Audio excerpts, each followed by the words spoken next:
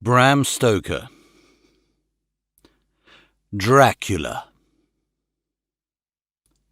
Narrated by Peter Silverleaf.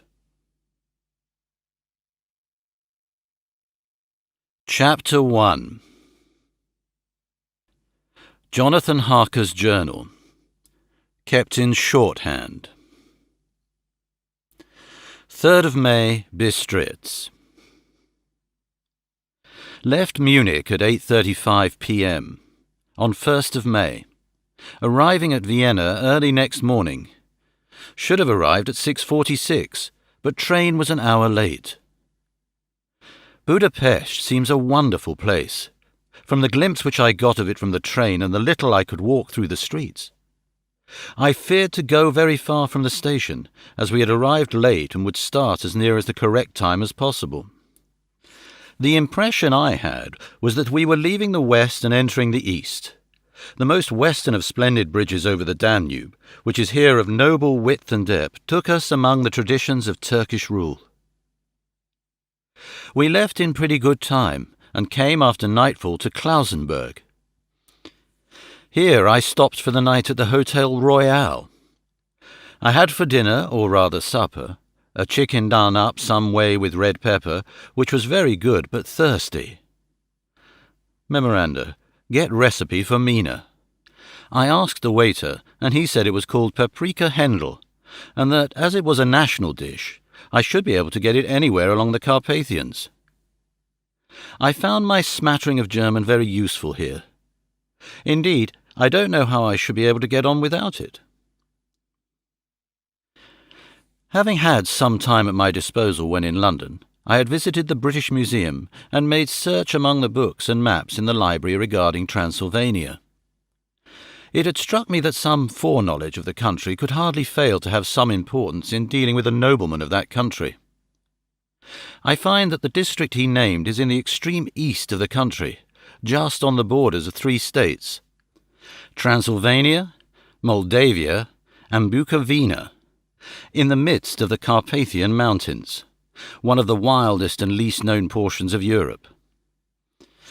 I was not able to light on any map or work giving the exact locality of the castle Dracula, as there are no maps of this country as yet to compare with our own Ordnance Survey maps, but I found that Bistritz, the post town named by Count Dracula, is a fairly well-known place.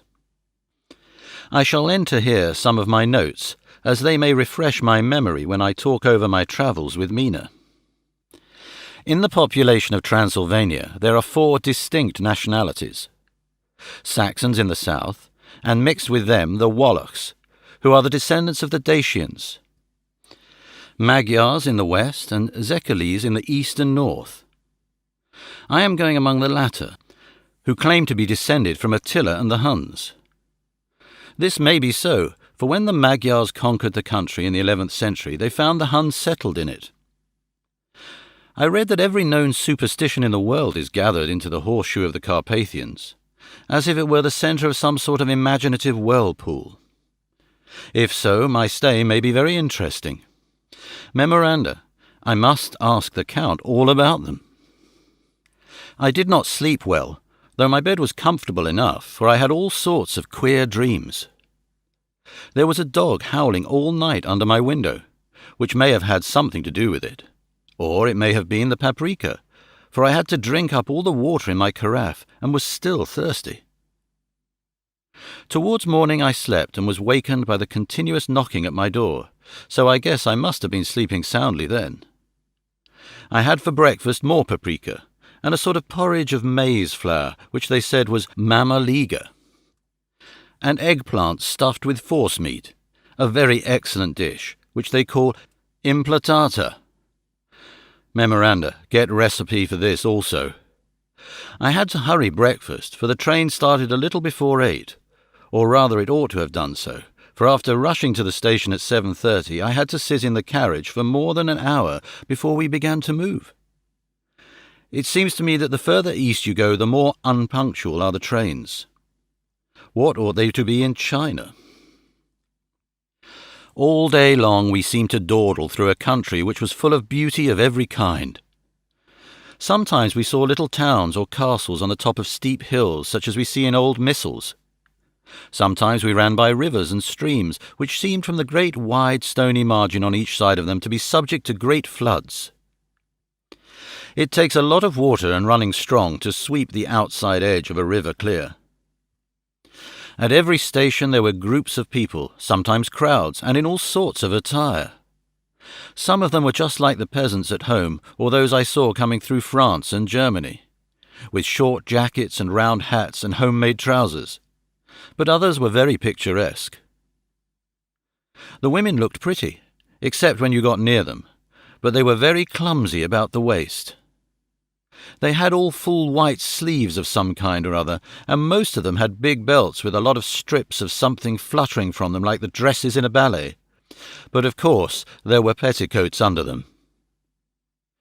The strangest figures we saw were the Slovak, who were more barbarian than the rest, with their big cowboy hats, great baggy dirty white trousers, white linen shirts, and enormous heavy leather belts nearly a foot wide, all studded over with brass nails. They wore high boots with their trousers tucked into them, and had long black hair and heavy black moustaches. They are very picturesque, but do not look prepossessing. On the stage they would be set down at once as some old oriental band of brigands. They are, however, I am told, very harmless and rather wanting in natural self-assertion. It was on the dark side of twilight when we got to Bistritz, which is a very interesting old place.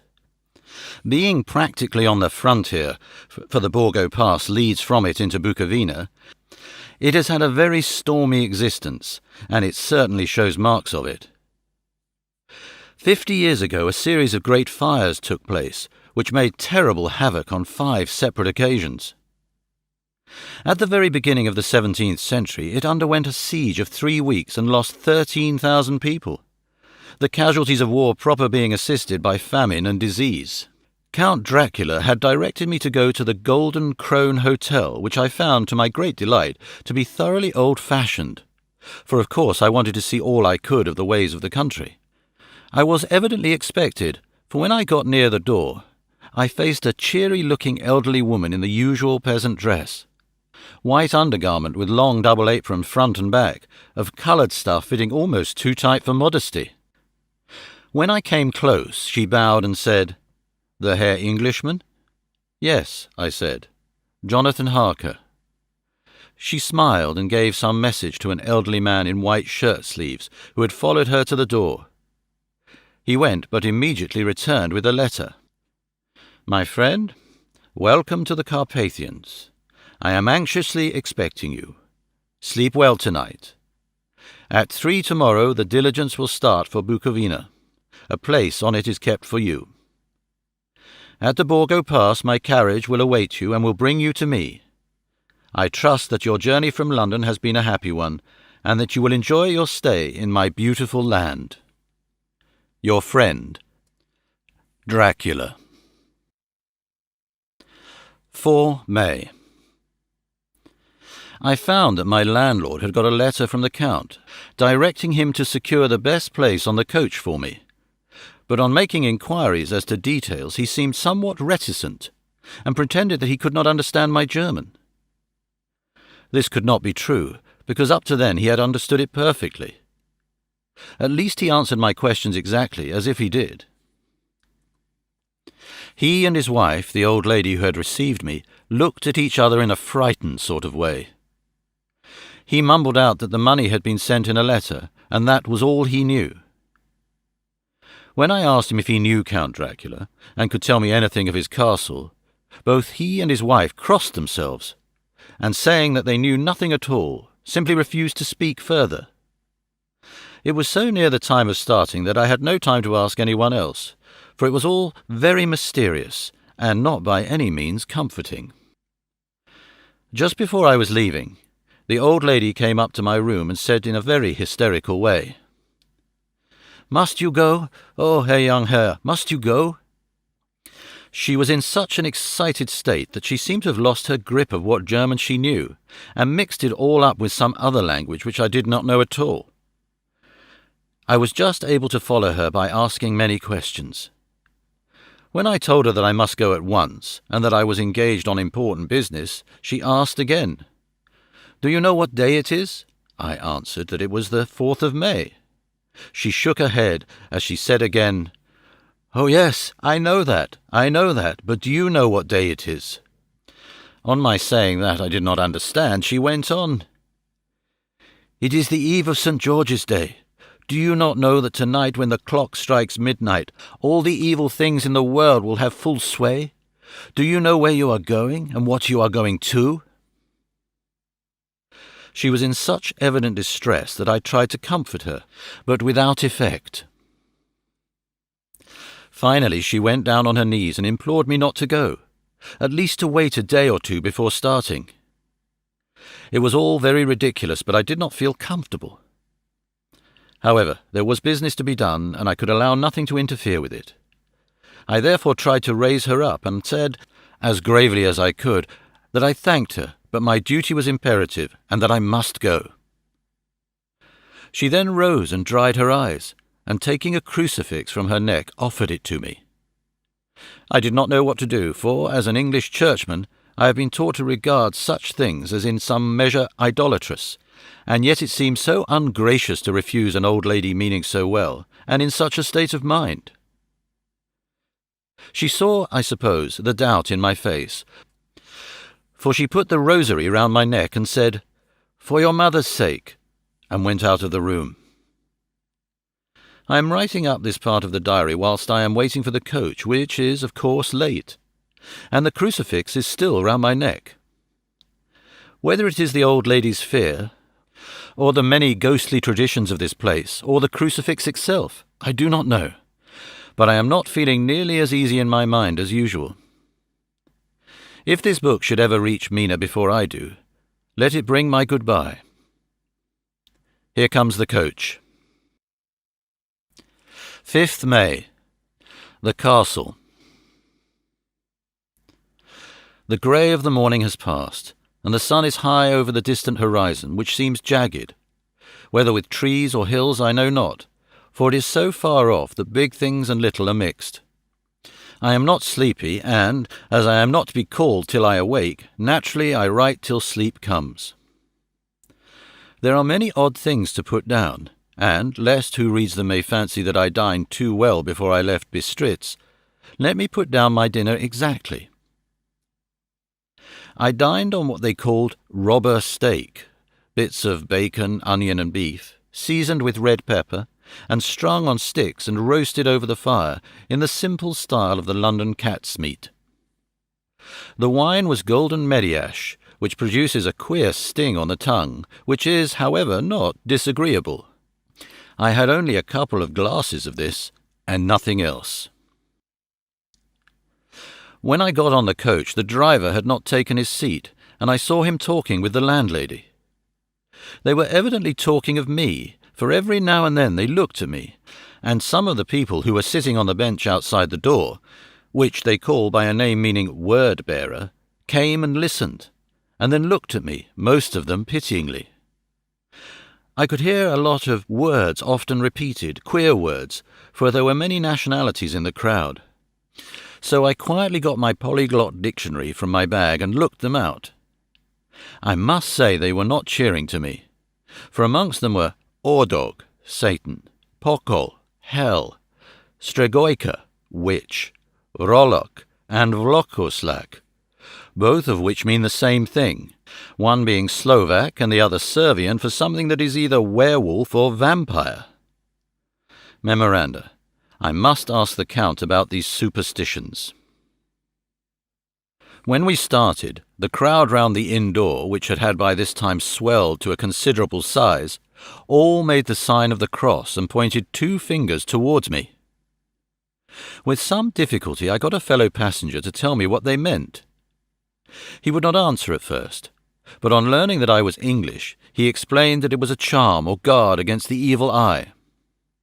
This was not very pleasant for me, just starting for an unknown place to meet an unknown man.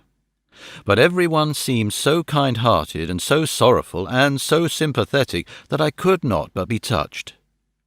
I shall never forget the last glimpse which I had of the inn-yard and its crowd of picturesque figures, all crossing themselves as they stood round the wide archway, with its background of rich foliage of oleander and orange trees in green tubs clustered in the centre of the yard.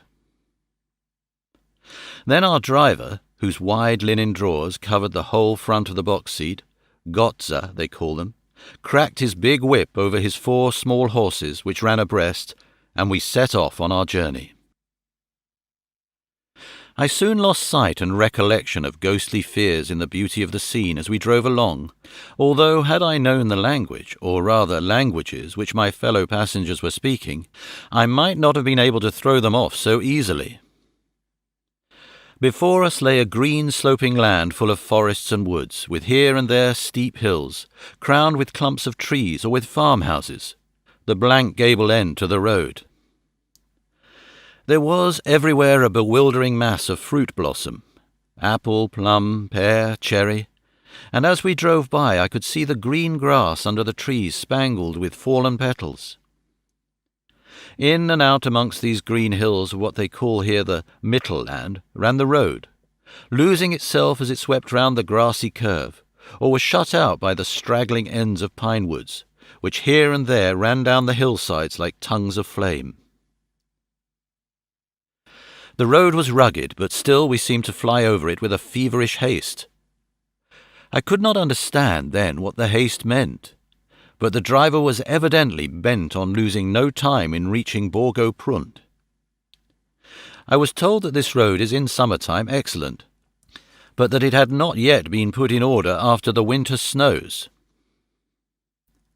In this respect it is different from the general run of roads in the Carpathians, for it is an old tradition that they are not to be kept in too good order. Of old the hospodars would not repair them, lest the Turks should think that they were preparing to bring in foreign troops, and so hasten the war which was always really at loading point. Beyond the green swelling hills of the Mittelland rose mighty slopes of forest up to the lofty steeps of the Carpathians themselves.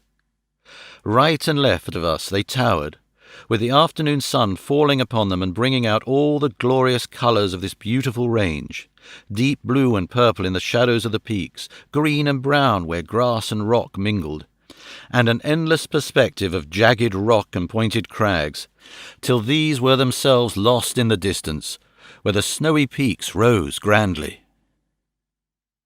Here and there seemed mighty rifts in the mountains, through which, as the sun began to sink, we saw now and again the white gleam of falling water. One of my companions touched my arm as we swept round the base of a hill and opened up the lofty, snow-covered peak of a mountain, which seemed, as we wound on our serpentine way, to be right before us. "Look, Istent Zek, God's seat," and he crossed himself reverently. As we wound on our endless way, and the sun sank lower and lower behind us, the shadows of the evening began to creep round us. This was emphasized by the fact that the snowy mountain tops still held the sunset, and seemed to glow out with a delicate, cool pink. Here and there we passed Czechs and Slovaks, all in picturesque attire, but I noticed that goiter was painfully prevalent. By the roadside were many crosses, and as we swept by, my companions all crossed themselves. Here and there was a peasant man or woman kneeling before a shrine, who did not even turn round as we approached, but seemed in the self-surrender of devotion to have neither eyes nor ears for the outer world. There were many things new to me. For instance, hayricks in the trees, and here and there very beautiful masses of weeping birch, their white stems shining like silver through the delicate green of the leaves. Now and again we passed a lighter wagon, the ordinary peasant's cart, with its long, snake-like vertebra calculated to suit the inequalities of the road. On this were sure to be seated quite a group of home-coming peasants. The Czechs with their white and the Slovaks with their coloured sheepskins, the latter carrying lance-fashion their long staves with axe at end. As the evening fell, it began to get very cold, and the growing twilight seemed to merge into one dark mistiness the gloom of the trees, oak, beech, and pine, though in the valleys which ran deep between the spurs of the hills as we ascended through the pass, the dark firs stood out here and there against the background of late-lying snow.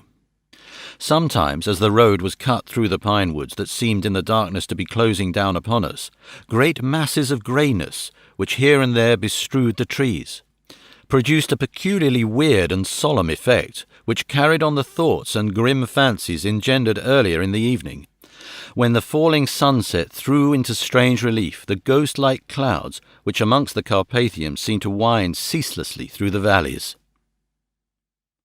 Sometimes the hills were so steep that, despite our driver's haste, the horses could only go slowly. I wished to get down and walk up them, as we do at home, but the driver would not hear of it. "No, no," he said. "You must not walk here. The dogs are too fierce."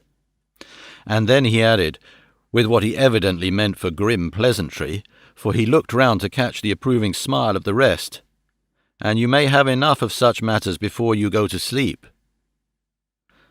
The only stop he would make was a moment's pause to light his lamps. When it grew dark, there seemed to be some excitement amongst the passengers, and they kept speaking to him, one after the other, as though urging him to further speed. He lashed the horses unmercifully with his long whip, and with wild cries of encouragement urged them on to further exertions. Then, through the darkness, I could see a sort of patch of grey light ahead of us, as though there were a cleft in the hills. The excitement of the passengers grew greater. The crazy coach rocked on its great leather springs and swayed like a boat tossed on a stormy sea. I had to hold on. The road grew more level, and we appeared to fly along. Then the mountains seemed to come nearer to us on each side and to frown down upon us. We were entering on the Borgo Pass. One by one, several of the passengers offered me gifts, which they pressed upon me with an earnestness which would take no denial. These were certainly of an odd and varied kind, but each was given in simple good faith, with a kindly word and a blessing, and that strange mixture of fear-meaning movements which I had seen outside the hotel at Bistritz, the sign of the cross and the guard against the evil eye. Then, as we flew along, the driver leaned forward, and on each side the passengers, craning over the edge of the coach, peered eagerly into the darkness. It was evident that something very exciting was either happening or expected, but though I asked each passenger, no one would give me the slightest explanation. This state of excitement kept on for some little time, and at last we saw before us the pass opening out on the eastern side. There were dark, rolling clouds overhead, and in the air the heavy, oppressive sense of thunder. It seemed as though the mountain range had separated two atmospheres, and now that we had got into the thunderous one. I was now myself looking out for the conveyance which was to take me to the Count. Each moment I expected to see the glare of the lamps through the blackness, but all was dark. The only light was the flickering rays of our own lamps, in which the steam from our hard-driven horses rose in a white cloud. We could see now the sandy road lying white before us, but there was on it no sign of a vehicle. The passengers drew back with a sigh of gladness, which seemed to mock my own disappointment.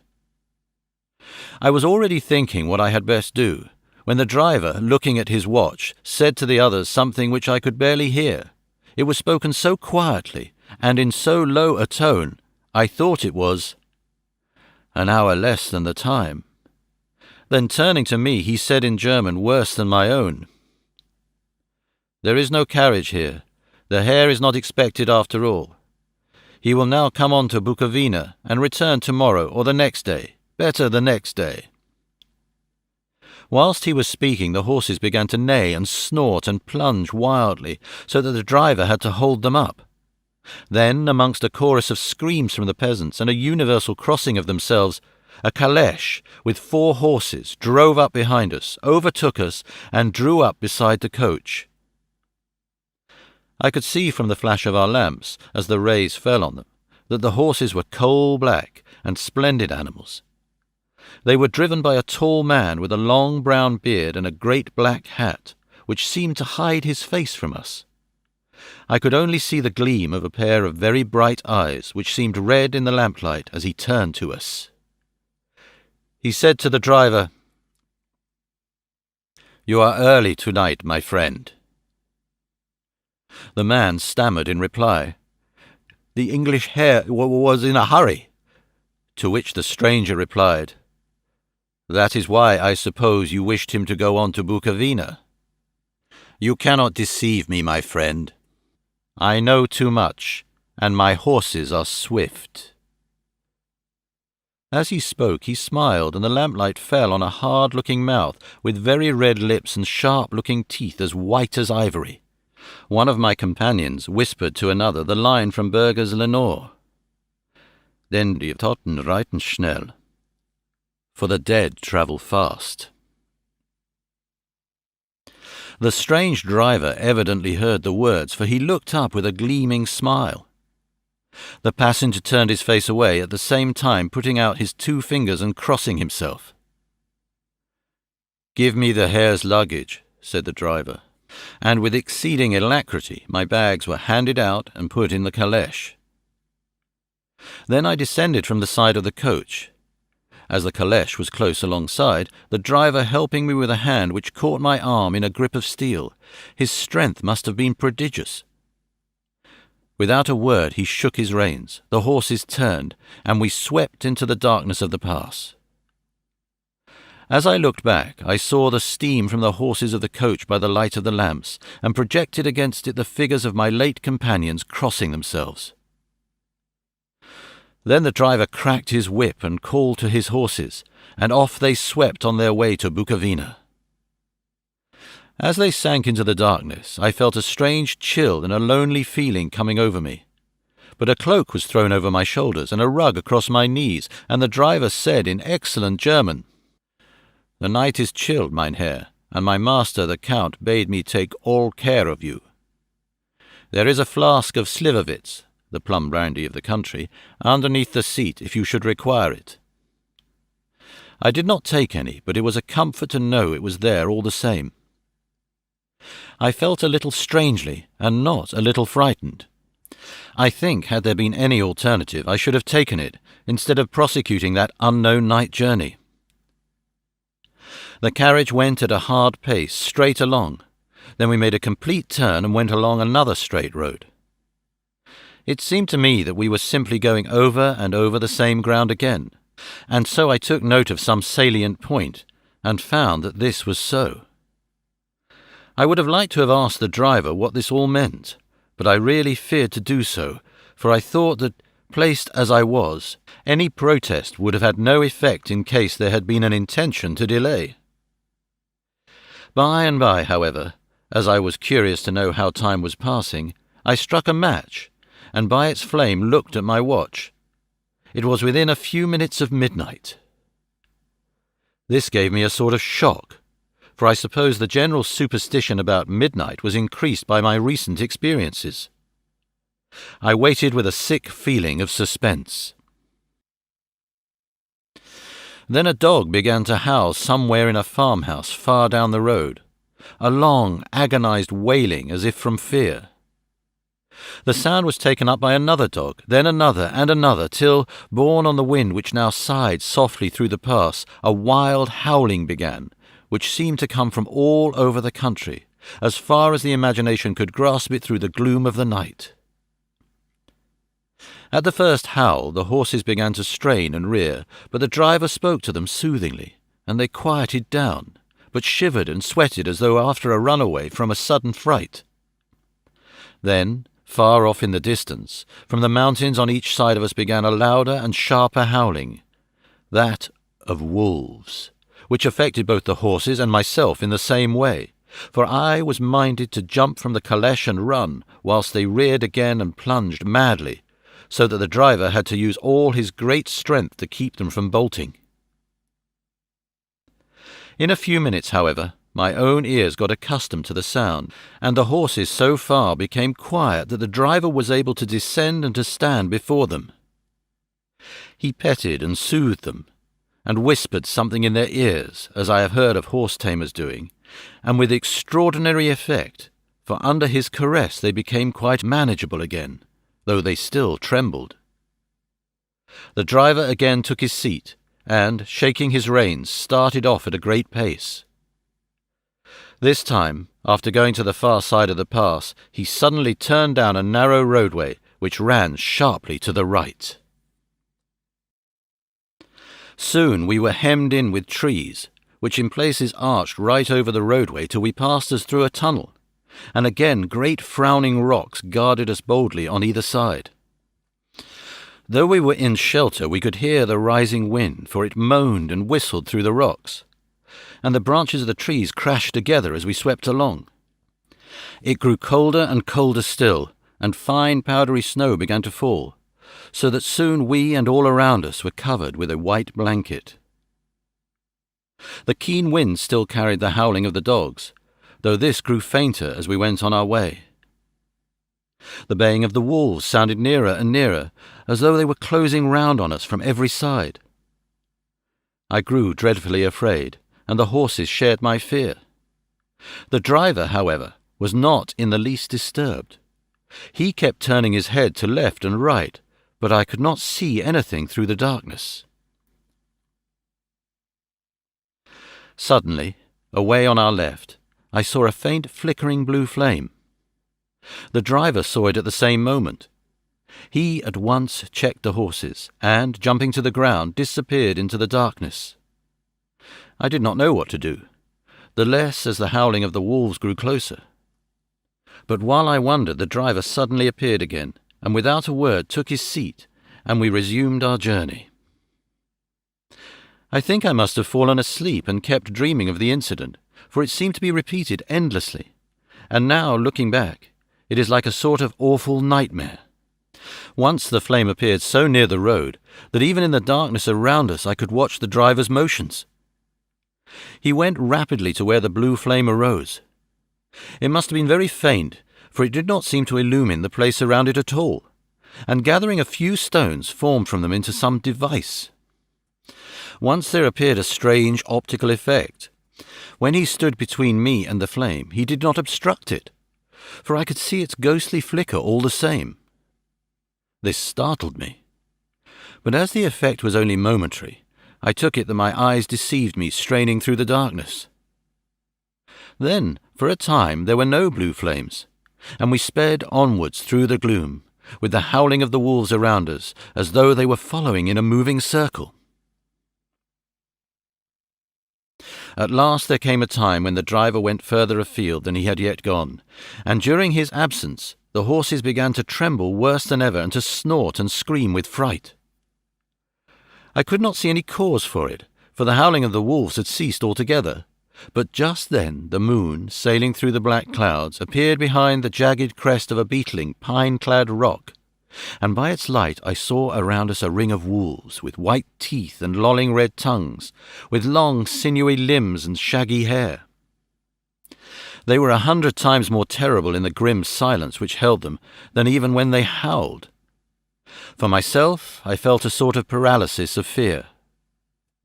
It is only when a man feels himself face to face with such horrors that he can understand their true import. All at once the wolves began to howl as though the moonlight had had some peculiar effect on them. The horses jumped about and reared, and looked helplessly round with their eyes that rolled in a way painful to see, but the living ring of terror encompassed them on every side, and they had perforce to remain within it. I called to the coachman to come, for it seemed to me that our only chance was to break out through the ring and to aid his approach. I shouted and beat the side of the caleche, hoping by the noise to scare the wolves from that side, so as to give him a chance of reaching the trap. How he came there I know not, but I heard his voice raised in a tone of imperious command, and looking towards the sound, saw him stand in the roadway.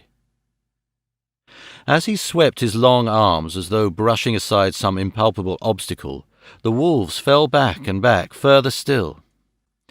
Just then a heavy cloud passed across the face of the moon, so that we were again in darkness. When I could see again, the driver was climbing into the caleche and the wolves had disappeared. This was all so strange and uncanny that a dreadful fear came upon me, and I was afraid to speak or move. The time seemed interminable as we swept on our way. Now, in almost complete darkness, for the rolling clouds obscured the moon.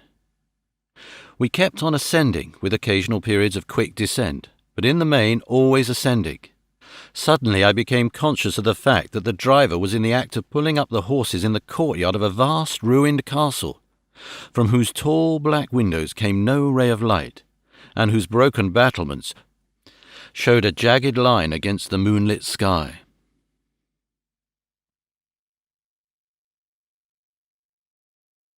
Chapter 2.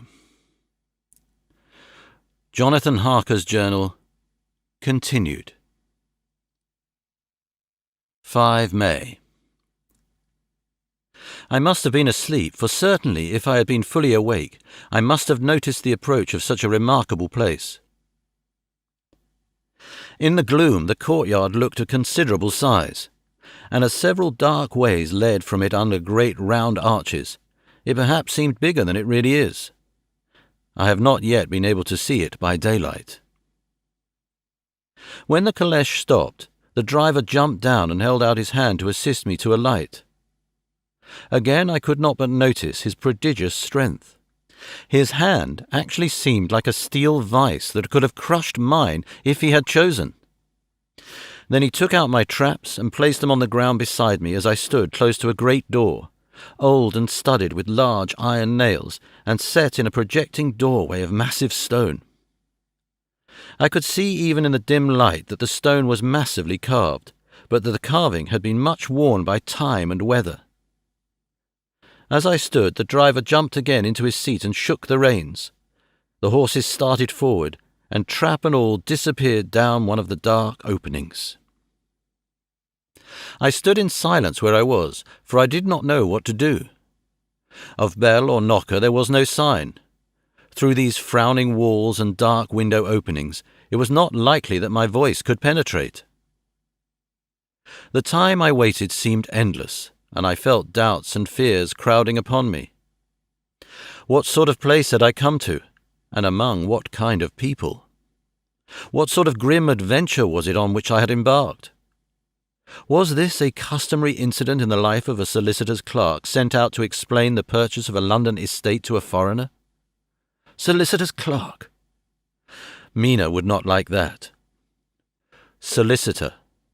For just before leaving London I got word that my examination was successful, and I am now a full-blown solicitor. I began to rub my eyes and pinch myself to see if I were awake. It all seemed like a horrible nightmare to me, and I expected that I should suddenly awake and find myself at home, with the dawn struggling in through the windows, as I had now and again felt in the morning after a day of overwork. But my flesh answered the pinching test, and my eyes were not to be deceived.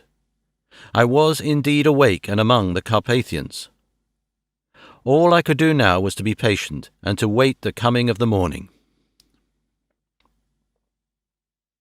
Just as I had come to this conclusion, I heard a heavy step approaching behind the great door, and saw through the chinks the gleam of a coming light. Then there was the sound of rattling chains and the clanking of massive bolts drawn back. A key was turned with the loud grating noise of long disuse, and the great door swung back. Within stood a tall old man, clean-shaven save for a long white moustache, and clad in black from head to foot, without a single speck of colour about him anywhere. He held in his hand an antique silver lamp, in which the flame burned without chimney or globe of any kind, throwing long quivering shadows as it flickered in the draught of the open door. The old man motioned me in with his right hand with a courtly gesture, saying in excellent English but with a strange intonation, "Welcome to my house. Enter freely of your own will."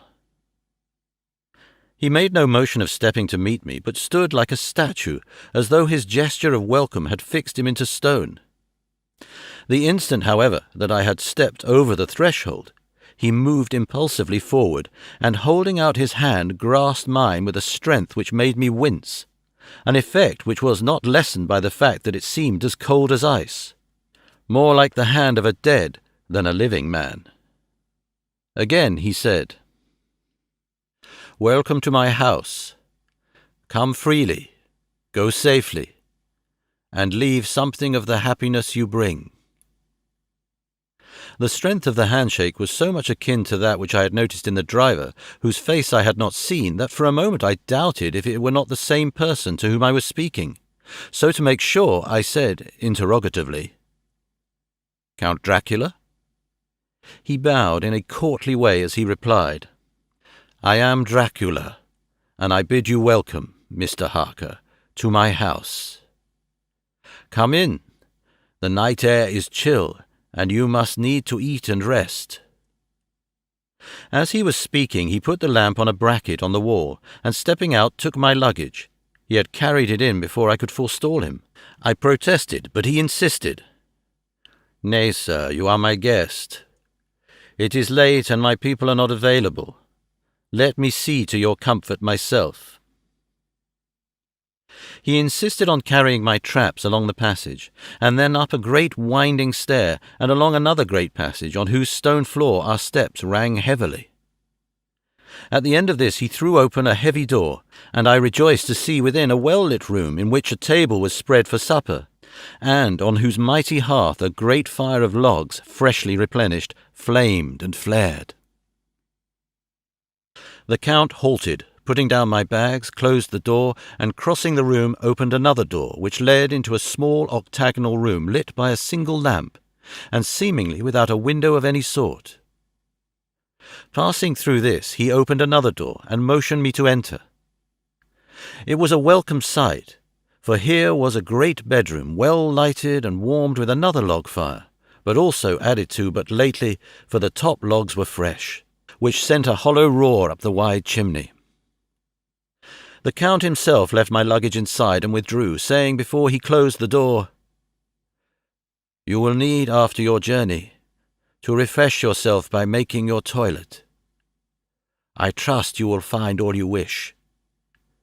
When you are ready, come into the other room where you will find your supper prepared."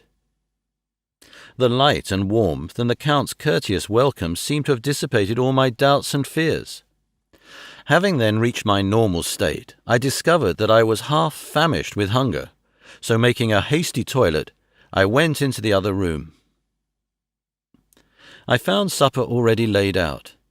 My host, who stood on one side of the great fireplace, leaning against the stonework, made a graceful wave of his hand to the table and said, "I pray you be seated, and sup how you please.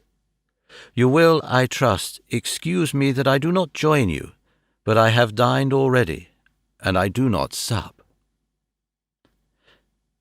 I handed him the sealed letter which Mr. Hawkins had entrusted to me. He opened it and read it gravely. Then, with a charming smile, he handed it to me to read. One passage of it, at least, gave me a thrill of pleasure. "I must regret that an attack of gout, from which malady I am a constant sufferer, forbids absolutely any travelling on my part for some time to come. But I am happy to say I can send a sufficient substitute, one in whom I have every possible confidence. He is a young man full of energy and talent in his own way, and of a very faithful disposition. He is discreet and silent, and has grown into manhood in my service.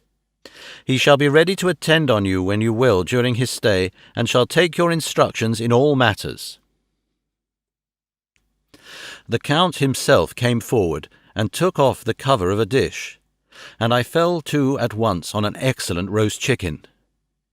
This, with some cheese and a salad and a bottle of old Tokay, of which I had 2 glasses, was my supper. During the time I was eating it, the Count asked me many questions as to my journey, and I told him by degrees all I had experienced. By this time I had finished my supper, and by my host's desire had drawn up a chair by the fire and begun to smoke a cigar which he offered me, at the same time excusing himself that he did not smoke, I had now an opportunity of observing him, and found him of a very marked physiognomy.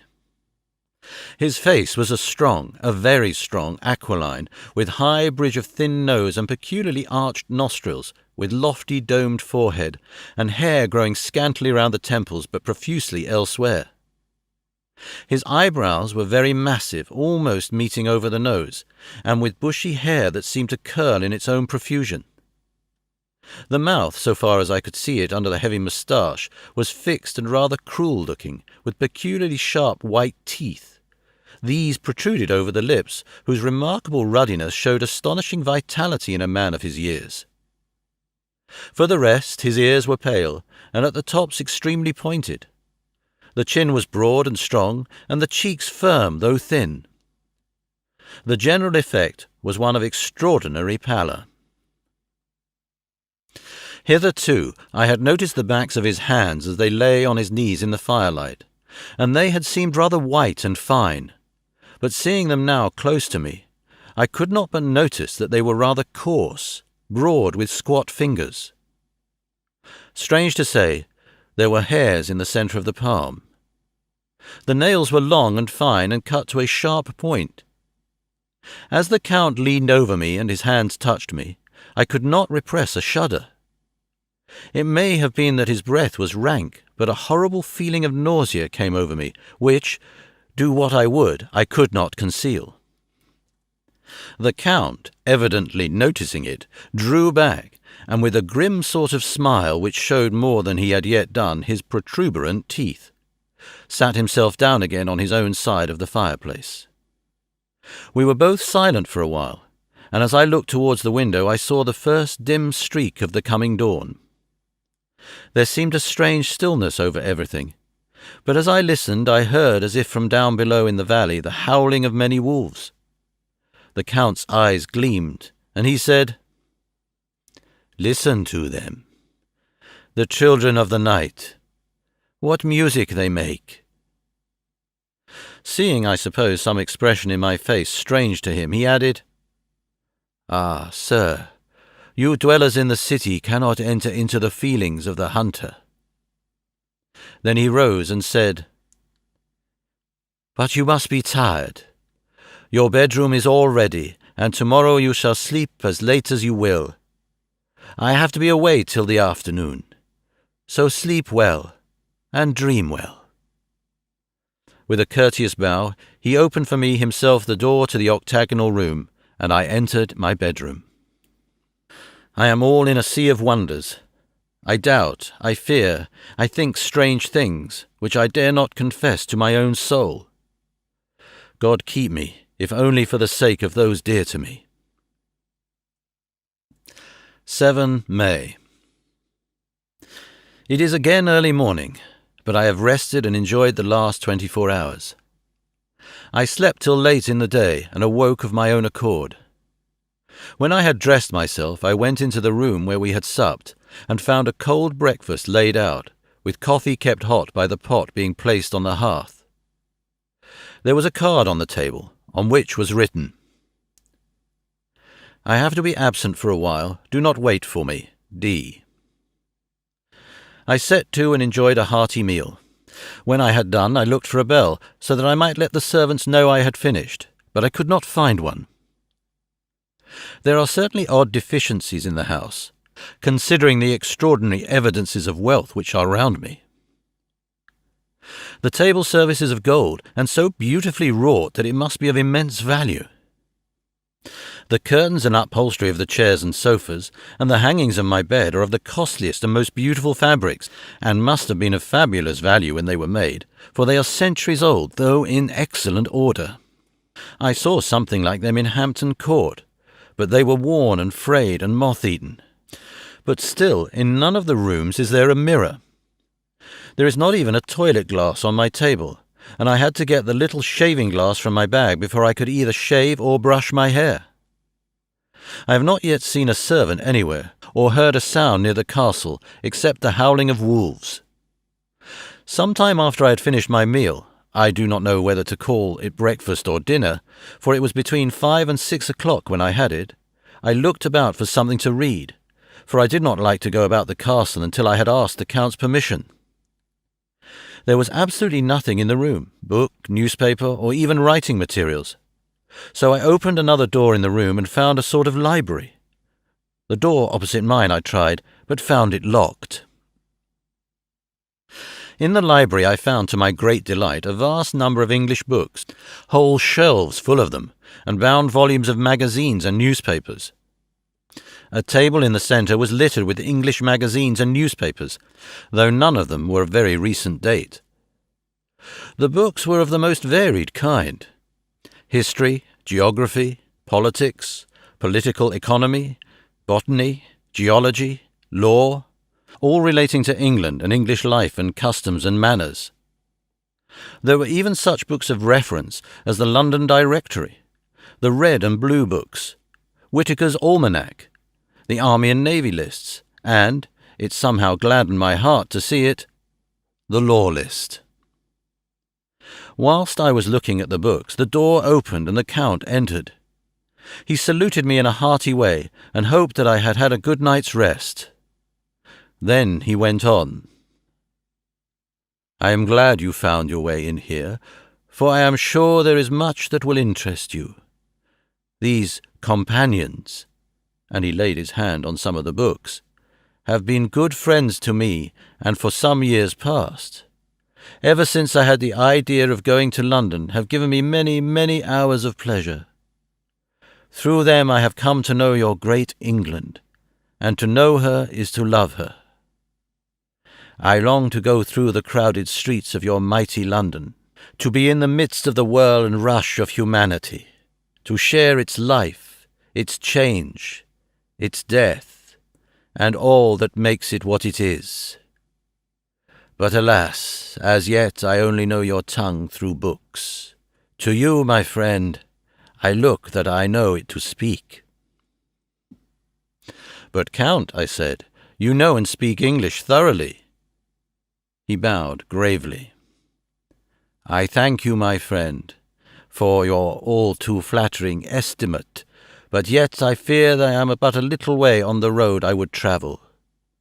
True, I know the grammar and the words, but yet I know not how to speak them." "Indeed," I said, "you speak excellently." "Not so," he answered. "Well, I know that, did I move and speak in your London, none there are who would not know me for a stranger. That is not enough for me. Here I am a noble, I am boyar, the common people know me, and I am master. But a stranger in a strange land, he is no one, men know him not, and to know not is to care not for. I am content if I am like the rest, so that no man stop if he see me, or pause in his speaking if he hear my words. Aha, a stranger! I have been so long master that I would be master still, or at least that none other should be master of me. You come to me not alone as agent of my friend Peter Hawkins of Exeter, to tell me all about my new estate in London. You shall, I trust, rest here with me a while, so that by our talking I may learn the English intonation, and I would that you tell me when I make an error, even of the smallest, in my speaking. I am sorry that I had to be away so long today, but you will, I know, forgive one who has so many important affairs in hand." Of course I said all I could about being willing, and asked if I might come into that room when I chose. He answered, "Yes, certainly," and added, "You may go anywhere you wish in the castle, except where the doors are locked, where, of course, you will not wish to go. There is reason that all things are as they are, and did you see with my eyes and know with my knowledge, you would perhaps better understand." I said I was sure of this, and then he went on. "We are in Transylvania, and Transylvania is not England. Our ways are not your ways, and there shall be to you many strange things. Nay, from what you have told me of your experiences already, you know something of what strange things there may be." This led to much conversation, and as it was evident that he wanted to talk, if only for talking's sake, I asked him many questions regarding things that had already happened to me or come within my notice. Sometimes he sheered off the subject or turned the conversation by pretending not to understand, but generally he answered all I asked most frankly. Then, as time went on, and I had got somewhere bolder, I asked him of some of the strange things of the preceding night, as, for instance, why the coachman went to the places where he had seen the blue flames. He then explained to me that it was commonly believed that on a certain night of the year, last night in fact, when all evil spirits are supposed to have unchecked sway, a blue flame is seen over any place where treasure has been concealed. "That treasure has been hidden," he went on. "In the region through which you came last night, there can be but little doubt, for it was the ground fought over for centuries by the Wallachian, the Saxon, and the Turk. Why, there is hardly a foot of soil in all this region that has not been enriched by the blood of men, patriots or invaders. In old days there were stirring times, when the Austrian and the Hungarian came up in hordes, and the patriots went out to meet them, men and women, the aged and the children too, and waited their coming on the rocks above the passes, that they might sweep destruction on them with their artificial avalanches. When the invader was triumphant, he found but little, for whatever there was had been sheltered in the friendly soil." "But how," said I, "can it have remained so long undiscovered, when there is a sure index to it if men will but take the trouble to look?" The Count smiled, and as his lips ran back over his gums, the long, sharp, canine teeth showed out strangely. He answered, "Because our peasant is at heart a coward and a fool. Those flames only appear on one night, and on that night no man of this land will, if he can help it, stir without his doors. And, dear sir, even if he did, he would not know what to do. Why, even the peasant you tell me of, who marked the place of the flame, would not know where to look in daylight, even for his own work. Even you would not, I dare be sworn, be able to find these places again." "There you are right," I said. "I know no more than the dead where even to look for them." Then we drifted into other matters. "Come," he said at last, "tell me of London and of the house which you have procured for me." With an apology for my reminiscences, I went into my own room to get the papers from my bag. Whilst I was placing them in order, I heard a rattling of china and silver in the next room, and as I passed through, noticed that the table had been cleared and the lamp lit, for it was by this time deep into the dark. The lamps were also lit in the study or library, and I found the Count lying on the sofa, reading of all things in the world an English Bradshaw's Guide. When I came in, he cleared the books and papers from the table, and with him I went into plans and deeds and figures of all sorts. He was interested in everything, and asked me a myriad of questions about the place and its surroundings. He clearly had studied beforehand all he could on the subject of the neighbourhood, for he evidently, at the end, knew very much more than I did. When I remarked this, he answered, "Well, but my friend, is it not needful that I should? When I go there I shall be all alone, and my friend Harker Jonathan— nay, pardon me, I fall into my country's habit of putting your patronymic first— my friend, Jonathan Harker, will not be by my side to correct and aid me. He will be in Exeter, miles away, probably working at papers of the law with my other friend, Peter Hawkins. So?" We went thoroughly into the business of the purchase of the estate at Purfleet. When I had told him the facts and got his signature to the necessary papers, and had written a letter with them ready to post to Mr. Hawkins, he began to ask me how I had come across so suitable a place. I read to him the notes which I had made at the time, and which I inscribe here. The estate is called Carfax, no doubt a corruption of the old Quatreface, as the house is four-sided, agreeing with the cardinal points of the compass. It contains in all some 20 acres, quite surrounded by the solid stone wall above mentioned. There are many trees on it, which make it in places gloomy, and there is a deep, dark-looking pond or small lake, evidently fed by some springs, as the water is clear and flows away in a fair-sized stream. The house is very large and of all periods back, I should say to medieval times, for one part is of stone immensely thick, with only a few windows high up and heavily barred with iron. It looks like part of a keep, and is close to an old chapel or church. I could not enter it, as I had not the key of the door leading to it from the house, but I have taken with my kodak views of it from various points. The house has been added to, but in a very straggling way, and I can only guess at the amount of ground it covers, which must be very great. There are but few houses close at hand, one being a very large house only recently added to and formed into a private lunatic asylum. It is not, however, visible from the grounds. When I had finished, he said, "I am glad that it is old and big.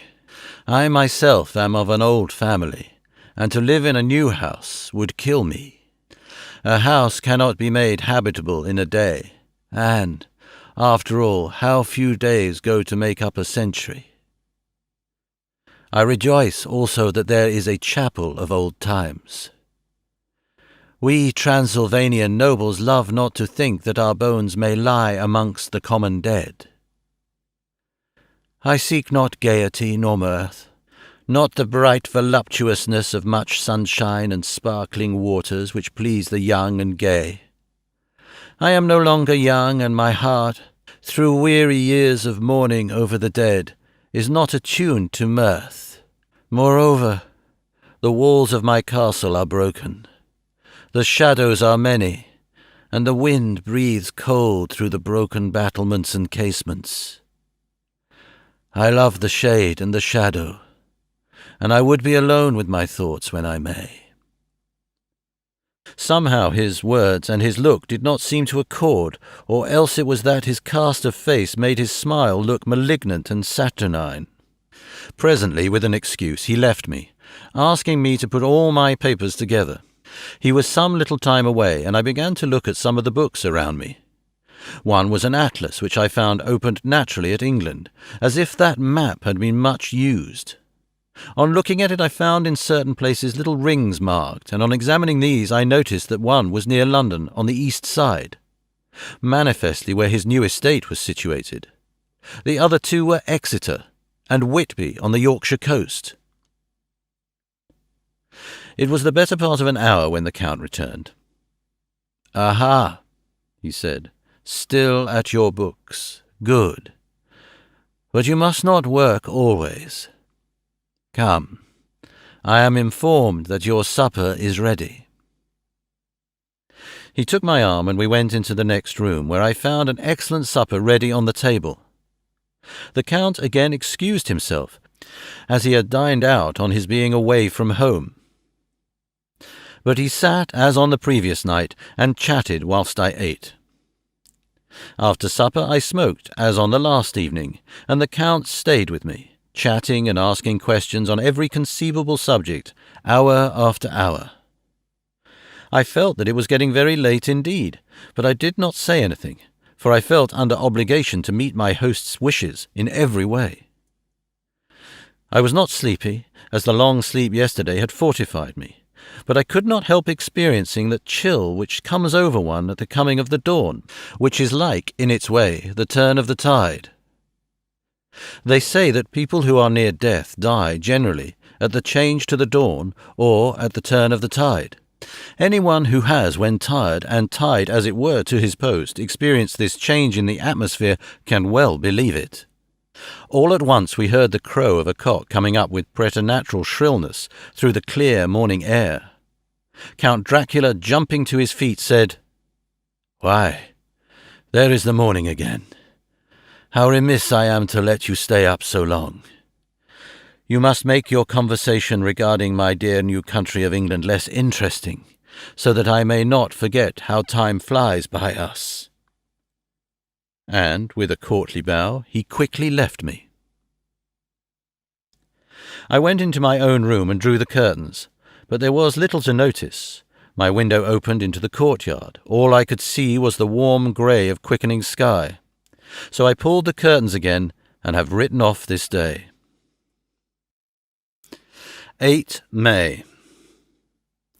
I began to fear, as I wrote in this book, that I was getting too diffuse, but now I am glad that I went into detail from the first. For there is something so strange about this place and all in it that I cannot but feel uneasy. I wish I were safe out of it, or that I had never come. It may be that this strange night existence is telling on me, but would that were all. If there were anyone to talk to, I could bear it, but there is no one. I have only the Count to speak with, and I fear I am myself the only living soul within the place. Let me be prosaic so far as facts can be. It will help me to bear up, and imagination must not run riot with me. If it does, I am lost. Let me say at once how I stand, or seem to. I only slept a few hours when I went to bed, and the feeling that I could not sleep any more got up. I had hung my shaving glass by the window, and was just beginning to shave. Suddenly I felt a hand on my shoulder and heard the Count's voice saying to me, "Good morning." I started, for it amazed me that I had not seen him, since the reflection of the glass covered the whole room behind me. In starting, I had cut myself slightly, but did not notice it at the moment. Having answered the Count's salutation, I turned to the glass again to see how I had been mistaken. This time there could be no error, for the man was close to me and I could see him over my shoulder. But there was no reflection of him in the mirror. The whole room behind me was displayed, but there was no sign of a man in it, except myself. This was startling, and coming on top of so many strange things was beginning to increase that vague feeling of uneasiness which I always have when the Count is near. But at the instant I saw that the cut had bled a little, and the blood was trickling over my chin. I laid down the razor, turning as I did so half round to look for some sticking plaster. When the Count saw my face, his eyes blazed with a demoniac fury, and he suddenly made a grab at my throat. I drew away, and his hand touched the string of beads which held the crucifix. It made an instant change in him, for the fury passed so quickly that I could hardly believe that it was ever there. "Take care," he said. "Take care how you cut yourself. It is more dangerous than you think in this country." Then, seizing the shaving glass, he went on, "And this is the wretched thing that has done the mischief. It is a foul bauble of man's vanity. Away with it!" And, opening the heavy window with one wrench of his terrible hand, he flung out the glass, which was shattered into 1,000 pieces on the stones of the courtyard far below. Then he withdrew without a word. It is very annoying, for I do not see how I am to shave unless in my watch case or the bottom of the shaving pot, which is fortunately of metal. When I went into the dining room, breakfast was prepared, but I could not find the Count anywhere. So I breakfasted alone. It is strange that as yet I have not seen the Count eat or drink. He must be a very peculiar man. After breakfast I did a little exploring in the castle. I went out on the stairs and found a room looking towards the south. The view was magnificent, and from where I stood there was every opportunity of seeing it. The castle is on the very edge of a terrible precipice. A stone falling from the window would fall 1,000 feet without touching anything. As far as the eye can reach is a sea of green tree-tops, with occasionally a deep rift where there is a chasm. Here and there are silver threads where the rivers wind in deep gorges through the forests. But I am not in heart to describe beauty, for when I had seen the view I explored further. Doors, doors, doors everywhere, and all locked and bolted. In no place safe from the windows in the castle walls is there an available exit. The castle is a veritable prison, and I am a prisoner.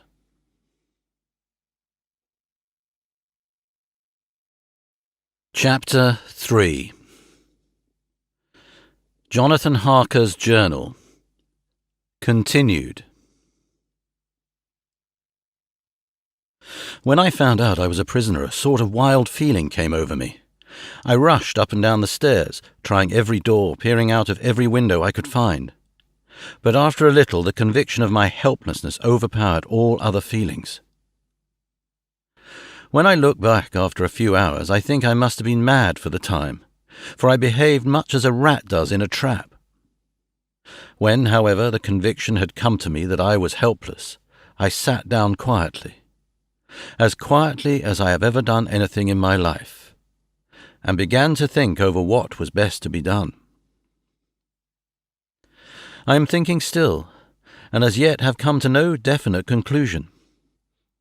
Of one thing only am I certain, that it is no use making my ideas known to the Count. He knows well that I am imprisoned, and he has done it himself, and has doubtless his own motives for it. He would only deceive me if I trusted him fully with the facts. So far as I can see, my only plan will be to keep my knowledge and my fears to myself, and my eyes open. I am, I know, either being deceived like a baby by my own fears, or else I am in desperate straits, and if the latter be so, I need, and shall need, all my brains to get through. I had hardly come to this conclusion when I heard the great door below shut, and knew that the Count had returned. He did not come at once into the library, so I went cautiously to my own room and found him making the bed. This was odd, but only confirmed what I had all along thought, that there were no servants in the house. When later I saw him through the chink of the hinges of the door, laying the table in the dining room, I was assured of it. For if he does himself all these menial offices, surely it is proof that there is no one else to do them. This gave me a fright, for if there is no one else in the castle, it must have been the Count himself who was the driver of the coach that brought me here.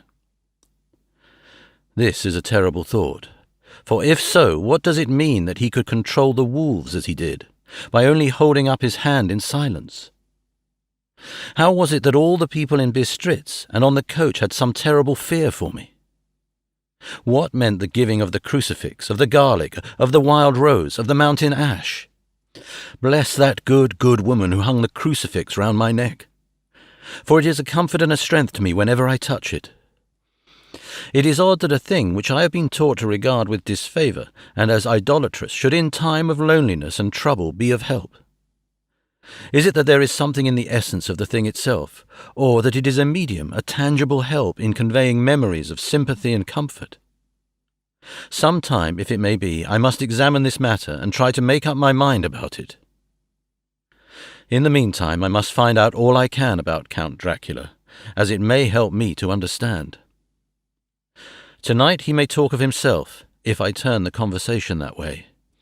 I must be very careful, however, not to awaken his suspicion.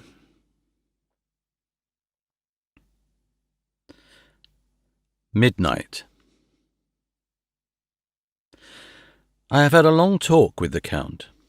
I asked him a few questions on Transylvania history, and he warmed up to the subject wonderfully.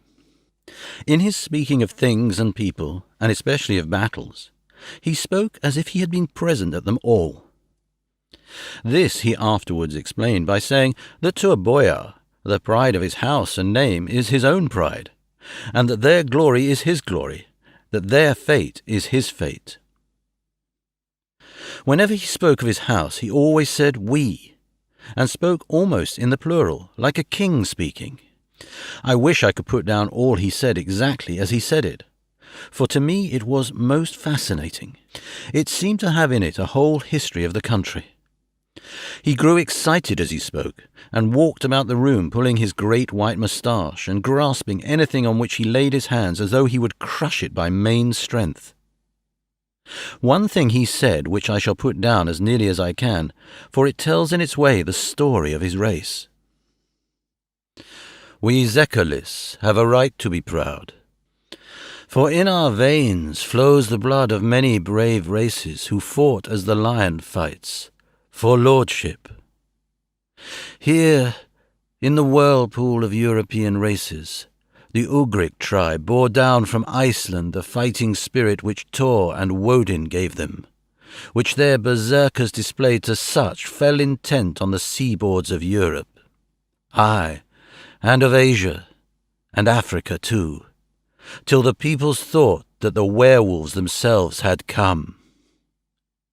Here too, when they came, they found the Huns, whose warlike fury had swept the earth like a living flame, till the dying peoples held that in their veins ran the blood of those old witches who, expelled from Scythia, had mated with the devils in the desert. Fools, fools! What devil or what witch was ever so great as Attila, whose blood is in these veins? He held up his arms. Is it a wonder that we are a conquering race? That we were proud? That when the Magyar, the Lombard, the Avar, the Bulgar, or the Turk poured his thousands on our frontiers, we drove them back? Is it strange that when Arpad and his legions swept through the Hungarian fatherland, he found us here when he reached the frontier, that the Honfoglass was completed there? And when the Hungarian flood swept eastward, the Zekalis were claimed as kindred by the victorious Magyars, and to us for centuries was trusted the guarding of the frontier of Turkeyland. Aye, and more than that, endless duty of the frontier guard, for, as the Turks say, water sleeps, and enemy is sleepless. Who more gladly than we throughout the 4 nations received the bloody sword, or at its warlike call flocked quicker to the standard of the king? When was redeemed that great shame of my nation, the shame of Kasova, when the flags of the Wallach and the Magyar went down beneath the crescent? Who was it but one of my own race, who as Voivode crossed the Danube and beat the Turk on his own ground? This was a Dracula indeed. Woe was it that his own unworthy brother, when he had fallen, sold his people to the Turk and brought the shame of slavery on them. Was it not this Dracula, indeed, who inspired that other of his race, who in a later age again and again brought his forces over the great river into Turkeyland? Who, when he was beaten back, came again and again and again, though he had to come alone from the bloody field where his troops were being slaughtered, since he knew that he alone could ultimately triumph. They said that he thought only of himself. Ah! What good are peasants without a leader? Where ends the war without a brain and a heart to conduct it? Again, when after the Battle of the Mohawks, we threw off the Hungarian yoke, we of the Dracula blood were amongst their leaders, for our spirit would not brook that we were not free. Ah, young sir, the Zekalis and the Dracula as their heart's blood, their brains and their swords, can boast a record that mushroom growths like the Habsburgs and the Romanovs can never reach. The warlike days are over. Blood is too precious a thing in these days of dishonorable peace. and the glories of the great races are as a tale that is told. It was, by this time, close on morning, and we went to bed. Memorandum: this diary seems horribly like the beginning of the Arabian Nights, for everything has to break off at cockcrow, or like the ghost of Hamlet's father.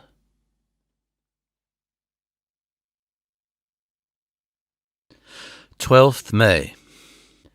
Let me begin with facts. Bare, meagre facts, verified by books and figures, and of which there can be no doubt. I must not confuse them with experiences which will have to rest on my own observation or my memory of them. Last evening, when the Count came from his room, he began by asking me questions on legal matters, and on the doing of certain kinds of business. I had spent the day wearily over books, and, simply to keep my mind occupied, went over some of the matters I had been examined in Lincoln's Inn. There was a certain method in the Count's inquiries, so I shall try to put them down in sequence. The knowledge may somehow or sometime be useful to me. First, he asked if a man in England might have 2 solicitors or more. I told him he might have a dozen if he wished, but it would not be wise to have more than one solicitor engaged in one transaction, as only one could act at a time, and that to change would be certain to militate against his interest. He seemed thoroughly to understand, and went on to ask if there would be any practical difficulty in having one man to attend, say, to banking, and another to look after shipping, in case local help were needed in a place far from the home of the banking solicitor. I asked him to explain more fully, so that I might not by any chance mislead him. So he said, "I shall illustrate. Your friend and mine, Mr. Peter Hawkins, from under the shadow of your beautiful cathedral at Exeter, which is far from London, buys for me, through your good self, my place at London. Good. Now here let me say frankly, lest you should think it strange that I have sought the services of one so far off from London instead of some one resident there, that my motive was that no local interest might be served save my wish only, and as one of London residents might, perhaps, have some purpose of himself or friend to serve. I went thus afield to seek my agent, whose labours should be only to my interest. Now, suppose I, who have much of affairs, wish to ship goods, say, to Newcastle, or Durham, or Harwich, or Dover. Might it not be that it could with more ease be done by consigning to one in these ports? I answered that certainly it would be most easy, but that we solicitors had a system of agency one for the other, so that local work could be done locally on instruction from any solicitor, so that the client, simply placing himself in the hands of one man, could have his wishes carried out by him without further trouble. But, said he, I could be at liberty to direct myself. Is it not so? Of course, I replied, and such is often done by men of business who do not like the whole of their affairs to be known by any one person. Good, he said, and then went on to ask about the means of making consignments and the forms to be gone through, and of all the sorts of difficulties which might arise, but by forethought could be guarded against. I explained all these things to him to the best of my ability, and he certainly left me under the impression that he would have made a wonderful solicitor, for there was nothing that he did not think of or foresee. For a man who was never in the country, and who did not evidently do much in the way of business, his knowledge and acumen were wonderful. When he had satisfied himself on these points of which he had spoken, and I had verified all as well as I could by the books available, he suddenly stood up and said, "Have you written since your first letter to our friend Mr. Peter Hawkins, or to any other?" It was with some bitterness in my heart that I answered that I had not, that as yet I had not seen any opportunity of sending letters to anybody. "Then write now, my young friend," he said, laying a heavy hand on my shoulder. "Write to our friend, and to any other, and say, if it will please you, that you shall stay with me until a month from now." "Do you wish me to stay so long?" I asked, for my heart grew cold at the thought. "I desire it much. Nay, I will take no refusal. When your master, employer, what you will, engaged that someone should come on his behalf, it was understood that my needs only were to be consulted. I have not stinted, is it not so?" What could I do but bow acceptance? It was Mr. Hawkins's interest, not mine, and I had to think of him, not myself, and besides, while Count Dracula was speaking, there was that in his eyes and in his bearing which made me remember that I was a prisoner, and that, if I wished it, I could have no choice. The Count saw his victory in my bow, and his mastery in the trouble of my face, for he began at once to use them, but in his own smooth, resistless way. "I pray you, my good young friend, that you will not discourse of things other than business in your letters. It will doubtless please your friends to know that you are well, and that you look forward to getting home to them. Is it not so?" As he spoke, he handed me 3 sheets of notepaper and 3 envelopes. They were all of the thinnest foreign post, and looking at them, then at him, and noticing his quiet smile, with the sharp canine teeth lying over the red underlip, I understood as well as if he had spoken that I should be careful what I wrote, for he would be able to read it. So I determined to write only formal notes now, but to write fully to Mr. Hawkins in secret, and also to Mina, for to her I could write in shorthand, which would puzzle the Count, if he did see it. When I had written my 2 letters, I sat quiet, reading a book, whilst the Count wrote several notes, referring, as he wrote them, to some books on his table.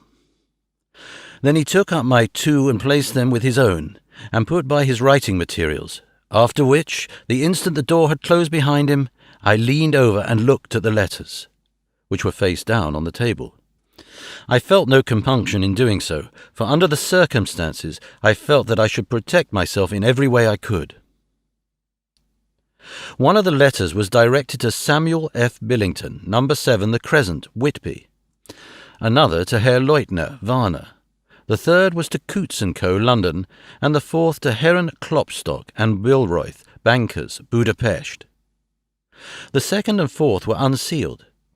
I was just about to look at them when I saw the door-handle move. I sank back in my seat, having just had time to replace the letters as they had been and to resume my book before the Count, holding still another letter in his hand, entered the room.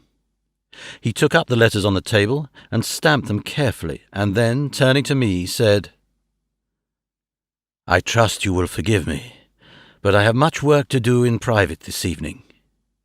You will, I hope, find all things as you wish." At the door he turned, and after a moment's pause said, "Let me advise you, my dear young friend, nay, let me warn you with all seriousness, that should you leave these rooms you will not by any chance go to sleep in any other part of the castle. It is old, and has many memories, and there are bad dreams for those who sleep unwisely. Be warned. Should sleep now or ever overcome you, or be like to do, then haste to your own chamber or to these rooms, for your rest will then be safe.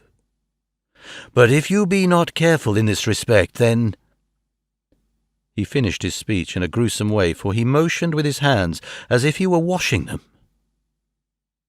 I quite understood. My only doubt was as to whether any dream could be more terrible than the unnatural, horrible net of gloom and mystery which seemed closing around me.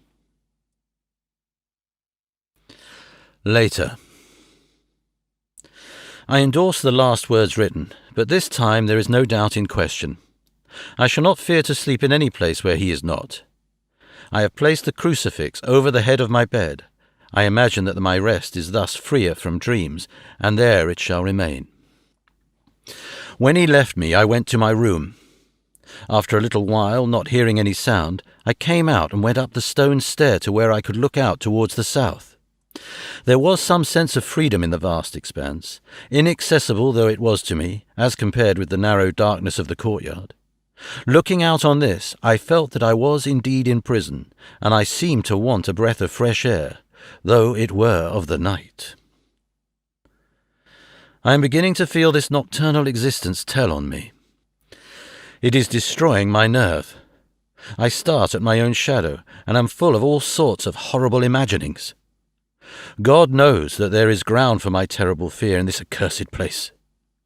I looked out over the beautiful expanse, bathed in soft yellow moonlight, till it was almost as light as day. In the soft light the distant hills became melted, and the shadows in the valleys and gorges of velvety blackness. The mere beauty seemed to cheer me. There was peace and comfort in every breath I drew. As I leaned from the window, my eye was caught by something moving a storey below me, and somewhat to my left, where I imagined from the order of the rooms that the windows of the Count's own room would look out. The window at which I stood was tall and deep, stone-mullioned, and though weather-worn, was still complete, but it was evidently many a day since the case had been there. I drew back behind the stonework and looked carefully out. What I saw was the Count's head coming out from the window. I did not see the face, but I knew the man by the neck and movement of his back and arms. In any case, I could not mistake the hands which I had had so many opportunities of studying. I was at first interested and somewhat amused, for it is wonderful how small a matter will interest and amuse a man when he is a prisoner. But my very feelings changed to repulsion and terror when I saw the whole man slowly emerge from the window and begin to crawl down the castle wall over that dreadful abyss, face down with his cloak spreading out around him like great wings. At first I could not believe my eyes. I thought it was some trick of the moonlight, some weird effect of shadow, but I kept looking, and it could be no delusion. I saw the fingers and toes grasp the corners of the stones, worn clear of the mortar by the stress of years, and by thus using every projection and inequality moved downwards with considerable speed, just as a lizard moves along a wall. What manner of man is this, or what manner of creature is it in the semblance of man? I feel the dread of this horrible place overpowering me. I am in fear, in awful fear, and there is no escape for me. I am encompassed about with terrors that I dare not think of. 15 May. Once more have I seen the Count go out in his lizard fashion. He moved downwards in a sidelong way, some 100 feet down, and a good deal to the left. He vanished into some hole or window. When his head had disappeared, I leaned out to try and see more, but without avail. The distance was too great to allow a proper angle of sight. I knew he had left the castle now, and thought to use the opportunity to explore more than I had dared to do as yet. I went back to the room, and taking a lamp, tried all the doors. They were all locked, as I had expected, and the locks were comparatively new. But I went down the stone stairs to the hall where I had entered originally. I found I could pull back the bolts easily enough and unhook the great chains, but the door was locked and the key was gone. That key must be in the Count's room. I must watch should this door be unlocked, so that I may get it and escape. I went on to make a thorough examination of the various stairs and passages, and to try the doors that opened from them. One or two small rooms near the hall were open, but there was nothing to see in them except old furniture, dusty with age and moth-eaten. At last, however, I found one door at the top of the stairway, which, though it seemed to be locked, gave a little under pressure. I tried it harder, and found that it was not really locked, but that the resistance came from the fact that the hinges had fallen somewhat, and that the heavy door rested on the floor. Here was an opportunity which I might not have again, so I exerted myself and with many efforts forced it back so that I could enter. I was now in a wing of the castle further to the right than the rooms I knew, and a story lower down. From the windows I could see that the suite of rooms lay along to the south of the castle, the windows of the end room looking out both west and south. On the latter side, as well as to the former, there was a great precipice. The castle was built on the corner of a great rock, so that on 3 sides it was quite impregnable, and great windows were placed here where sling or bow or culverin could not reach, and consequently light and comfort, impossible to a position which had to be guarded, were secured. To the west was a great valley, and then, rising far away, great jagged mountain fastnesses, rising peak on peak, the sheer rock studded with mountain ash and thorn, whose roots clung in cracks and crevices and crannies of the stone. This was evidently the portion of the castle occupied by the ladies in bygone days, for the furniture had more air of comfort than any I had seen. The windows were curtainless, and the yellow moonlight flooding in through the diamond panes enabled one to see even colours, whilst it softened the wealth of dust which lay over all and disguised in some measure the ravages of time and moth. My lamp seemed to be of little effect in the brilliant moonlight, but I was glad to have it with me, for there was a dread loneliness in the place which chilled my heart and made my nerves tremble.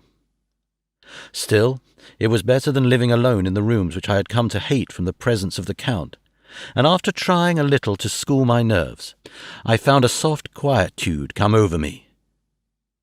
Here I am, sitting at a little oak table where in old times possibly some fair lady sat to pen, with much thought and many blushes, her ill-spelt love-letter, and writing in my diary in shorthand all that has happened since I closed it last. It is 19th century up to date with a vengeance, and yet, unless my senses deceive me, the old centuries had and have powers of their own which mere modernity cannot kill. Later, the morning of 16 May. God preserve my sanity, for to this I am reduced. Safety and the assurance of safety are things of the past. Whilst I live on here, there is but one thing to hope for, that I may not go mad, if, indeed, I be not mad already. If I be sane, then surely it is maddening to think that all the foul things that lurk in this hateful place, the Count is the least dreadful to me, that to him alone I can look for safety, even though this be only whilst I can serve his purpose. Great God, merciful God, let me be calm, for out that way lies madness indeed. I begin to get new lights on certain things which have puzzled me. Up to now I never quite knew what Shakespeare meant when he made Hamlet say, "My tablets, quick, my tablets, 'tis meet that I put it down," etc. For now, feeling as though my own brain were unhinged, or as if the shock had come which must end in its undoing, I turn to my diary for repose. The habit of entering accurately must help to soothe me. The Count's mysterious warning frightened me at the time. It frightens me more now when I think of it, for in future he has a fearful hold upon me. I shall fear to doubt what he may say. When I had written in my diary and had fortunately replaced the book and pen in my pocket, I felt sleepy. The Count's warning came into my mind, but I took a pleasure in disobeying it. The sense of sleep was upon me, and with it the obstinacy which sleep brings as outrider. The soft moonlight soothed, and the wide expanse without gave a sense of freedom which refreshed me. I determined not to return tonight to the gloom-haunted rooms, but to sleep here, where, of old, ladies had sat and sung and lived sweet lives, whilst their gentle breasts were sad for their menfolk away in the midst of remorseless wars. I drew a great couch out of its place near the corner, so that as I lay I could look out at the lovely view of east and south, and unthinking of and uncaring for the dust, composed myself for sleep. I suppose I must have fallen asleep. I hope so, but I fear for all that followed was so startlingly real. So real that now, sitting here in the broad, full sunlight of the morning, I cannot in the least believe that it was all sleep. I was not alone. The room was the same, unchanged in any way since I came into it. I could see along the floor, in the brilliant moonlight, my own footsteps marked where I had disturbed the long accumulation of dust. In the moonlight opposite me were 3 young women, ladies by their dress and manner. I thought at the time that I must be dreaming when I saw them, for though the moonlight was behind them, they threw no shadow on the floor. They came close to me and looked at me for some time, and then whispered together. 2 were dark and had high aquiline noses, like the Count, and great dark, piercing eyes that seemed to be almost red when contrasted with the pale yellow moon. The other was fair as can be, with great wavy masses of golden hair and eyes like pale sapphires. I seemed somehow to know her face, and to know in it connection with some dreamy fear, but I could not recollect at the moment how or where. All 3 had brilliant white teeth that shone like pearls against the ruby of their voluptuous lips. There was something about them that made me uneasy, some longing, and at the same time some deadly fear. I felt in my heart a wicked, burning desire that they would kiss me with those red lips. It is not good to note this down, lest some day it should meet Mina's eyes and cause her pain, but it is the truth. They whispered together, and then they all 3 laughed. Such a silvery, musical laugh, but as hard as though the sound never could have come through the softness of human lips. It was like the intolerable, tingling sweetness of water glasses when played on by a cunning hand. The fair girl shook her hand coquettishly, and the other 2 urged her on. One said, "Go on, you are first, and we shall follow. Yours is the right to begin." The other added, "He is young and strong. There are kisses for us all."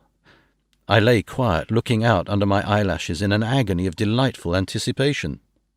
The fair girl advanced and bent over me till I could feel the movement of her breath upon me. Sweet it was in one sense, honey-sweet, and sent the same tingling through the nerves as her voice, but with a bitter underlying the sweet, a bitter offensiveness, as one smells in blood. I was afraid to raise my eyelids, but looked out and saw perfectly under the lashes. The girl went on her knees and bent over me, simply gloating. There was a deliberate voluptuousness which was both thrilling and repulsive, and as she arched her neck she actually licked her lips like an animal, till I could see in the moonlight the moisture shining on the scarlet lips and on the red tongue as it lapped the white, sharp teeth. Lower and lower went her head as the lips went below the range of my mouth and chin, and seemed about to fasten on my throat. Then she paused, and I could hear the churning sound of her tongue as it licked her teeth and lips, and could feel the hot breath on my neck. Then the skin of my throat began to tingle as one's flesh does when the hand that is to tickle it approaches nearer. Nearer. I could feel the soft, shivering touch of the lips on the super-sensitive skin of my throat, and the hard dents of 2 sharp teeth just touching and pausing there.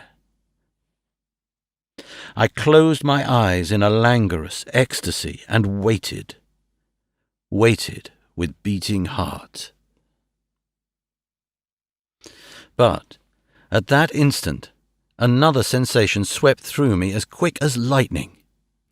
I was conscious of the presence of the Count, and of his being as if lapped in a storm of fury. As my eyes opened involuntarily, I saw his strong hand grasp the slender neck of the fair woman, and with giant's power draw it back, the blue eyes transformed with fury, the white teeth champing with rage, and the fair cheeks blazing red with passion. But the Count? Never did I imagine such wrath and fury, even to the demons of the pit. His eyes were positively blazing. The red light in them was lurid, as if the flames of hell-fire blazed behind them. His face was deathly pale, and the lines of it were hard like drawn wires. The thick eyebrows that met over the nose now seemed like a heaving bar of white-hot metal. With a fierce sweep of his arm, he hurled the woman from him, and then motioned to the others, as though he were beating them back. It was the same imperious gesture that I had seen used to the wolves. In a voice which, though low and almost in a whisper, seemed to cut through the air and then ring round the room, he said, "How dare you touch him, any of you? How dare you cast eyes on him when I had forbidden it? Back, I tell you all. This man belongs to me. Beware how you meddle with him, or you'll have to deal with me." The fair girl, with a laugh of ribald coquetry, turned to answer him. "You yourself never loved, you never love." On this the other women joined, and such a mirthless, hard, soulless laughter rang through the room that it almost made me faint to hear. It seemed like the pleasure of fiends. Then the Count turned, after looking at my face attentively, and said in a soft whisper, "Yes, I too can love. You yourselves can tell it from the past. Is it not so? Well, now I promise you that when I am done with him, you shall kiss him at your will. Now, go, go. I must awaken him, for there is work to be done." "Are we to have nothing tonight?" said one of them with a low laugh, as she pointed to the bag which he had thrown upon the floor, and which moved as though there were some living thing within it. For answer he nodded his head. One of the women jumped forward and opened it. If my ears did not deceive me, there was a gasp and a low wail, as of a half-smothered child. The women closed round, whilst I was aghast with horror. But as I looked, they disappeared, and with them the dreadful bag. There was no door near them, and they could not have passed me without my noticing. They simply seemed to fade into the rays of the moonlight and pass out through the window, for I could see outside the dim, shadowy forms for a moment before they entirely faded away. Then the horror overcame me, and I sank down, unconscious.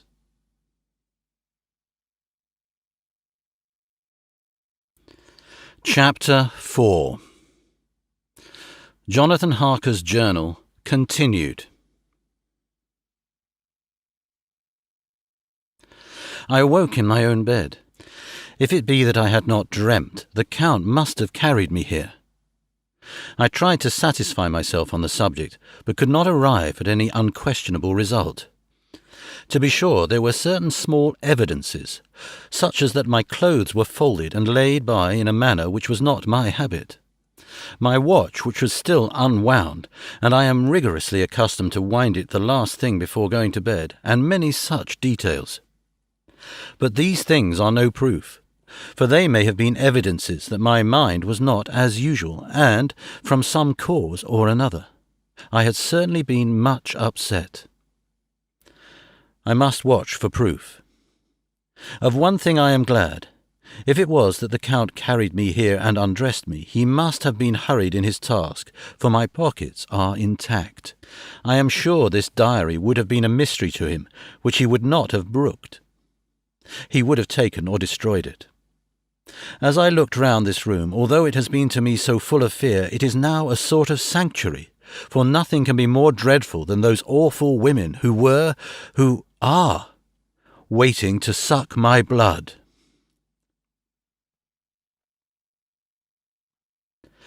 18 May. I have been down to look at that room again in daylight, for I must know the truth. When I got to the doorway at the top of the stairs, I found it closed. It had been so forcibly driven against the jamb that part of the woodwork was splintered. I could see that the bolt of the lock had not been shot, but the door is fastened from the inside. I fear it was no dream, and must act on this surmise. 19 May. I am surely in the toils. Last night the Count asked me in the suavest tones to write 3 letters, one saying that my work here was nearly done, and that I should start for home within a few days. Another that I was starting on the next morning from the time of the letter, and the third that I had left the castle and arrived at Bistritz. I would fain have rebelled, but felt that in the present state of things it would be madness to quarrel openly with the Count whilst I am so absolutely in his power, and to refuse would be to excite his suspicion and to arouse his anger. He knows that I know too much, and that I must not live, lest I be dangerous to him. My only chance is to prolong my opportunities. Something may occur which will give me a chance to escape.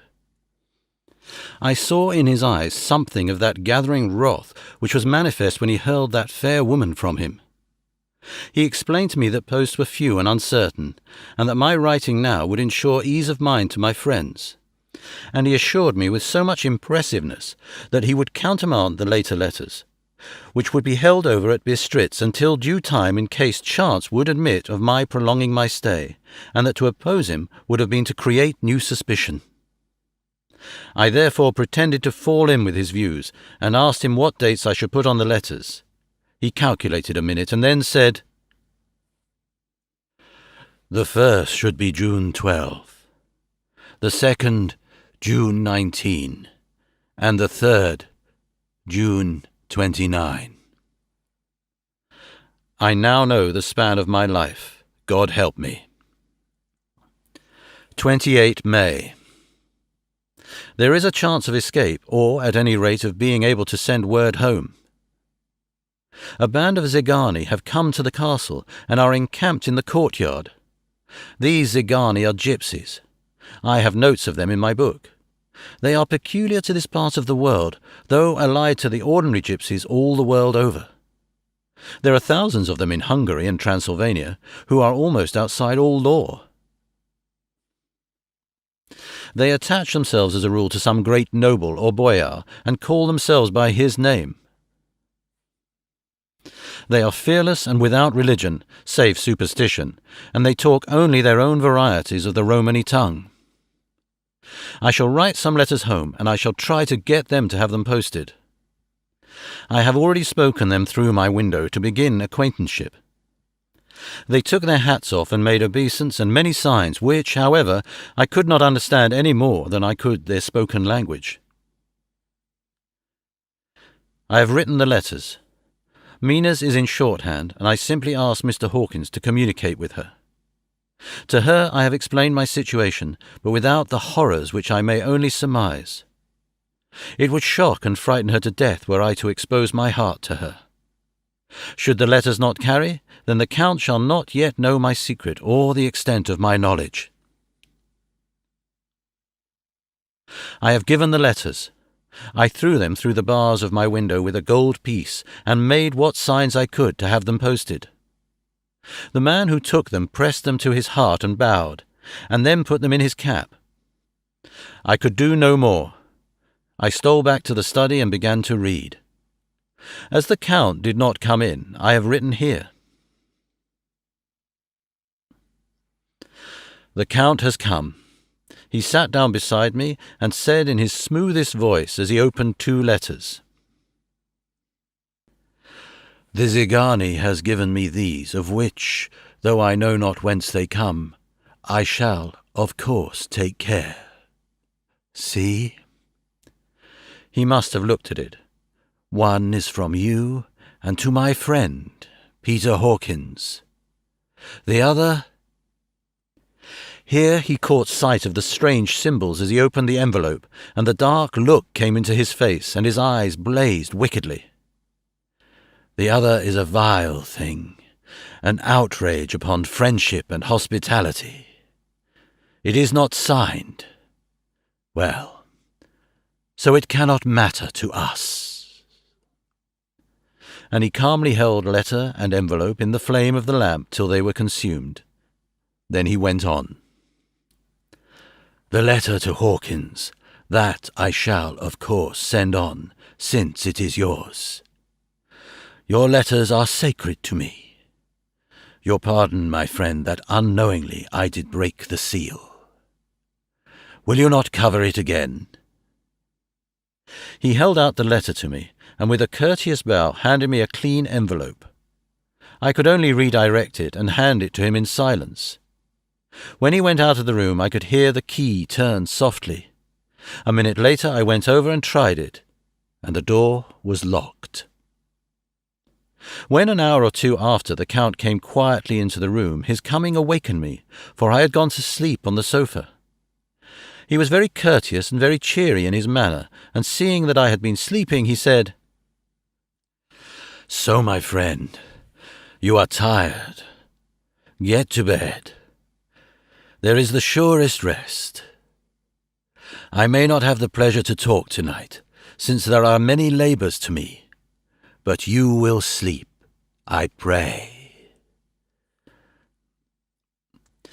I passed to my room and went to bed, and, strange to say, slept without dreaming. Despair has its own calms. 31 May. This morning, when I woke, I thought I would provide myself with some paper and envelopes from my bag and keep them in my pocket, so that I might write in case I should get an opportunity. But again a surprise, again a shock.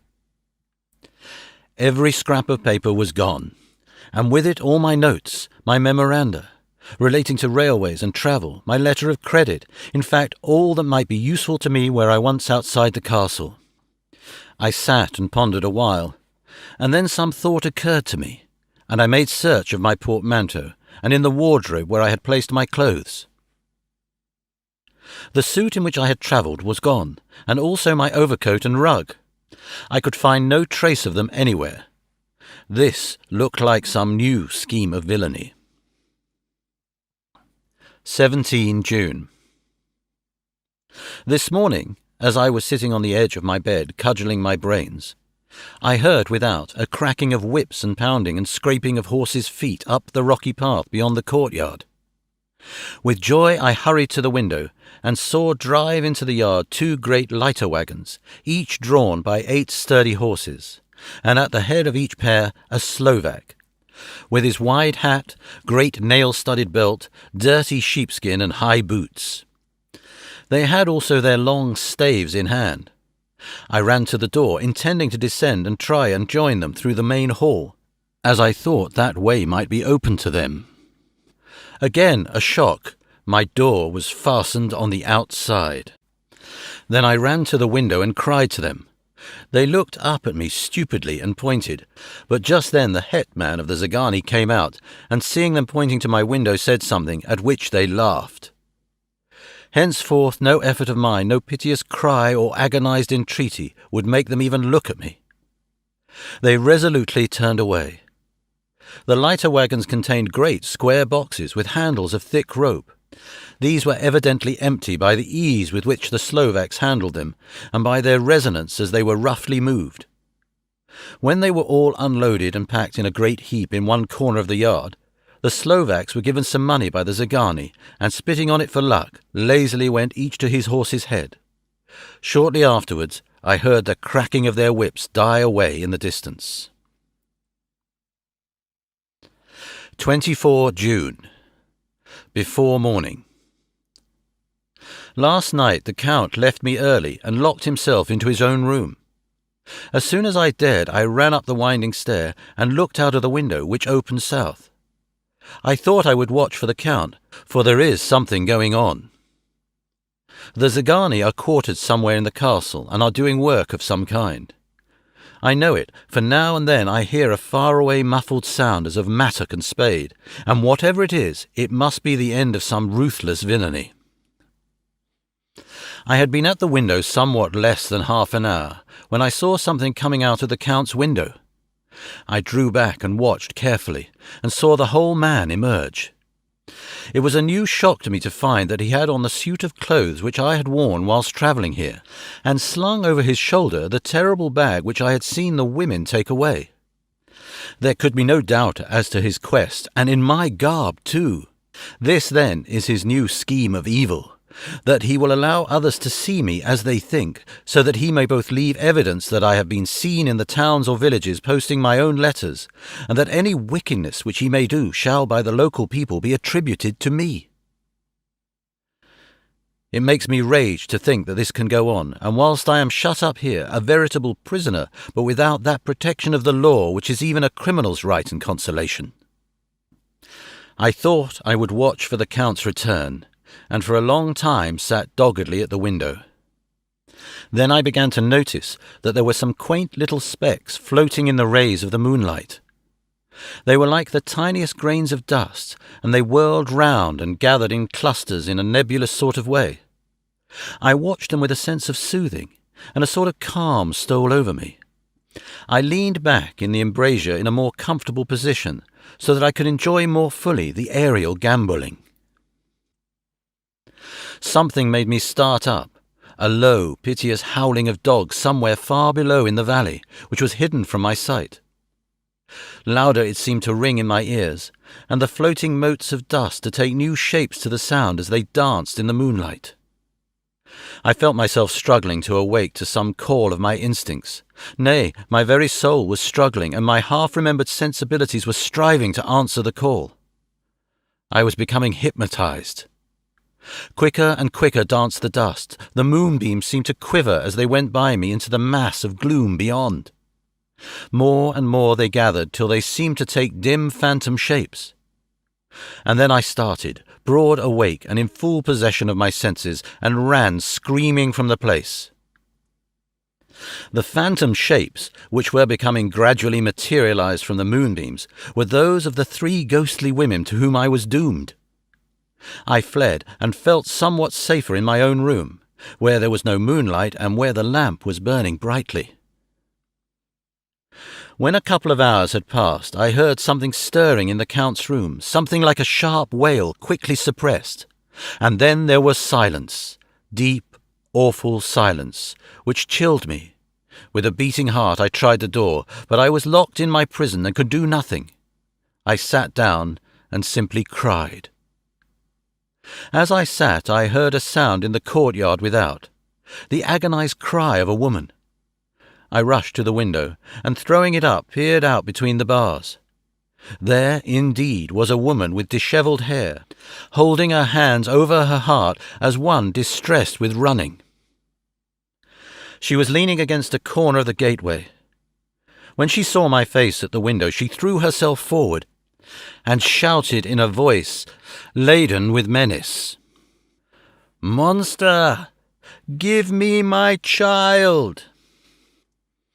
She threw herself on her knees, and raising up her hands cried the same words in tones which wrung my heart.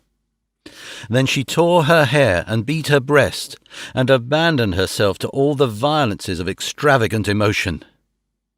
Finally she threw herself forward, and though I could not see her, I could hear the beating of her naked hands against the door. Somewhere high overhead, probably on the tower, I heard the voice of the Count calling in his harsh metallic whisper. His call seemed to be answered from far and wide by the howling of wolves.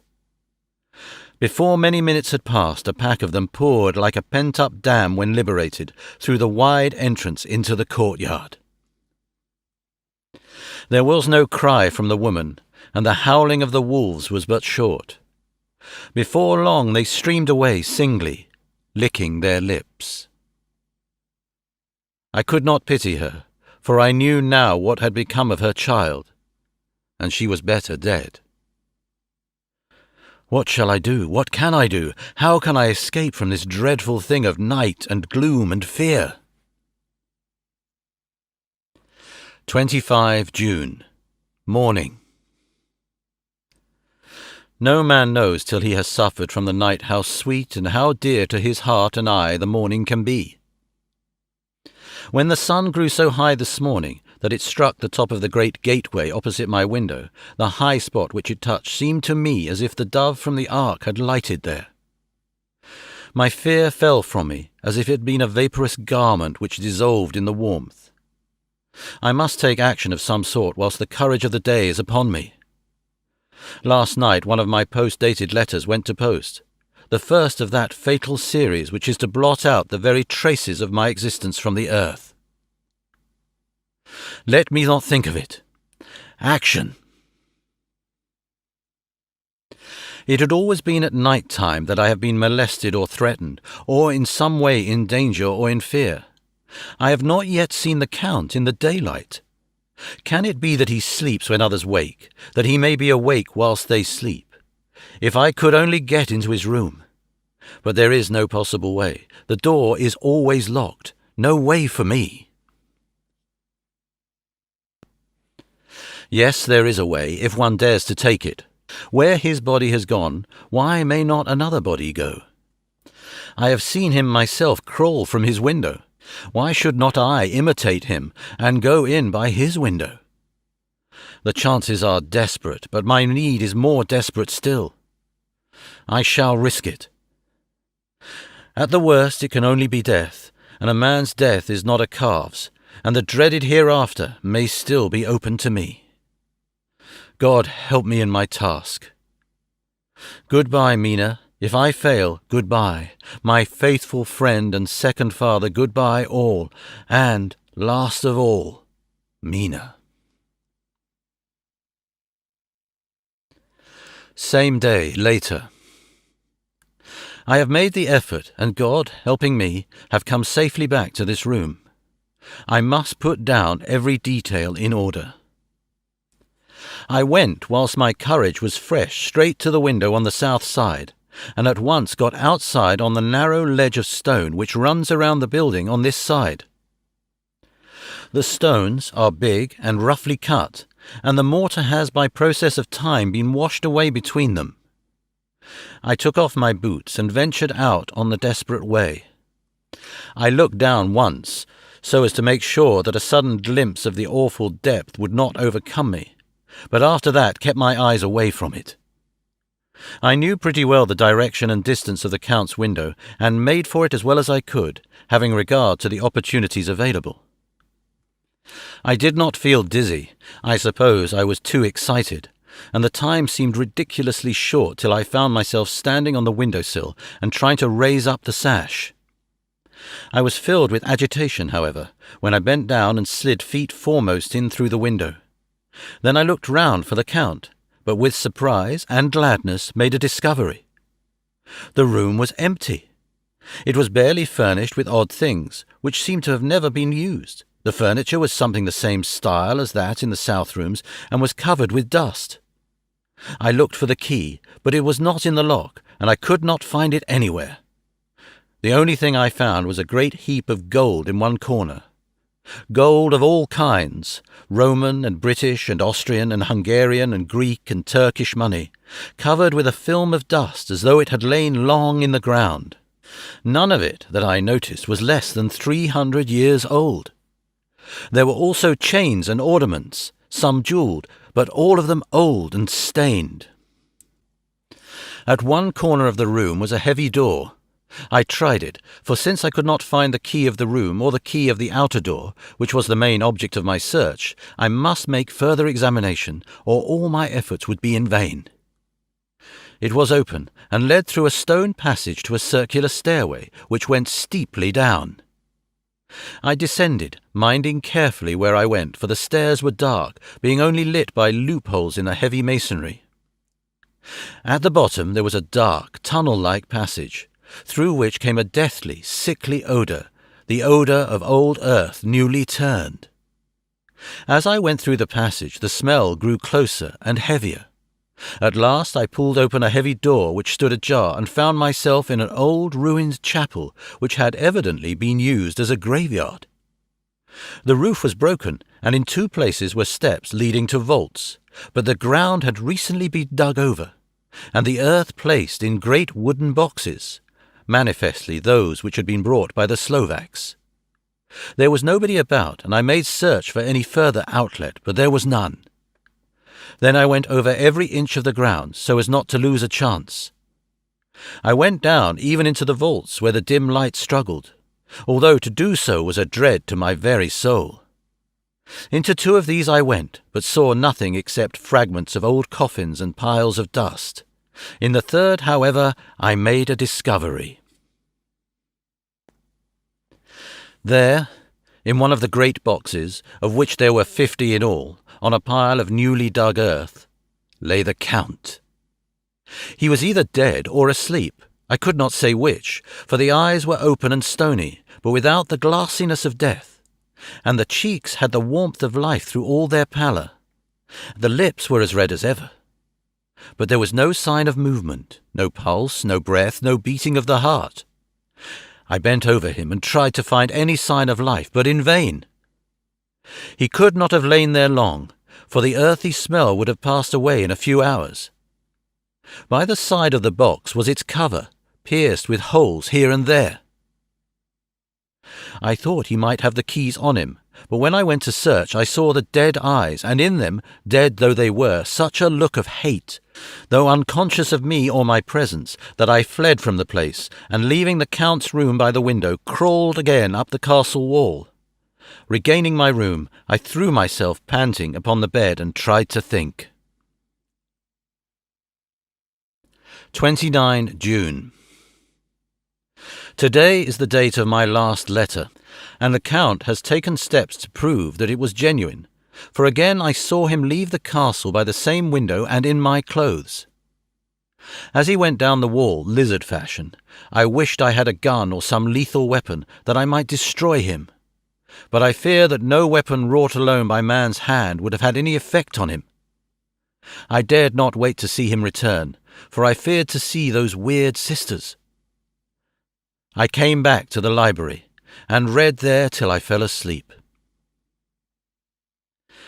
I was awakened by the Count, who looked at me as grimly as a man can look as he said,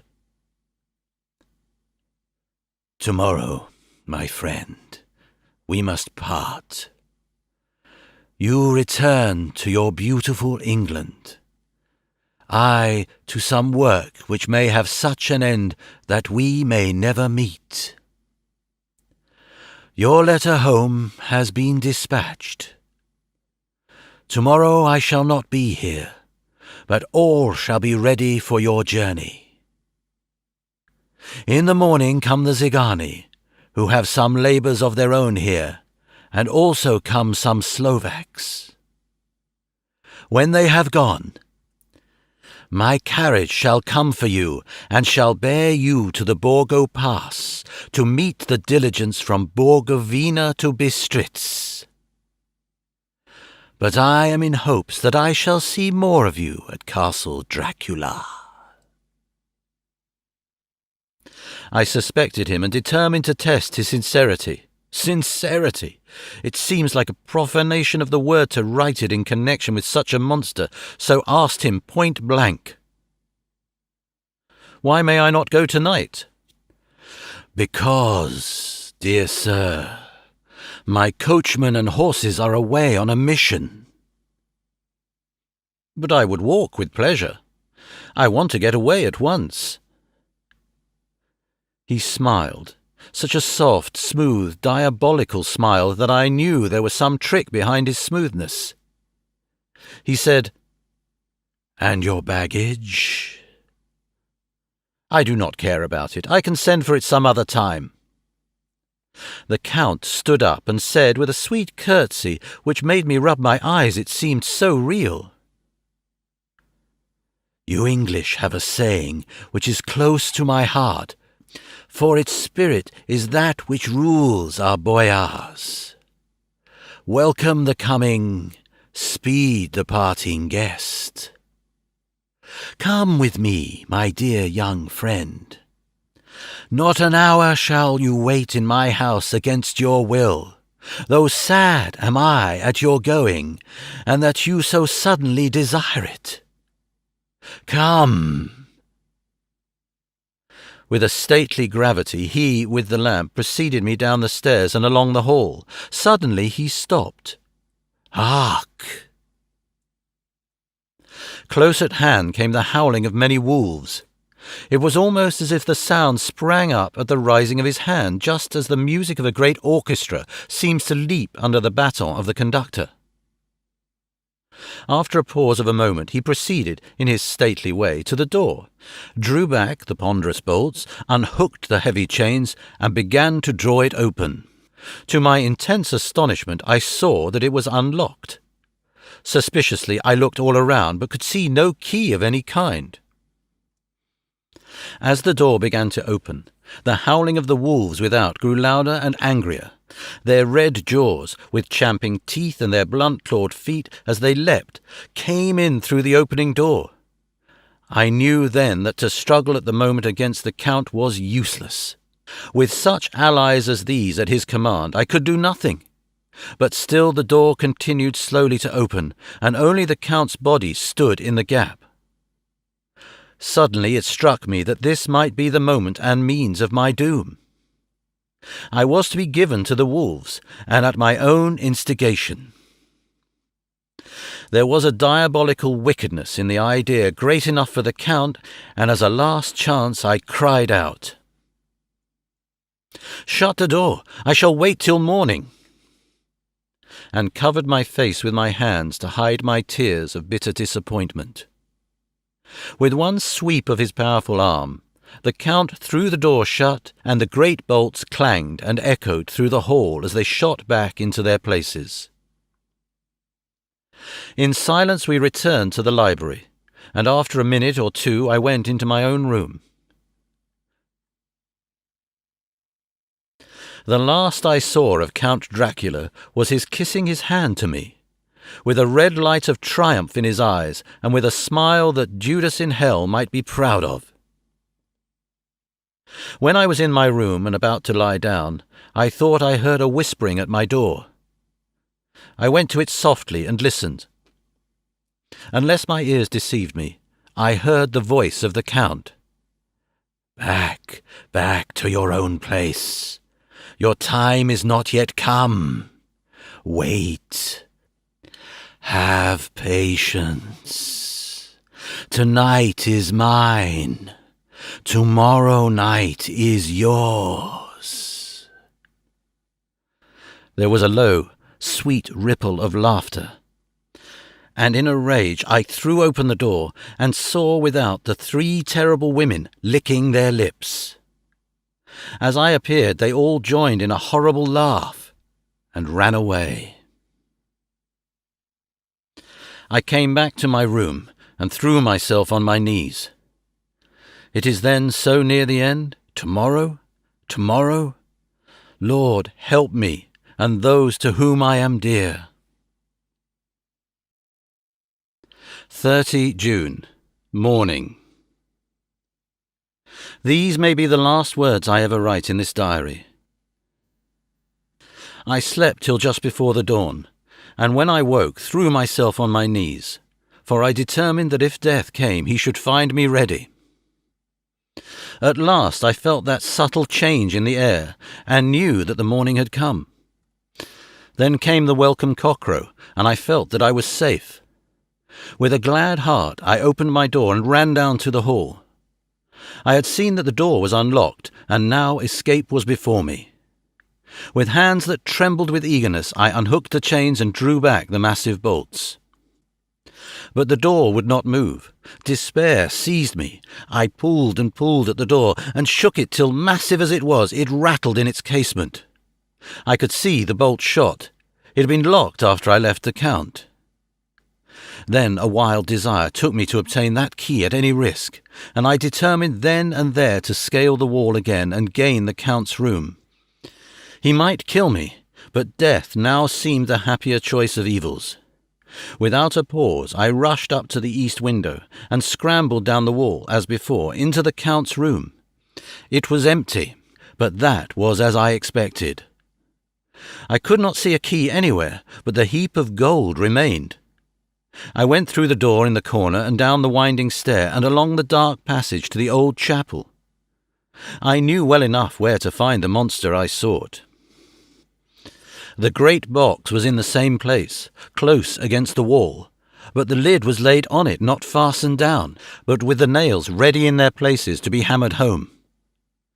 I knew I must reach the body for the key, so I raised the lid and laid it back against the wall. Then I saw something which filled my very soul with horror. There lay the Count, but looking as if his youth had been half renewed. For the white hair and moustache were changed to dark iron grey, the cheeks were fuller, and the white skin seemed ruby red underneath. The mouth was redder than ever, For on the lips were gouts of fresh blood, which trickled from the corners of the mouth and ran over the chin and neck. Even the deep, burning eye seemed set amongst swollen flesh, for the lids and pouches underneath were bloated. It seemed as if the whole awful creature was simply gorged with blood. He lay like a filthy leech, exhausted with his repletion. I shuddered as I bent over to touch him, and every sense in me revolted at the contact, but I had to search, or I was lost. The coming night might see my own body a banquet in a similar way to those horrid three. I felt over the body, but no sign could I find of the key. Then I stopped and looked at the Count. There was a mocking smile on the bloated face which seemed to drive me mad. This was the being I was helping to transfer to London, where, perhaps, for centuries to come he might, amongst his teeming millions, satiate his lust for blood and create a new and ever-widening circle of semi-demons to batten on the helpless. The very thought drove me mad. A terrible desire came upon me to rid the world of such a monster. There was no lethal weapon at hand, but I seized a shovel which the workmen had been using to fill the cases, and lifting it high, struck with the edge downward at the hateful face. But as I did so the head turned, and the eyes fell full upon me with all their blaze of basilisk horror. The sight seemed to paralyze me, and the shovel turned in my hand and glanced from the face, merely making a deep gash above the forehead. The shovel fell from my hand across the box, and as I pulled it away the flange of the blade caught the edge of the lid, which fell over again, and hid the horrid thing from my sight. The last glimpse I had was of the bloated face, blood-stained and fixed with a grin of malice which would have held its own in the nethermost hell. I thought and thought what should be my next move, but my brain seemed on fire, and I waited with a despairing feeling growing over me. As I waited, I heard in the distance a gypsy song sung by merry voices coming closer, and through their song the rolling of heavy wheels and the cracking of whips. The Zigani and the Slovaks of whom the Count had spoken were coming.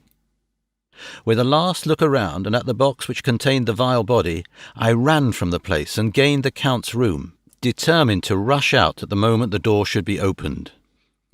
With strained ears I listened and heard downstairs the grinding of the key in the great lock and the falling back of the heavy door.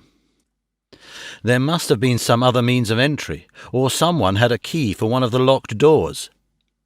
Then there came the sound of many feet tramping and dying away in some passage, which sent up a clanging echo.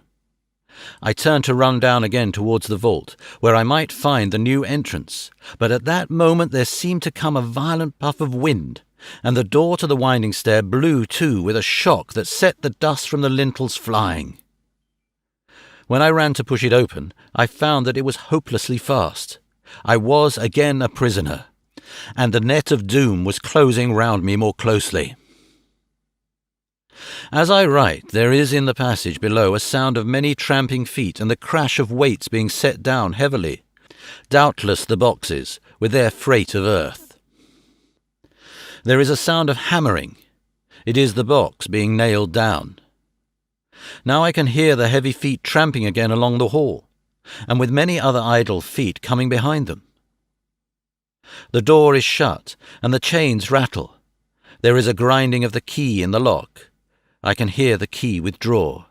Then another door opens and shuts. I hear the creaking of lock and bolt.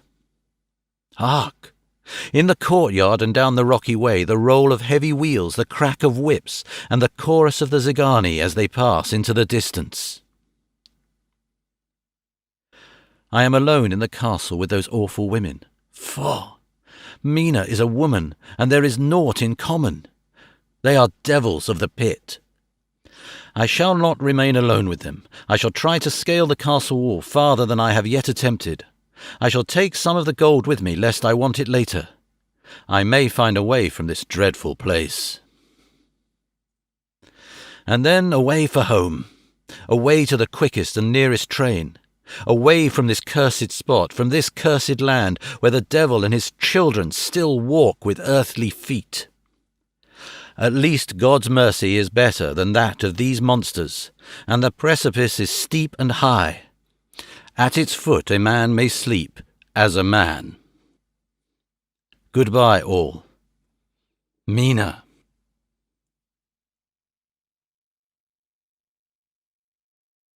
Chapter 5. Letter from Miss Mina Murray to Miss Lucy Westenra. 9 May. My dearest Lucy, forgive my long delay in writing, but I have been simply overwhelmed with work. The life of an assistant schoolmistress is sometimes trying. I am longing to be with you and by the sea, where we can talk together freely and build our castles in the air. I have been working very hard lately because I want to keep up with Jonathan's studies, and I have been practicing shorthand very assiduously. When we are married, I shall be able to be useful to Jonathan, and if I can stenograph well enough, I can take down what he wants to say in this way and write it out for him on the typewriter, at which also I am practicing very hard. He and I sometimes write letters in shorthand, and he is keeping a stenographic journal of his travels abroad. When I am with you, I shall keep a diary in the same way. I don't mean one of those 2 pages to the week with Sunday squeezed in a corner diaries, but a sort of journal which I can write in whenever I feel inclined. I do not suppose there will be much of interest to other people, but it is not intended for them. I may show it to Jonathan some day if there is in it anything worth sharing, but it is really an exercise book. I shall try to do what I see lady journalists do, interviewing and writing descriptions and trying to remember conversations. I am told that, with a little practice, one can remember all that goes on or that one hears said during a day. However, we shall see. I will tell you of my little plans when we meet. I have just had a few hurried lines from Jonathan from Transylvania. He is well and will be returning in about a week. I am longing to hear all his news. It must be so nice to see strange countries. I wonder if I mean Jonathan and I, shall ever see them together. There is the 10 o'clock bell ringing. Goodbye. Your loving Mina. Tell me all the news when you write. You have not told me anything for a long time. I hear rumours, and especially of a tall, handsome, curly-haired man. Letter, Lucy Westenra to Mina Murray, 17 Chatham Street, Wednesday. My dearest Mina, I must say you tax me very unfairly with being a bad correspondent. I wrote to you twice since we parted, and your last letter was only your second. Besides, I have nothing to tell you. There is really nothing to interest you. Town is very pleasant just now, and we go a good deal to picture galleries and for walks and rides in the park. As to the tall, curly-haired man, I suppose it was the one who was with me at the last pop. Someone has evidently been telling tales. That was Mr. Holmwood. He often comes to see us, and he and Mamma get on very well together. They have so many things to talk about in common. We met some time ago a man that would just do for you, if you were not already engaged to Jonathan. He is an excellent parti, being handsome, well off, and of good birth. He is a doctor and really clever, just fancy. He is only 29, and he has an immense lunatic asylum all under his own care. Mr. Holmwood introduced him to me, and he called here to see us, and often comes now. I think he is one of the most resolute men I ever saw, and yet the most calm. He seems absolutely imperturbable. I can fancy what a wonderful power he must have over his patients. He has a curious habit of looking one straight in the face, as if trying to read one's thoughts. He tries this on very much with me, but I flatter myself he has got a tough nut to crack. I know that from my glass. Do you ever try to read your own face? I do, and I can tell you it is not a bad study, and gives you more trouble than you can well fancy if you have never tried it. He says that I afford him a curious psychological study, and I humbly think I do. I do not, as you know, take sufficient interest in dress to be able to describe the new fashions. Dress is a bore. That is slang again, but never mind. Arthur says that every day. There, it is all out. Mina, we have told all our secrets to each other since we were children. We have slept together, and eaten together, and laughed and cried together, and now, though I have spoken, I would like to speak more. Oh, Mina, couldn't you guess? I love him. I am blushing as I write, for although I think he loves me, he has not told me so in words. But oh, Mina, I love him, I love him, I love him. There, that does me good. I wish I were with you, dear, sitting by the fire undressing, as we used to sit, and I would try to tell you what I feel. I do not know how I am writing this even to you. I am afraid to stop, or I should tear up the letter, and I don't want to stop, for I do so want to tell you all. Let me hear from you at once, and tell me all that you think about it. Mina, I must stop. Good night. Bless me in your prayers, and Mina, pray for my happiness. Lucy. P.S. I need not tell you this is a secret. Good night again. L. Letter. Lucy Westenra to Mina Murray, 24 May. My dearest Mina, thanks and thanks and thanks again for your sweet letter. It was so nice to be able to tell you and to have your sympathy. My dear, it never rains but it pours. How true the old proverbs are. Here am I, who shall be 20 in September, and yet never had a proposal till today. Not a real proposal, and today I have had 3, just fancy, 3 proposals in one day. Isn't it awful? I feel sorry, really and truly sorry for 2 of the poor fellows.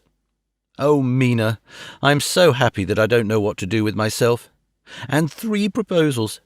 But for goodness sake, don't tell any of the girls, or they would be getting all sorts of extravagant ideas and imagining themselves injured and slighted if, in their very first day at home, they did not get 6 at least. Some girls are so vain. You and I, Mina dear, who are engaged and are going to settle down soon soberly into old married women, can despise vanity. Well, I must tell you about the 3, but you must keep it a secret, dear, from everyone, except, of course, Jonathan. You will tell him, because I would, if I were in your place. Certainly tell Arthur. A woman ought to tell her husband everything, don't you think so, dear? And I must be fair.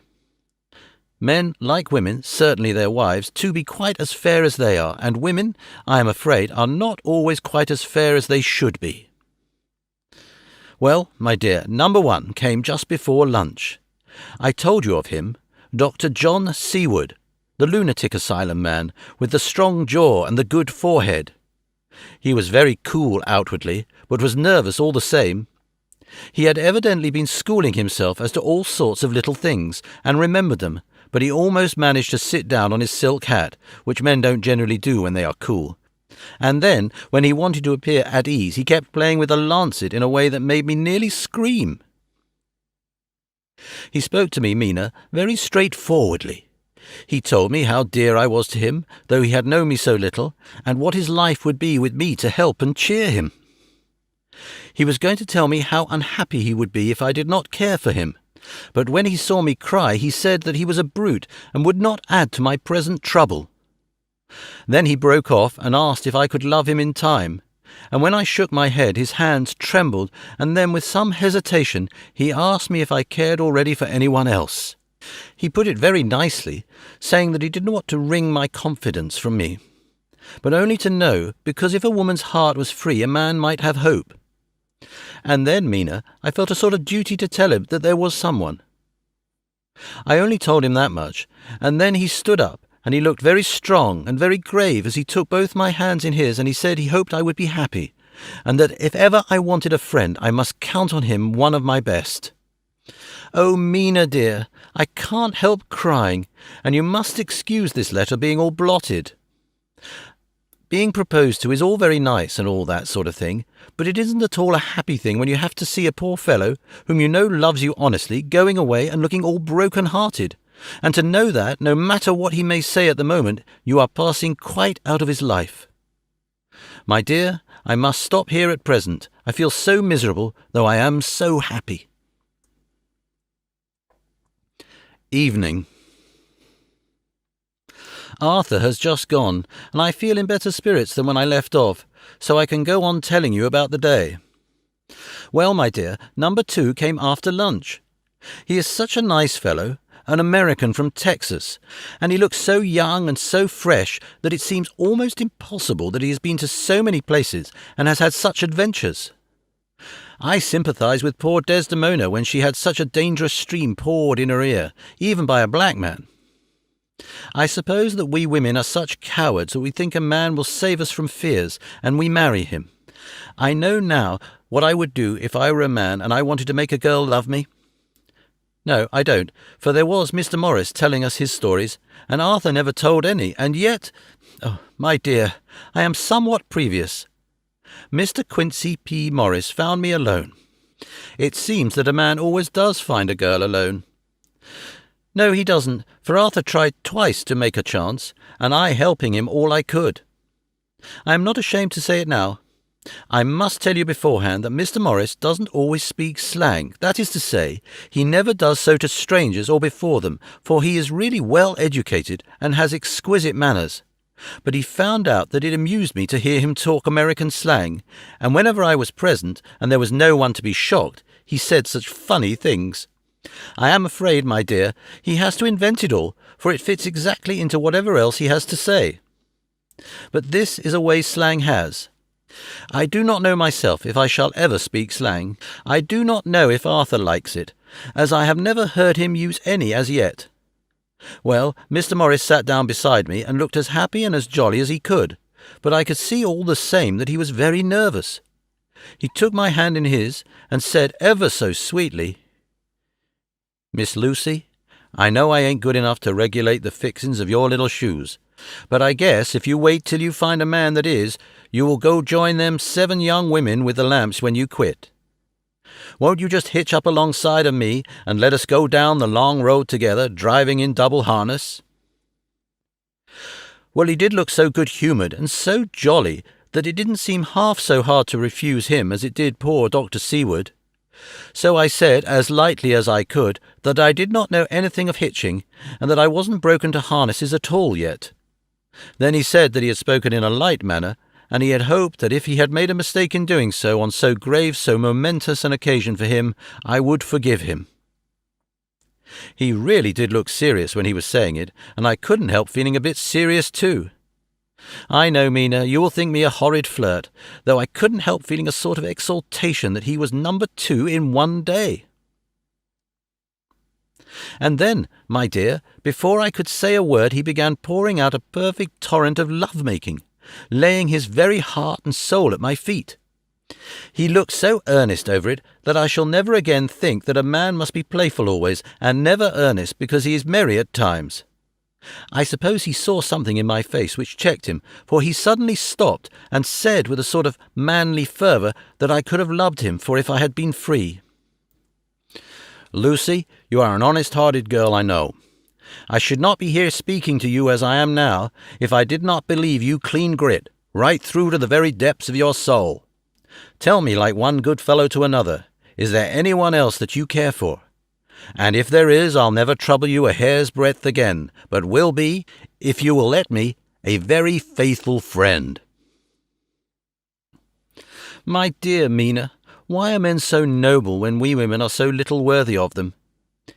Here was I, almost making fun of this great-hearted true gentleman. I burst into tears. I'm afraid, my dear, you will think this a very sloppy letter in more ways than one, and I really felt very badly. Why can't they let a girl marry 3 men, or as many as want her, and save all this trouble? But this is heresy, and I must not say it. I am glad to say that, though I was crying, I was able to look into Mr. Morris's brave eyes, and I told him out straight. Yes, there is someone I love, though he has not told me yet that he even loves me.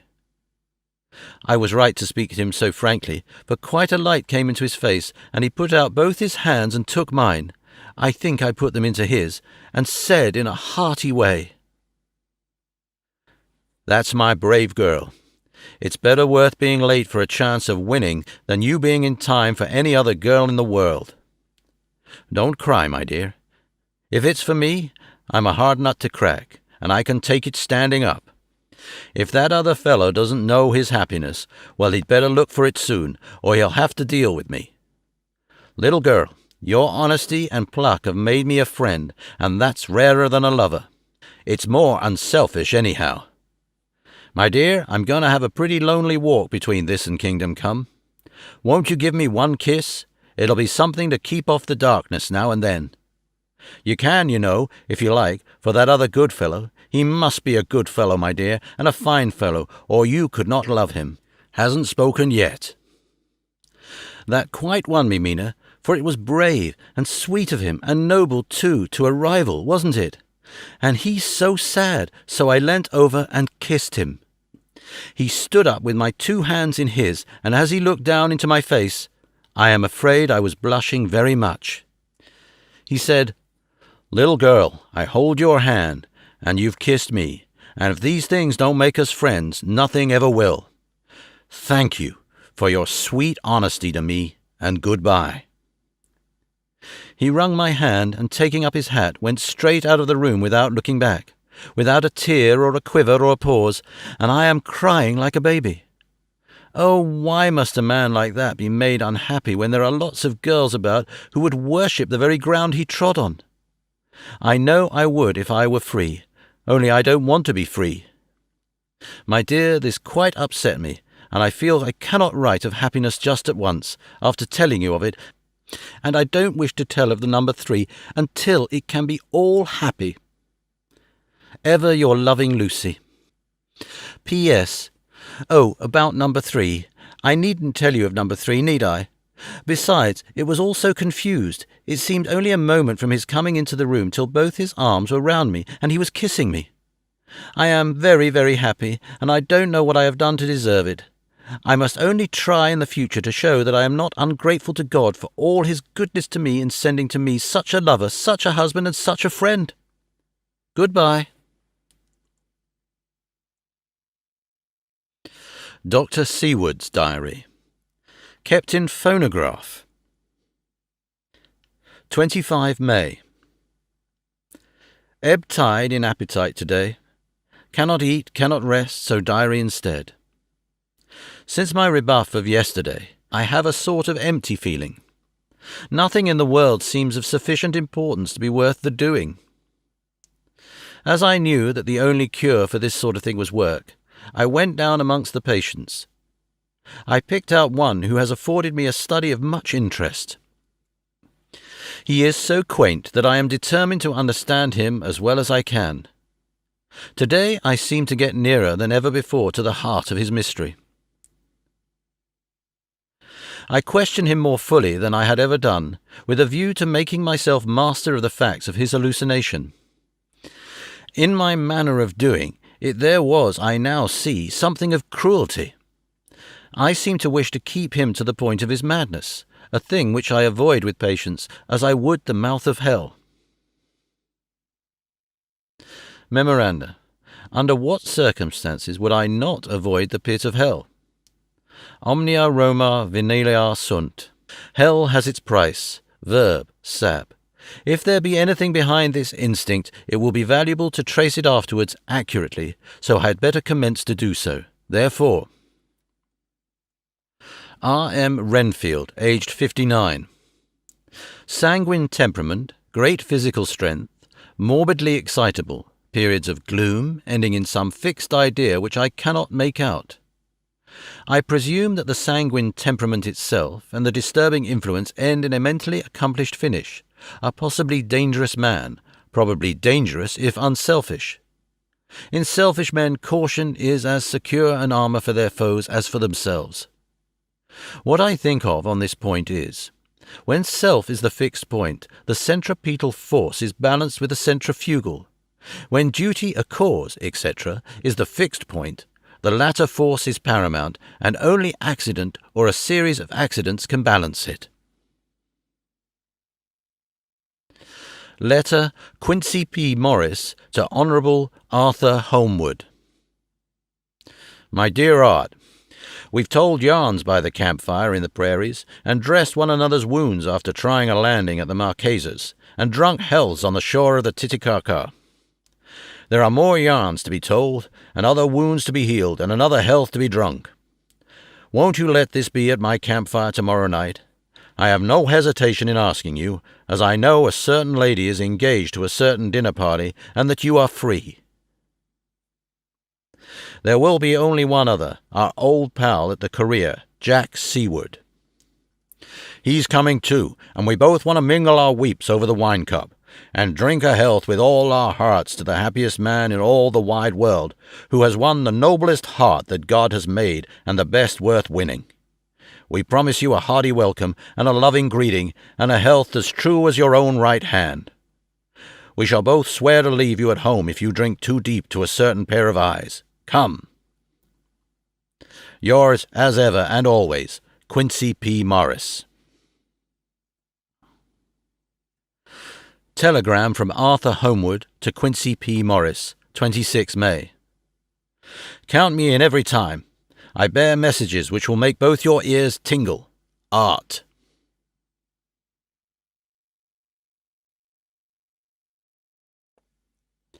Chapter 6.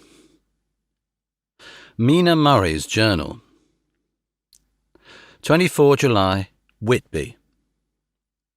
Lucy met me at the station, looking sweeter and lovelier than ever, and we drove up to the house at the Crescent in which they have rooms. This is a lovely place.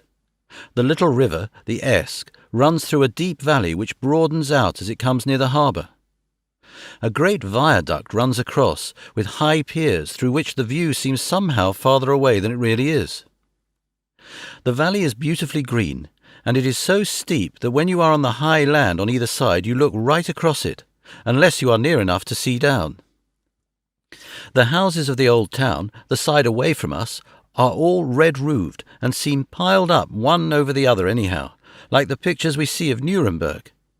Right over the town is the ruin of Whitby Abbey, which was sacked by the Danes, and which is the scene of part of Marmion, where the girl was built up in the wall. It is a most noble ruin, of immense size and full of beautiful and romantic bits. There is a legend that a white lady is seen in one of the windows. Between it and the town there is another church, the parish one, round which is a big graveyard all full of tombstones. This is to my mind the nicest spot in Whitby, for it lies right over the town and has a full view of the harbour and all up the bay to where the headland called Kettleness stretches out into the sea. It descends so steeply over the harbour that part of the bank has fallen away, and some of the graves have been destroyed. In one place part of the stonework of the graves stretches out over the sandy pathway far below. There are walks with seats beside them through the churchyard, and people go and sit there all day long looking at the beautiful view and enjoying the breeze. I shall come and sit here very often myself and work. Indeed, I am writing now with my book on my knee and listening to the talk of 3 old men who are sitting beside me. They seem to do nothing all day but sit up here and talk. The harbour lies below me with, on the far side, one long granite wall stretching out into the sea, with a curve outwards at the end of it, in the middle of which is a lighthouse. A heavy sea wall runs along outside of it. On the near side, the sea wall makes an elbow crooked inversely, and its end too has a lighthouse. Between the 2 piers there is a narrow opening into the harbour, which then suddenly widens. It is nice at high water, but when the tide is out it shoals away to nothing, and there is merely the stream of the Esk running between banks of sand, with rocks here and there. Outside the harbour on this side there rises for about half a mile a great reef, the sharp edge of which runs straight out from behind the south lighthouse. At the end of it is a buoy with a bell, which swings in bad weather, and sends in a mournful sound on the wind. They have a legend here that when a ship is lost, bells are heard out at sea. I must ask the old man about this. He's coming this way. He is a funny old man. He must be awfully old, for his face is all gnarled and twisted like the bark of a tree. He tells me that he is nearly 100, and that he was a sailor in the Greenland fishing fleet when Waterloo was fought. He is, I am afraid, a very sceptical person, for when I asked him about the bells at sea and the white lady at the Abbey, he said very brusquely, "I wouldn't fash, missel, about them, miss. Them things be all wore out. Mind you, I don't say they never was, but I do say they wasn't in my time. They be all very well for cummers and trippers and the like, but not for a nice young lady like you. Them feet folks from Yorks and Leeds that be always eating cured herrings and drinking tea and looking out to buy cheap jet would creed aught. I wonder, Massel, who'd be bothered telling lies to them, even the newspapers, which is full of fool talk. I thought he would be a good person to learn interesting things from, so I asked him if he would mind telling me something about the whale fishing in the old days. He was just settling himself to begin when the clock struck 6, whereupon he laboured to get up and said, "I must gang aginwards home now, miss. My granddaughter doesn't like to be kept a-waiting when tea is ready, for it takes me time to crammel aboon degrees, for there be many of 'em. And, miss, I lack belly timber sairly by the clock." He hobbled away, and I could see him hurrying as well as he could down the steps. The steps are a great feature on the place. They lead from the town up to the church. There are hundreds of them. I do not know how many, and they wind up in a delicate curve. The slope is so gentle that a horse could easily walk up and down them. I think they must originally have had something to do with the abbey. I shall go home too. Lucy went out visiting with her mother, and as they were only duty calls, I did not go. They will be home by this. 1 August. I came up here an hour ago with Lucy, and we had a most interesting talk with my old friend and the 2 others who always come and join him. He is evidently the Sir Oracle of them, and I should think must have been in his time a most dictatorial person. He will not admit anything and downfaces everybody.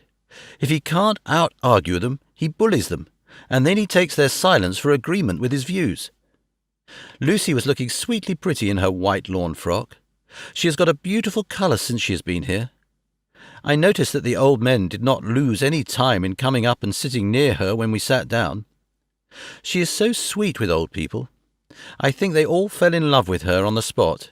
Even my old man succumbed and did not contradict her, but gave me double share instead. I got him on the subject of the legends, and he went off at once into a sort of sermon. I must try and remember it and put it down.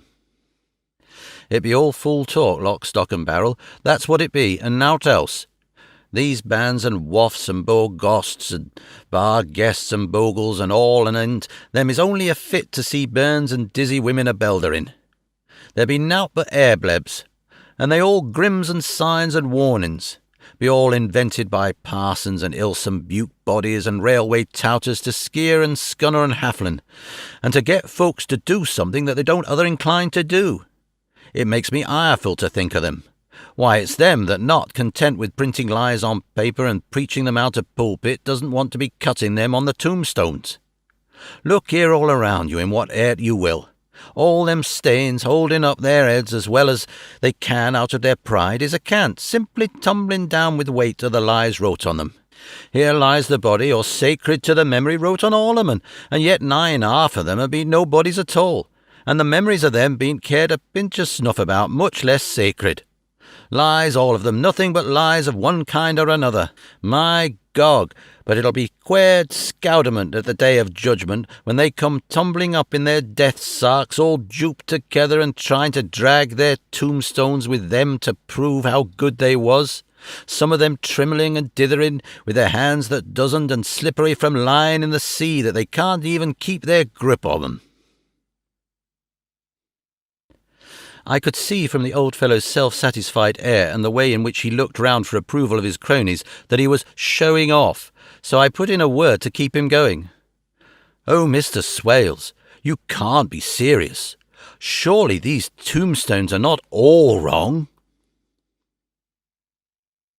"Yabblins, they may be poorish, few not wrong, saving where they make out the people too good, for there be folk that do think a barn-bow be like the sea, if only it be their own.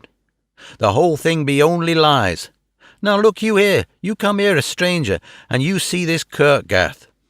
I nodded, for I thought it better to assent, though I did not quite understand his dialect. I knew it had something to do with the church. He went on, "And you can't say that all these stains be aboon folk that be happed here, snod and sog." I assented again. "Then that be just where the lie comes in. Why, there be score of these lay beds that be tomb as old Dunk's back-a-box on Friday night." He nudged one of his companions, and they all laughed. "And my gog, how could they be otherwise? Look at that one, the aftest abaft the beer bank. Read it." I went over and read it. Edward Spensler, Master Mariner, murdered by pirates off the coast of Andres, April 1854, aged 30. When I came back, Mr. Swales went on. "Who brought him home, I wonder, to have him here? Murdered off the coast of Andres, and you constated his body lay under? Why, I could name ye a dozen whose bones lie in the Greenland seas above." He pointed northwards. "Or where the currents may have drifted them, they may be the stains around ye.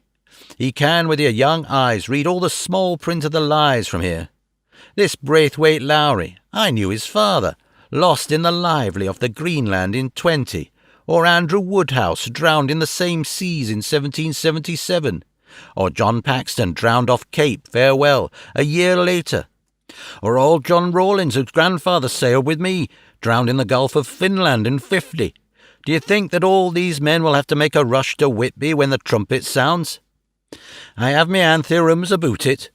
I tell ye that when they got here they'd be jommelling and a-jostling one another that way that it'd be like a fight up on the ice in the old days, when we'd be at one another from daylight to dark and trying to tie up our cuts by the light of the aurora borealis." This was evidently local pleasantry, for the old man cackled over it, and his cronies joined in with gusto. "But," I said, "surely you are not quite correct, for you start on the assumption that all the poor people or their spirits will have to take their tombstones with them on the Day of Judgment. Do you think that will really be necessary?" "What else be they tombstones for? Answer me that, miss." "To please their relatives, I suppose." "To please their relatives, you suppose?" This he said with intense scorn. "How will it please their relatives to know that lies is wrote over them, and that everybody in the place knows that they be lies?" He pointed to a stone at our feet, which had been laid down as a slab, on which the seat was rested, close to the edge of the cliff. "Read the lies on that, Thruffstein," he said. The letters were upside down to me from where I sat, but Lucy was more opposite to them, so she leant over and read. "Sacred to the memory of George Cannon, who died in the hope of a glorious resurrection on July 29, 1873, falling from the rocks of Kettleness. This tomb was erected by his sorrowing mother to her dearly beloved son. He was the only son of his mother, and she was a widow." "Really, Mr. Swales, I don't see anything very funny in that." She spoke her comment very gravely and somewhat severely. "You don't see aught funny, ha? But that's because ye don't gom the sorrowing mother was a hellcat that hated him because he was a crude. A regular lammeter he was, and he hated her so that he committed suicide in order that she mightn't get an insurance she put on his life. He blew nigh the top of his head off with an old musket that they had for scaring the crows with. 'Tweren't for crows then, for it brought the clegs and the dalps to him. That's the way he fell off the rocks. And as to hopes of a glorious resurrection, I often heard him say mazel that he hoped to go to hell, for his mother was so pious that she'd be sure to go to heaven, and he didn't want to addle her where she was. Now, isn't that a steen at any rate?" He hammered it with his stick as he spoke. "A pack of lies, and it won't make Gabriel keckle when Geordie comes panting up the grease with the tombstone balanced on his hup, and he asks it to be took as evidence." I did not know what to say, but Lucy turned the conversation as she said, rising up, "Oh, why did you tell us of this? It is my favourite seat, and I cannot leave it, and now I find I must go on sitting over the grave of a suicide. And it may make poor Geordie gladsome to have so trim a lass sitting on his lap. That won't hurt ye. Why, I've sat here off and on for nigh 20 years past, and it hasn't done me no harm.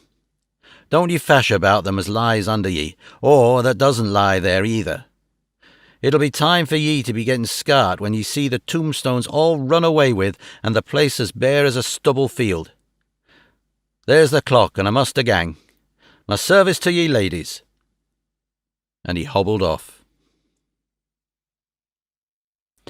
Lucy and I sat a while, and it was all so beautiful before us that we took hands as we sat, and she told me all over again about Arthur and their coming marriage. That made me just a little heartsick, for I haven't heard from Jonathan for a whole month.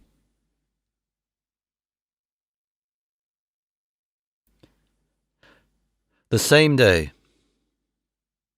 I came up here alone, for I am very sad. There was no letter for me. I hope there cannot be anything the matter with Jonathan.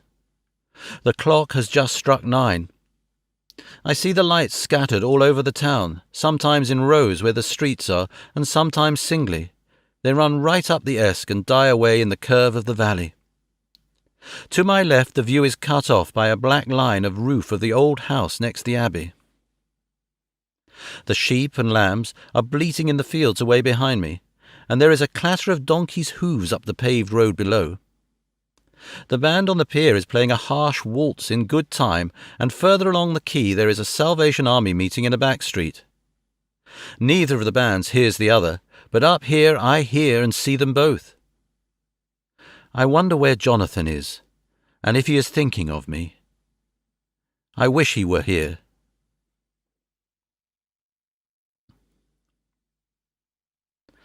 Dr. Seward's Diary. 5th June. The case of Renfield grows more interesting the more I get to understand the man. He has certain qualities very largely developed: selfishness, secrecy, and purpose. I wish I could get at what is the object of the latter. He seems to have some settled scheme of his own, but what it is I do not yet know.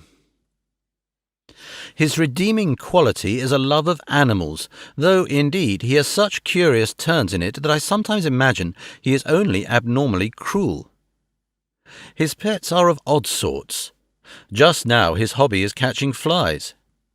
He has at present such a quantity that I have had myself to expostulate. To my astonishment, he did not break out into a fury, as I expected, but took the matter in simple seriousness. He thought for a moment and then said, "May I have 3 days? I shall clear them away." "Of course," I said, "that would do. I must watch him." 18 June. He has turned his mind now to spiders, and has got several very big fellows in a box. He keeps feeding them with his flies, and the number of the latter is becoming sensibly diminished, although he has used half his food in attracting more flies from outside to his room. 1 July. His spiders are now becoming as great a nuisance as his flies, and today I told him that he must get rid of them. He looked very sad at this, so I said that he must clear out some of them, at all events. He cheerfully acquiesced in this, and I gave him the same time as before for reduction. He disgusted me much while with him, for when a horrid blowfly, bloated with some carrion food, buzzed into the room, he caught it, held it exultantly for a few moments between his finger and thumb, and, before I knew what he was going to do, put it in his mouth and ate it. I scolded him for it, but he argued quietly that it was very good and very wholesome, that it was life, strong life, and gave life to him. This gave me an idea, or the rudiment of one. I must watch how he gets rid of his spiders. He has evidently some deep problem in his mind, for he keeps a little notebook in which he is always jotting down something. Whole pages of it are filled with masses of figures, generally single numbers added up in batches, and then the totals added in batches again, as though he were focusing some account, as the auditors put it.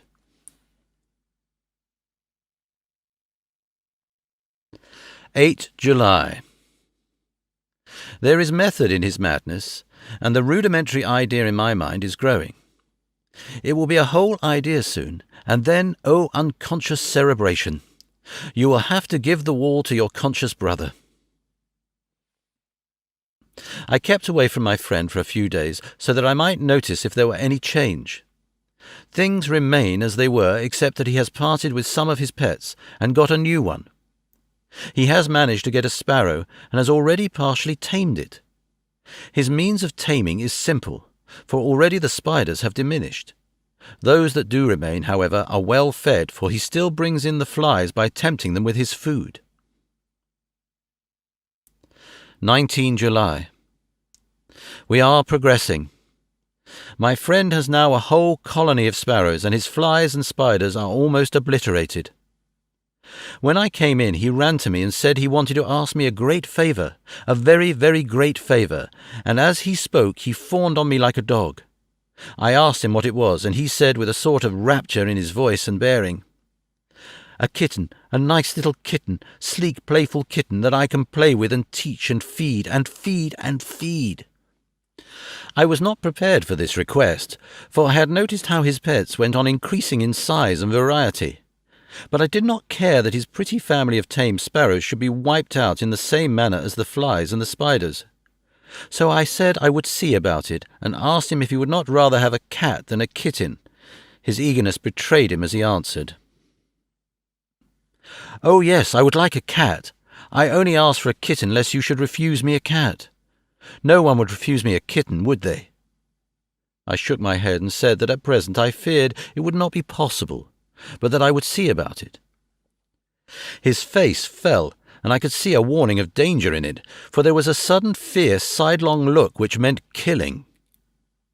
The man is an undeveloped homicidal maniac. I shall test him with his present craving and see how it will work out. Then I shall know more. 10 p.m. I have visited him again, and found him sitting in a corner brooding. When I came in, he threw himself on his knees before me and implored me to let him have a cat, that his salvation depended upon it. I was firm, however, and told him that he could not have it, whereupon he went without a word and sat down, gnawing his fingers in the corner where I had found him. I shall see him in the morning early.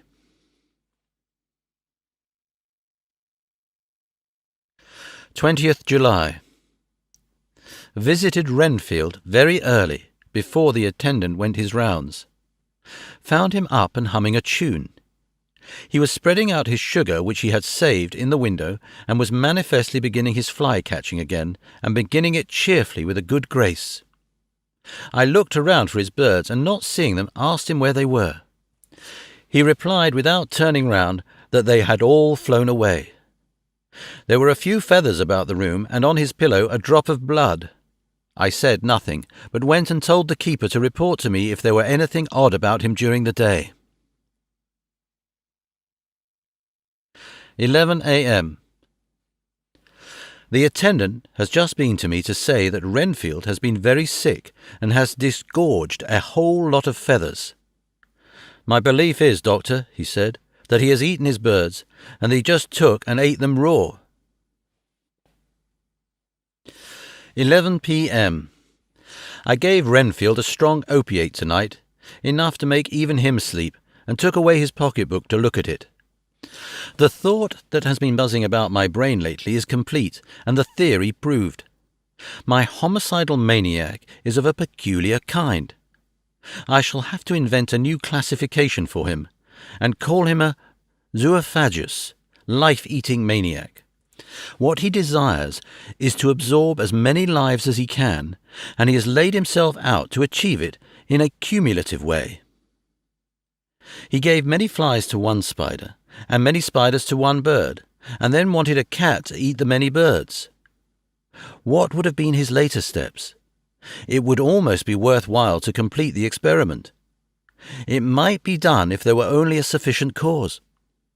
Men sneered at vivisection, and yet look at its results today. Why not advance science in its most difficult and vital aspect, the knowledge of the brain? Had I even the secret of one such mind, did I hold the key to the fancy of even one lunatic, I might advance my own branch of science to a pitch compared with which Burdon Sanderson's physiology or Ferrier's brain knowledge would be as nothing. If only there were a sufficient cause. I must not think too much of this, or I may be tempted. A good cause might turn the scale with me, for may not I, too, be of an exceptional brain, congenitally? How well the man reasoned. Lunatics always do within their own scope. I wonder at how many lives he values a man, or if at only one. He has closed the account most accurately, and today begun a new record. How many of us begin a new record with each day of our lives? To me it seems only yesterday that my whole life ended with my new hope, and that truly I began a new record. So it will be until the great recorder sums me up and closes my ledger account with a balance to profit or loss. Oh, Lucy, Lucy, I cannot be angry with you, nor can I be angry with my friend whose happiness is yours. But I must only wait on, hopeless, and work, work, work. If I only could have as strong a cause as my poor mad friend there, a good, unselfish cause to make me work, that would be indeed happiness.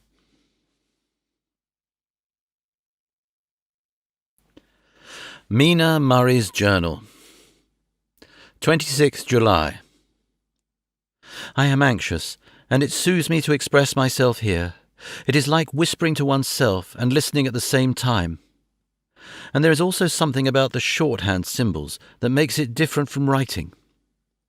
I am unhappy about Lucy and about Jonathan. I had not heard from Jonathan for some time, and was very concerned. But yesterday dear Mr. Hawkins, who is always so kind, sent me a letter from him. I had written asking him if he had heard, and he said the enclosed had just been received. It is only a line dated from Castle Dracula, and says that he is just starting for home. That is not like Jonathan. I do not understand it, and it makes me uneasy. Then, too, Lucy, although she is so well, has lately taken to her old habit of walking in her sleep. Her mother has spoken to me about it, and we have decided that I am to lock the door of our room every night. Mrs. Westenra has got an idea that sleepwalkers always go out on roofs of houses and along the edges of cliffs, and then get suddenly wakened and fall over with a despairing cry that echoes all over the place. Poor dear, she is naturally anxious about Lucy, and she tells me that her husband, Lucy's father, had the same habit, that he would get up in the night and dress himself and go out, if he were not stopped. Lucy is to be married in the autumn, and she is already planning out her dresses and how her house is to be arranged. I sympathize with her, for I do the same, only Jonathan and I will start in life in a very simple way, and shall have to try to make both ends meet. Mr. Holmwood, he is the Honorary Arthur Holmwood, only son of Lord Godalming, is coming up here very shortly, as soon as he can leave town, for his father is not very well, and I think dear Lucy is counting the moments till he comes. She wants to take him up to the seat on the churchyard cliff and show him the beauty of Whitby. I dare say it is the waiting which disturbs her. She will be all right when he arrives. 27 July. No news from Jonathan.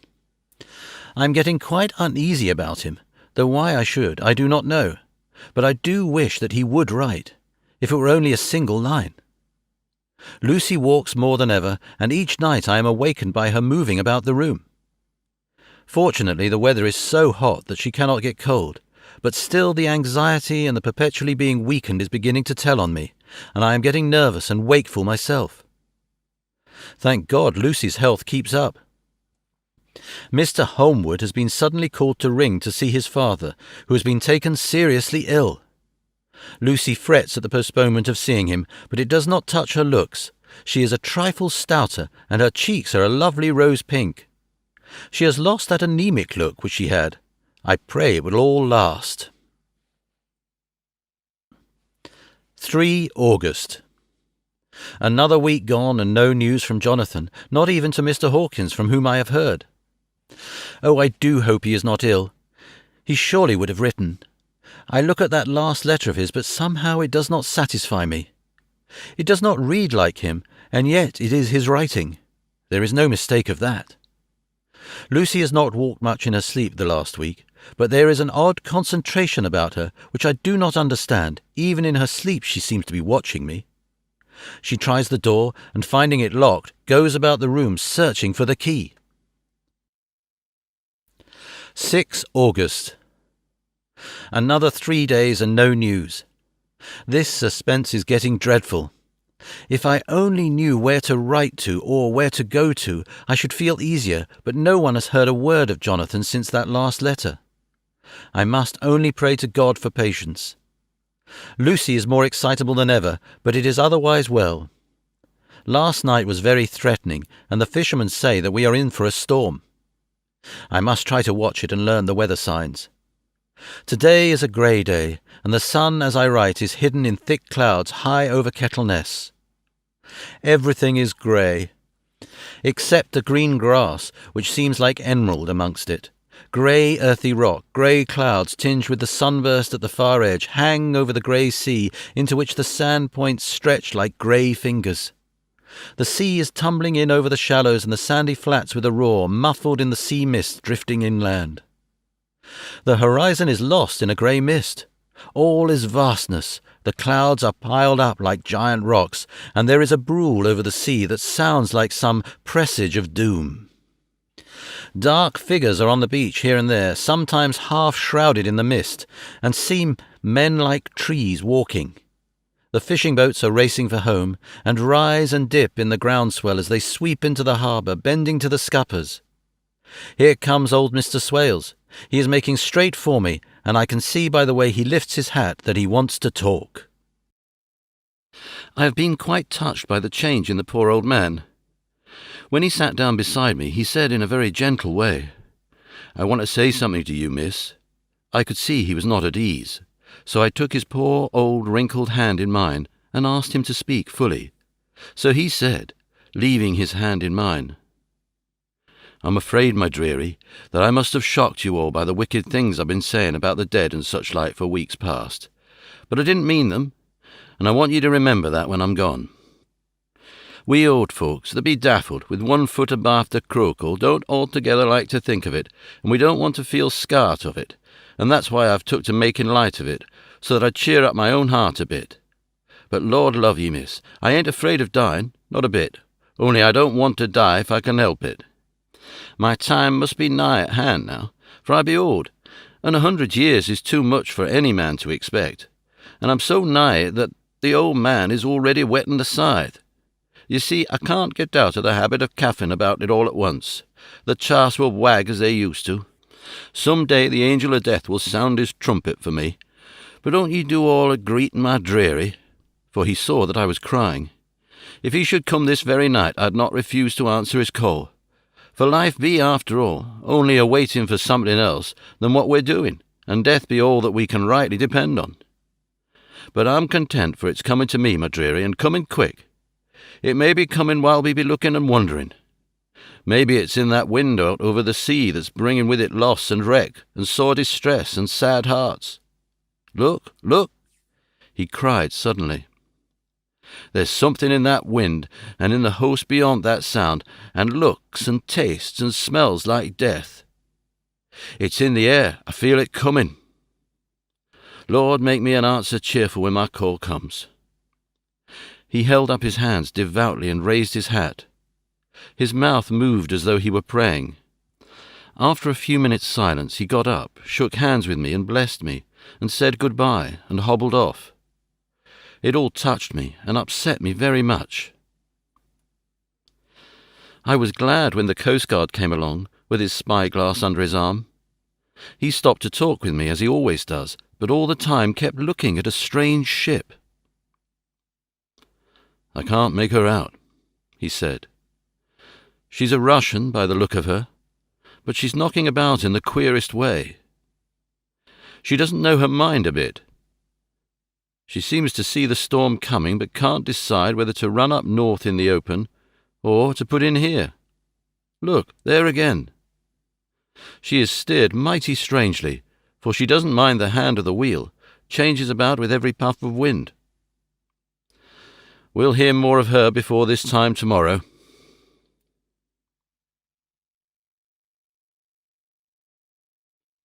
Chapter 7. Cutting from the Daily Graph, 8 August. Pasted in Mina Murray's journal. From a correspondent. Whitby.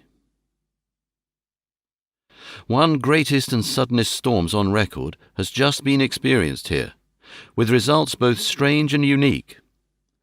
The weather had been somewhat sultry, but not to any degree uncommon in the month of August. Saturday evening was as fine as was ever known, and the great body of holiday-makers laid out yesterday for visits to Mulgrave Woods, Robin Hood's Bay, Rig Mill, Runswick, Staithes, and the various trips in the neighbourhood of Whitby.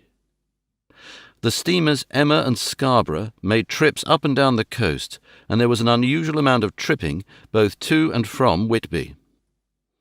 The day was unusually fine till the afternoon, when some of the gossips who frequent the East Cliff churchyard, and from that commanding eminence watch the wide sweep of sea visible to the north-east, called attention to a sudden show of mares' tails high in the sky to the north-west. The wind was then blowing from the south-west in the mild degree, which in barometrical language is ranked number 2 light breeze. The Coast Guard on duty at once made report, and one old fisherman, who for more than half a century has kept watch on weather signs from the East Cliff, foretold in an emphatic manner the coming of a sudden storm. The approach of sunset was so very beautiful, so grand in its masses of splendidly coloured clouds, that there was quite an assemblage on the walk along the cliff in the old churchyard to enjoy the beauty. Before the sun dipped below the black mass of Kettleness, standing boldly athwart the western sky, its downward way was marked by myriad clouds of every sunset colour, flame, purple, pink, green, violet, and all the tints of gold, with here and there masses not large, but of seemingly absolute blackness, in all sorts of shapes, as well as outlined as colossal silhouettes. The experience was not lost on the painters, and doubtless some of the sketches of the Prelude to the Great Storm will grace the R.A. and R.I. walls in May next. More than one captain made up his mind then and there that his cobble, or his mule, as they term the different classes of boat, would remain in the harbour till the storm had passed. The wind fell away entirely during the evening, and at midnight there was a dead calm, a sultry heat, and that prevailing intensity which, on the approach of thunder, affects persons of a sensitive nature.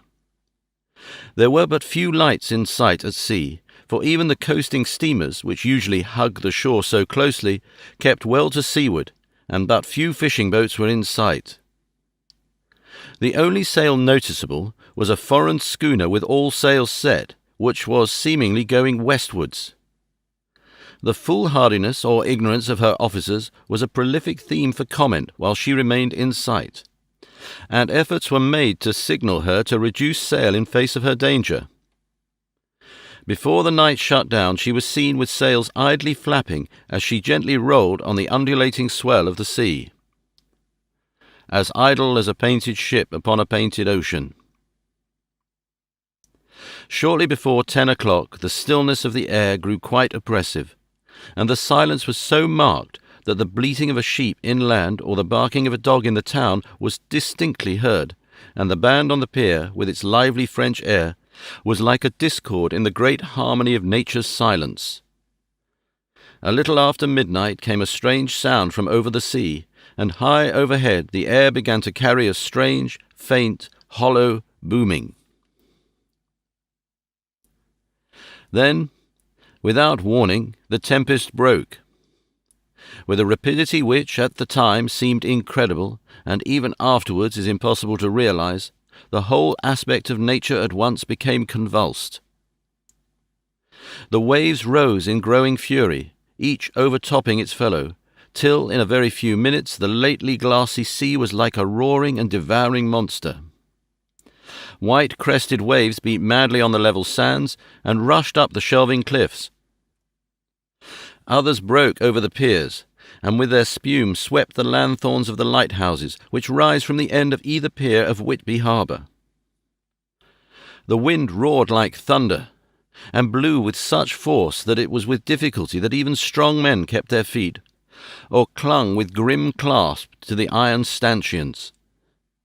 It was found necessary to clear the entire piers from the mass of onlookers, or else the fatalities of the night would have been increased manifold. To add to the difficulties and dangers of the time, masses of sea fog came drifting inland, white, wet clouds which swept by in ghostly fashion. so dank and damp and cold that it needed but little effort of imagination to think that the spirits of those lost at sea were touching their living brethren with their clammy hands of death. And many a one shuddered as the wreaths of sea mist swept by. At times the mist cleared, and the sea for some distance could be seen in the glare of the lightning, which now came thick and fast, followed by such sudden peals of thunder that the whole sky overhead seemed trembling under the shock of the footsteps of the storm. Some of the scenes thus revealed were of immeasurable grandeur and of absorbing interest. The sea, running mountains high, threw skywards with each wave mighty masses of white foam, which the tempest seemed to snatch at and whirl away into space.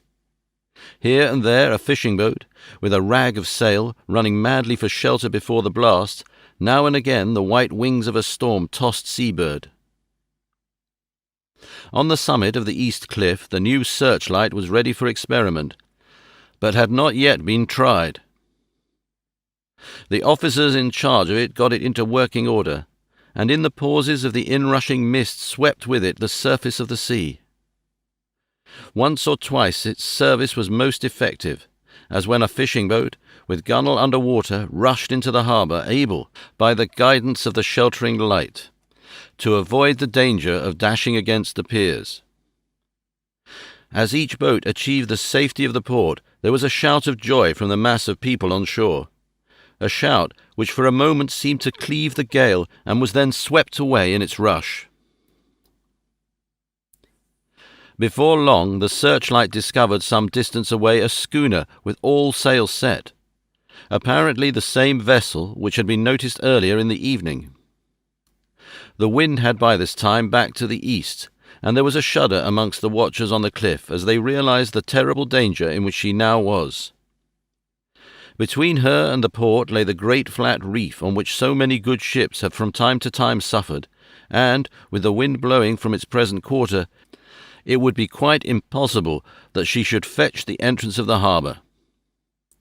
It was now nearly the hour of high tide, but the waves were so great that in their troughs the shallows of the shore were almost visible, and the schooner, with all sails set, was rushing with such speed that, in the words of one old salt, she must fetch up somewhere if it was only in hell.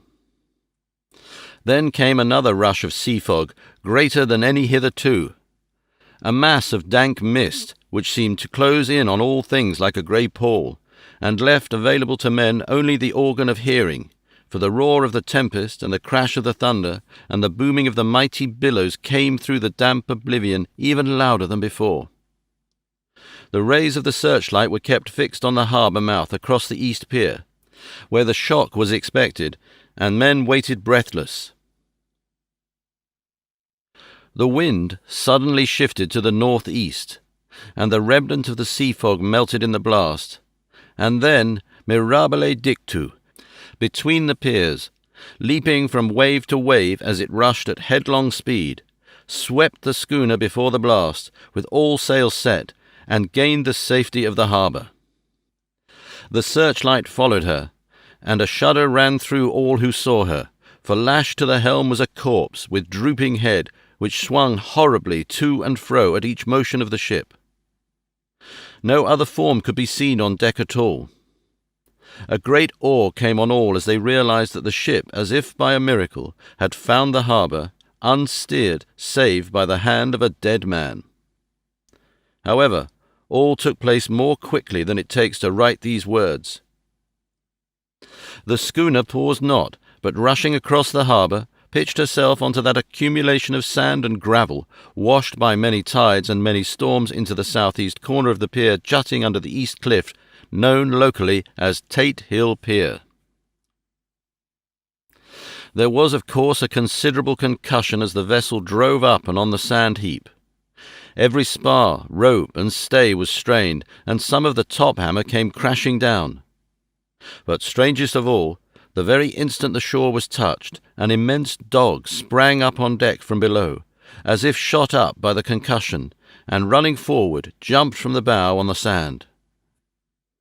Making straight for the steep cliff, where the churchyard hangs over the laneway to the east pier so steeply that some of the flat tombstones, thruff-steens or through-stones, as they call them in the Whitby vernacular, actually project over where the sustaining cliff has fallen away. It disappeared in the darkness, which seemed intensified just beyond the focus of the searchlight. It so happened that there was no one at the moment on Tate Hill Pier, as all those whose houses are in close proximity were either in bed or were out on the heights above. Thus the coastguard on duty on the eastern side of the harbour, who at once ran down to the little pier, was the first to climb on board. The men working the searchlight, after scouring the entrance of the harbour without seeing anything, then turned the light on the derelict and kept it there. The coastguard ran aft, and when he came beside the wheel, bent over to examine it, and recoiled at once as though under some sudden emotion. This seemed to pique general curiosity, and quite a number of people began to run. It is a good way round from the West Cliff by the drawbridge to Tate Hill Pier, but your correspondent is a fairly good runner, and came well ahead of the crowd. When I arrived, however, I found already assembled on the pier a crowd, whom the coastguard and police refused to allow to come on board. By the courtesy of the chief boatman, I was, as your correspondent, permitted to climb on deck, and was one of a small group who saw the dead seaman whilst actually lashed to the wheel. It was no wonder that the coastguard was surprised, or even awed, for not often can such a sight have been seen. The man was simply fastened by his hands, tied one over the other, to a spoke of the wheel. Between the inner hand and the wood was a crucifix, the set of beads on which it was fastened being around both wrists and wheel, and all kept fast by the binding cords. The poor fellow may have been seated at one time, but the flapping and buffeting of the sails had worked through the rudder of the wheel and dragged him to and fro, so that the cords with which he was tied had cut the flesh to the bone. Accurate note was made of the state of things, and a doctor, Surgeon J. M. Caffin, of 33 East Eliot Place, who came immediately after me, declared, after making examination, that the man must have been dead for quite 2 days. In his pocket was a bottle, carefully corked, empty save for a little roll of paper, which proved to be the addendum to the log. The coastguard said the man must have tied up his own hands, fastening the knots with his teeth. The fact that a coastguard was the first on board may save some complications later on in the Admiralty Court, for coastguards cannot claim the salvage, which is the right of the first civilian entering on a derelict. Already, however, the legal tongues are wagging, and one young law student is loudly asserting that the rights of the owner are already completely sacrificed, his property being held in contravention of the statutes of mortmain, since the tiller, as emblemship, if not proof of delegated possession, is held in a dead hand. It is needless to say that the dead steersman has been reverently removed from the place where he held his honourable watch and ward till death. A steadfastness, as noble as that of the young Casabianca, and placed in the mortuary to await inquest. Already the sudden storm is passing, and its fierceness is abating. Crowds are scattering homeward, and the sky is beginning to redden over the Yorkshire wolds. I shall send in time for your next issue further details of the derelict ship which found her way so miraculously into harbour in the storm. Whitby, 9 August. The sequel to the strange arrival of the derelict in the storm last night is almost more startling than the thing itself. It turns out that the schooner is a Russian from Varna and is called the Demeter. She is almost entirely in ballast of silver sand, with only a small amount of cargo, a number of great wooden boxes filled with mould. This cargo was consigned to a Whitby solicitor, Mr. S. F. Billington, of 7 the Crescent, who this morning went aboard and formally took possession of the goods consigned to him. The Russian consul, too, acting for the charter party, took formal possession of the ship, and paid all harbour dues, etc. Nothing is talked about here today except the strange coincidence. The officials of the Board of Trade have been most exacting in seeing that every compliance has been made with existing regulations. As the matter is to be a 9 days' wonder, they are evidently determined that there shall be no cause of after-complaint. A good deal of interest was abroad concerning the dog which landed when the ship struck, and more than a few of the members of the SPCA, which is very strong in Whitby, have tried to befriend the animal. To the general disappointment, however, it was not to be found. It seems to have disappeared entirely from the town. It may be that it was frightened and made its way onto the moors, where it is still hiding in terror. There are some who look with dread on such a possibility, lest later on it should in itself become a danger, for it is evidently a fierce brute. Early this morning a large dog, a half-bred mastiff belonging to a coal merchant close to Tate Hill Pier, was found dead in the roadway opposite to its master's yard. It had been fighting and manifestly had had a savage opponent, for its throat was torn away and its belly was slit open as if with a savage claw. Later. By the kindness of the Board of Trade Inspector, I have been permitted to look over the logbook of the Demeter, which was in order up to within 3 days, but contained nothing of special interest except as to facts of missing men. The greatest interest, however, is with regard to the paper found in the bottle, which was today produced at the inquest, and a more strange narrative than the two between them unfold it has not been my lot to come across. As there is no motive for concealment, I am permitted to use them, and accordingly send you a rescript, simply omitting technical details of seamanship and supercargo. It almost seems as though the captain had been seized with some kind of mania before he had got well into blue water, and that this had developed persistently throughout the voyage. Of course my statement must be taken cum grano, since I am writing from the dictation of a clerk of the Russian consul, who kindly translated for me, time being short. Log of the Demeter, Varna to Whitby. Written 18 July, things so strange happening that I shall keep accurate note henceforth till we land. On 6 July we finished taking in cargo, silver sand and boxes of earth. At noon set sail, east wind fresh, crew 5 hands, 2 mates, cook and myself, captain. On 11 July, at dawn, entered Bosphorus, boarded by Turkish customs officers. Bakshish, all correct. Underway at 4 p.m. On 12 July through Dardanelles. More customs officers and flagboat of guarding squadron. Bakshish again.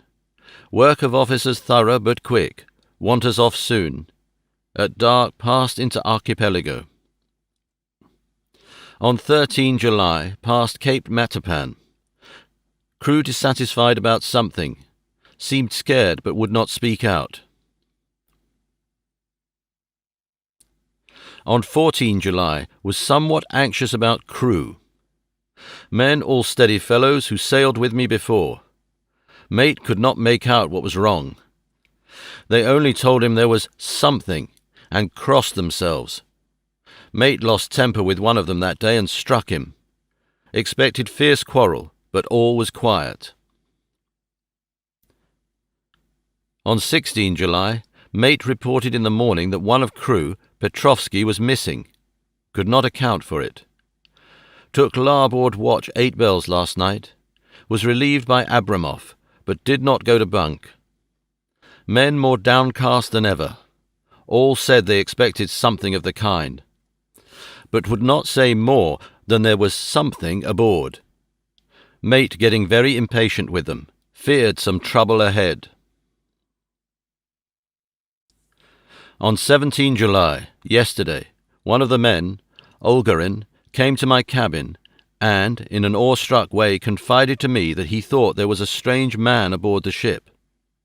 He said that in his watch he had been sheltering behind the deck-house, as there was a rainstorm, when he saw a tall, thin man, who was not like any of the crew, come up the companionway and go along the deck forward and disappear. He followed cautiously, but when he got to bows found no one, and the hatchways were all closed. He was in a panic of superstitious fear, and I am afraid the panic may spread. To allay it, I shall today search entire ship carefully from stem to stern. Later in the day I got together the whole crew and told them, as they evidently thought there was someone in the ship, we would search from stem to stern. First mate, angry, said it was folly, and to yield to such foolish ideas would demoralize the men. Said he would engage to keep them out of trouble with a handspike. I let him take the helm, while the rest began thorough search, all keeping abreast with lanterns. We left no corner unsearched. As there were only the big wooden boxes, there were no odd corners where a man could hide. Men much relieved when search over, and went back to work cheerfully. First mate scowled, but said nothing. 22nd July. Rough weather last 3 days, and all hands busy with sails. No time to be frightened. Men seem to have forgotten their dread. Mate cheerful again, and all on good terms. Praised men for work in bad weather. Past Gibraltar and out through straits. All well. 24 July. There seems some doom over this ship. Already a hand short, and entering on the Bay of Biscay with wild weather ahead, and yet last night another man lost, disappeared. Like the first, he came off his watch and was not seen again. Men all in a panic of fear. Sent a round robin, asking to have double watch as they fear to be alone. Mate angry. Fear there will be some trouble, as either he or the men will do some violence. 28 July. 4 days in hell, knocking about in a sort of maelstrom, and the wind a tempest. No sleep for anyone. Men all worn out. Hardly know how to set a watch, since no one fit to go on. Second mate volunteered to steer and watch, and let men snatch a few hours' sleep. Wind abating. Seas still terrific, but feel them less as ship is steadier. 29 July. Another tragedy. Had single watch tonight, as crew too tired to double. When morning watch came on deck, could find no one except steersman. Raised outcry, and all came on deck. Thorough search, but no one found. Are now without second mate and crew in a panic. Mate and I agreed to go armed henceforth, and wait for any sign of cause. 30 July. Last night. Rejoiced we are nearing England. Weather fine, all sails set. Retired worn out, slept soundly. Awaked by mate telling me that both man of watch and steersman missing. Only self and mate and 2 hands left to work ship. 1 August. 2 days of fog and not a sail sighted. Had hoped when in the English Channel to be able to signal for help or get in somewhere. Not having power to work sails, have to run before wind. Dare not lower, as could not raise them again. We seem to be drifting to some terrible doom. Mate now more demoralized than either of men. His stronger nature seems to have worked inwardly against himself. Men are beyond fear, working stolidly and patiently, with minds made up to worst. They are Russian, he Romanian. 2 August, midnight. Woke up from few minutes' sleep by hearing a cry, seemingly outside my port. Could see nothing in fog. Rushed on deck and ran against mate. Tells me heard cry and ran, but no sign of man on watch. 1 more gone. Lord help us. Mate says we must be past Straits of Dover, as in a moment of fog lifting he saw North Foreland, just as he heard the man cry out. If so, we are now off in the North Sea, and only God can guide us in the fog, which seems to move with us, and God seems to have deserted us. 3 August. At midnight I went to relieve the man at the wheel, and when I got to it found no one there. The wind was steady, and as we ran before it there was no yawing. I dared not leave it, so shouted for the mate. After a few seconds he rushed up on deck in his flannels. He looked wild-eyed and haggard, and I greatly fear his reason has given way. He came close to me and whispered hoarsely with his mouth to my ear, as though fearing the very air might hear. "It is here. I know it now. On the watch last night I saw it, like a man, tall and thin and ghastly pale. It was in the bows, and looking out, I crept behind it and gave it my knife, but the knife went through it, empty as the air." And as he spoke he took his knife and drove it savagely into space. Then he went on, "But it is here, and I'll find it. It is in the hold, perhaps in one of those boxes. I'll unscrew them one by one and see. You work the helm." And with a warning look and his fingers on his lip, he went below. There was springing up a choppy wind, and I could not leave the helm. I saw him come out on deck again with a tool chest and a lantern, and go down the forward hatchway. He is mad, stark, raving mad, and it's no use my trying to stop him. He can't hurt those big boxes. They are invoiced as clay, and to pull them about is as harmless a thing as he can do. So here I stay and mind the helm and write these notes. I can only trust in God and wait till the fog clears. Then, if I can't steer to any harbour with the wind, that is, I shall cut down the sails and lie by, and signal for help.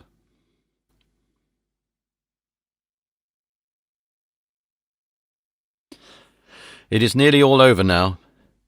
Just as I was beginning to hope that the mate would come out calmer, for I heard him knocking away at something in the hold, and work is good for him, there came up the hatchway a sudden, startled scream which made my blood run cold, and up on the deck he came out as if shot from a gun, a raging madman, with his eyes rolling and his face convulsed with fear.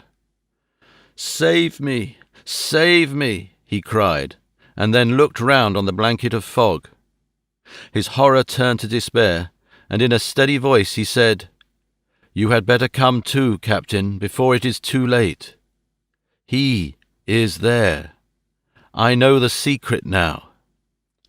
The sea will save me from him, and it is all that is left." Before I could say a word or move forward to seize him, he sprang on the bulwark and deliberately threw himself into the sea. I suppose I know the secret too now.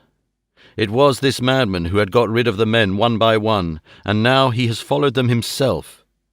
God help me! How am I to account for all these horrors when I get to port? When I get to port. Will that ever be? 4 August. Still fog, which the sunrise cannot pierce. I know there is sunrise because I am a sailor. Why else I know not. I dared not go below. I dared not leave the helm. So here all night I stayed, and in the dimness of the night I saw it. Him. God forgive me, but the mate was right to jump overboard. It was better to die like a man, to die like a sailor in blue water. No man can object. But I am captain, and I must not leave my ship. But I shall baffle this fiend or monster, for I shall tie my hands to the wheel when my strength begins to fail, and along with them I shall tie that which it dare not touch, and then, come good wind or foul, I shall save my soul and my honour as a captain. I am growing weaker, and the night is coming on. If he can look me in the face again, I may not have time to act. If we are wrecked, mayhap this bottle may be found, and those who find it may understand. If not, well, Then all men shall know that I have been true to my trust. God and the Blessed Virgin and the saints help a poor ignorant soul trying to do his duty. Of course, the verdict was an open one. There is no evidence to adduce, and whether or not the man himself committed the murders, there is now none to say. The folk here hold almost universally that the captain is simply a hero, and he is to be given a public funeral. Already it is arranged that his body is to be taken with a train of boats up the Esk for a piece, and then brought back to Tate Hill Pier and up the Abbey steps, for he is to be buried in the churchyard on the cliff. The owners of more than 100 boats have already given in their names as wishing to follow him to the grave. No trace has ever been found of the great dog, at which there is much mourning, for, with public opinion in its present state, he would, I believe, be adopted by the town. Tomorrow will see the funeral, and so will end this one more mystery of the sea. Mina Murray's Journal. 8 August. Lucy was very restless all night, and I, too, could not sleep. The storm was fearful, and as it boomed loudly among the chimney-pots, it made me shudder. When a sharp puff came, it seemed to be like a distant gun. Strangely enough, Lucy did not wake, but she got up twice and dressed herself. Fortunately, each time I awoke in time and managed to undress her without waking her, and got her back to bed. It is a very strange thing, this sleepwalking, for as soon as her will is thwarted in any physical way, her intention, if there be any, disappears, and she yields herself almost exactly to the routine of her life. Early in the morning we both got up and went down to the harbour to see if anything had happened in the night. There were very few people about, and though the sun was bright and the air clear and fresh, the big, grim-looking waves, that seemed dark themselves because the foam that topped them was like snow, forced themselves in through the narrow mouth of the harbour, like a bullying man going through a crowd. Somehow I felt glad that Jonathan was not on the sea last night, but on land. But oh, is he on land or sea? Where is he, and how? I am getting fearfully anxious about him. If I only knew what to do, and could do anything.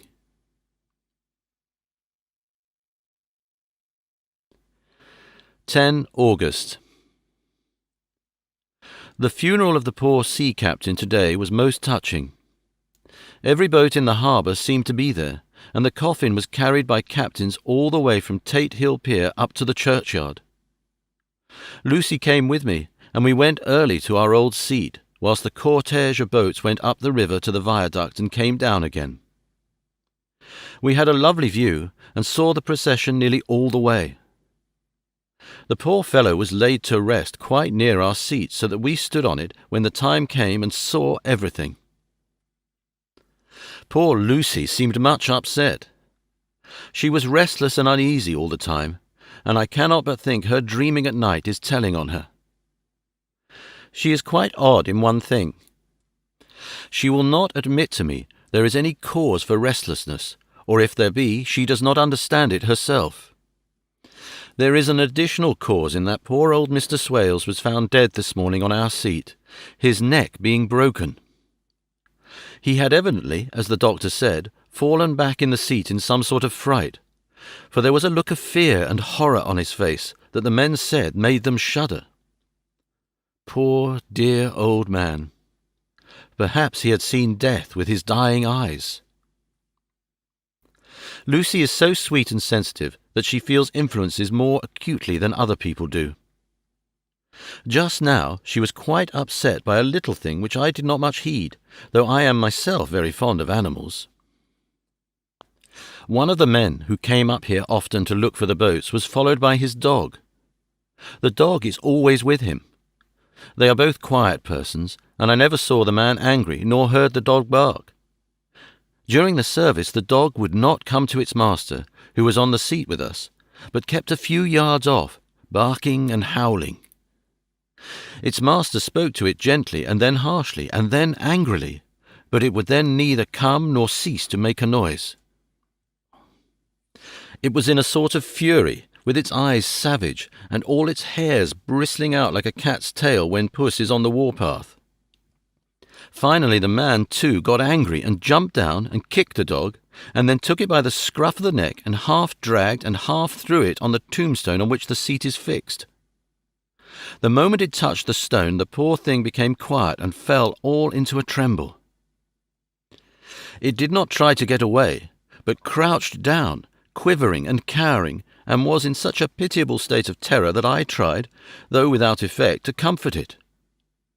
Lucy was full of pity too, but she did not attempt to touch the dog, but looked at it in an agonized sort of way. I greatly fear that she is of too supersensitive a nature to go through the world without trouble. She will be dreaming of this tonight, I am sure. The whole agglomeration of things, the ship steered into port by a dead man, his attitude, tied to the wheel with a crucifix and beads, the touching funeral, the dog, now furious and now in terror, will all afford material for her dreams. I think it will be best for her to go to bed tired out physically, so I shall take her for a long walk by the cliffs to Robin Hood's Bay and back. She ought not to have much inclination for sleepwalking then.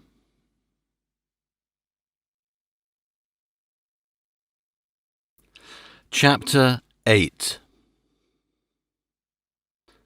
Mina Murray's Journal. Same day, 11 o'clock p.m. Oh, but I am tired. If it were not that I had made my diary a duty, I should not open it tonight. We had a lovely walk. Lucy, after a while, was in gay spirits, owing, I think, to some dear cows who came nosing towards us in a field close to the lighthouse, and frightened the wits out of us. I believe we forgot everything except, of course, personal fear, and it seemed to wipe the slate clean and give us a fresh start. We had a capital severe tea at Robin Hood's Bay in a sweet little old-fashioned inn, with a bow window right over the seaward-covered rocks of the Strand. I believe we should have shocked the new woman with our appetites. Men are more tolerant, bless them. Then we walked home with some, or rather many, stoppages to rest, and with our hearts full of a constant dread of wild bulls. Lucy was really tired, and we intended to creep off to bed as soon as we could. The young curate came in, however, and Miss Westenra asked him to stay for supper. Lucy and I had both a fight for it with the dusty miller. I know it was a hard fight on my part, and I am quite heroic. I think that some day the bishops must get together and see about breeding up a new class of curates who don't take supper, no matter how they may be pressed to, and who will know when girls are tired. Lucy is asleep and breathing softly. She has more colour in her cheeks than usual, and looks oh so sweet. If Mr. Holmwood fell in love with her seeing her only in the drawing-room, I wonder what he would say if he saw her now. Some of the new women writers will some day start an idea that men and women should be allowed to see each other asleep before proposing or accepting. But I suppose the new woman won't condescend in future to accept.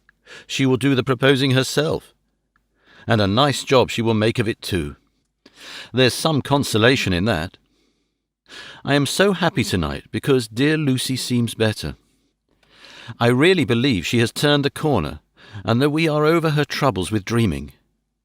I should be quite happy if I only knew if Jonathan— God bless and keep him. 11 August, 3 a.m. Diary again. No sleep now, so I may as well write. I am too agitated to sleep. We have had such an adventure, such an agonizing experience. I fell asleep as soon as I had closed my diary. Suddenly I became broad awake and sat up with a horrible sense of fear upon me and of some feeling of emptiness around me. The room was dark, so I could not see Lucy's bed. I stole across and felt for her. The bed was empty. I lit a match and found that she was not in the room. The door was shut but not locked as I had left it. I feared to wake her mother, who has been more than usually ill lately, so threw on some clothes and got ready to look for her. As I was leaving the room, it struck me that the clothes she wore might give me some clue to her dreaming intention. Dressing gown would mean house, dress outside. Dressing gown and dress were both in their places. Thank God, I said to myself. She cannot be far, as she is only in her nightdress. I ran downstairs and looked in the sitting room. Not there. Then I looked in all the other open rooms of the house, with an ever-growing fear chilling my heart. Finally, I came to the hall door and found it open. It was not wide open, but the catch of the lock had not caught. The people of the house are careful to lock the door every night, so I feared that Lucy must have gone out as she was. There was no time to think of what might happen. A vague, overmastering fear obscured all details. I took a big, heavy shawl and ran out. The clock was striking 1 as I was in the crescent, and there was not a soul in sight. I ran along the north terrace, but could see no sign of the white figure which I expected. At the edge of the west cliff above the pier, I looked across the harbour to the east cliff, in the hope or fear, I don't know which, of seeing Lucy in our favourite seat. There was a bright full moon, with heavy black driving clouds, which threw the whole scene into a fleeting diorama of light and shade as they sailed across. For a moment or two I could see nothing, as the shadow of a cloud obscured St. Mary's Church and all around it. Then, as the cloud passed, I could see the ruins of the abbey coming into view, and as the edge of a narrow band of light as sharp as a sword cut moved along, the church and the churchyard became gradually visible. Whatever my expectation was, it was not disappointed, for there, on our favourite seat, the silver light of the moon struck a half-reclining figure, snowy white. The coming of the cloud was too quick for me to see much, for shadow shut down on light almost immediately, but it seemed to me as though something dark stood behind the seat where the white figure shone, and bent over it. What it was, whether man or beast, I could not tell. I did not wait to catch another glance, but flew down the steep steps to the pier and along by the fish market to the bridge, which was the only way to reach the east cliff. The town seemed as dead, for not a soul did I see. I rejoiced that it was so, for I wanted no witness of poor Lucy's condition. The time and distance seemed endless, and my knees trembled, and my breath came laboured as I toiled up the endless steps to the abbey. I must have gone fast, and yet it seemed to me as if my feet were weighted with lead, and as though every joint in my body were rusty. When I got almost to the top, I could see the seat and the white figure, for I was now close enough to distinguish it even through the spells of shadow. There was undoubtedly something long and black bending over the half-reclining white figure. I called in fright, "Lucy! Lucy!" and something raised a head, and from where I was I could see a white face and red, gleaming eyes. Lucy did not answer, and I ran on to the entrance of the churchyard. As I entered, the church was between me and the seat, and for a minute or so I lost sight of her.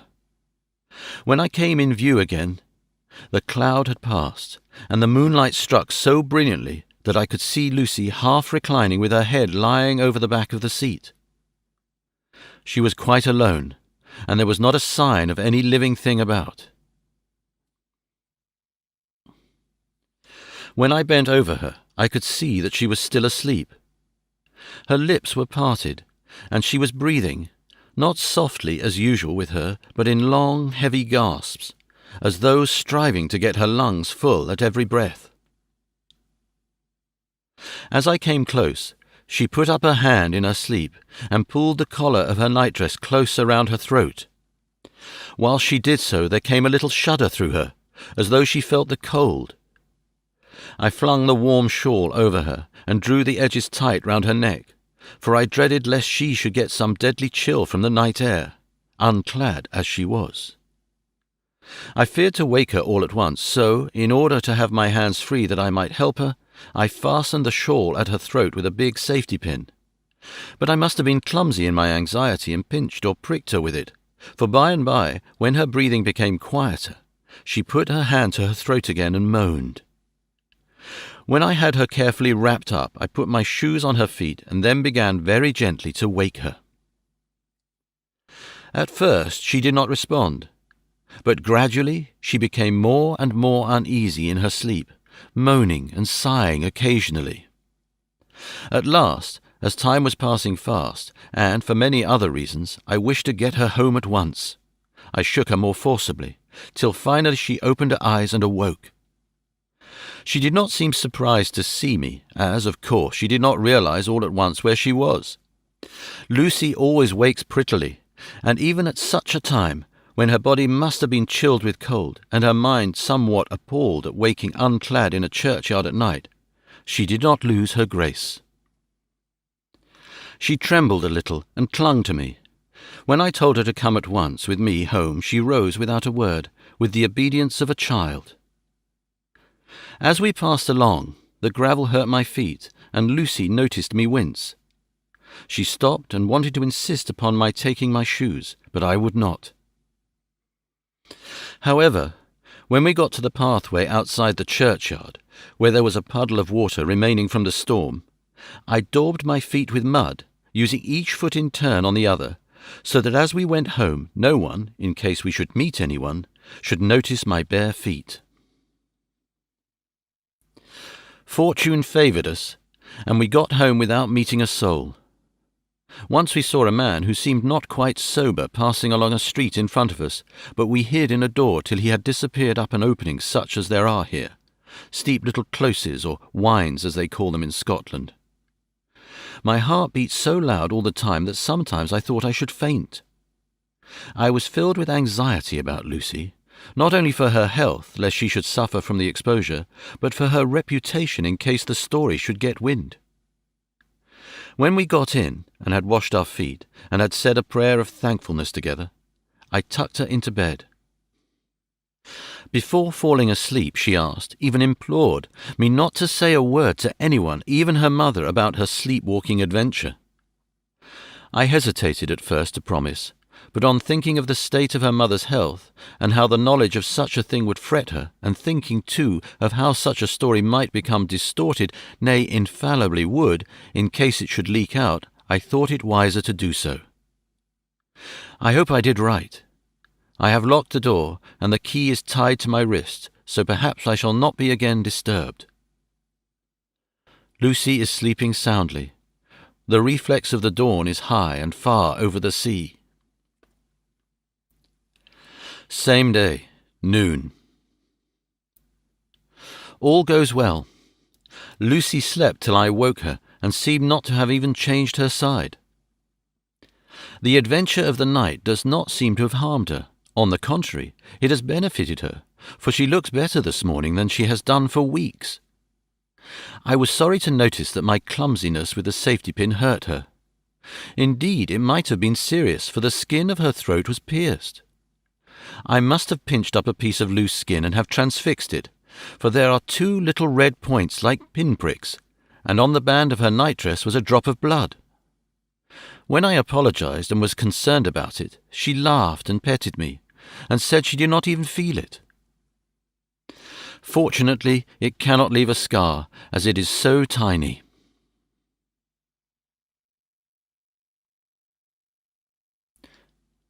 Same day, night. We passed a happy day. The air was clear and the sun bright, and there was a cool breeze. We took our lunch to Mulgrave Woods, Miss Westenra driving by the road, and Lucy and I walking by the cliff path, and joining her at the gate. I felt a little sad myself, for I could not but feel how absolutely happy it would have been had Jonathan been with me. But there, I must only be patient. In the evening we strolled in the casino terrace and heard some good music by Spohr and Mackenzie, and went to bed early.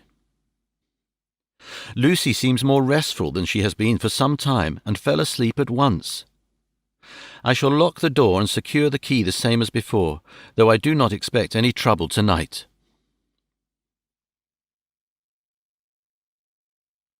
12 August. My expectations were wrong, for twice during the night I was awakened by Lucy trying to get out. She seemed, even in her sleep, to be a little impatient at finding the door shut, and went back to bed under a sort of protest. I woke with the dawn, and heard the birds chirping outside of the window. Lucy woke too, and I was glad to see was even better than on the previous morning. All her old gaiety of manner seemed to have come back, and she came and snuggled in beside me and told me all about Arthur. I told her how anxious I was about Jonathan, and then she tried to comfort me. Well, she succeeded somewhat, for though sympathy can't alter facts, it can help to make them more bearable.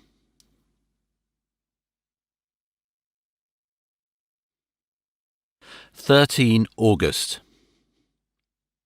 Another quiet day, and to bed with the key on my wrist as before. Again I awoke in the night and found Lucy sitting up in bed, still asleep, pointing to the window. I got up quietly, and pulling aside the blind, looked out. It was brilliant moonlight, and the soft effect of the light over the sea and sky, merged together in one great silent mystery, was beautiful beyond words. Between me and the moonlight flitted a great bat, coming and going in great whirling circles. Once or twice it came quite close, but was, I suppose, frightened at seeing me, and flitted away across the harbour towards the Abbey. When I came back from the window, Lucy had lain down again, and was sleeping peacefully. She did not stir again all night.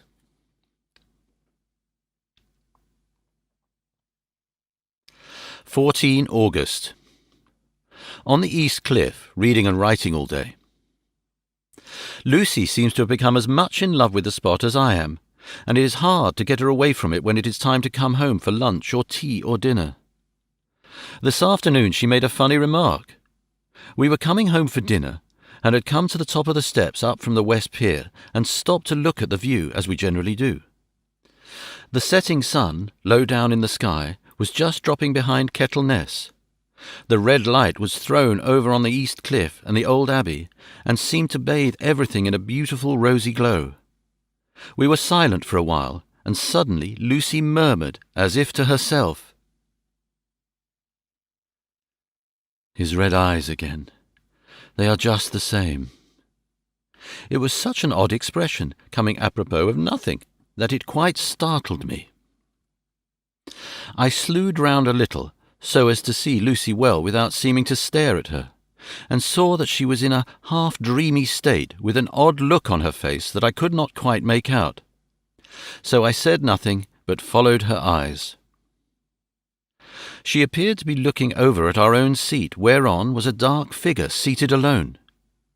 I was a little startled myself, for it seemed for an instant as if the stranger had great eyes like burning flames. But a second look dispelled the illusion. The red sunlight was shining on the windows of St. Mary's Church behind our seat, and as the sun dipped there was just sufficient change in the refraction and reflection to make it appear as if the light moved. I called Lucy's attention to the peculiar effect, and she became herself with a start, but she looked sad all the same. It may have been that she was thinking of that terrible night up there. We never refer to it, so I said nothing, and we went home to dinner. Lucy had a headache and went early to bed. I saw her asleep and went out for a little stroll myself. I walked along the cliffs to the westward, and was full of sweet sadness, for I was thinking of Jonathan. When coming home, it was then bright moonlight, so bright that, though the front of our part of the crescent was in shadow, everything could be well seen. I threw a glance up at our window, and saw Lucy's head leaning out. I thought that perhaps she was looking out for me, so I opened my handkerchief and waved it. She did not notice or make any movement whatever. Just then the moonlight crept round an angle of the building, and the light fell on the window. There distinctly was Lucy with her head lying up against the side of the window-sill and her eyes shut. She was fast asleep, and by her, seated on the window-sill, was something that looked like a good-sized bird.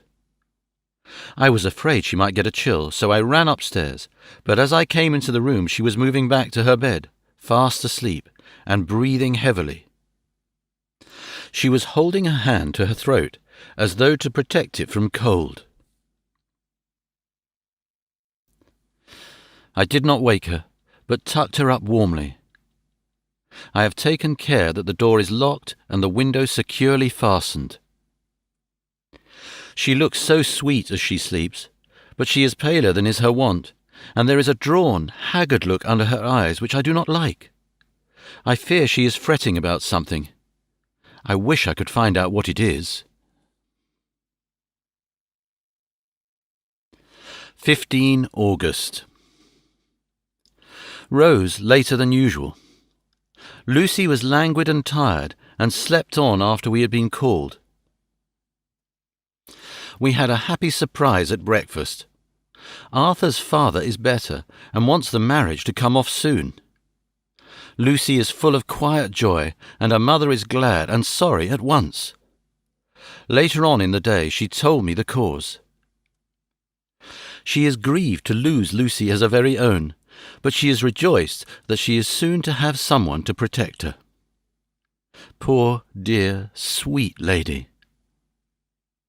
She confided to me that she has got her death warrant. She has not told Lucy, and made me promise secrecy. Her doctor told her that within a few months, at most, she must die, for her heart is weakening. At any time, even now, a sudden shock would be almost sure to kill her. Ah, we were wise to keep from her the affair of the dreadful night of Lucy's sleepwalking.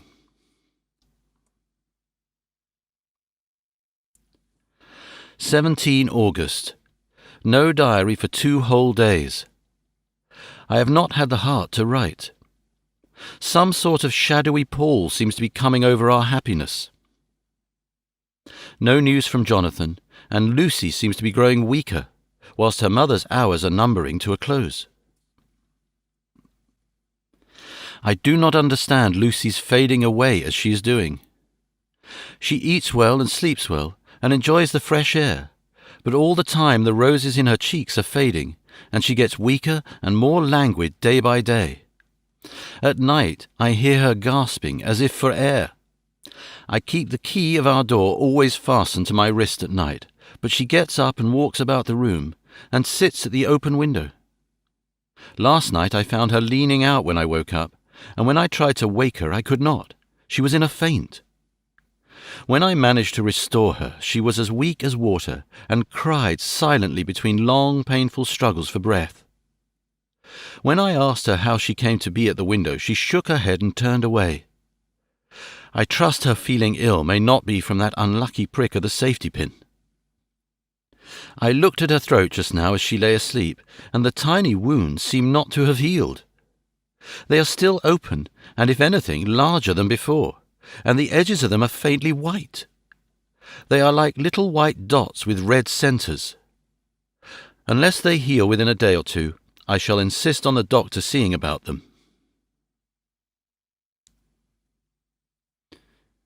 Letter. Samuel F. Billington and Son, Solicitors, Whitby. To Messrs. Carter, Patterson and Co., London.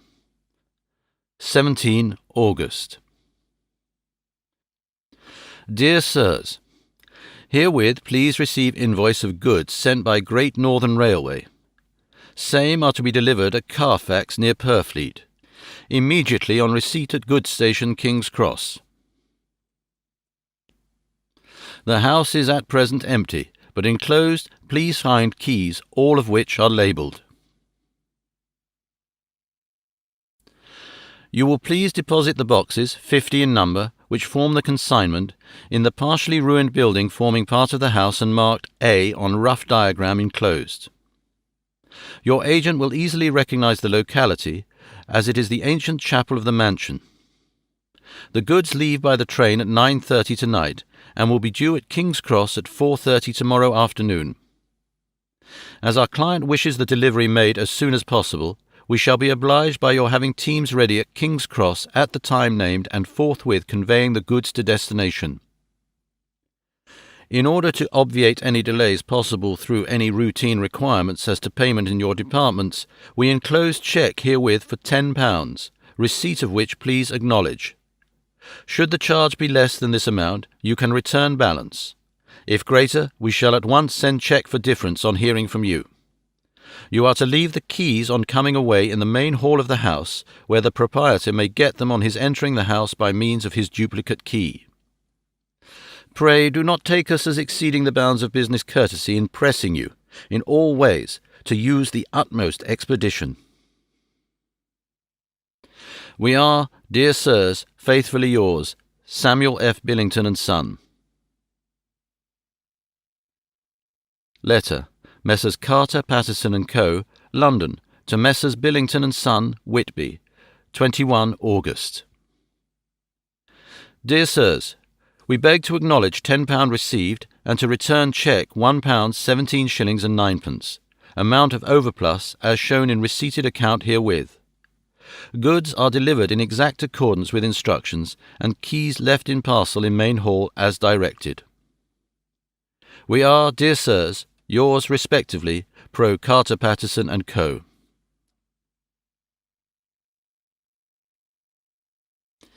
Mina Murray's Journal. 18 August. I am happy today and right sitting on the seat in the churchyard. Lucy is ever so much better. Last night she slept well all night and did not disturb me once. The roses seem coming back already to her cheeks, though she is still sadly pale and worn-looking. If she were in any way anemic, I could understand it, but she is not. She is in gay spirits and full of life and cheerfulness. All the morbid reticence seems to have passed from her, and she has just reminded me, as if I needed any reminding, of that night, and that it was here on this very seat I found her asleep. As she told me, she tapped playfully with the heel of her boot on the stone slab and said, "My poor little feet didn't make much noise then. I dare say old Mr. Swales would have told me that it was because I didn't want to wake up Geordie." As she was in such a communicative humour, I asked her if she had dreamed at all that night. Before she answered, that sweet puckered look came into her forehead, which Arthur, I call him Arthur from habit, says he loves, and indeed I don't wonder that he does. And then she went on in a half-dreaming kind of way, as if trying to recall it herself. "I didn't quite dream, but it all seemed to be real. I only wanted to be here in this spot. I don't know why, for I was afraid of something. I don't know what. I remember, though, I suppose, I was asleep, passing through the streets and over the bridge. A fish leapt as I went by, and I leaned over to look at it, and I heard a lot of dogs howling. The whole town seemed as if it must be full of dogs all howling at once as I went up the steps. Then I had a vague memory of something long and dark with red eyes, just as we saw in the sunset, and something very sweet and very bitter all around me at once, and then I seemed sinking into the deep green water. And there was a singing in my ears, as I have heard there is to drowning men, and then everything seemed passing away from me, my soul to go out from my body and float about the air. I seem to remember that once the West Lighthouse was right under me, and there was a sort of agonizing feeling as if I were in an earthquake, and I came back and found you shaking my body. I saw you do it before I felt you." Then she began to laugh. It seemed a little uncanny to me, and I listened to her breathlessly. I did not quite like it, and thought it better not to keep her mind on the subject. So we drifted on to other subjects, and Lucy was like her old self again. When we got home, the fresh breeze had braced her up, and her pale cheeks were really more rosy. Her mother rejoiced when she saw her, and we all spent a very happy evening together.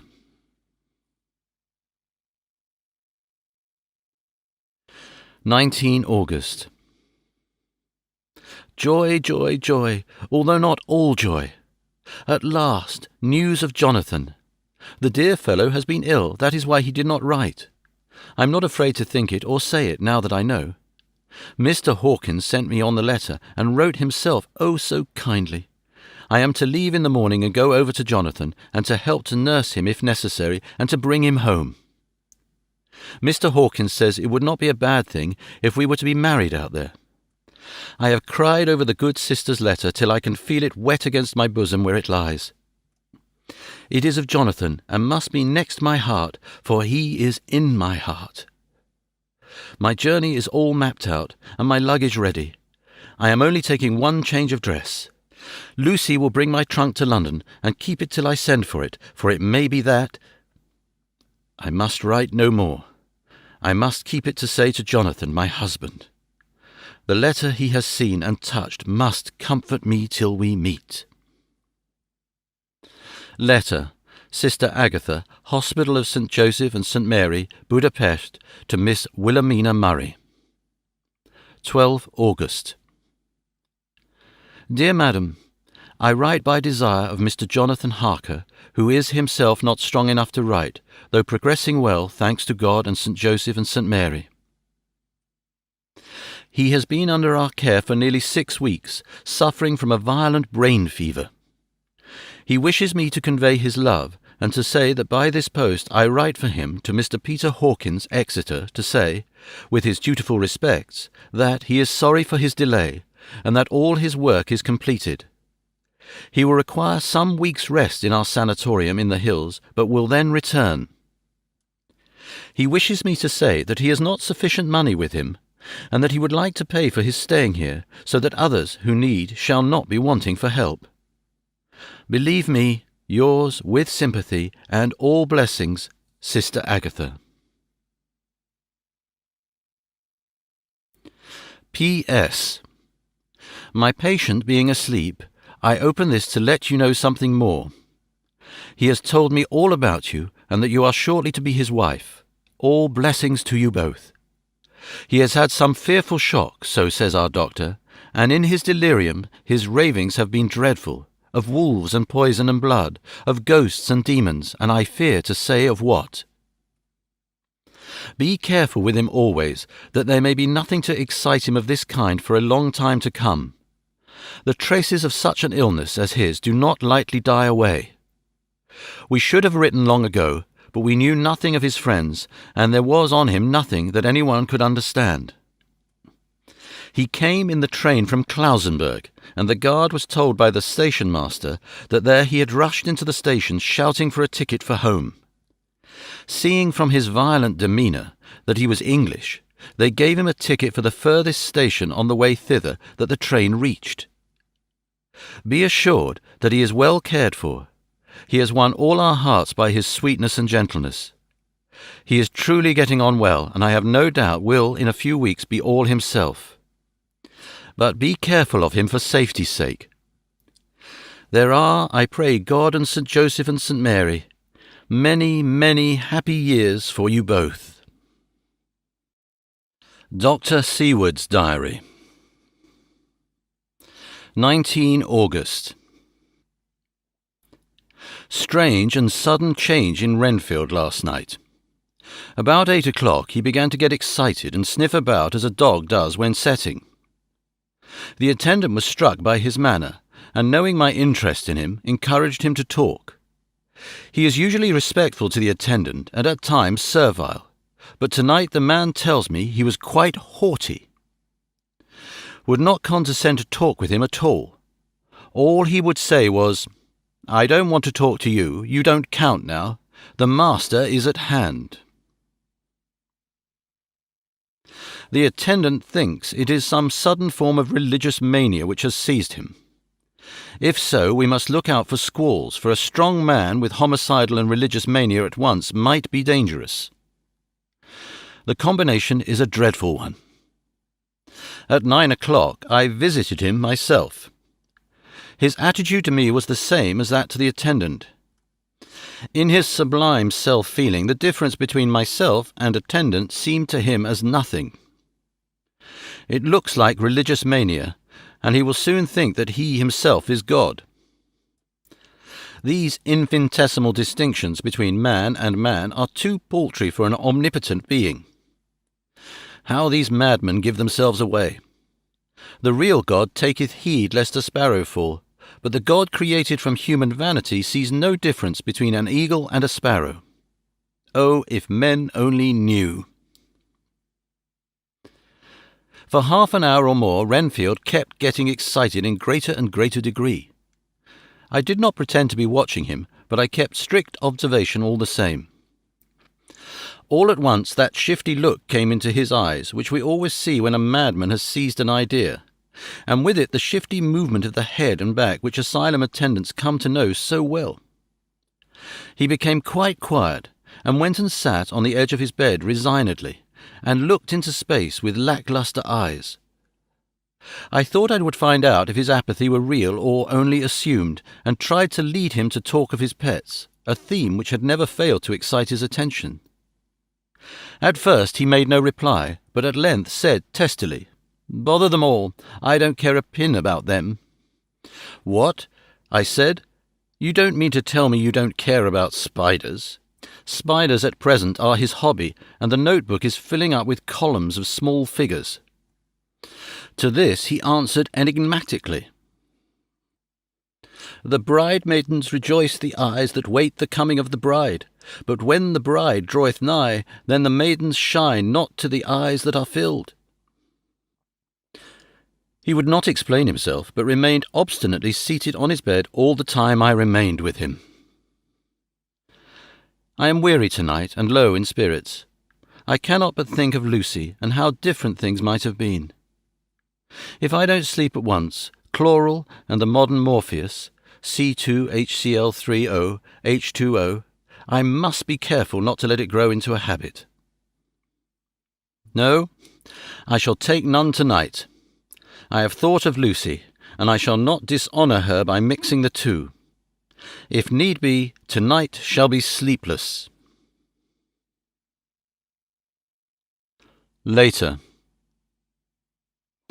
Glad I made the resolution, gladder that I kept to it. I had lain tossing about, and had heard the clock strike only twice, when the night watchman came to me, sent up from the ward, to say that Renfield had escaped. I threw on my clothes and ran down at once. My patient is too dangerous a person to be roaming about. Those ideas of his might work out dangerously with strangers. The attendant was waiting for me. He said he had seen him not 10 minutes before, seemingly asleep in his bed, when he had looked through the observation trap in the door. His attention was called by the sound of the window being wrenched out. He ran back and saw his feet disappear through the window, and had at once sent up for me. He was only in his night gear, and cannot be far off. The attendant thought it would be more useful to watch where he should go than to follow him, as he might lose sight of him whilst getting out of the building by the door. He is a bulky man, and couldn't get through the window. I am thin, so, with his aid, I got out, but feet foremost, and, as we were only a few feet above ground, landed unhurt. The attendant told me the patient had gone to the left and had taken a straight line, so I ran as quickly as I could. As I got through the belt of trees, I saw a white figure scale the high wall which separates our grounds from those of the deserted house. I ran back at once, told the watchman to get 3 or 4 men immediately and follow me into the grounds of Carfax in case our friend might be dangerous. I got a ladder myself, and crossing the wall, dropped down on the other side. I could see Renfield's figure just disappearing behind the angle of the house, so I ran after him. On the far side of the house I found him pressed close against the old iron-bound oak door of the chapel. He was talking, apparently, to someone, but I was afraid to go near enough to hear what he was saying, lest I might frighten him, and he should run off.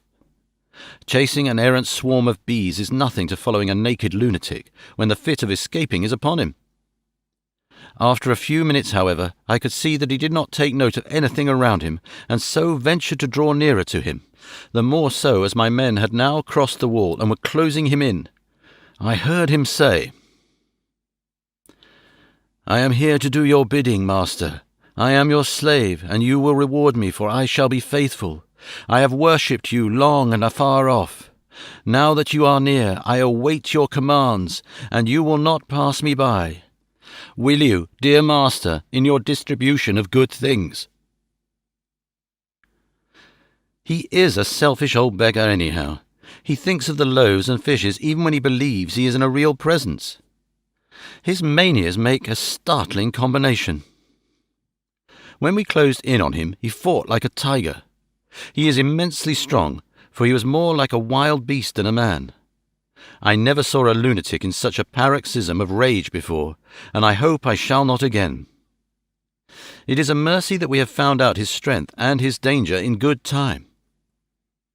With strength and determination like his, he might have done wild work before he was caged. He is safe now at any rate.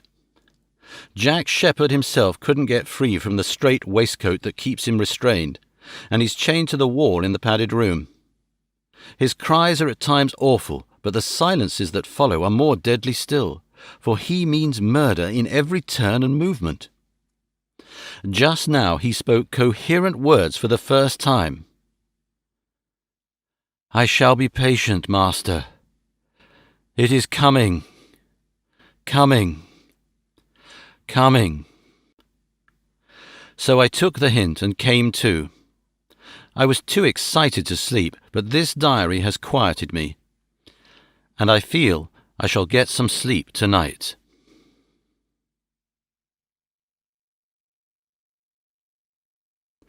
Chapter 9. Letter, Mina Harker to Lucy Westenra, Budapest, 24 August. My dearest Lucy, I know you will be anxious to hear all that has happened since we parted at the railway station at Whitby. Well, my dear, I got to Hull all right, and caught the boat to Hamburg, and then the train on here. I feel that I can hardly recall anything of the journey, except that I knew I was coming to Jonathan, and that as I should have to do some nursing, I had better get all the sleep I could. I found my dear one, oh, so thin and pale and weak-looking. All the resolution has gone out of his dear eyes, and that quiet dignity which I told you was in his face has vanished. He is only a wreck of himself, and he does not remember anything that has happened to him for a long time past. At least, he wants me to believe so, and I shall never ask. He has had some terrible shock, and I fear it might tax his poor brain if he were to try to recall it. Sister Agatha, who is a good creature and a born nurse, tells me that he raved of dreadful things whilst he was off his head. I wanted her to tell me what they were, but she would only cross herself, and say she would never tell. That the ravings of the sick were the secrets of God, and that if a nurse through her vocation should hear them, she should respect her trust. She is a sweet, good soul, and the next day, when she saw I was troubled, she opened up the subject again, and after saying that she could never mention what my poor dear raved about, added, "I can tell you this much, my dear, that it was not about anything which he has done wrong himself, and you, as his wife-to-be, have no cause to be concerned. He has not forgotten you or what he owes to you. His fear was of great and terrible things which no mortal can treat of. I do believe the dear soul thought I might be jealous lest my poor dear should have fallen in love with any other girl. The idea of my being jealous about Jonathan! And yet, my dear, let me whisper, I felt a thrill of joy through me when I knew that no other woman was a cause of trouble. I am now sitting by his bedside, where I can see his face while he sleeps. He is waking. When he awoke, he asked me for his coat, as he wanted to get something from the pocket. I asked Sister Agatha, and she brought all his things. I saw that amongst them was his notebook, and was going to ask to let me look at it, for I knew then that I might find some clue to his trouble. But I suppose he must have seen my wish in my eyes, for he sent me over to the window, saying he wanted to be quite alone for a moment. Then he called me back, and when I came he had his hand over the notebook, and he said to me very solemnly, Wilhelmina. I knew then he was in deadly earnest, for he has never called me by that name since he asked me to marry him. You know, dear, my ideas of the trust between husband and wife. There should be no secret, no concealment. I have had a great shock, and when I try to think of what it is, I feel my head spin round, and I do not know if it was all real or the dreaming of a madman. You know I have had brain fever, and that is to be mad. The secret is here, and I do not want to know it. I want to take up my life here with our marriage.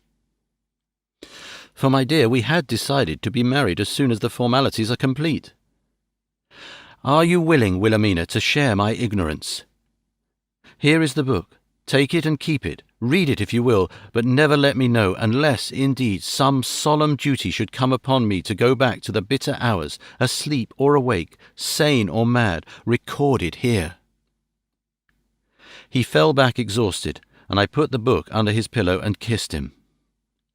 I have asked Sister Agatha to beg the Superior to let our wedding be this afternoon, and am waiting her reply. She has come and told me that the chaplain of the English mission here has been sent for. We are to be married in an hour, or as soon after as Jonathan awakes. Lucy, the time has come and gone. I feel very solemn, but very, very happy. Jonathan woke a little after the hour, and all was ready, and he sat up in bed, propped up with pillows. He answered his "I will" firmly and strongly. I could hardly speak. My heart was so full that even those words seemed to choke me. The dear sisters were so kind. Please God, I shall never, never forget them, nor the grave and sweet responsibilities I have taken upon me. I must tell you of my wedding present. When the chaplain and the sisters had left me alone with my husband, oh, Lucy, it is the first time I have written the words "my husband," left me alone with my husband, I took the book from under his pillow and wrapped it up in white paper and tied it with a little bit of pale blue ribbon which was round my neck, and sealed it over with the knot with sealing wax, and for my seal I used my wedding ring. Then I kissed it and showed it to my husband and told him that I would keep it so, and then it would be an outward and visible sign for us all our lives that we trusted each other, that I would never open it unless it were for his own dear sake or for the sake of some stern duty. Then he took my hand in his, and, oh, Lucy, it was the first time he took his wife's hand, and said that it was the dearest thing in all the wide world, and that he would go through all the past again to win it if need be. The poor dear meant to have said a part of the past, but he cannot think of time yet, and shall not wonder if at first he mixes up not only the month, but the year. Well, my dear, what could I say? I could only tell him that I was the happiest woman in all the wide world, and that I had nothing to give him except myself, my life, and my trust, and that with these went my love and duty for all the days of my life. And, my dear, when he kissed me and drew me to him with his poor weak hands, it was like a very solemn pledge between us. Lucy, dear, do you know why I tell you all this? It is not only because it is all sweet to me, but because you have been, and are, very dear to me. It was my privilege to be your friend and guide when you came from the schoolroom to prepare for the world of life. I want you to see now, and with the eyes of a very happy wife, whither duty has led me, so that in your own married life you too may be all happy as I am. My dear, please Almighty God your life may be all it promises. A long day of sunshine with no harsh wind, no forgetting duty, no distrust. I must not wish you no pain, for that can never be, but I do hope you will be always as happy as I am now. Goodbye, my dear. I shall post this at once and perhaps write you very soon again. I must stop, for Jonathan is waking. I must attend to my husband. Your ever-loving Mina Harker.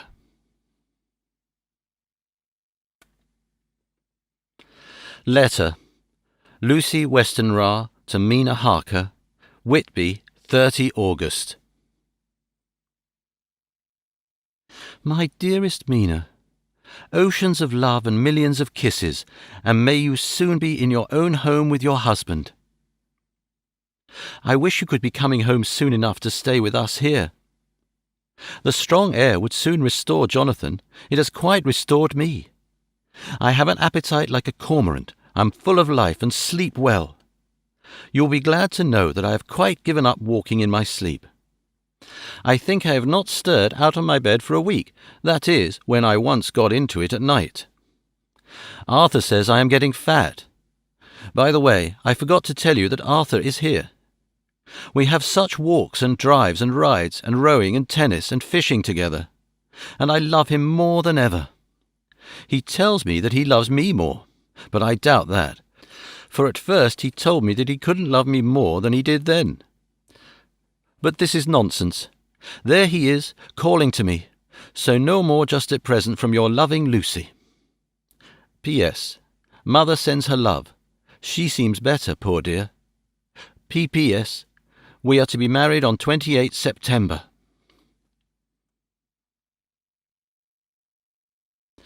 Dr. Seward's Diary.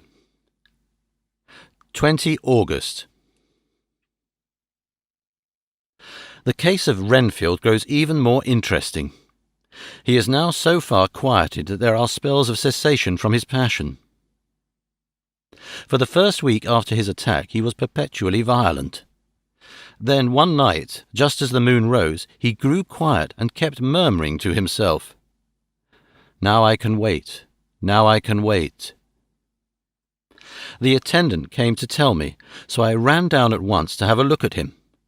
He was still in the strait waistcoat and in the padded room, but the suffused look had gone from his face, and his eyes had something of their old pleading, I might almost say cringing, softness.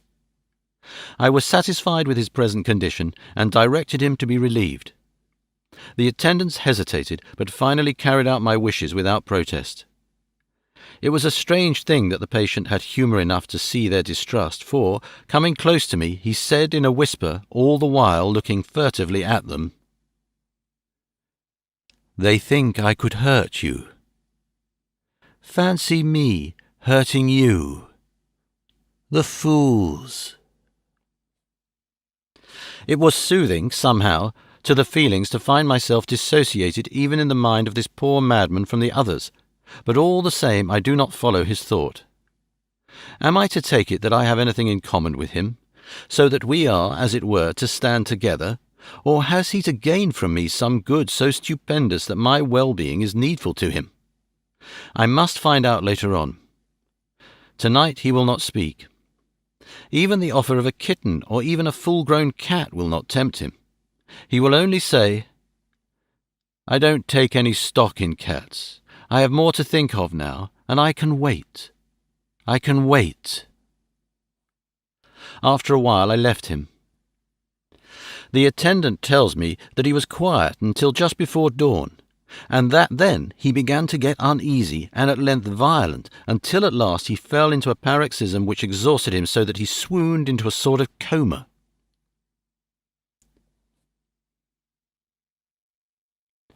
Three nights has the same thing happened. Violent all day, then quiet from moonrise to sunrise. I wish I could get some clue to the cause. It would almost seem as if there was some influence which came and went. Happy thought. We shall tonight play sane wits against mad ones. He escaped before without our help. Tonight he shall escape with it. We shall give him a chance and have the men ready to follow in case they are required. 23 August. The unexpected always happens. How well Disraeli knew life.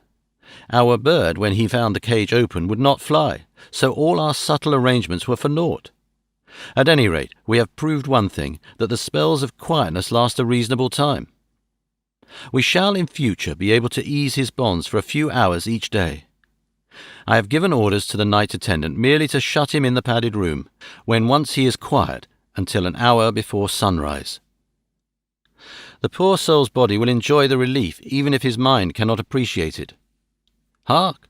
The unexpected again. I am called. The patient has once more escaped. Later. Another night adventure. Renfield artfully waited until the attendant was entering the room to inspect. Then he dashed out past him and flew down the passage. I sent word for the attendants to follow. Again he went into the grounds of the deserted house, and we found him in the same place, pressed against the old chapel door. When he saw me, he became furious, and had not the attendants seized him in time, he would have tried to kill me. As we were holding him, a strange thing happened. He suddenly redoubled his efforts, and then as suddenly grew calm. I looked round instinctively, but could see nothing. Then I caught the patient's eye and followed it, but could trace nothing as it looked into the moonlit sky except a big bat, which was flapping its silent and ghostly way to the west. Bats usually wheel and flit about, but this one seemed to go straight on, as if it knew where it was bound for, or had some intention of its own. The patient grew calmer every instant, and presently said, "You needn't tie me. I shall go quietly." Without trouble we came back to the house. I feel there is something ominous in his calm, and shall not forget this night.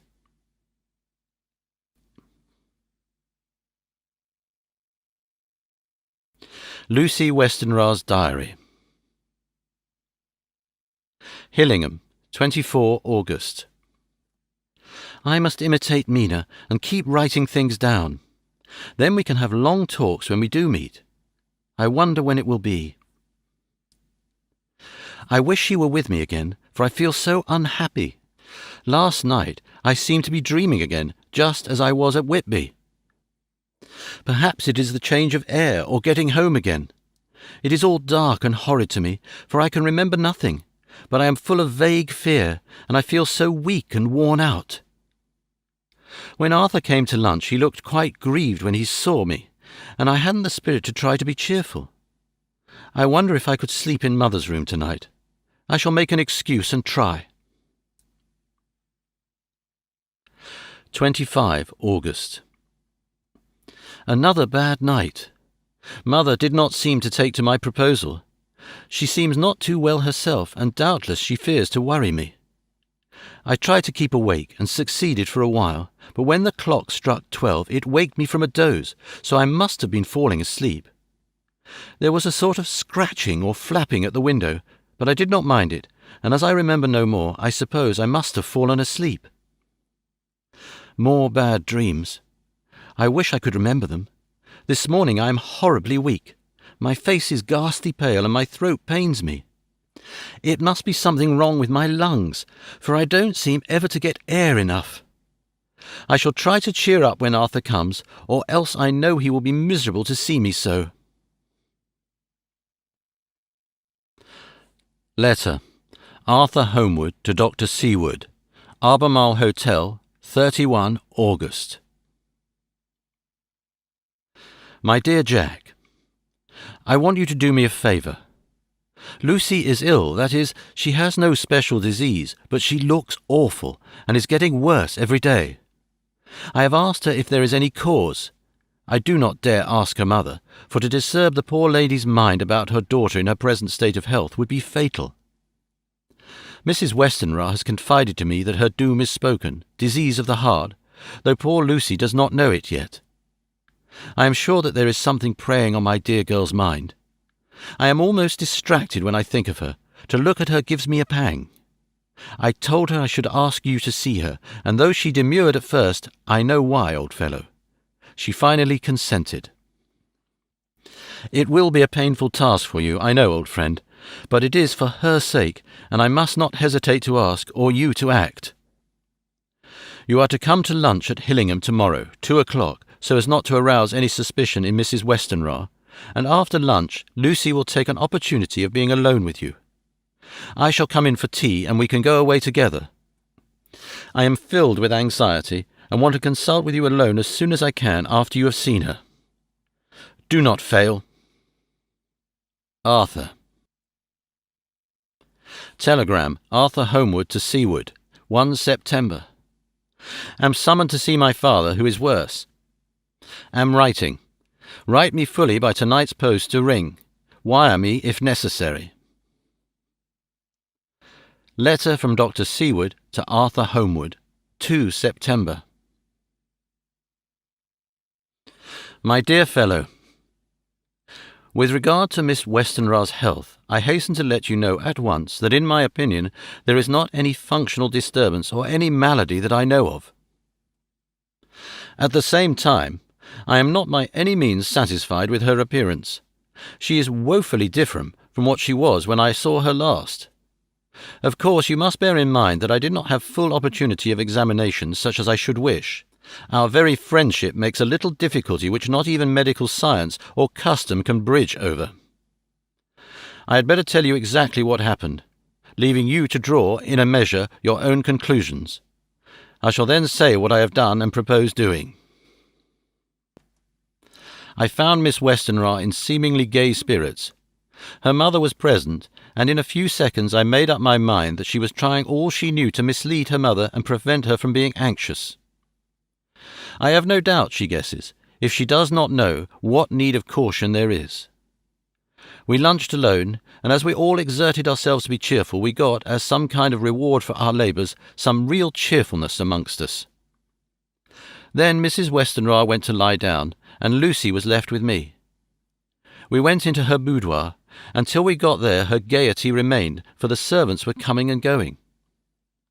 As soon as the door was closed, however, the mask fell from her face, and she sank down into a chair with a great sigh, and hid her eyes with her hand.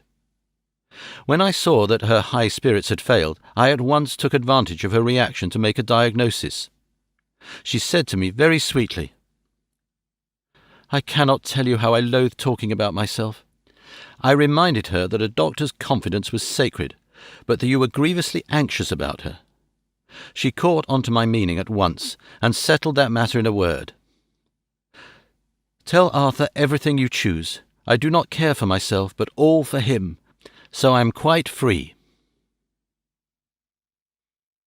I could easily see that she is somewhat bloodless, but I could not see the usual anemic signs, and by a chance I was actually able to test the quality of her blood, for in opening a window which was stiff a cord gave way, and she cut her hand slightly with broken glass.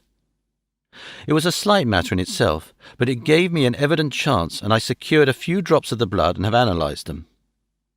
The qualitative analysis gives a quite normal condition, and shows, I should infer, in itself a vigorous state of health. In other physical matters I was quite satisfied that there is no need for anxiety. But as there must be a cause somewhere, I have come to the conclusion that it must be something mental. She complains of difficulty in breathing satisfactorily at times, and of heavy lethargic sleep with dreams that frighten her, but regarding which she can remember nothing. She says that as a child she used to walk in her sleep, and that when in Whitby the habit came back, and that once she walked out in the night and went to East Cliff, where Miss Murray found her. But she assures me that of late the habit has not returned. I am in doubt, and so have done the best thing I know of. I have written to my old friend and master, Professor Van Helsing of Amsterdam, who knows as much about obscure diseases as anyone in the world. I have asked him to come over, and as you told me that all things were to be at your charge, I have mentioned to him who you are and your relations to Miss Westenra. This, my dear fellow, is in obedience to your wishes, for I am only too proud and happy to do anything I can for her. Van Helsing would, I know, do anything for me for a personal reason, so, no matter on what ground he comes, we must accept his wishes. He is a seemingly arbitrary man, but this is because he knows what he is talking about better than anyone else. He is a philosopher and a metaphysician, and one of the most advanced scientists of his day, and he has, I believe, an absolutely open mind. This, with an iron nerve, a temper of the ice brook, an indomitable resolution, self-command and toleration exalted from virtues to blessings, and the kindliest and truest heart that beats, these form his equipment for the noble work that he is doing for mankind. Work both in theory and practice, for his views are as wide as his all-embracing sympathy. I tell you these facts that you may know why I have such confidence in him. I have asked him to come at once. I shall see Miss Westenra tomorrow again. She is to meet me at the stores, so that I may not alarm her mother by too early a repetition of my call. Yours always, John Seward.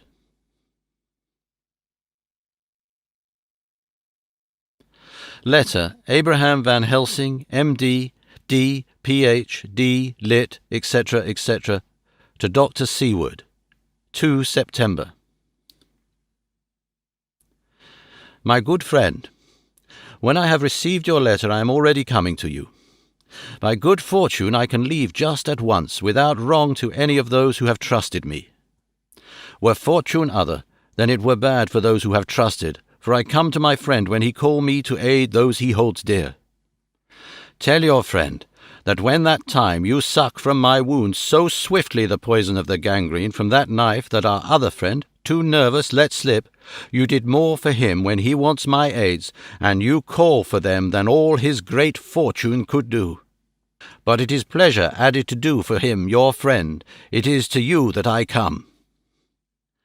Have then rooms for me at the Great Eastern Hotel, so that I may be near at hand, and please it so arrange that we may see the young lady not too late on tomorrow, for it is likely that I may have to return here that night. But if need be I shall come again in 3 days, and stay longer if it must. Till then, goodbye, my friend John. Van Helsing. Letter Dr. Seward to Honorary Arthur Holmwood. 3 September. My dear Art, Van Helsing has come and gone. He came on with me to Hillingham, and found that, by Lucy's discretion, her mother was lunching out, so that we were alone with her. Van Helsing made a very careful examination of the patient. He is to report to me, and I shall advise you, for of course I was not present all the time. He is, I fear, much concerned, but says he must think. When I told him of our friendship and how you trust me in the matter, he said, "You must tell him all you think. Tell him what I think, if you can guess it, if you will. Nay, I am not jesting. There is no jest but life and death, perhaps more." I asked what he meant by that, for he was very serious. This was when he had come back to town, and he was having a cup of tea before starting on his return to Amsterdam. He would not give me any further clue. You must not be angry with me, Art, because his very reticence means that all his brains are working for her good. He will speak plainly enough when the time comes, be sure. So I told him I would simply write an account of our visit, just as if I were doing a descriptive special article for the Daily Telegraph. He seemed not to notice, but remarked that the smuts in London were not quite so bad as they used to be when he was a student here. I am to get his report tomorrow, if he can possibly make it. In any case, I am to have a letter. Well, as to the visit, Lucy was more cheerful than on the day I first saw her, and certainly looked better. She had lost something of the ghastly look that so upset you, and her breathing was normal. She was very sweet to the Professor, as she always is, and tried to make him feel at ease, though I could see that the poor girl was making a hard struggle for it. I believe Van Helsing saw it too, for I saw the quick look under his bushy brows that I knew of old. Then he began to chat of all things except ourselves and diseases, and with such an infinite geniality that I could see poor Lucy's pretence of animation merge into reality. Then, without any seeming change, he brought the conversation gently round to his visit, and suavely said, "My dear young miss, I have the so great pleasure because you are so much beloved. That is much, my dear. Ever were there that which I do not see. They told me you were down in the spirit, and that you were a ghastly pale. To them I say, poof." And he snapped his fingers at me and went on. "But you and I shall show them how wrong they are. How can he—" And he pointed at me with the same look and gesture as that with which once he pointed me out to his class on, or rather after, a particular occasion which he never fails to remind me of. Know anything of a young lady's. He has his madams to play with, and to bring them back to happiness, and to those that love them. It is much to do, and oh, but there are rewards, in that we can bestow such happiness. But the young ladies, he has no wife nor daughter, and the young do not tell themselves to the young, but to the old, like me, who have known so many sorrows, and the causes of them. So, my dear, We will send him away to smoke the cigarette in the garden, whilst you and I have little talk all to ourselves." I took the hint and strolled about, and presently the professor came to the window and called me in. He looked grave, but said, "I have made careful examination, but there is no functional cause. With you I agree that there has been much blood lost. It has been, but is not. But the conditions of her are in no way anemic. I have asked her to send to me her maid, that I may ask just 1 or 2 questions, that so I may not chance to miss nothing. I know well what she will say, and yet there is always cause for everything. I must go back home and think. You must send me the telegram every day, and if there be cause I shall come again. The disease, for not to be all well is a disease, interest me, and the sweet young dear, she interest me too. She charm me, and for her, if not for you or disease, I come." As I tell you, he would not say a word more, even when we were alone, and so now, Art, you know all I know. I shall keep stern watch. I trust your poor father is rallying. It must be a terrible thing to you, my dear old fellow, to be placed in such a position between 2 people who are both so dear to you. I know your idea of duty to your father, and you are right to stick to it, but, if need be, I shall send you word to come at once to Lucy, so do not be over-anxious unless you hear from me. Dr. Seward's Diary. 4 September. Zoophagous patience still keeps up our interest in him. He had only one outburst, and that was yesterday at an unusual time. Just before the stroke of noon he began to grow restless. The attendant knew the symptoms, and at once summoned aid. Fortunately the men came at a run, and were just in time, for at the stroke of noon he became so violent that it took all their strength to hold him. In about 5 minutes, however, he began to get more and more quiet, and finally sank into a sort of melancholy, in which state he has remained up to now. The attendant tells me that his screams whilst in the paroxysm were really appalling. I found my hands full when I got in, attending to some of the other patients who were frightened by him. Indeed, I can quite understand the effect, for the sounds disturbed even me, though I was some distance away. It is now after the dinner hour of the asylum, and as yet my patient sits in a corner brooding, with a dull, sullen, woe-begone look in his face, which seems rather to indicate than to show something directly. I cannot quite understand it. Later. Another change in my patient. At 5 o'clock I looked in on him and found him seemingly as happy and contented as he used to be. He was catching flies and eating them, and was keeping note of his capture by making nail marks on the edge of the door between the ridges of padding.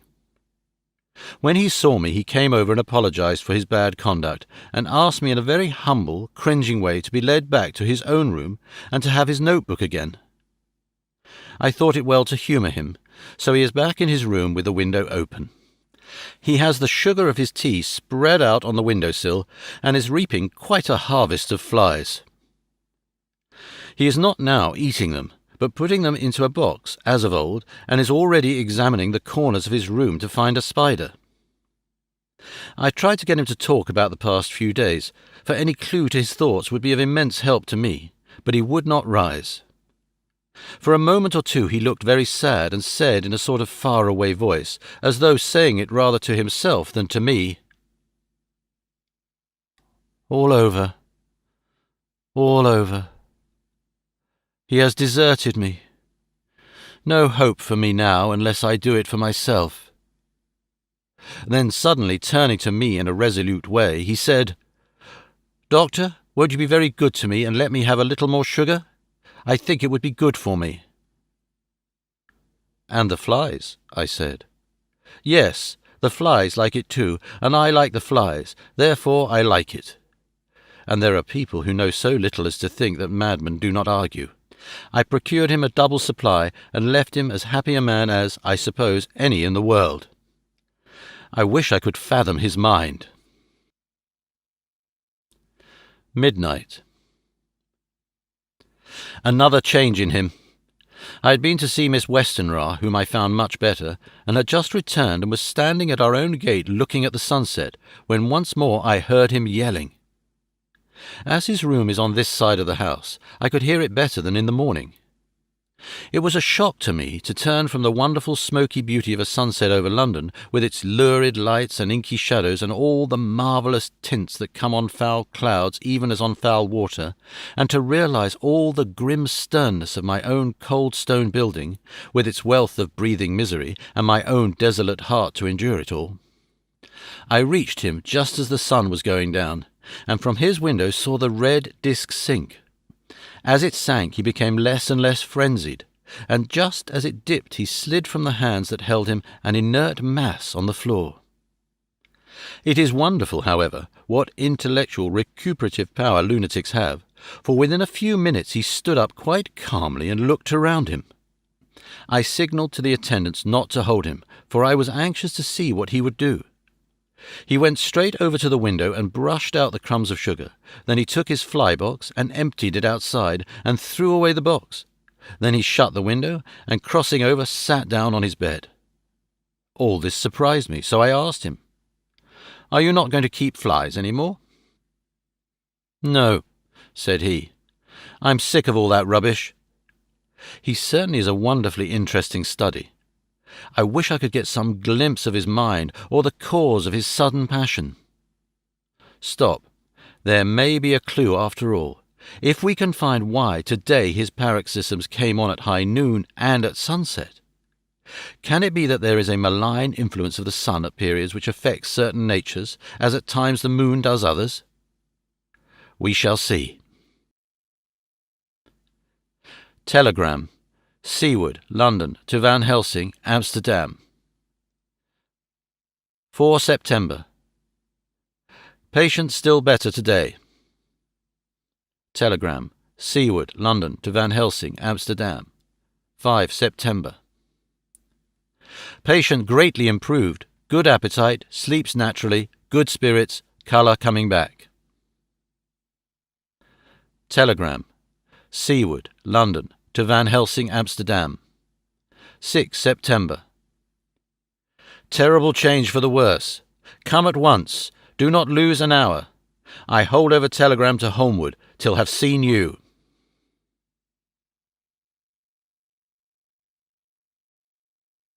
Chapter 10.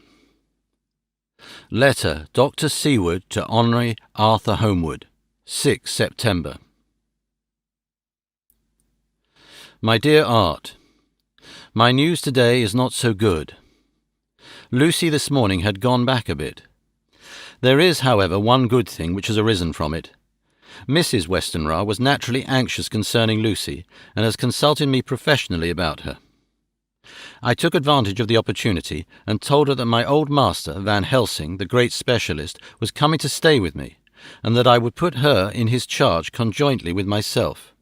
So now we can come and go without alarming her unduly, for a shock to her would mean sudden death, and this, in Lucy's weak condition, might be disastrous to her. We are hedged in with difficulties, all of us, my poor old fellow, but please God we shall come through them all right. If any need, I shall write, so that, if you do not hear from me, take it for granted that I am simply waiting for news. In haste. Yours ever, John Seward.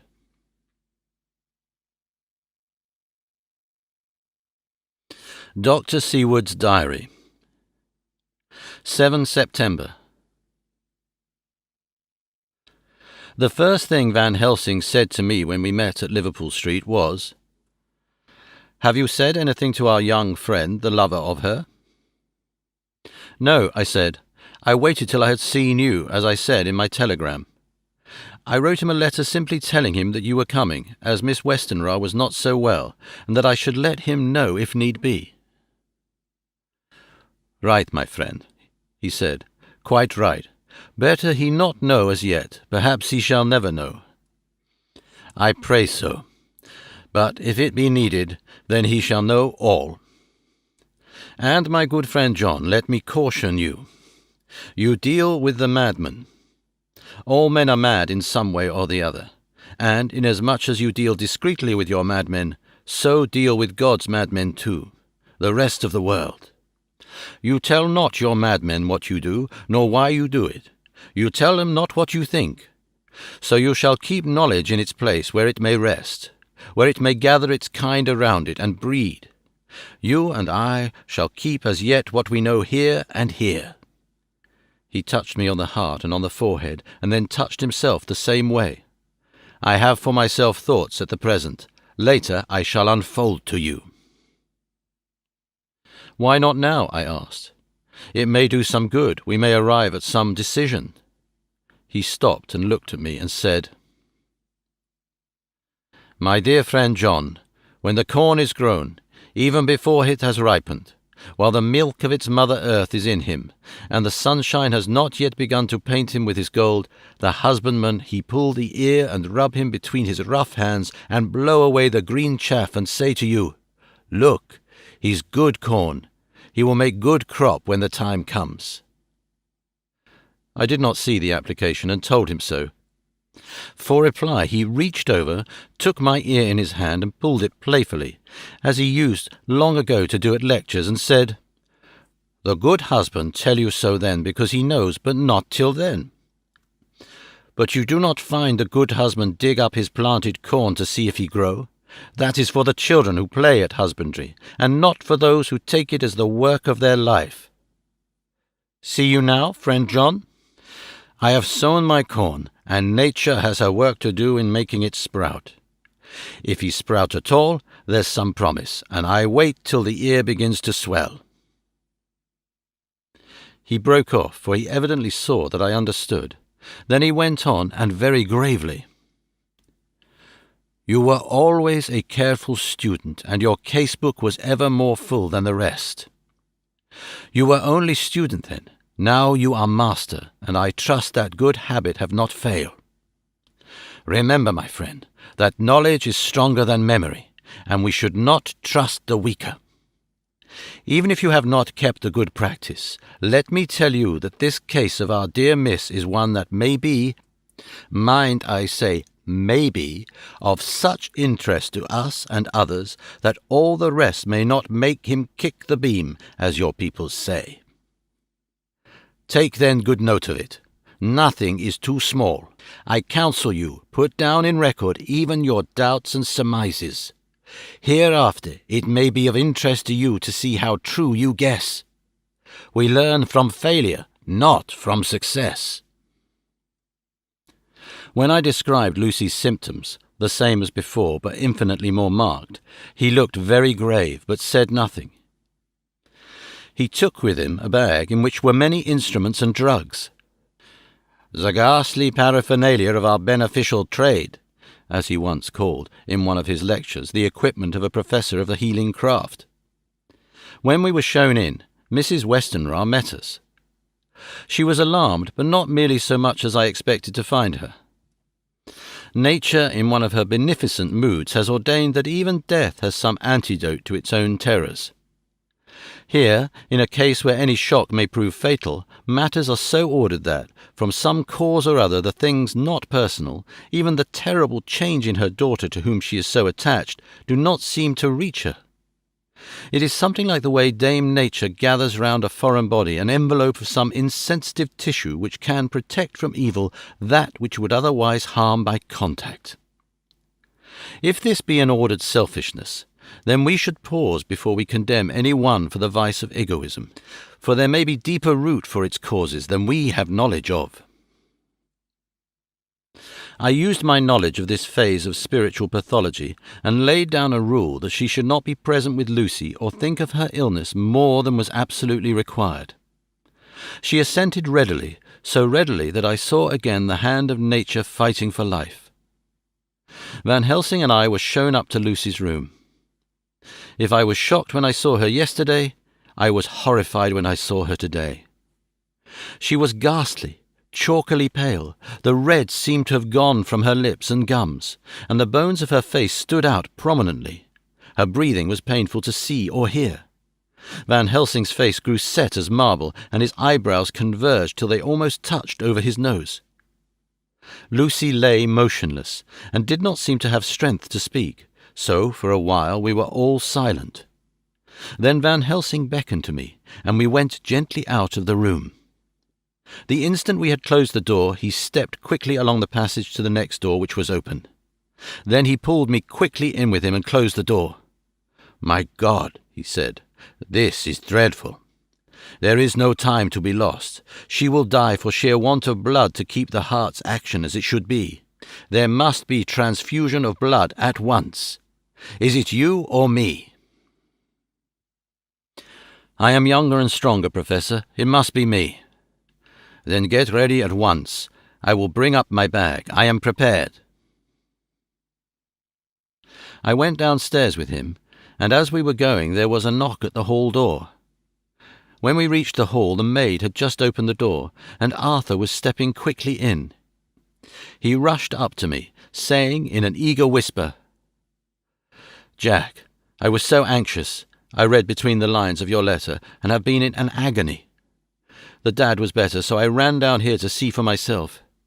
Is not that gentleman Dr. Van Helsing? I am so thankful to you, sir, for coming." When first the Professor's eye had lit upon him, he had been angry at his interruption at such a time. But now, as he took in his stalwart proportions and recognized the strong young manhood which seemed to emanate from him, his eyes gleamed. Without a pause he said to him gravely as he held out his hands, "Sir, you have come in time. You are the lover of our dear miss. She is bad, very bad. Nay, my child, do not go like that." For he suddenly grew pale and sat down in a chair, almost fainting. "You are to help her. You can do more than any that live, and your courage is your best help." "What can I do?" asked Arthur hoarsely. "Tell me, and I shall do it. My life is hers, and I would give the last drop of blood in my body for her." The Professor has a strongly humorous side, and I could from old knowledge detect a trace of its origin in his answer. "My young sir, I do not ask so much as that, not the last." "What shall I do?" There was fire in his eyes, and his open nostril quivered with intent. Van Helsing slapped him on the shoulder. "Come," he said, "you are a man, and it is a man we want. You are better than me, better than my friend John." Arthur looked bewildered, and the Professor went on by explaining in a kindly way. "Young Miss is bad, very bad. She wants blood, and blood she must have or die. My friend John and I have consulted, and we are about to perform what we call transfusion of blood, to transfer from full veins of one to the empty veins which pine for him. John was to give his blood, as he is the more young and strong than me." Here Arthur took my hand and wrung it hard in silence. "But now you are here, and you are more good than us, old or young, who toil much in the world of thought. Our nerves are not so calm, and our blood not so bright than yours." Arthur turned to him and said, "If you only knew how gladly I would die for her, you would understand." He stopped with a sort of choke in his voice. "Good boy," said Van Helsing. "In the not so far off you will be happy that you have done all for her you love. Come now and be silent. You shall kiss her once before it is done, but then you must go, and you must leave at my sign. Say no word to Madame. You know how it is with her. There must be no shock. Any knowledge of this would be won. Come."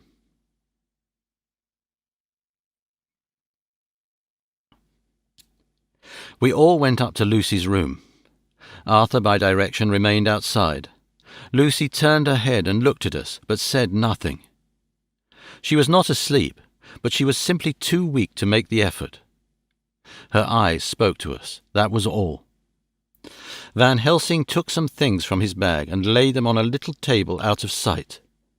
Then he mixed a narcotic, and coming over to the bed said cheerily, "Now, little miss, here is your medicine.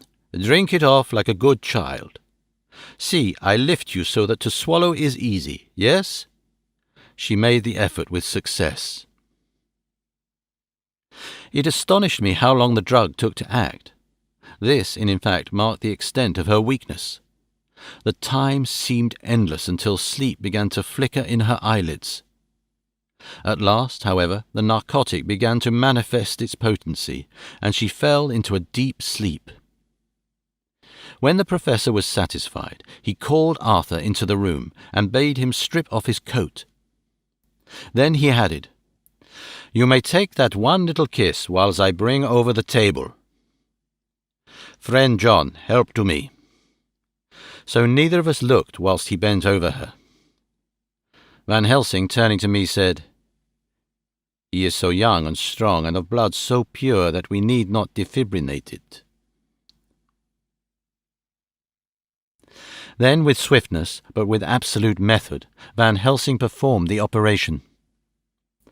As the transfusion went on, something like life seemed to come back to poor Lucy's cheeks, and through Arthur's growing pallor, the joy of his face seemed absolutely to shine. After a bit, I began to grow anxious, for the loss of blood was telling on Arthur, strong man as he was. It gave me an idea of what a terrible strain Lucy's system must have undergone, that what weakened Arthur only partially restored her. But the professor's face was set, and he stood watch in hand, and with his eyes fixed now on the patient and now on Arthur. I could hear my own heart beat. Presently he said in a soft voice, "Do not stir an instant. It is enough. You attend him, I will look to her." When all was over, I could see how much Arthur was weakened. I dressed the wound and took his arm to bring him away, when Van Helsing spoke without turning round. The man seems to have eyes in the back of his head. "The brave lover, I think, deserve another kiss, which he shall have presently." And as he had now finished his operation, he adjusted the pillow to the patient's head. As he did so, the narrow black velvet band, which she seems always to wear round her throat, buckled with an old diamond buckle which her lover had given her, was dragged a little up, and showed a red mark on her throat. Arthur did not notice it, but I could hear the deep hiss of indrawn breath, which is one of Van Helsing's ways of betraying emotion.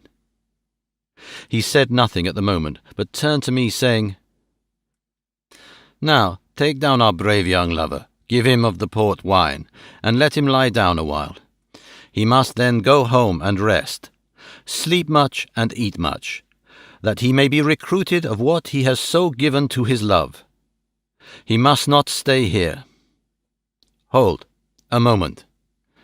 I may take it, sir, that you are anxious of result.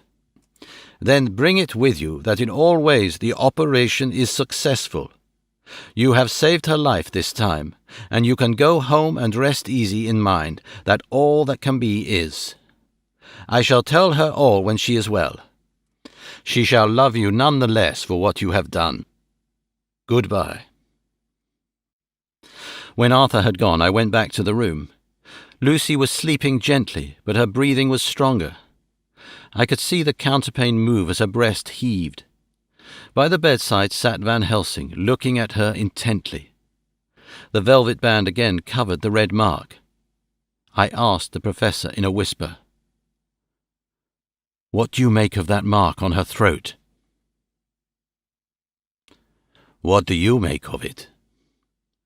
"I have not examined it yet," I answered, and then and there proceeded to loose the band.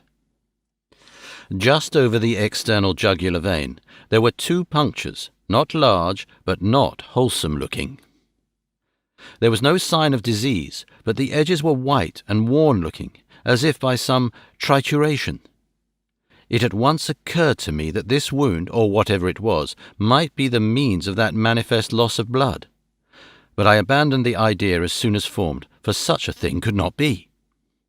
The whole bed would have been drenched to a scarlet with the blood which the girl must have lost to leave such a pallor as she had before the transfusion.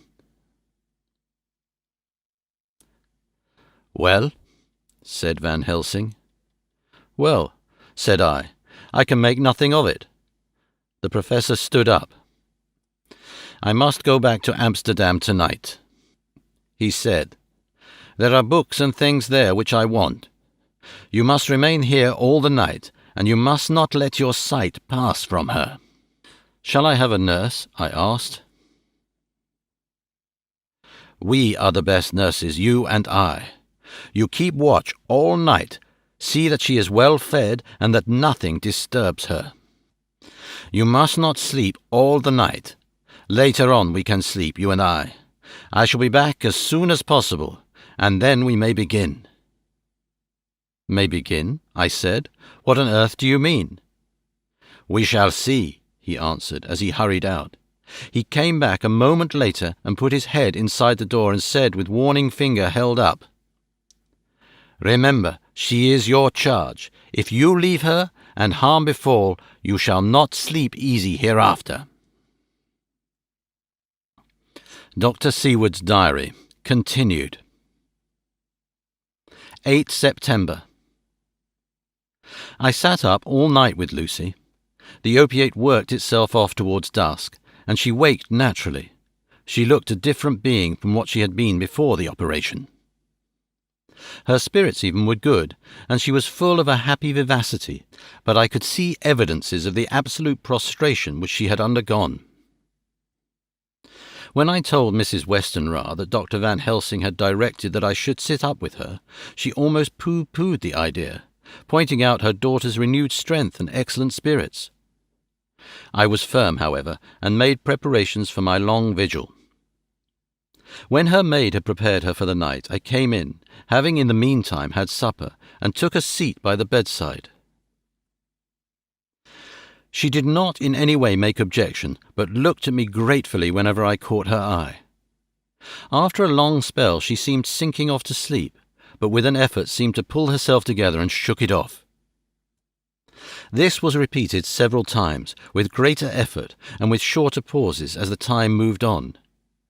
It was apparent that she did not want to sleep, so I tackled the subject at once. "You do not want to go to sleep?" "No, I am afraid." "Afraid to go to sleep? Why so? It is the boon we all crave for." "Ah, not if you were like me, if sleep was to you a presage of horror." "A presage of horror? What on earth do you mean?" "I do not know. Oh, I do not know, and that is what is so terrible. All this weakness comes to me in sleep until I dread the very thought." "But, my dear girl, you may sleep tonight. I am here watching you, and I can promise that nothing will happen." "Ah, I can trust you." I seized the opportunity and said, "I promise you that if I see any evidence of bad dreams, I will wake you at once." "You will? Oh, will you really? How good you are to me. Then I will sleep." And almost at the word she gave a deep sigh of relief and sank back, asleep.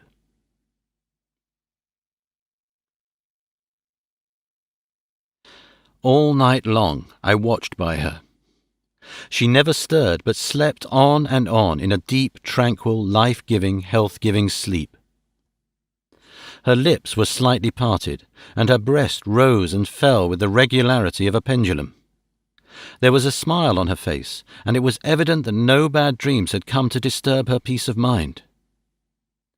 In the early morning her maid came, and I left her in her care and took myself back home, for I was anxious about many things. I sent a short wire to Van Helsing and to Arthur, telling them of the excellent result of the operation. My own work, with its manifold arrears, took me all day to clear off. It was dark when I was able to inquire about my zoovagus patient. The report was good. He had been quite quiet for the past day and night. A telegram came from Van Helsing at Amsterdam whilst I was at dinner, suggesting that I should be at Hillingham tonight, as it might be well to be at hand, and stating that he was leaving by the night mail and would join me early in the morning. 9 September. I was pretty tired and worn out when I got to Hillingham. For 2 nights I had hardly had a wink of sleep, and my brain was beginning to feel that numbness which marks cerebral exhaustion. Lucy was up and in cheerful spirits. When she shook hands with me, she looked sharply in my face and said, "No sitting up tonight for you. You are worn out. I'm quite well again, indeed I am, and if there is to be any sitting up, it is I who will sit up with you." I would not argue the point, but went and had my supper. Lucy came with me, and, enlivened by her charming presence, I made an excellent meal, and had a couple of glasses of the more than excellent port. Then Lucy took me upstairs, and showed me a room next to her own, where a cosy fire was burning. "Now," she said, "you must stay here. I shall leave this door open, and my door too. You can lie on the sofa, for I know that nothing would induce any of you doctors to go to bed whilst there is a patient above the horizon. If I want anything, I shall call out, and you can come to me at once." I could not but acquiesce, for I was dog-tired, and could not have sat up had I tried. So, on her renewing her promise to call me if she should want anything, I lay on the sofa and forgot all about everything.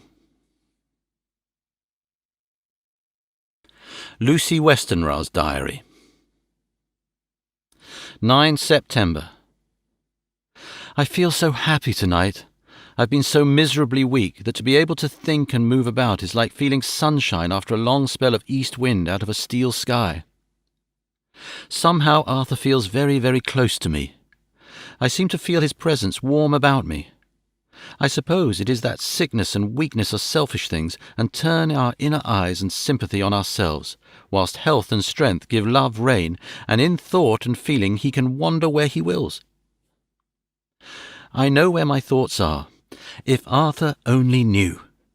My dear, your ears must tingle as you sleep as mine do waking. Oh, the blissful rest of last night!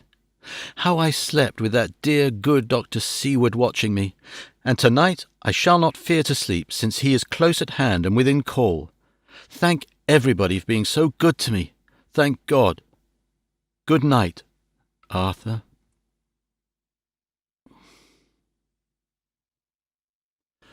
Dr. Seward's Diary.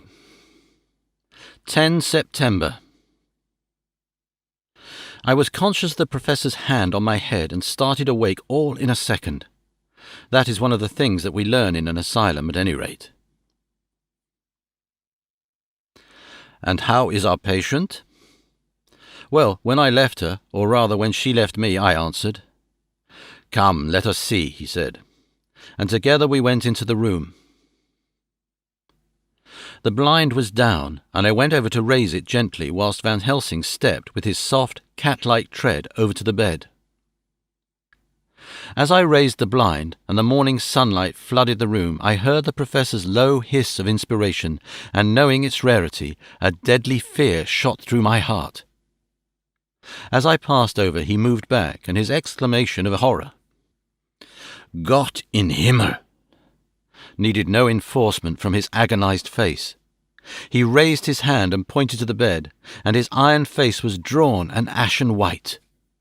I felt my knees begin to tremble. There on the bed, seemingly in a swoon, lay poor Lucy, more horribly white and worn-looking than ever. Even the lips were white, and the gums seemed to have shrunken back from the teeth, as we sometimes see in a corpse after a prolonged illness. Van Helsing raised his foot to stamp in anger, but the instinct of his life and all the long years of habit stood to him, and he put it down again softly. "Quick," he said, "bring the brandy." I flew to the dining-room, and returned with the decanter. He wetted the poor white lips with it, and together we rubbed palm and wrist and heart. He felt her heart, and after a few moments of agonizing suspense said, "It's not too late. It beats, though but feebly. All our work is undone. We must begin again. There is no young Arthur here now. I have to call on you yourself this time, friend John." As he spoke, he was dipping into his bag and producing the instruments for transfusion. I had taken off my coat and rolled up my shirt-sleeve. There was no possibility of an opiate just at present, and no need of one, and so, without a moment's delay, we began the operation. After a time, it did not seem a short time either, for the draining away of one's blood, no matter how willingly it be given, is a terrible feeling. Van Helsing held up a warning finger, "Do not stir," he said, "but I fear that with growing strength she may wake, and that would make danger, oh, so much danger. But I shall precaution take. I shall give hypodermic injection of morphia." He proceeded then, swiftly and deftly, to carry out his intent. The effect on Lucy was not bad, for the faint seemed to merge subtly into the narcotic sleep. It was with a feeling of personal pride that I could see a faint tinge of colour steal back into the pallid cheeks and lips. No man knows, till he experiences it, what it is to feel his own lifeblood drawn away into the veins of the woman he loves. The professor watched me critically. "That will do," he said. "Already?" I remonstrated. "You took a great deal more from art." To which he smiled a sad sort of smile as he replied, "He is her lover, her fiancé. You have work, much work to do for her and for others, and the present will suffice."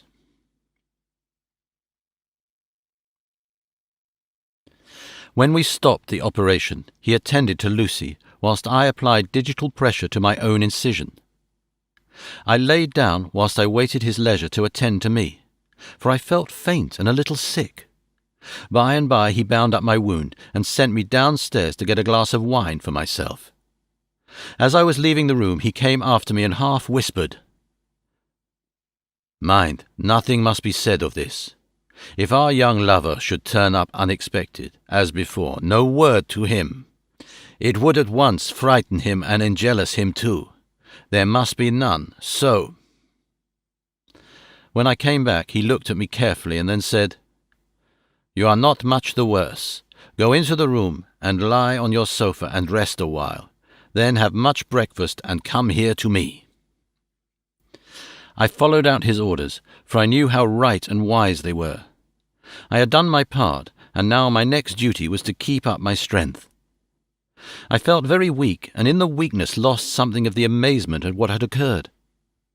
I fell asleep on the sofa, however, wondering over and over again how Lucy had made such a retrograde movement, and how she could have been drained of so much blood with no sign anywhere to show for it.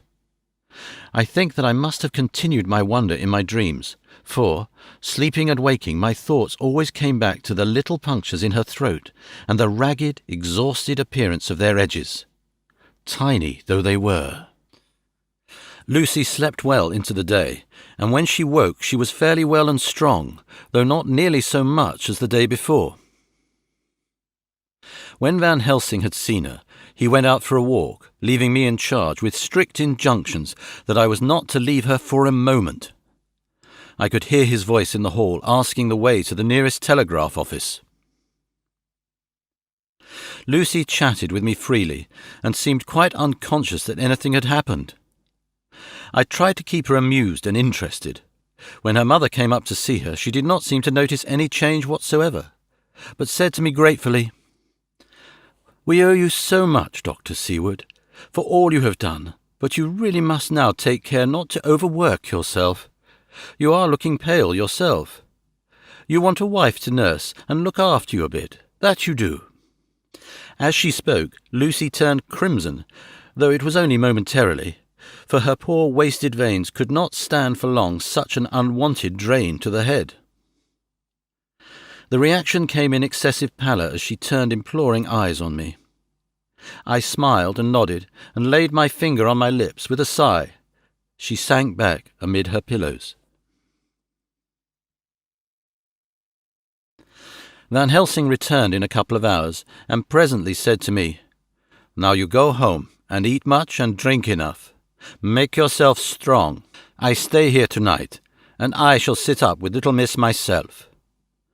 You and I must watch the case, and we must have none other to know. I have grave reasons. No, do not ask them. Think what you will. Do not fear to think even the most not probable. Good night."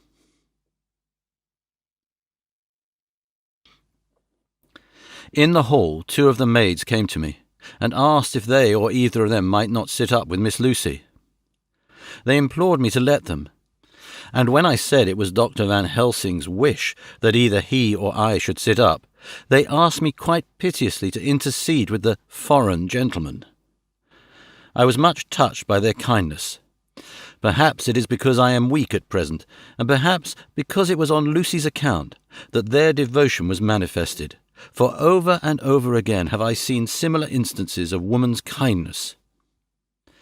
I got back here in time for a late dinner, went my rounds, all well, and set this down whilst waiting for sleep. It is coming. 11 September. This afternoon I went over to Hillingham. Found Van Helsing in excellent spirits and Lucy much better. Shortly after I had arrived, a big parcel from abroad came for the Professor. He opened it with much impressment, assumed of course, and showed a great bundle of white flowers. "There you are, Miss Lucy," he said. "For me? Oh, Dr. Van Helsing!" "Yes, my dear, but not for you to play with.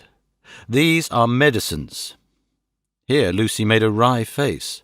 "Nay, but they are not to take in a decoction or in nauseous form, so you need not snub that so charming nose, or I shall point out to my friend Arthur what woes he may have to endure in seeing so much beauty that he so loves so much distort. Aha, my pretty miss, that bring the so nice nose all straight again. This is medicinal, but you do not know how. I put him in your window, I make pretty wreath, and hang him round your neck so that you sleep well. Oh yes, they, like the lotus flower, make your trouble forgotten. It smells so like the waters of Lethe, and of that fountain of youth that the conquistadores sought for in the Floridas, and find him all too late." Whilst he was speaking, Lucy had been examining the flowers and smelling them. Now she threw them down, saying with half laughter and half disgust, "Oh, Professor, I believe you are only putting up a joke on me. Why, these flowers are only common garlic." To my surprise, Van Helsing rose up and said with all his sternness, his iron jaw set and his bushy eyebrows meeting, "No trifling with me, I never jest. There is grim purpose in all I do, and I warn you that you do not thwart me. Take care, for the sake of others, if not for your own." Then, seeing poor Lucy scared, as she might well be, he went on more gently. "Oh, little miss, my dear, do not fear. I only do for your good, but there is much virtue to you in those so common flowers. See, I place them myself in your room. I make myself the wreath that you are to wear. But hush, no telling to others that make so inquisitive questions. We must obey, and silence is a part of obedience, and obedience is to bring you strong and well into loving arms that wait for you. Now sit still a while. Come with me, friend John, and you shall help me deck the room with my garlic, which is all the way from Haarlem, where my friend Van der Poel raised herb in his glasshouses all the year. I had to telegraph yesterday, or they would not have been here." We went into the room, taking the flowers with us. The Professor's actions were certainly odd, and not to be found in any pharmacopoeia that I ever heard of. First he fastened up the windows and latched them securely. Next, taking a handful of the flowers, he rubbed them all over the sashes, as though to ensure that every whiff of air that might get in would be laden with the garlic smell. Then, with the wisp he rubbed all over the jamb of the door, above, below, and at each side, and round the fireplace in the same way. It all seemed grotesque to me, and presently I said, "Well, Professor, I know you always have a reason for what you do, but this certainly puzzles me. It is well we have no skeptic here, or he would say that you were working some spell to keep out an evil spirit." "Perhaps I am," he answered quietly as he began to make the wreath which Lucy was to wear round her neck. We then waited whilst Lucy made her toilet for the night, and when she was in bed he came and himself fixed the wreath of garlic round her neck. The last words he said to her were, "Take care you do not disturb it, and even if the room feel close, do not tonight open the window or the door." "I promise," said Lucy, "and thank you both 1,000 times for all your kindness to me. Oh, what have I done to be blessed with such friends? As we left the house in my fly, which was waiting, Van Helsing said, "Tonight I can sleep in peace, and sleep I want. 2 nights of travel, much reading in the day between, and much anxiety on the day to follow, and a night to sit up without to wink. Tomorrow in the morning early you call for me, and we come together to see our pretty miss. So much more strong for my spell, which I have work. Oh." He seemed so confident that I, remembering my own confidence 2 nights before, and with the baneful result, felt awe and vague terror. It must have been my weakness that made me hesitate to tell it to my friend, but I felt it all the more, like unshed tears.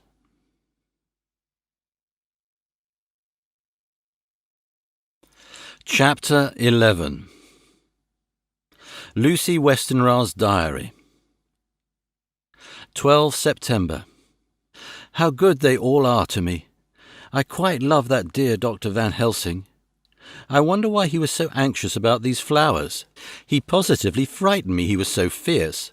And yet he must have been right, for I feel comfort from them already. Somehow I do not dread being alone tonight, and I can go to sleep without fear. I shall not mind any flapping outside the window. Oh, the terrible struggle that I have had against sleep so often of late, the pain of the sleeplessness, or the pain of the fear of sleep, with such unknown horrors as it has for me.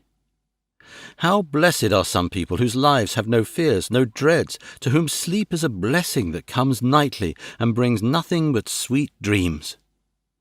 Well, here I am tonight, hoping for sleep and lying like Ophelia in the play, with virgin krantz and maiden struments. I never liked garlic before, but tonight it is delightful. There is peace in its smell. I feel sleep coming already. Good night, everybody.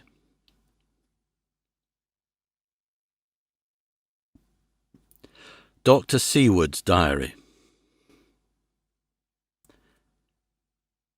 13 September.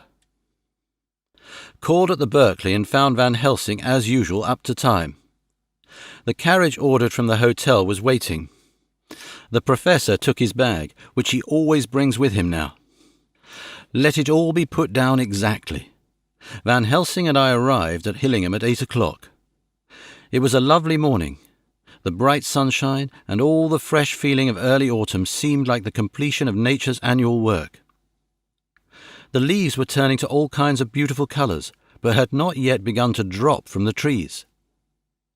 When we entered, we met Mrs. Westenra coming out of the morning room. She is always an early riser. She greeted us warmly and said, "You will be glad to know that Lucy is better. The dear child is still asleep. I looked into her room and saw her, but did not go in lest I should disturb her." The professor smiled and looked quite jubilant.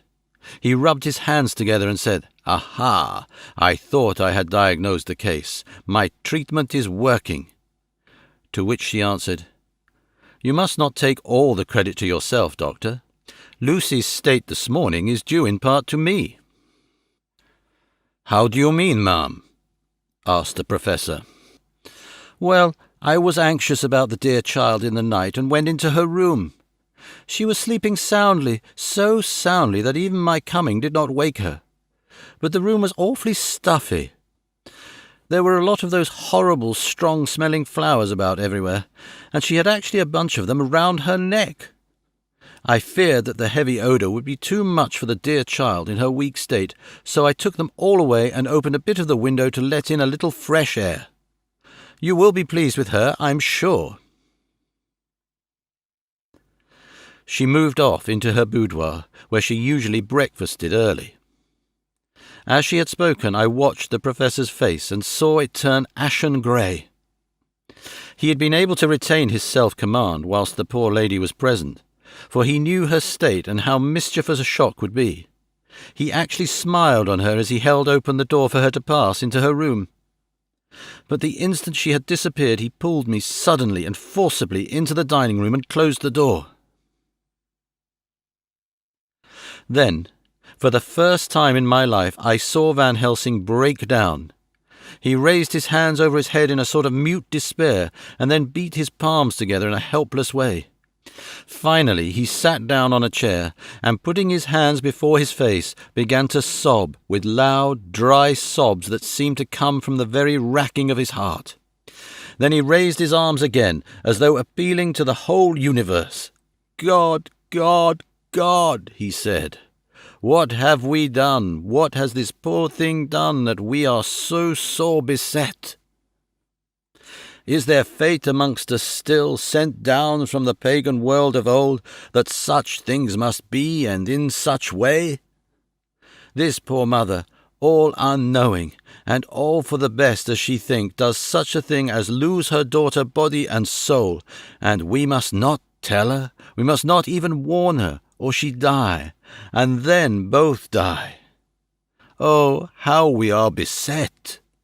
How are all the powers of the devils against us?" Suddenly he jumped to his feet. "Come," he said, "come, we must see and act.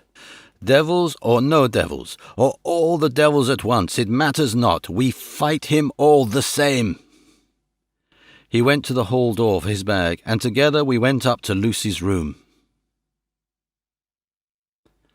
Once again I drew up the blind, whilst Van Helsing went towards the bed.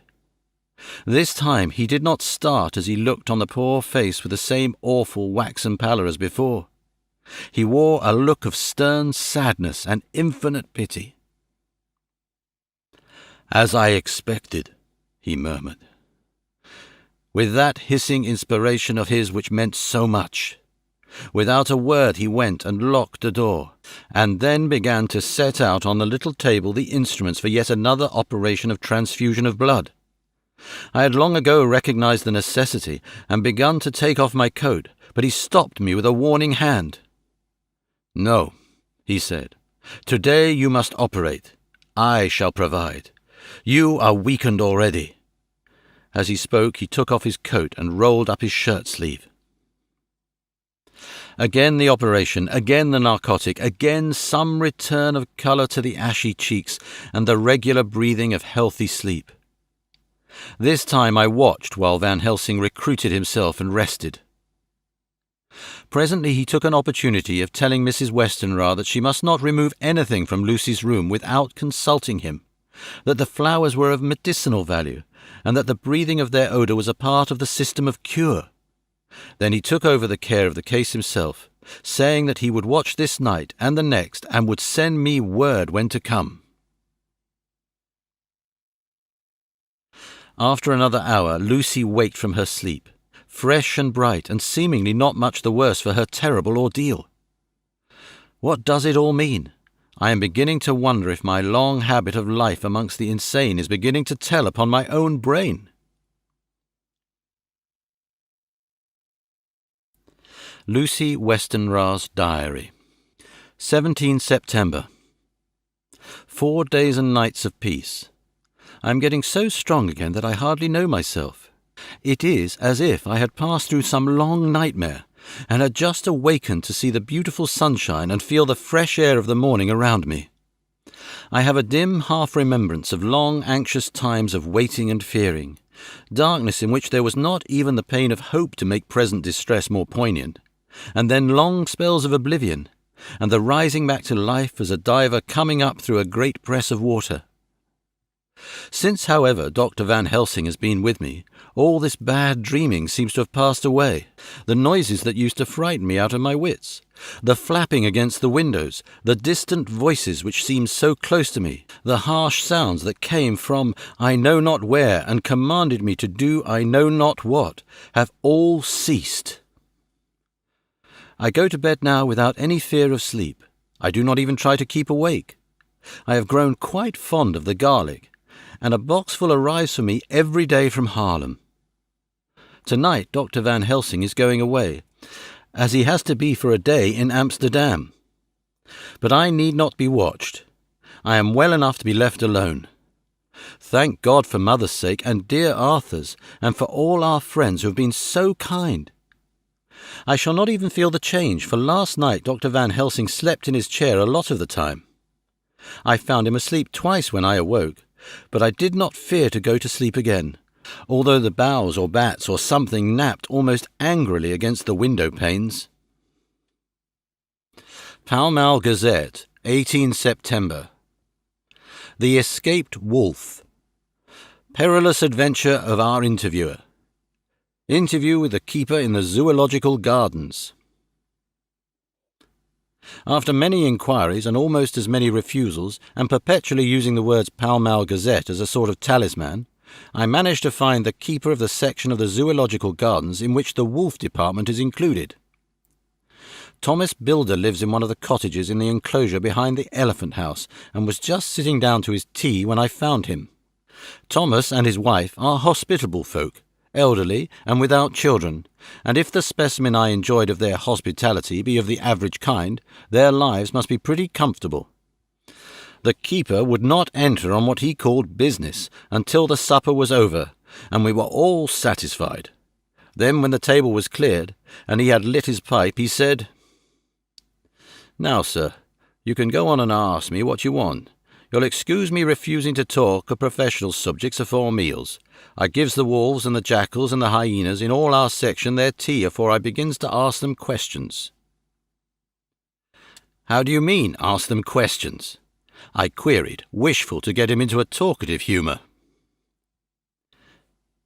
"Hitting them over the head with a pole is one way, scratching of their ears is another, when gents is as flush as wants a bit of a show-off to their girls.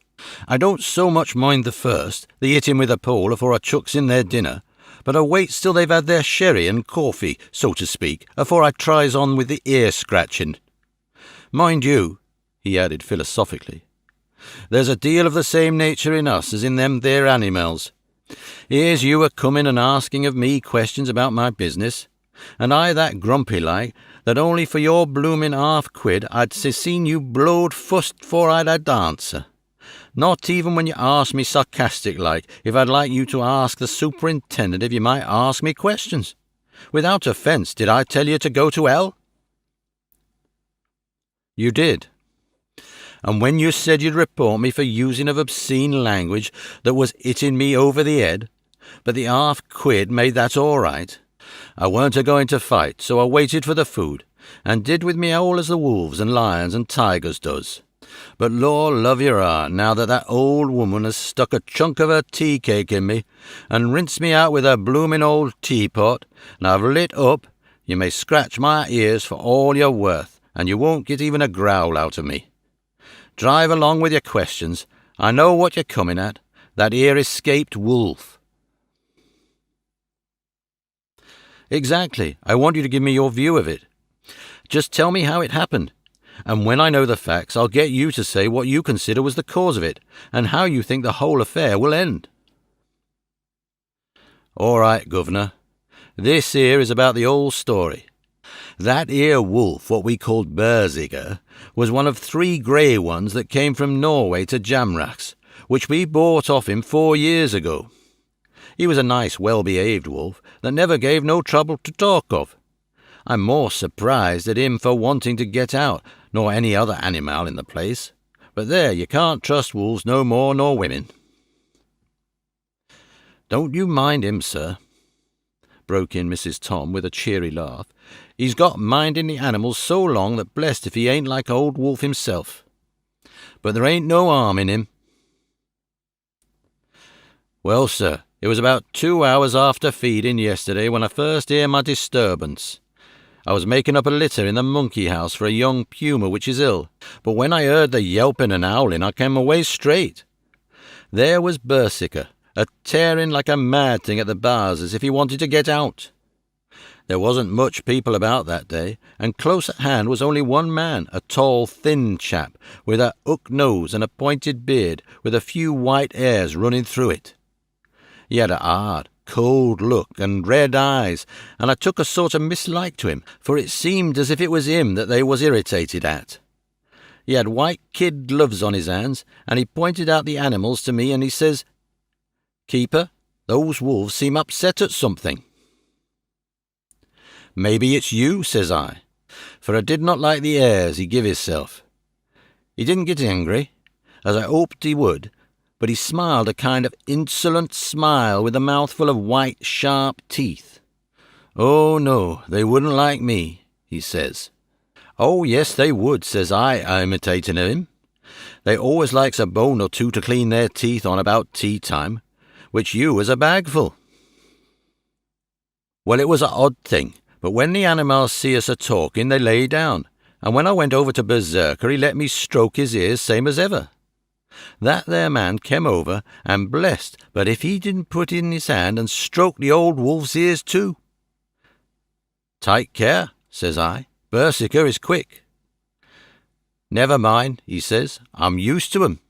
"Are you in the business yourself?" I says, taking off my hat, for a man what traves in wolves, etc., is a good friend to keepers. "No," says he, "not exactly in the business, but I have made pets of several." And with that he lifts his hat, as polite as a lord, and walks away. Old Berserker kept a-looking after him till he was out of sight, and then went and lay down in a corner and wouldn't come out the whole evening. Well, last night, so soon as the moon was up, the wolves here all began a-howling. There weren't nothing for them to howl at. There weren't no one near, except someone that was evidently a-calling a dog somewheres out back of the gardings in the park wood. Once or twice I went out to see that all was right, and it was, and then the howling stopped. Just before 12 o'clock I just took a look around afore a-turning in, and bust me, but when I came opposite to old Berserker's cage, I see the rails broken and twisted about and the cage empty. And that's all I know for certain. Did anyone else see anything? One of our gardeners was a-coming home about that time from a harmony when he sees a big grey dog coming out through the garden edges. At least so he says, but I don't give much for it myself, for if he did, he never said a word about it to his missus when he got home, and it was only after the escape of the wolf was made known, and we'd been up all night a-hunting of the park for Berserker, that he remembered seeing anything. My own belief was that the harmony had got into his head. Now, Mr. Builder, can you account in any way for the escape of the wolf?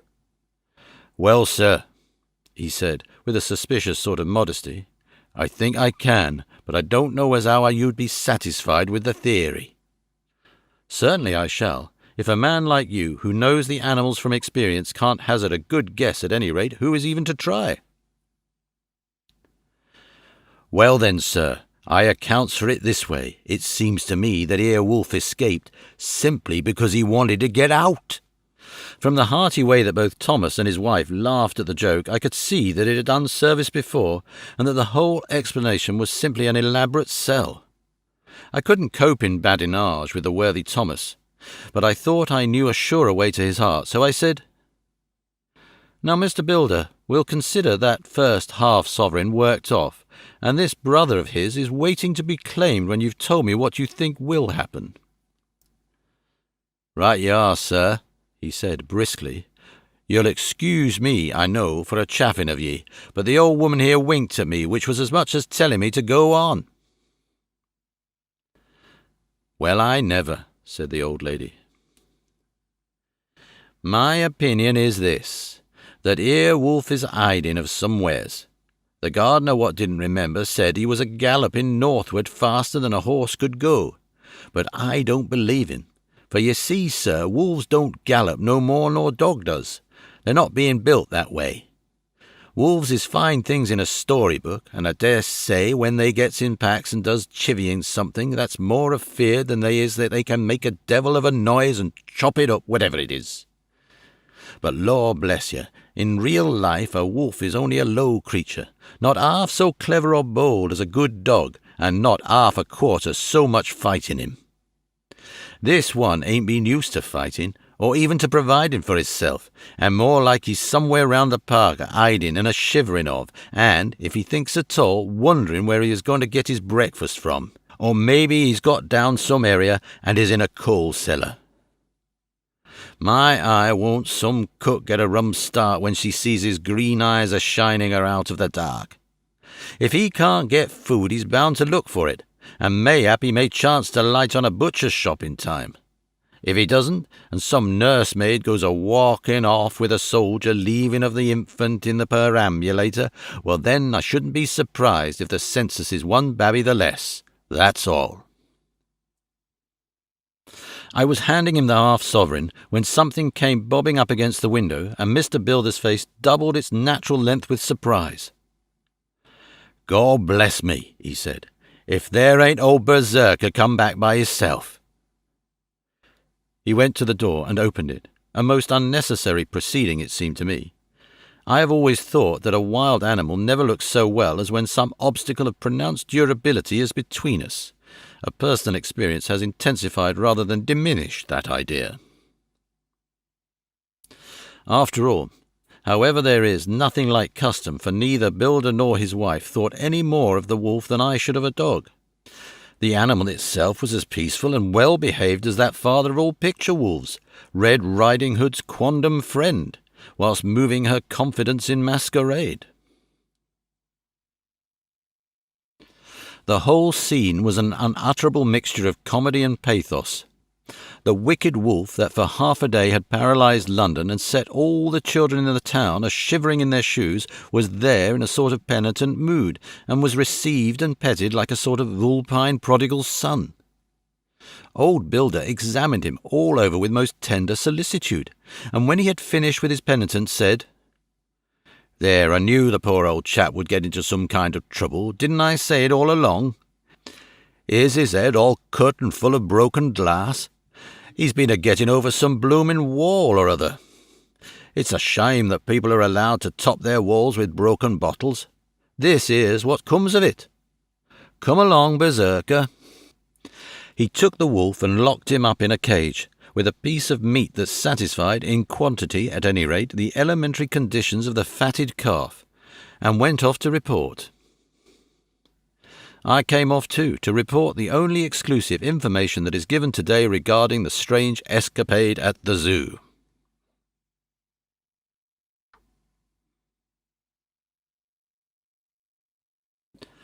Dr. Seward's Diary. 17 September. I was engaged after dinner in my study posting up my books, which, through press of other work and the many visits to Lucy, had fallen sadly into arrear. Suddenly the door was burst open, and in rushed my patient, with his face distorted with passion. I was thunderstruck, for such a thing as a patient getting of his own accord into the superintendent's study is almost unknown. Without an instant's pause he made straight at me. He had a dinner knife in his hand, and, as I saw he was dangerous, I tried to keep the table between us. He was too quick and too strong for me, however, for before I could get my balance he had struck at me and cut my left wrist rather severely. Before he could strike again, however, I got in my right, and he was sprawling on his back on the floor. My wrist bled freely, and quite a little pool trickled onto the carpet. I saw that my friend was not intent on further effort, and occupied myself binding up my wrist, keeping a wary eye on the prostrate figure all the time. When the attendants rushed in, and we turned our attention to him, his employment positively sickened me. He was lying on his belly on the floor, licking up, like a dog, the blood which had fallen from my wounded wrist. He was easily secured, and, to my surprise, went with the attendants quite placidly, simply repeating over and over again, "The blood is the life, the blood is the life."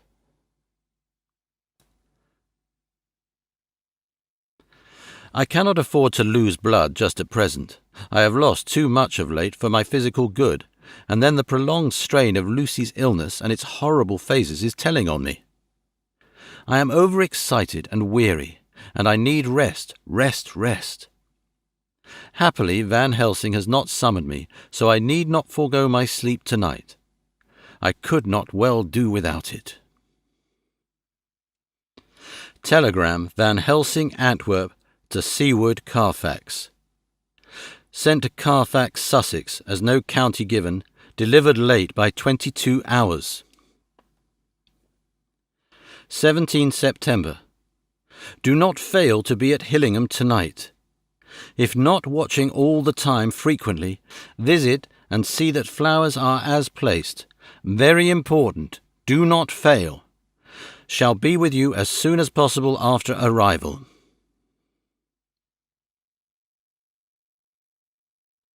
Dr. Seward's Diary.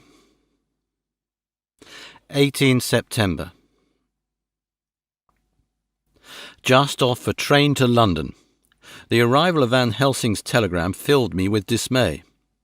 A whole night lost, and I know by bitter experience what may happen in a night. Of course, it is possible that all may be well, but what may have happened? Surely there is some horrible doom hanging over us that every possible accident should thwart us in all we try to do. I shall take this cylinder with me, and then I can complete my entry on Lucy's phonograph.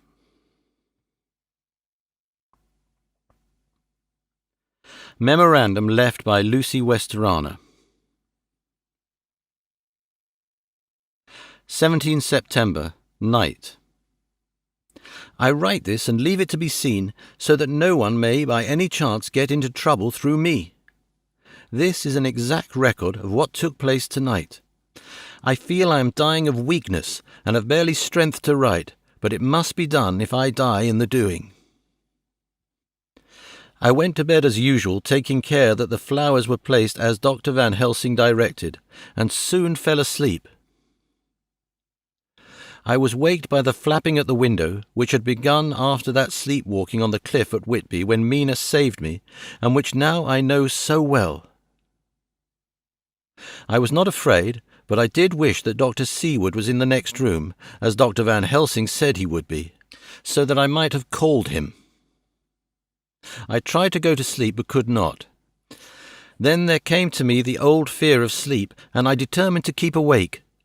Perversely, sleep would try to come then when I did not want it. So, as I feared to be alone, I opened my door and called out, "Is there anybody there?" There was no answer. I was afraid to wake Mother, and so closed my door again. Then outside in the shrubbery I heard a sort of howl like a dog's, but more fierce and deeper. I went to the window and looked out, but could see nothing except a big bat, which had evidently been buffeting its wings against the window. So I went back to bed again, but determined not to go to sleep. Presently the door opened, and Mother looked in. Seeing by my moving that I was not asleep, came in and sat by me. She said to me even more sweetly and softly than her wont, "I was uneasy about you, darling, and I came in to see that you were all right." I feared she might catch cold sitting there, and asked her to come in and sleep with me, so she came into bed and lay down beside me. She did not take off her dressing-gown, for she said she would only stay a while and then go back to her own bed. As she lay there in my arms and I in hers, the flapping and buffeting came to the window again. She was startled and a little frightened and cried out, "What is that?"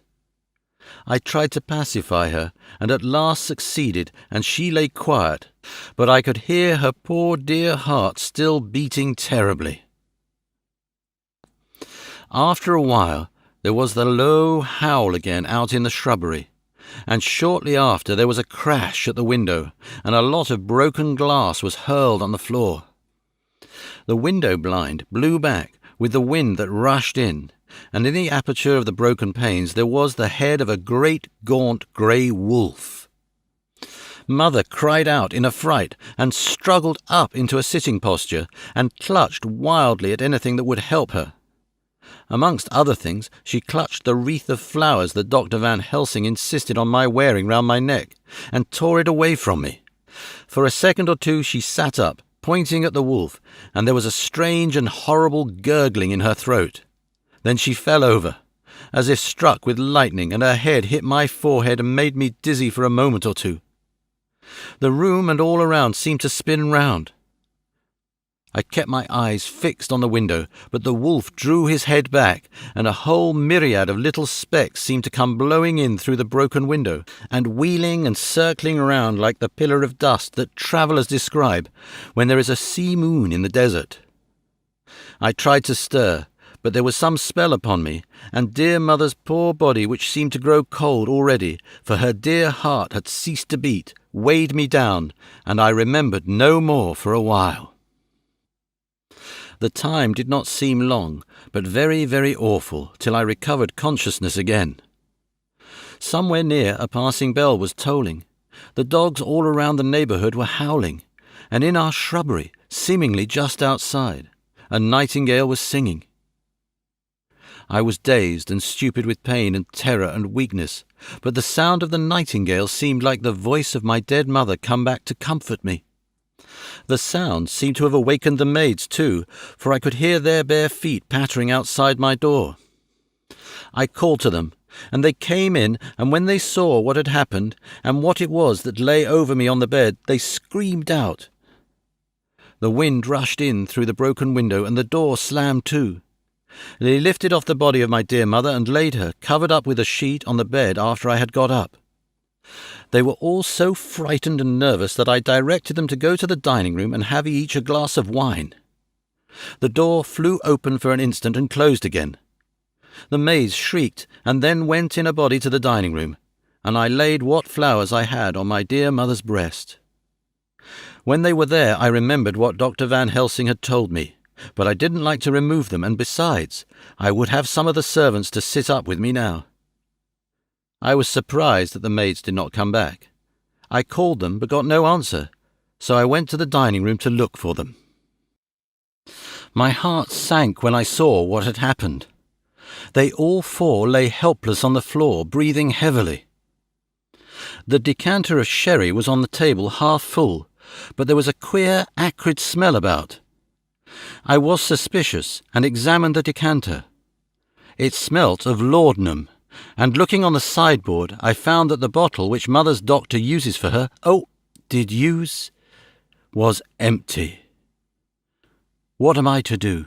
What am I to do? I am back in the room with mother. I cannot leave her, and I am alone, save for the sleeping servants, whom someone has drugged. Alone with the dead. I dare not go out, for I can hear the low howl of the wolf through the broken window. The air seems full of specks, floating and circling in the draught from the window, and the lights burn blue and dim. What am I to do? God shield me from harm this night. I shall hide this paper in my breast, where they shall find it when they come to lay me out. My dear mother gone, it is time that I go too. Goodbye, dear Arthur, if I should not survive this night. God keep you, dear, and God help me.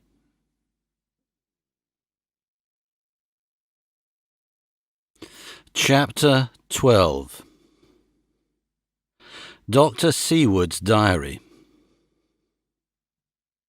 18 September. I drove at once to Hillingham and arrived early. Keeping my cab at the gate, I went up the avenue alone. I knocked gently and rang as quietly as possible, for I feared to disturb Lucy or her mother, and hoped to only bring a servant to the door. After a while, finding no response, I knocked and rang again, still no answer. I cursed the laziness of the servants that they should lie abed at such an hour, for it was now 10 o'clock, and so rang and knocked again, but more impatiently, but still without response. Hitherto I had blamed only the servants, but now a terrible fear began to assail me. Was this desolation but another link in the chain of doom which seemed drawing tight around us? Was it indeed a house of death to which I had come too late? I knew that minutes, even seconds of delay might mean hours of danger to Lucy, if she had had again one of those frightful relapses, and I went round the house to try, if I could, find by chance an entry anywhere. I could find no means of ingress. Every window and door was fastened and locked, and I returned baffled to the porch. As I did so, I heard the rapid pit-pat of a swiftly driven horse's feet. They stopped at the gate, and a few seconds later I met Van Helsing running up the avenue. When he saw me, he gasped out, "Then it was you, and just arrived. How is she? Are we too late? Did you not get my telegram?" I answered as quickly and coherently as I could that I had only got his telegram early in the morning, and had not lost a minute in coming here, and that I could not make any one in the house hear me. He paused and raised his hat as he said solemnly, "Then I fear we are too late. God's will be done." With his usual recuperative energy he went on, "Come, if there be no way open to get in, we must make one. Time is all in all to us now." We went round to the back of the house, where there was a kitchen window. The professor took a small surgical saw from his case, and handing it to me, pointed to the iron bars which guarded the window. I attacked them at once, and had very soon cut through 3 of them. Then, with a long, thin knife, we pushed back the fastening of the sashes and opened the window. I helped the professor in and followed him. There was no one in the kitchen or in the servants' rooms, which were close at hand. We tried all the rooms as we went along, and in the dining room, dimly lit by rays of light through the shutters, found 4 servant women lying on the floor. There was no need to think them dead, for their stertorous breathing and the acrid smell of laudanum in the room left no doubt as to their condition. Van Helsing and I looked at each other, and as we moved away he said, "We can attend to them later." Then we ascended to Lucy's room. For an instant or two we paused at the door to listen, but there was no sound that we could hear. With white faces and trembling hands, we opened the door gently and entered the room. How shall I describe what we saw? On the bed lay 2 women, Lucy and her mother. The latter lay farthest in, and she was covered with a white sheet, the edge of which had been blown back by the draught through the broken window, showing the drawn, white face with a look of terror fixed upon it.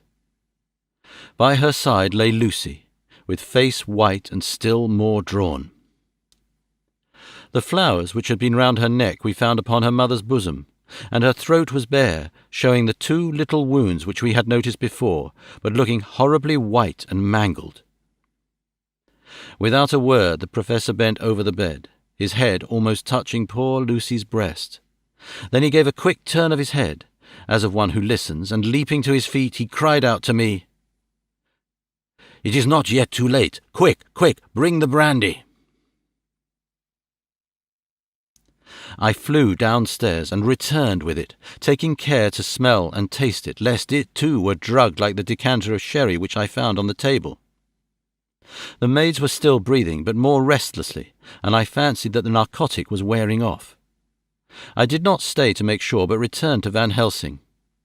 He rubbed the brandy, as on another occasion, on her lips and gums, and on her wrists and the palms of her hands. He said to me, "I can do this, all that can be at the present. You go wake those maids.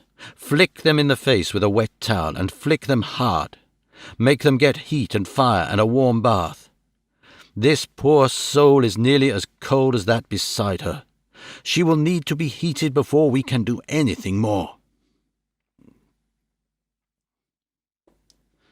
I went at once and found little difficulty in waking 3 of the women. The 4th was only a young girl, and the drug had evidently affected her more strongly, so I lifted her on the sofa and let her sleep. The others were dazed at first, but as remembrance came back to them they cried and sobbed in a hysterical manner. I was stern with them, however, and would not let them talk. I told them that one life was bad enough to lose, and if they delayed they would sacrifice Miss Lucy. So, sobbing and crying, they went about their way, half-clad as they were, and prepared fire and water. Fortunately, the kitchen and boiler fires were still alive, and there was no lack of hot water. We got a bath and carried Lucy out as she was, and placed her in it. Whilst we were busy chafing her limbs, there was a knock at the hall door. One of the maids ran off, hurried on some more clothes, and opened it. Then she returned and whispered to us that there was a gentleman who had come with a message from Mr. Holmwood. I bade her simply to tell him that he must wait, for we could see no one now. She went away with the message, and, engrossed with our work, I clean forgot all about him.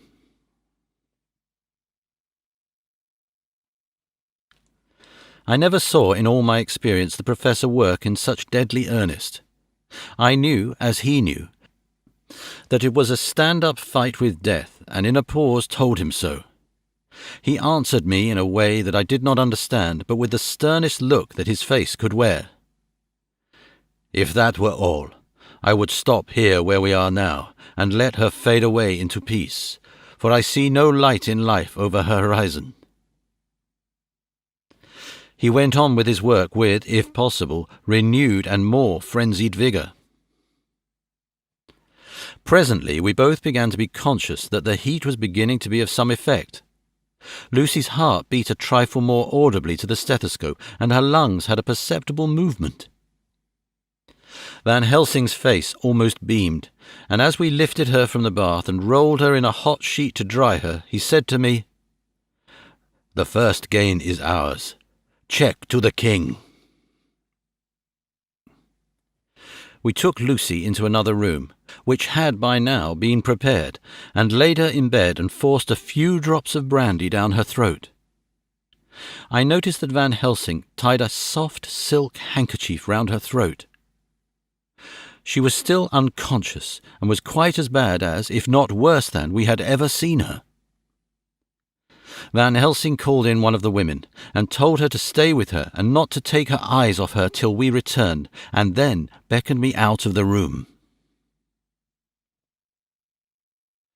"We must consult as to what is to be done," he said as we descended the stairs. In the hall he opened the dining-room door, and we passed in, he closing the door carefully behind him. The shutters had been opened, but the blinds were already down, with that obedience to the etiquette of death which the British woman of the lower classes always rigidly observes. The room was, therefore, dimly dark. It was, however, light enough for our purposes. Van Helsing's sternness was somewhat relieved by a look of perplexity. He was evidently torturing his mind about something, so I waited for an instant, and he spoke. "What are we to do now? Where are we to turn for help?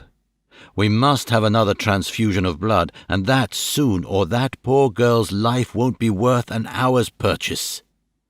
You are exhausted already. I am exhausted too. I fear to trust those women, even if they would have courage to submit. What are we to do for someone who will open his veins for her?" "What's the matter with me, anyhow?" The voice came from the sofa across the room, and its tones brought relief and joy to my heart, for they were those of Quincy Morris. Van Helsing started angrily at the first sound, but his face softened and a glad look came into his eyes as I cried out, "Quincy Morris," and rushed towards him with outstretched hands. "What brought you here?" I cried as our hands met. "I guess art is the cause." He handed me a telegram. "Have not heard from Seaward for 3 days, and am terribly anxious. Cannot leave. Father still in same condition. Send me word how Lucy is. Do not delay. Homeward." "I think I came just in the nick of time. You know you have only to tell me what to do." Van Helsing strode forward and took his hand, looking him straight in the eyes as he said, "A brave man's blood is the best thing on this earth when a woman is in trouble. You are a man and no mistake. Well, the devil may work against us for all he's worth, but God sends us men when we want them." Once again we went through that ghastly operation. I have not the heart to go through with the details. Lucy had got a terrible shock, and it told on her more than before, for though plenty of blood went into her veins, her body did not respond to the treatment as well as on the other occasions. Her struggle back into life was something frightful to see and hear. However, the action of both heart and lungs improved, and Van Helsing made a subcutaneous injection of morphia as before, and with good effect. Her faint became a profound slumber. The Professor watched whilst I went downstairs with Quincy Morris, and sent one of the maids to pay off one of the cabmen who were waiting. I left Quincy lying down after having a glass of wine and told the cook to get ready a good breakfast. Then a thought struck me, and I went back to the room where Lucy now was. When I came softly in, I found Van Helsing with a sheet or two of notepaper in his hand. He had evidently read it and was thinking it over as he sat with his hand to his brow. There was a look of grim satisfaction in his face, as of one who has had a doubt solved. He handed me the paper, saying, "It dropped from Lucy's breast when we carried her to the bath." When I had read it, I stood looking at the professor, and after a pause asked him, "In God's name, what does it all mean? Was she, or is she, mad, or what sort of horrible danger is it?" I was so bewildered that I did not know what to say more. Van Helsing put out his hand and took the paper, saying, "Do not trouble about it now. Forget it for the present. You shall know and understand it all in good time, but it will be later. And now, what is it that you came to me to say?" This brought me back to fact, and I was all myself again. "I came to speak about the certificate of death. If we do not act properly and wisely, there may be an inquest, and that paper would have to be produced. I am in hopes that we need have no inquest, for if we had, it would surely kill poor Lucy if nothing else did. I know, and you know, and the other doctor who attended her knows, that Mrs. Westenra had disease of the heart, and we can certify that she died of it. Let us fill up the certificate at once, and I shall take it myself to the registrar and go on to the undertaker." "Good, oh my friend John, well thought of. Truly Miss Lucy, if she be sad in the foes that beset her, is at least happy in the friends that love her. 1, 2, 3, all open their veins for her, besides one old man. Ah, yes, I know, friend John, I am not blind. I love you all the more for it. Now, go." In the hall I met Quincy Morris with a telegram for Arthur, telling him that Mrs. Westenra was dead, that Lucy also had been ill, but was now going on better, and that Van Helsing and I were with her. I told him where I was going, and he hurried me out, but as I was going said, "When you come back, Jack, may I have 2 words with you all to ourselves?" I nodded in reply and went out. I found no difficulty about the registration, and arranged with the local undertaker to come up in the evening to measure for the coffin and to make arrangements. When I got back, Quincy was waiting for me. I told him I would see him as soon as I knew about Lucy, and went up to her room. She was still sleeping, and the professor seemingly had not moved from his seat at her side. From putting his finger to his lips, I gather he expected her to wake before long and was afraid of forestalling nature. So I went down to Quincy and took him into the breakfast room, where the blinds were not drawn down, and which was a little more cheerful, or rather less cheerless, than the other rooms. When we were alone, he said to me, "Jack Seward, I don't want to shove myself in anywhere where I've no right to be, but this is no ordinary case. You know I loved that girl and wanted to marry her, but, although that's all past and gone, I can't help feeling anxious about her all the same. What is it that's wrong with her? The Dutchman, and a fine old fellow he is, I can see that, said that time you 2 came into the room that you must have another transfusion of blood, and that both of you and he were exhausted. Now I know well that you medical men speak in camera, and that a man must not expect to know what they consult about in private. But this is no common matter, and, whatever it is, I have done my part. Is not that so?" "That's so," I said, and he went on. "I take it that both you and Van Helsing had done already what I did today. Is not that so?" "That's so. And I guess Art was in it too. When I saw him 4 days ago down at his own place, he looked queer. I have not seen anything pulled down so quick since I was on the pampas and had a mare that I was fond of go to grass all in one night. One of those big bats that they call vampires had got at her in the night, and what with his gorge and the vein left open, there wasn't enough blood in her to let her stand up, and I had to put a bullet through her as she lay. Jack, if you may tell me without betraying confidence, Arthur was the first, is not that so?" As he spoke, the poor fellow looked terribly anxious. He was in a torture of suspense regarding the woman he loved, and his utter ignorance of the terrible mystery which seemed to surround her intensified pain. His very heart was bleeding, and it took all the manhood of him, and there was a royal lot of it too, to keep him from breaking down. I paused before answering, for I felt that I must not betray anything which the Professor wished kept secret. But already he knew so much and guessed so much that there could be no reason for not answering. So I answered in the same phrase. "That's so." "And how long has this been going on?" "About 10 days. 10 days? Then I guess, Jack Seward, that poor pretty creature that we all love has had put into her veins within that time the blood of 4 strong men. Man alive, her whole body wouldn't hold it." Then, coming close to me, he spoke in a fierce half-whisper. "What took it out?" I shook my head. "That," I said, "is the crux. Van Helsing is simply frantic about it, and I am at my wits' end. I can't even hazard a guess. There has been a series of little circumstances which have thrown out all our calculations as to Lucy being properly watched. But these shall not occur again. Here we stay until all be well or ill." Quincy held out his hand. "Count me in," he said. "You and the Dutchman will tell me what to do, and I'll do it." When she woke late in the afternoon, Lucy's first movement was to feel in her breast and, to my surprise, produced the paper which Van Helsing had given me to read.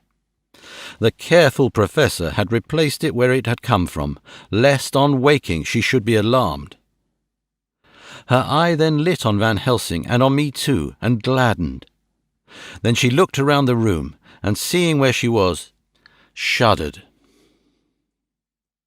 She gave a loud cry and put her poor thin hands before her pale face.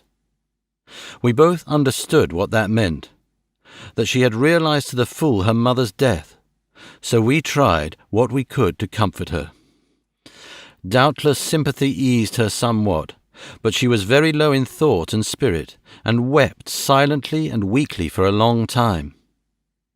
We told her that either or both of us would now remain with her all the time, and that seemed to comfort her. Towards dusk she fell into a doze. Here a very odd thing occurred. While still asleep, she took the paper from her breast and tore it in two. Van Helsing stepped over and took the pieces from her. All the same, however, she went on with the action of tearing, as though the material was still in her hands. Finally, she lifted her hands and opened them as though scattering the fragments. Van Helsing seemed surprised, and his brows gathered as if in thought, but he said nothing. 19 September. All last night she slept fitfully, being always afraid to sleep, and something weaker when she woke from it. The Professor and I took it in turns to watch, and we never left her for a moment unattended. Quincy Morris said nothing about his intention, but I knew that all night long he patrolled round and round the house. When the day came, its searching light showed the ravages in poor Lucy's strength. She was hardly able to turn her head, and the little nourishment which she could take seemed to do her no good. At times she slept, and both Van Helsing and I noticed the difference in her, between sleeping and waking. Whilst asleep she looked stronger, although more haggard, and her breathing was softer. Her open mouth showed the pale gums drawn back from the teeth, which thus looked positively longer and sharper than usual. When she woke, the softness of her eyes evidently changed the expression, for she looked her own self, although a dying one. In the afternoon, she asked for Arthur, and we telegraphed for him. Quincy went off to meet him at the station. When he arrived, it was nearly 6 o'clock, and the sun was setting full and warm, and the red light streamed in through the window and gave more colour to the pale cheeks.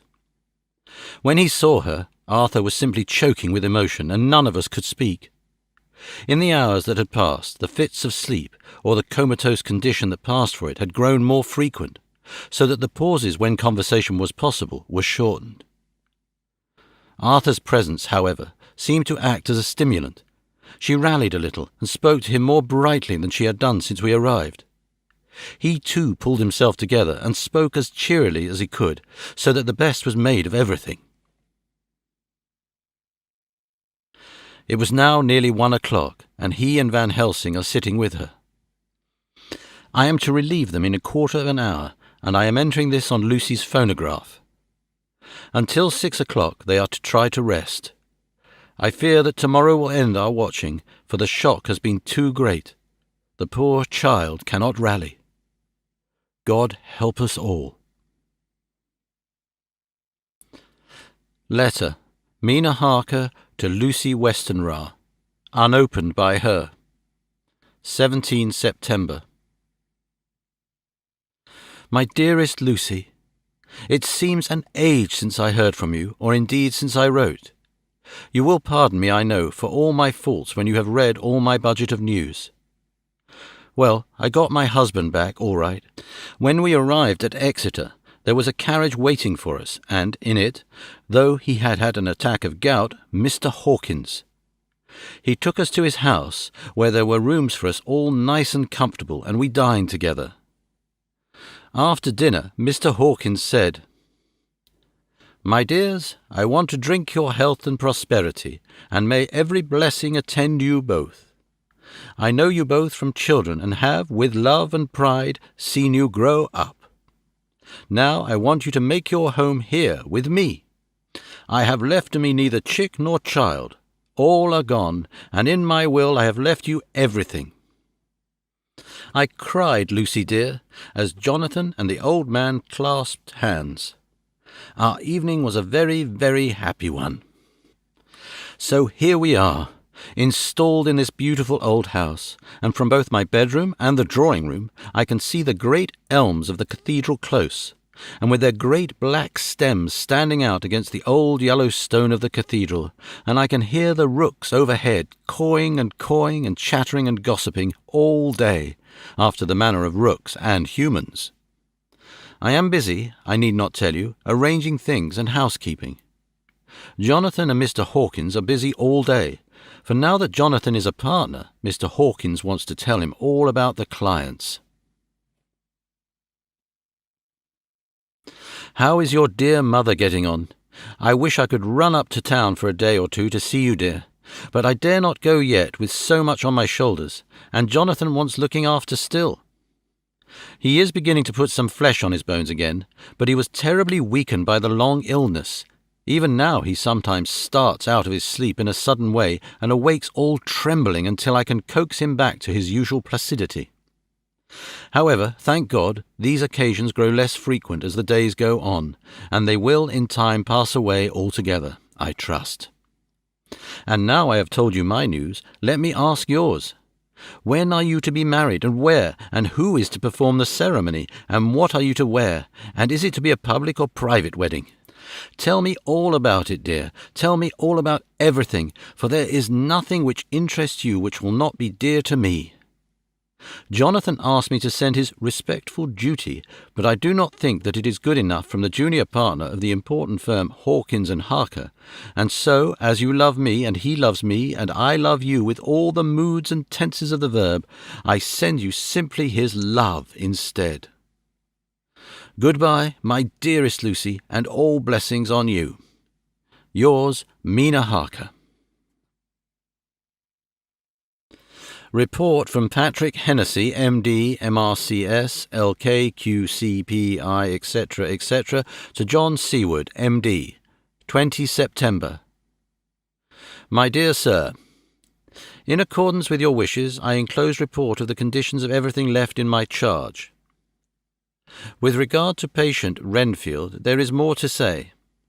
He has had another outbreak, which might have had a dreadful ending, but which, as it fortunately happened, was unattended with any unhappy results. This afternoon a carrier's cart with 2 men made a call at the empty house whose grounds abut on ours. the house to which, you will remember, the patient twice ran away. The men stopped at our gate to ask the porter their way, as they were strangers. I was myself looking out of the study window, having a smoke after dinner, and saw one of them come up to the house.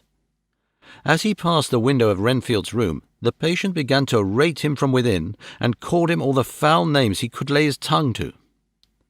The man, who seemed a decent fellow enough, contented himself by telling him to shut up for a foul-mouthed beggar, whereon our man accused him of robbing him and wanting to murder him, and said that he would hinder him if he were to swing for it.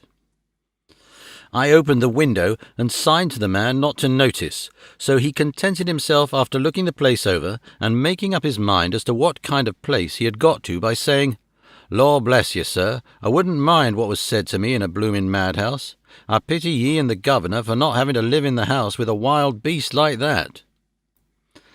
Then he asked his way civilly enough, and I told him where the gate of the empty house was. He went away, followed by threats and curses and revilings from our man. I went down to see if I could make out any cause for his anger, since he is usually such a well-behaved man, and except his violent fits, nothing of the kind has ever occurred. I found him, to my astonishment, quite composed and most genial in his manner. I tried to get him to talk of the incident, but he blandly asked me questions as to what I meant, and led me to believe that he was completely oblivious of the affair. It was, I am sorry to say, however, another instance of his cunning, for within half an hour I heard of him again. This time he had broken out through the window of his room and was running down the avenue. I called to the attendants to follow me and ran after him, for I feared he was intent on some mischief. My fear was justified when I saw the same cart which had passed before coming down the road, having on it some great wooden boxes. The men were wiping their foreheads and were flushed in the face, as if with violent exercise. Before I could get up to him, the patient rushed at them, and pulling one of them off the cart, began to knock his head against the ground. If I had not seized him just at that moment, I believe he would have killed the man there and then. The other fellow jumped down and struck him over the head with the butt end of his heavy whip. It was a terrible blow, but he did not seem to mind it, but seized him also, and struggled with the three of us, pulling us to and fro as if we were kittens. You know I am no lightweight, and the others were both burly men. At first he was silent in his fighting, but as we began to master him, and the attendants were putting a straight waistcoat on him, he began to shout, "I'll frustrate them. They shan't rob me. They shan't murder me by inches. I'll fight for my lord and master," and all sorts of similar incoherent ravings. It was with very considerable difficulty they got him back to the house and put him in the padded room. One of the attendants, Hardy, had a finger broken. However, I set it all right, and he is going on well. The two carriers were at first loud in their threats of actions for damages, and promised to rain all the penalties of the law on us. Their threats were, however, mingled with some sort of indirect apology for the defeat of the two of them by a feeble madman. They said if it had not been for the way their strength had been spent in carrying and raising the heavy boxes to the cart, they would have made short work of him. They gave us another reason for their defeat, the extraordinary state of drouth to which they had been reduced by the dusty nature of their occupation, and the reprehensible distance from the scene of their labours of any place of public entertainment. I quite understood their drift, and after a stiff glass of grog, or rather more of the same, and with each a sovereign in hand, they made light of the attack, and swore that they would encounter a worse madman any day for the pleasure of meeting so blooming good a bloke as your correspondent. I took their names and addresses, in case they might be needed. They are as follows: Jack Smollett of Dudding's Rents, King George's Road, Great Walworth, and Thomas Snelling, Peter Farlow's Row, Guide Court, Bethnal Green. They are both in the employment of Harris and Sons, Moving and Shipping Company, Orange Masters Yard, Soho. I shall report to you any matter of interest occurring here, and shall wire you at once if there is anything of importance. Believe me, dear sir, yours faithfully, Patrick Hennessy. Letter Mina Harker to Lucy Westenra, unopened by her. 18 September. My dearest Lucy, such a sad blow has befallen us. Mr. Hawkins has died very suddenly. Some may not think it so sad for us, but we had both come to so love him that it really seems as though we had lost a father. I never knew either father or mother, so that the dear old man's death is a real blow to me. Jonathan is greatly distressed. It is not only that he feels sorrow, deep sorrow, for the dear good man who has befriended him all his life, and now at the end has treated him like his own son and left him a fortune which, to most people of our modest bringing up, is wealth beyond the dream of avarice. But Jonathan feels it on another account. He says the amount of responsibility which it puts upon him makes him nervous. He begins to doubt himself. I try to cheer him up, and my belief in him helps me to have a belief in himself. But it is here that the grave shock that he experienced tells upon him the most. Oh, it is too hard that a sweet, simple, noble, strong nature such as his, a nature which enabled him by our dear good friend's aid to rise from clerk to master in a few years, should be so injured that the very essence of its strength is gone. Forgive me, dear, if I worry you with my troubles in the midst of your own happiness, but, Lucy, dear, I must tell someone, for the strain of keeping up a brave and cheerful appearance to Jonathan tries me, and I have no one here that I can confide in. I dread coming up to London, as we must do the day after tomorrow, for poor Mr. Hawkins left in his will that he was to be buried in the grave with his father. As there are no relations at all, Jonathan will have to be chief mourner. I shall try to run over to see you, dearest, if only for a few minutes. Forgive me for troubling you. With all blessings, your loving Mina Harker. Dr. Seward's Diary. 20 September. Only resolution and habit can let me make an entry tonight. I am too miserable, too low-spirited, too sick of the world and all in it, including life itself, that I would not care if I heard this moment the flapping of the wings of the angel of death. And he has been flapping those grim wings to some purpose of late. Lucy's mother, and Arthur's father, and now— Let me get on with my work. I duly relieved Van Helsing in his watch over Lucy. We wanted Arthur to go to rest also, but he refused at first. It was only when I told him that we should want him to help us during the day, and that we must not all break down for want of rest, lest Lucy should suffer, that he agreed to go. Van Helsing was very kind to him. "Come, my child," he said, "come with me. You are sick and weak, and have had much sorrow and much mental pain, as well as that tax on your strength that we know of. You must not be alone, for to be alone is to be full of fears and alarms. Come to the drawing-room, where there is a big fire, and there are 2 sofas. You shall lie on one, and I on the other, and our sympathy will be comfort to each other, even though we do not speak, even if we sleep."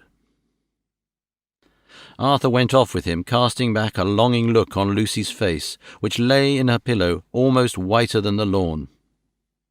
She lay quite still, and I looked round the room to see that all was as it should be.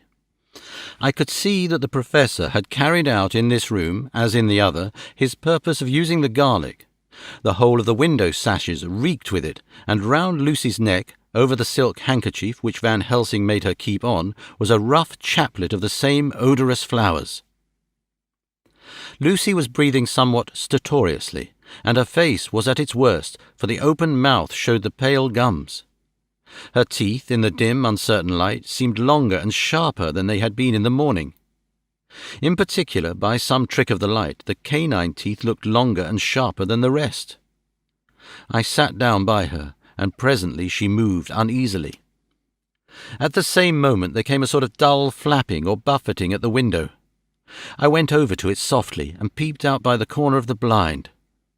There was a full moonlight, and I could see that the noise was made by a great bat which wheeled round, doubtless attracted by the light, although so dim, and every now and again struck the window with its wings. When I came back to my seat, I found that Lucy had moved slightly, and had torn away the garlic flowers from her throat. I replaced them as well as I could, and sat watching her. Presently she woke, and I gave her food, as Van Helsing had prescribed. She took but a little, and that languidly. There did not seem to be with her now the unconscious struggle for life and strength that had hitherto so marked her illness. It struck me as curious that the moment she became conscious, she pressed the garlic flowers close to her. It was certainly odd that whenever she got into that lethargic state, with the stertorous breathing, she put the flowers from her, but that when she waked she clutched them close.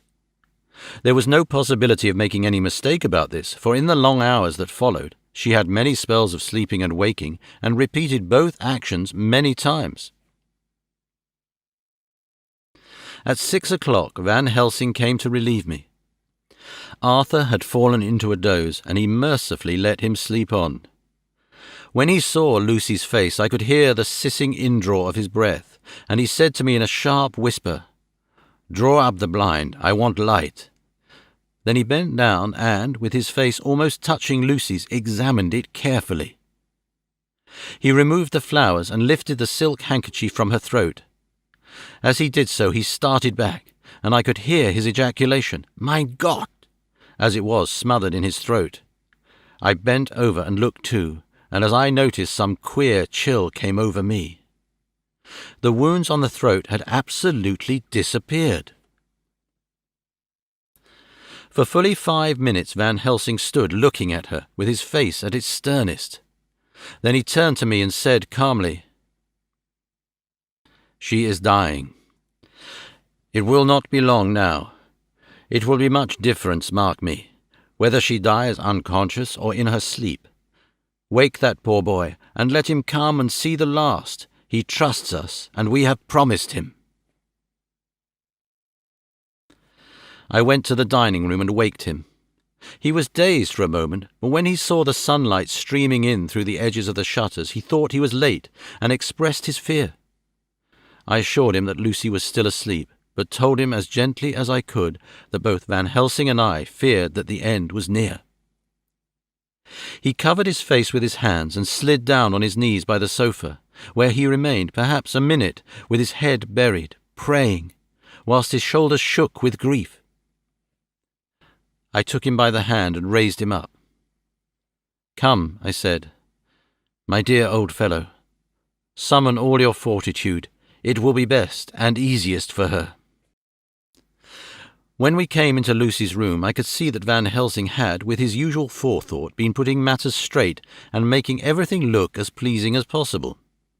He had even brushed Lucy's hair so that it lay on the pillow in its usual sunny ripples.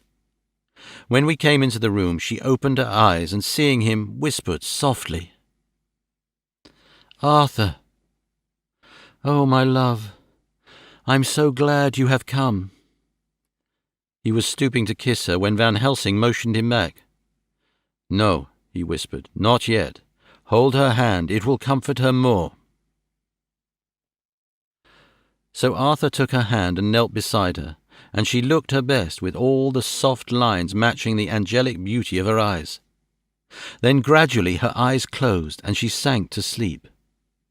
For a little bit her breast heaved softly, and her breath came and went like a tired child's. And then, insensibly, there came the strange change which I had noticed in the night. Her breathing grew stertorous, the mouth opened, and the pale gums drawn back made the teeth look longer and sharper than ever.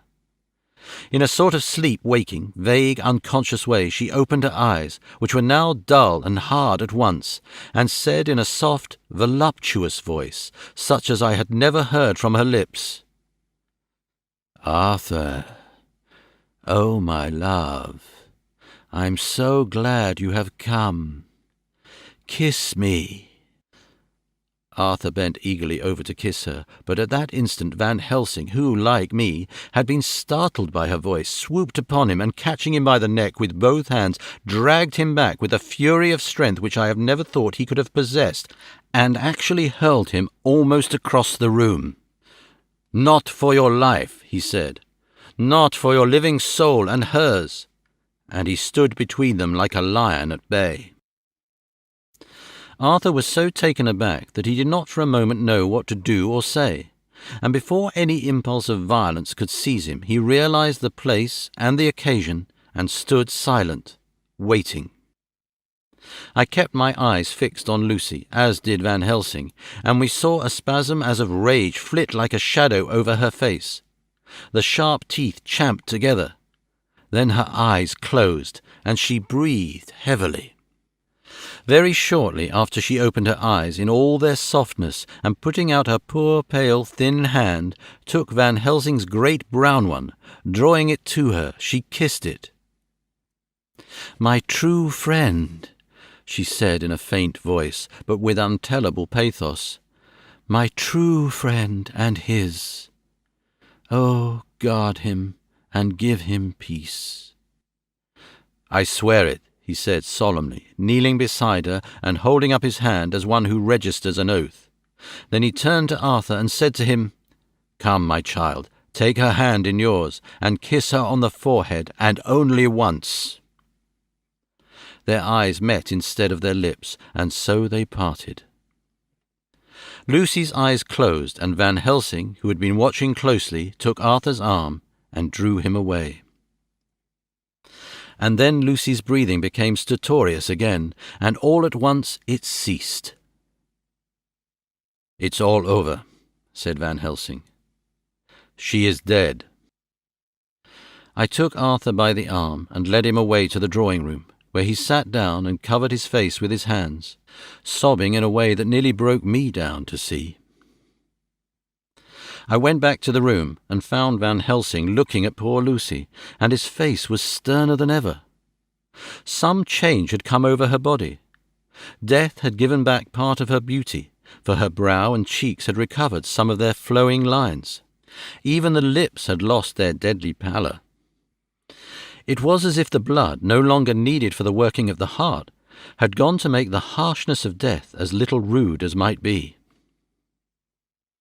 "We thought her dying while she slept, and sleeping when she died."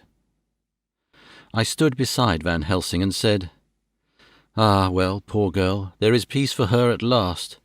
It is the end."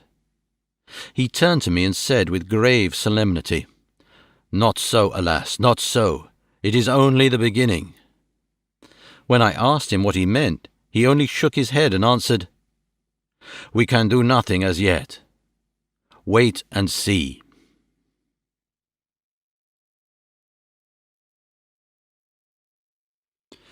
Chapter 13. Dr. Seward's Diary, continued. The funeral was arranged for the next succeeding day, so that Lucy and her mother might be buried together. I attended to all the ghastly formalities, and the urbane undertaker proved that his staff were afflicted or blessed with something of his own obsequious suavity. Even the woman who performed the last offices for the dead remarked to me in a confidential, brother-professional way, when she had come out from the death chamber, "She makes a very beautiful corpse, sir. It's quite a privilege to attend on her. It's not too much to say that she will do credit to our establishment." I noticed that Van Helsing never kept far away. This was possible from the disordered state of things in the household. There were no relatives at hand, and as Arthur had to be back the next day to attend to his father's funeral, we were unable to notify anyone who should have been bidden. Under the circumstances, Van Helsing and I took it upon ourselves to examine papers, etc. He insisted upon looking over Lucy's papers himself. I asked him why, for I feared that he, being a foreigner, might not be quite aware of English legal requirements, and so might, in ignorance, make some unnecessary trouble. He answered me, I know. You forget that I am a lawyer as well as a doctor. But this is not altogether for the law. You knew that when you avoided the coroner. I have more than him to avoid. There may be papers more, such as this." As he spoke, he took from his pocketbook the memorandum which had been in Lucy's breast, and which she had torn in her sleep. When you find anything of the solicitor who is for the late Mrs. Westenra, seal all her papers and write him tonight. For me, I watch here in the room and in Miss Lucy's old room all night, and I myself search for what may be. It is not well that her very thoughts go into the hands of strangers. I went on with my part of the work, and in another half-hour had found the name and address of Mrs. Westenra's solicitor and had written to him. All the poor lady's papers were in order. Explicit directions regarding the place of burial were given. I had hardly sealed the letter when, to my surprise, Van Helsing walked into the room, saying, "Can I help you, friend John? I am free, and if I may, my service is to you." "Have you got what you looked for?" I asked, to which he replied, "I did not look for any specific thing. I only hoped to find I have all that there was, only some letters and a few memoranda, and a diary new begun.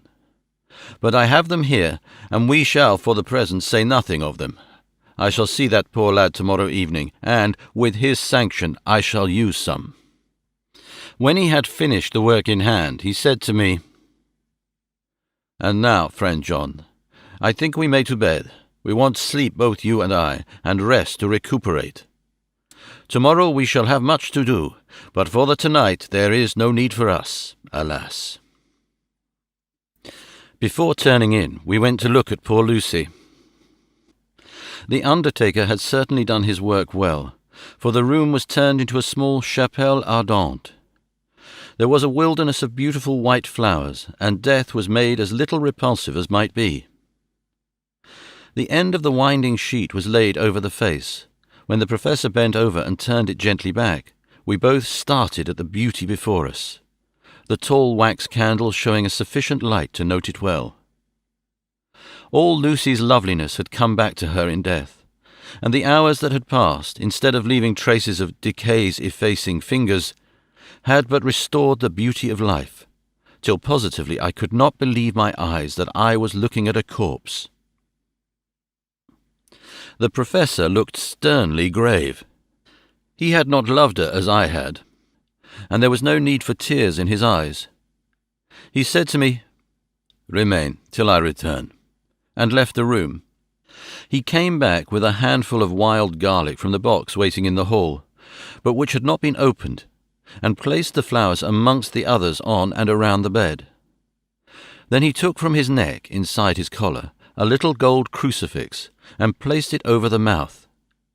He restored the sheet to its place, and we came away. I was undressing in my own room, when, with a premonitory tap at the door, he entered, and at once began to speak. "Tomorrow I want you to bring me, before night, a set of post-mortem knives." "Must we make an autopsy?" I asked. "Yes and no. I want to operate, but not as you think. Let me tell you now, but not a word to another. I want to cut off her head and take out her heart. Ah, you a surgeon, and so shocked. You, whom I have seen with no tremble of hand or heart do operations of life and death and make the rest shudder. Oh, but I must not forget, my dear friend John, that you loved her, and I have not forgotten it, for it is I that shall operate, and you must only help. I would like to do it tonight, but for Arthur I must not. He will be free after his father's funeral tomorrow, and he will not want to see it. Then, when she is confined ready for the next day, you and I shall come when all sleep. We shall unscrew the coffin lid, and shall do our operation, and then replace all, so that none know, save we alone." "But why do it at all? The girl is dead. Why mutilate her poor body without need? And if there is no necessity for a post-mortem, and nothing to gain by it, no good to her, to us, to science, to human knowledge, why do it? Without such it is monstrous." For answer he put his hand on my shoulder and said, with infinite tenderness, "Friend John, I pity your poor bleeding heart, and I love you the more because it does so bleed. If I could, I would take on myself the burden that you do bear. But there are things that you know not, but that you shall know, and bless me for knowing, though they are not pleasant things. John, my child, you have been my friend now many years, and yet did you ever know me to do any without good cause? I may err, I am but man, but I believe in all I do. Was it not for these causes that you sent for me when the great trouble came? Yes. Were you not amazed, nay, horrified, when I would not let Arthur kiss his love, though she was dying, and snatched him away by all my strength? Yes. And yet you saw how she thanked me, with her so beautiful dying eyes, her voice, too, so weak, and she kissed my rough old hand and blessed me, yes. And did you not hear me swear promise to her, that so she closed her eyes grateful? Yes. Well, I have good reason now for all I want to do. You have for many years trust me. You have believed me weeks past, when there be things so strange that you might have well doubt. Believe me yet a little, friend John. If you trust me not, then I must tell what I think, and that is not perhaps all well. And if I work, as work I shall, no matter trust or no trust, without my friend trust in me, I work with heavy heart and feel, oh, so lonely when I want all help and courage that may be. He paused a moment and went on solemnly. Friend John, there are strange and terrible days before us. Let us not be two but one, that so we work to a good end. Will you not have faith in me? I took his hand and promised him. I held my door open as he went away, and watched him go into his room and close the door. As I stood without moving, I saw one of the maids pass silently along the passage.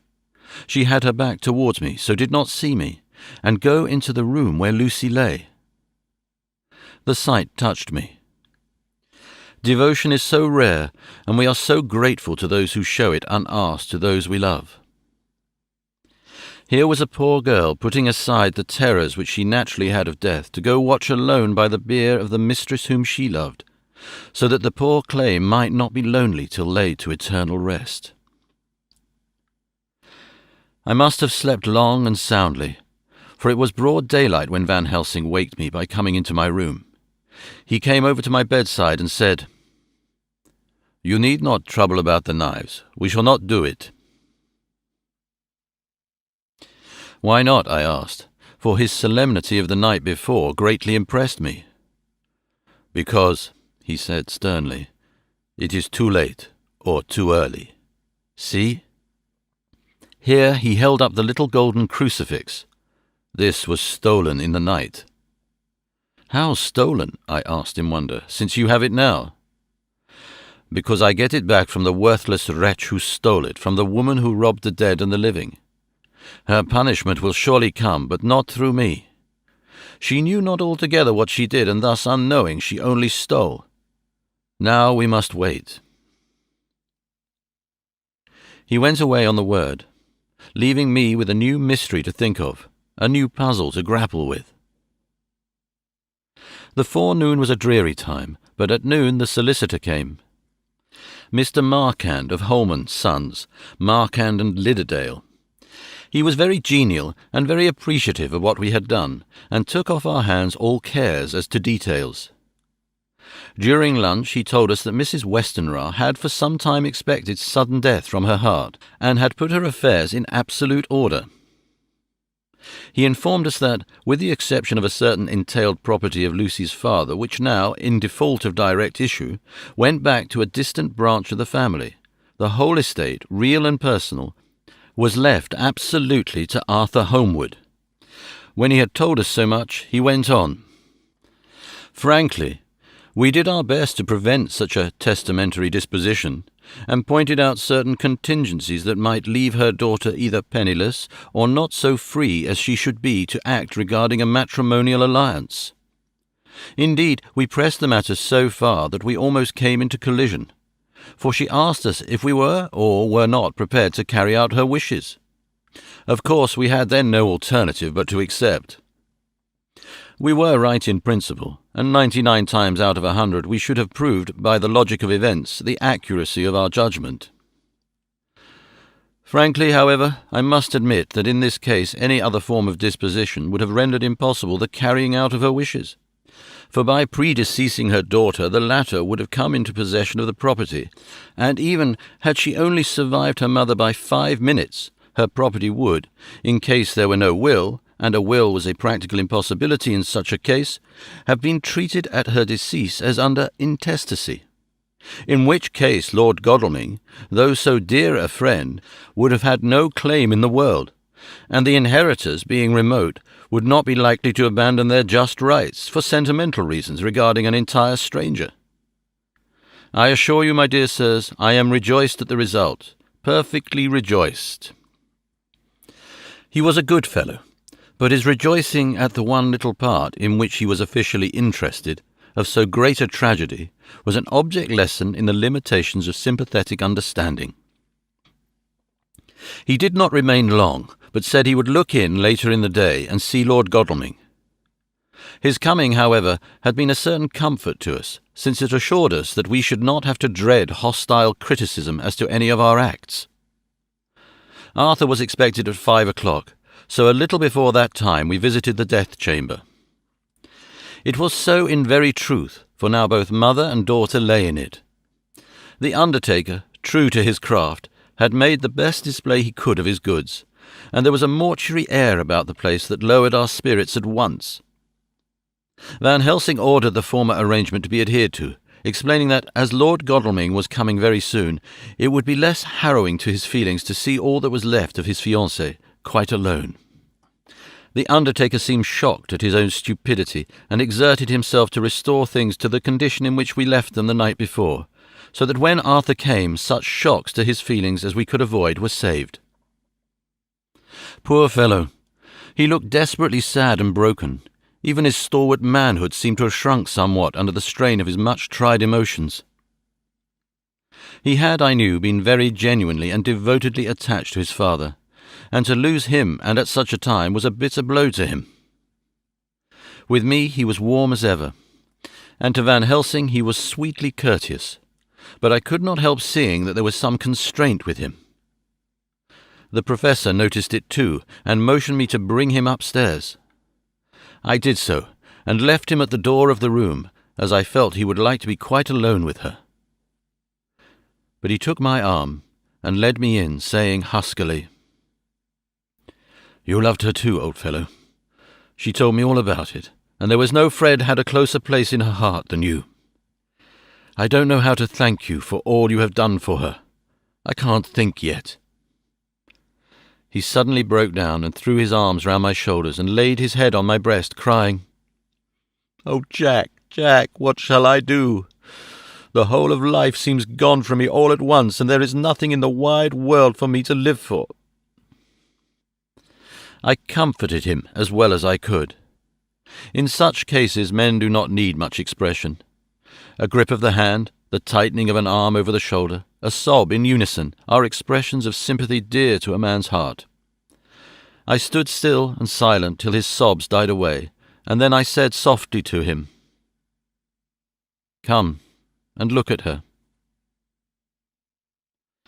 Together we moved over to the bed, and I lifted the lawn from her face. God, how beautiful she was! Every hour seemed to be enhancing her loveliness. It frightened and amazed me somewhat, and as for Arthur, he fell a-trembling, and finally was shaken with doubt as with ague. At last, after a long pause, he said to me in a faint whisper, "Jack, is she really dead?" I assured him sadly that it was so, and went on to suggest, for I felt that such a horrible doubt should not have life for a moment longer than I could help, that it often happened that after death faces become softened and even resolved into their youthful beauty, that this was especially so when death had been preceded by an acute or prolonged suffering. It seemed to quite do away with any doubt, and, after kneeling beside the couch for a while and looking at her lovingly and long, he turned aside. I told him that that must be goodbye, as the coffin had to be prepared. So he went back and took her dead hand in his and kissed it, and bent over and kissed her forehead. He came away, fondly looking back over his shoulder at her as he came. I left him in the drawing-room and told Van Helsing that he had said goodbye.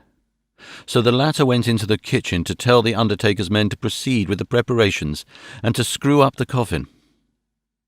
When he came out of the room again, I told him of Arthur's question, and he replied, "I am not surprised. Just now I doubted for a moment myself." We all dined together, and I could see that poor Art was trying to make the best of things. Van Helsing had been silent all dinner time, but when we had lit our cigars, he said, "Lord," but Arthur interrupted him. No, not that, for God's sake, not yet at any rate.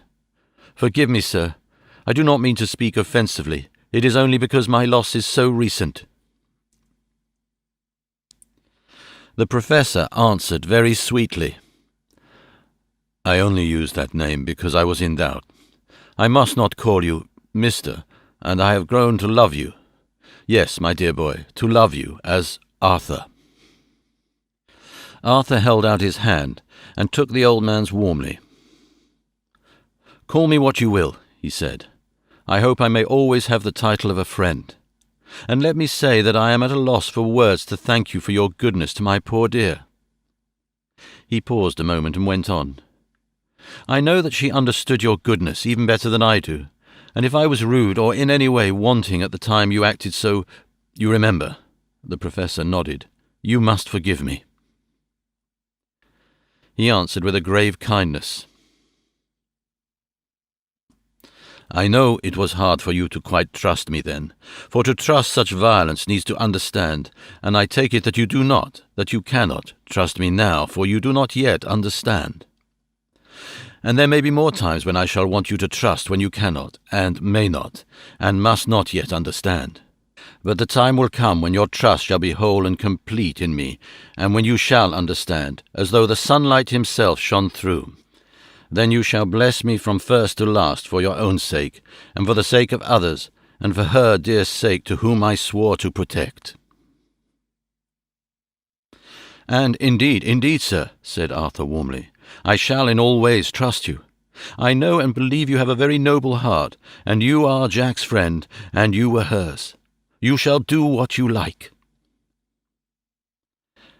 The professor cleared his throat a couple of times as though about to speak, and finally said, "May I ask you something now?" "Certainly. You know that Mrs. Westenra left you all her property?" "No, poor dear, I never thought of it." "And as it is all yours, you have a right to deal with it as you will. I want you to give me permission to read all Miss Lucy's papers and letters. Believe me, it is no idle curiosity. I have a motive of which be sure she would have approved. I have them all here. I took them before we knew that all was yours, so that no strange hand might touch them, no strange eye look through words into her soul. I shall keep them if I may, even if you may not see them yet, but I shall keep them safe. No word shall be lost, and in the good time I shall give them back to you. It is a hard thing to ask, but you will do it, will you not, for Lucy's sake?" Arthur spoke out heartily, like his old self. "Dr. Van Helsing, you may do what you will. I feel that in saying this I am doing what my dear one would have approved. I shall not trouble you with questions till the time comes." The old professor stood up as he said solemnly, "And you are right. There will be pain for us all, but it will not be all pain, nor will this pain be the last. We, and you too, you most of all, my dear boy, will have to pass through the bitter water before we reach the sweet. But we must be brave of heart and unselfish, and do our duty, and all will be well." I slept on a sofa in Arthur's room that night. Van Helsing did not go to bed at all. He went to and fro as if patrolling the house, and was never out of sight of the room where Lucy lay in her coffin, strewn with the wild garlic flowers which sent, through the odour of lily and rose, A heavy, overpowering smell into the night. Mina Harker's journal. 22 September. In the train to Exeter, Jonathan sleeping. It seems only yesterday that the last entry was made, and yet how much between them. In Whitby and all the world before me, Jonathan away and no news of him, and now married to Jonathan. Jonathan a solicitor, a partner, rich, master of his business. Mr. Hawkins dead and buried, and Jonathan with another attack that may harm him. Some day he may ask me about it. Down it all goes. I am rusty in my shorthand, see what unexpected prosperity does for us, so it may be as well to freshen it up again with an exercise anyhow. The service was very simple and very solemn. There were only ourselves and the servants there, one or two old friends of his from Exeter, his London agent, and a gentleman representing Sir John Paxton, the president of the Incorporated Law Society. Jonathan and I stood hand in hand, and we felt that our best and dearest friend was gone from us. We came back to town quietly, taking a bus to Hyde Park Corner. Jonathan thought it would interest me to go into the Row for a while, so we sat down, but there were very few people there, and it was sad-looking and desolate to see so many empty chairs. It made us think of the empty chair at home, so we got up and walked down Piccadilly. Jonathan was holding me by the arm, the way he used to in old days before I went to school. I felt it very improper, for you can't go on for some years teaching etiquette and decorum to other girls without the pedantry of it biting into yourself a bit. But it was Jonathan, and he was my husband, and we didn't know anybody who saw us, and we didn't care if they did, so on we walked. I was looking at a very beautiful girl in a big cartwheel hat, sitting in a Victoria outside Giuliano's, when I felt Jonathan clutch my arm so tight that it hurt me, and he said under his breath, "My God!" I am always anxious about Jonathan, for I fear that some nervous fit may upset him again, so I turned to him quickly and asked him what it was that disturbed him. He was very pale, and his eyes seemed bulging out as, half in terror and half in amazement, he gazed at a tall, thin man with a beaky nose and a black moustache and pointed beard, who was also observing the pretty girl. He was looking at her so hard that he did not see either of us, and so I had a good view of him. His face was not a good face. It was hard and cruel and sensual, and his big white teeth, that looked all the whiter because his lips were so red, were pointed like an animal's. Jonathan kept staring at him, till I was afraid he would notice. I feared he might take it ill. He looked so fierce and nasty. I asked Jonathan why he was disturbed, and he answered, evidently thinking I knew as much about it as he did, "Did you see who it was?" "No, dear," I said. "I don't know him. Who is it?" His answer seemed to shock and thrill me, for it was said as if he did not know that it was to me, Mina, to whom he was speaking. "It is the man himself." The poor dear was evidently terrified at something, very greatly terrified. I do believe that if he had not had me to lean on and to support him, he would have sunk down. He kept staring. A man came out of the shop with a small parcel and gave it to the lady, who then drove off. The dark man kept his eyes fixed on her, and when the carriage moved up Piccadilly, he followed in the same direction and hailed a hansom. Jonathan kept looking after him and said, as if to himself, "I believe it is the Count, but he has grown young. My God, if this be so, oh my God, if only I knew, if only I knew." He was distressing himself so much that I feared to keep his mind on the subject by asking him any questions, so I remained silent. I drew him away quietly, and he, holding my arm, came easily. We walked a little farther, and then he went in and sat for a while in the Green Park. It was a hot day for autumn, and there was a comfortable seat in a shady place. After a few minutes staring at nothing, Jonathan's eyes closed, and he went quietly into a sleep with his head on my shoulder. I thought it was the best thing for him, so did not disturb him. In about 20 minutes he woke up and said to me quite cheerfully, Why, Mina, have I been asleep? Oh, do forgive me for being so rude. Come, and we'll have a cup of tea somewhere."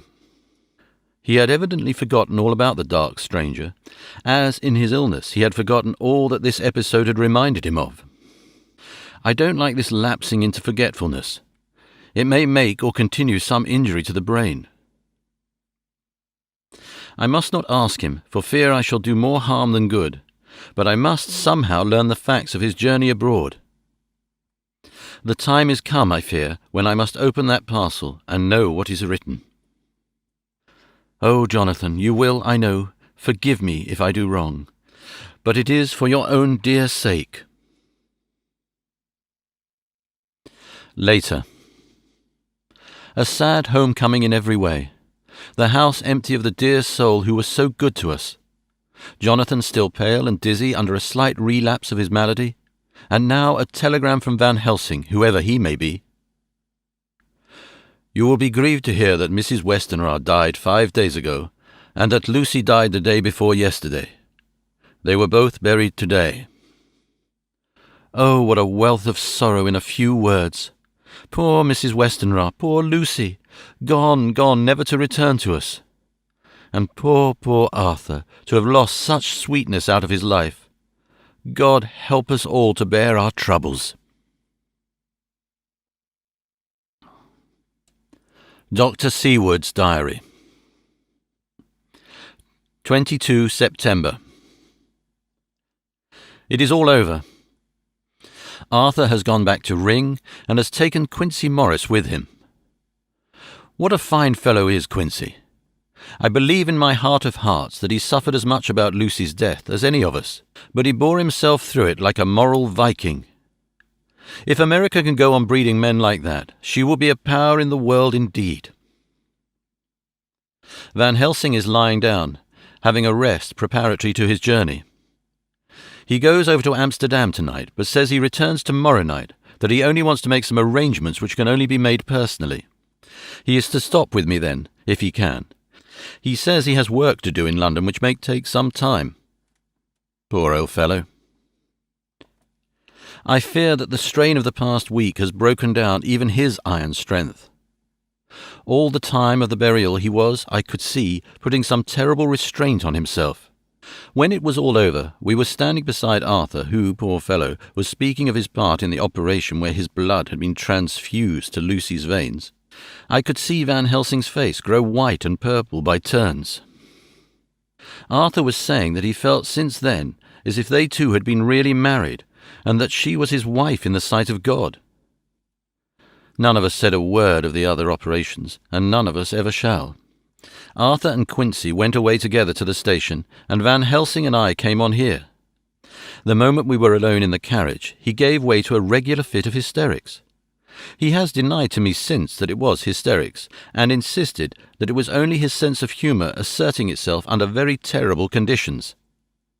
He laughed till he cried, and I had to draw down the blinds lest anyone should see us and misjudge.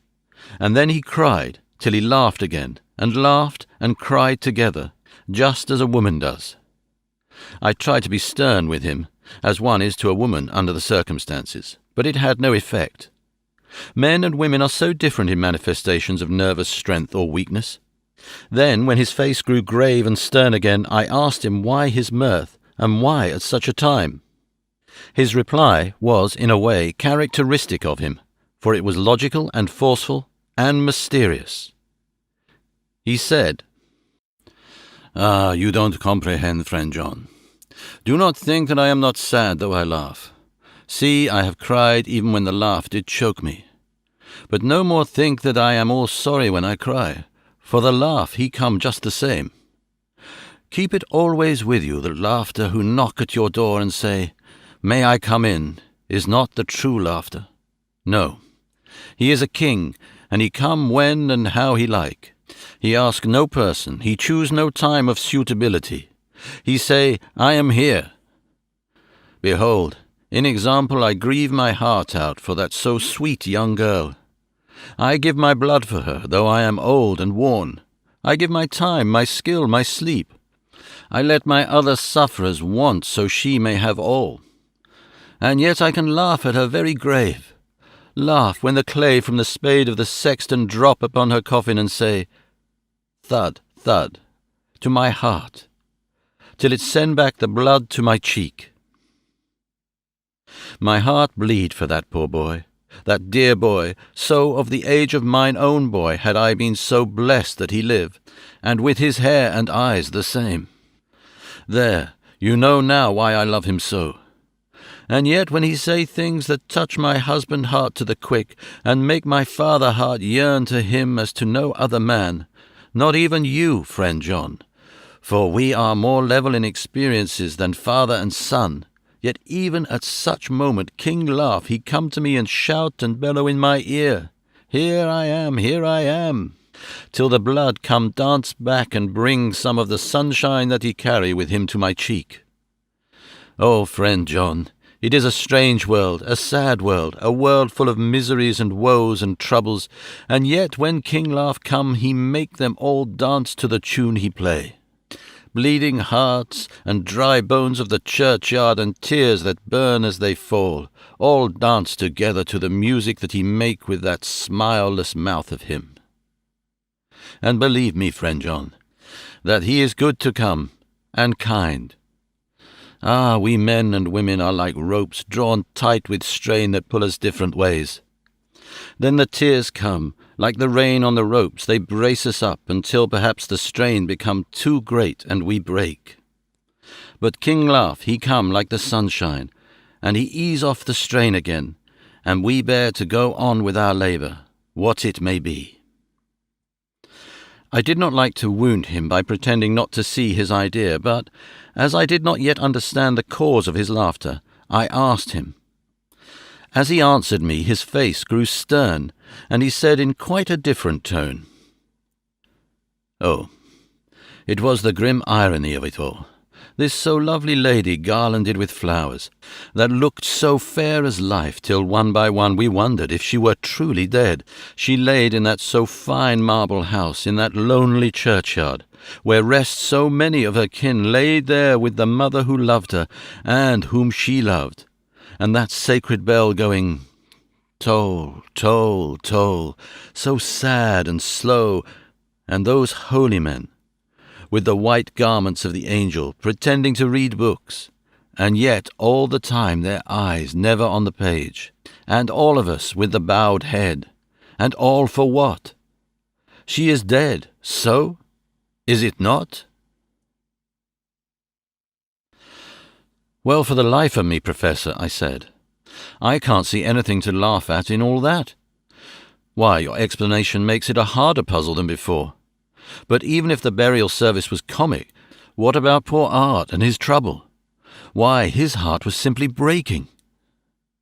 "Just so. Said he not that the transfusion of his blood to her veins had made her truly his bride?" "Yes, and it was a sweet and comforting idea for him." "Quite so. But there was a difficulty, friend John. If so that, then what about the others? Oh, then this so sweet maid is a polyandrist, and me, with my poor wife dead to me, but alive by church's law, though no wits all gone, even I, who am faithful husband to this now no wife, am bigamist?" "I don't see where the joke comes in there either," I said, and I did not feel particularly pleased with him for saying such things. He laid his hand on my arm and said, "Friend John, forgive me if I pain. I showed not my feeling to others when it would wound, but only to you, my old friend, whom I can trust. If you could have looked into my very heart then when I want to laugh, if you could have done so when the laugh arrived, if you could do so now when King Laugh hath back up his crown, and all that is to him, for he go far, far away from me, and for a long, long time, maybe you would, perhaps, pity me the most of all." I was touched by the tenderness of his tone and asked why. "Because I know." And now we are all scattered, and for many a long day loneliness will sit over our roofs with brooding wings. Lucy lies in the tomb of her kin, a lordly death-house in a lonely churchyard away from teeming London, where the air is fresh and the sun rises over Hampstead Hill, and where wild flowers grow of their own accord. So I can finish this diary, and God only knows if I shall ever begin another. If I do, or if I even open this again, it will be to deal with different people and different themes. For here at the end, where the romance of my life is told, ere I go back to take up the thread of my life work, I say sadly, and without hope. Finis. The Westminster Gazette, 25 September. A Hampstead Mystery. The neighbourhood of Hampstead is just at present exercised with a series of events which seem to run on lines parallel to those of what was known to the writers of headlines as the Kensington Horror, or the Stabbing Woman, or the Woman in Black. During the past 2 or 3 days, several cases have occurred of young children straying from home or neglecting to return from their playing on the heath. In all these cases, the children were too young to give any properly intelligible account of themselves, but the consensus of their excuses is that they had been with a bloofer lady. It has always been late in the evening when they have been missed, and on 2 occasions the children have not been found until early in the following morning. It is generally supposed in the neighbourhood that, as the first child missed gave up as his reason for being away that a bloofer lady had asked him to come for a walk, the others had picked up the phrase and used it as occasion served. This is the more natural as the favourite game of the little ones at present is luring each other away by wiles. A correspondent writes us that to see some of the tiny tots pretending to be the bloofer lady is supremely funny. Some of our caricaturists might, he says, take a lesson in the irony of grotesque by comparing the reality and the picture. It is only in accordance with general principles of human nature that the bloofer lady should be the popular role at these alfresco performances. Our correspondent naively says that even Ellen Terry could not be so winningly attractive as some of these grubby-faced little children pretend and even imagine themselves to be. There is, however, possibly a serious side to the question, for some of the children, indeed all who have been missed at night, have been slightly torn or wounded in the throat. The wounds seem such as might be made by a rat or a small dog, and although of not much importance individually, would tend to show that whatever animal inflicts them has a system or method of its own. The police of the division have been instructed to keep a sharp lookout for straying children, especially when very young, in and around Hampstead Heath, and for any stray dog which may be about. The Westminster Gazette, 25 September. Extra Special. The Hampstead Horror. Another child injured. The bloofer lady. We have just received intelligence that another child, missed last night, was only discovered late in the morning under a furze bush at the Shooter's Hill side of Hampstead Heath, which is, perhaps, less frequented than the other parts. It has the same tiny wound in the throat as has been noticed in other cases. It was terribly weak and looked quite emaciated. It too, when partially restored, had the common story to tell of being lured away by the bloofer lady.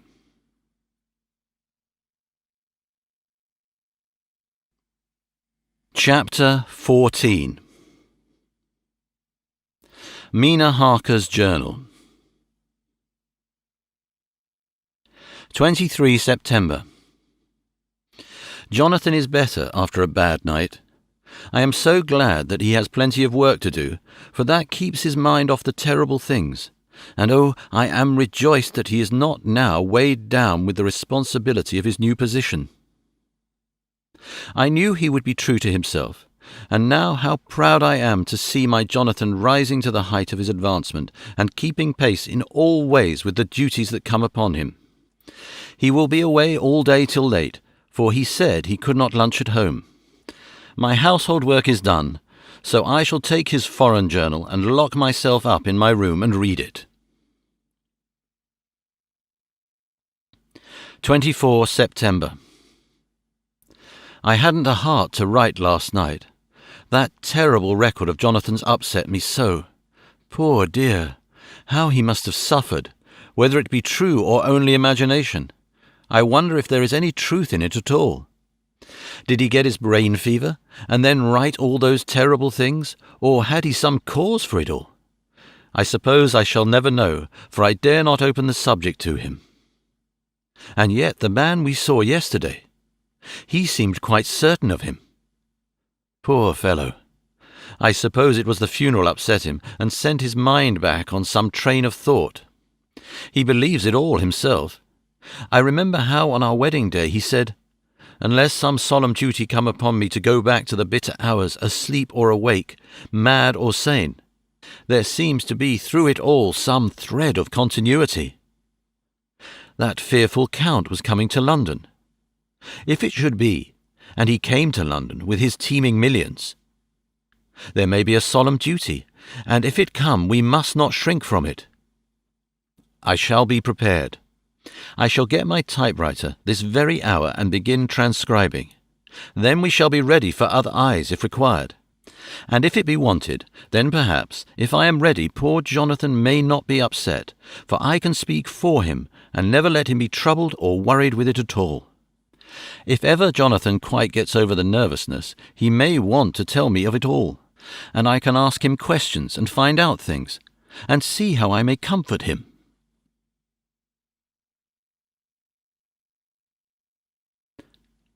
Letter, Van Helsing to Mrs. Harker.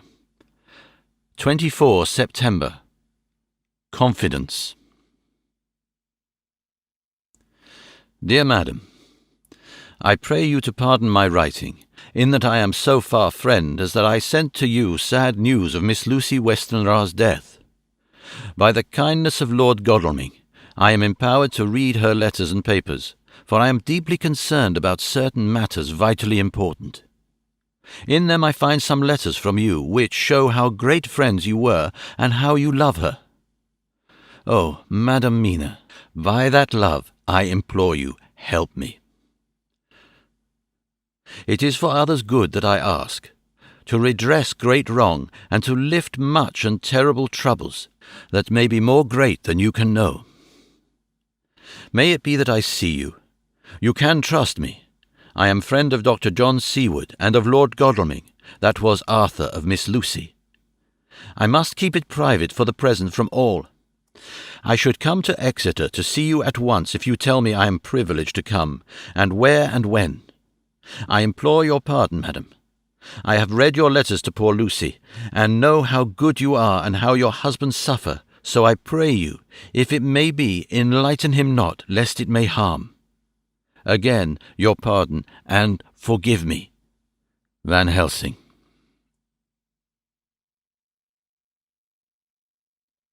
Telegram, Mrs. Harker to Van Helsing. 25 September. Come today by 10:15 train if you can catch it. Can see you any time you call. Wilhelmina Harker.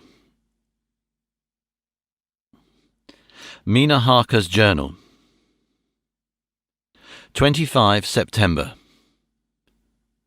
I cannot help feeling terribly excited as the time draws near for the visit of Dr. Van Helsing, for somehow I expect that it will throw some light upon Jonathan's sad experience, and as he attended poor dear Lucy in her last illness, he can tell me all about her. That is the reason of his coming. It is concerning Lucy and her sleepwalking, and not about Jonathan. Then I shall never know the real truth now. How silly I am! That awful journal gets hold of my imagination and tinges everything with something of its own colour.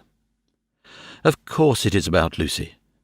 That habit came back to the poor dear, and that awful night on the cliff must have made her ill. I had almost forgotten in my own affairs how ill she was afterwards. She must have told him of her sleepwalking adventure on the cliff, and that I knew all about it, and now he wants me to tell him what she knows, so that he may understand. I hope I did right in not saying anything of it to Mrs. Westenra. I should never forgive myself if any act of mine, were even it a negative one, brought harm on poor dear Lucy. I hope, too, Dr. Van Helsing will not blame me.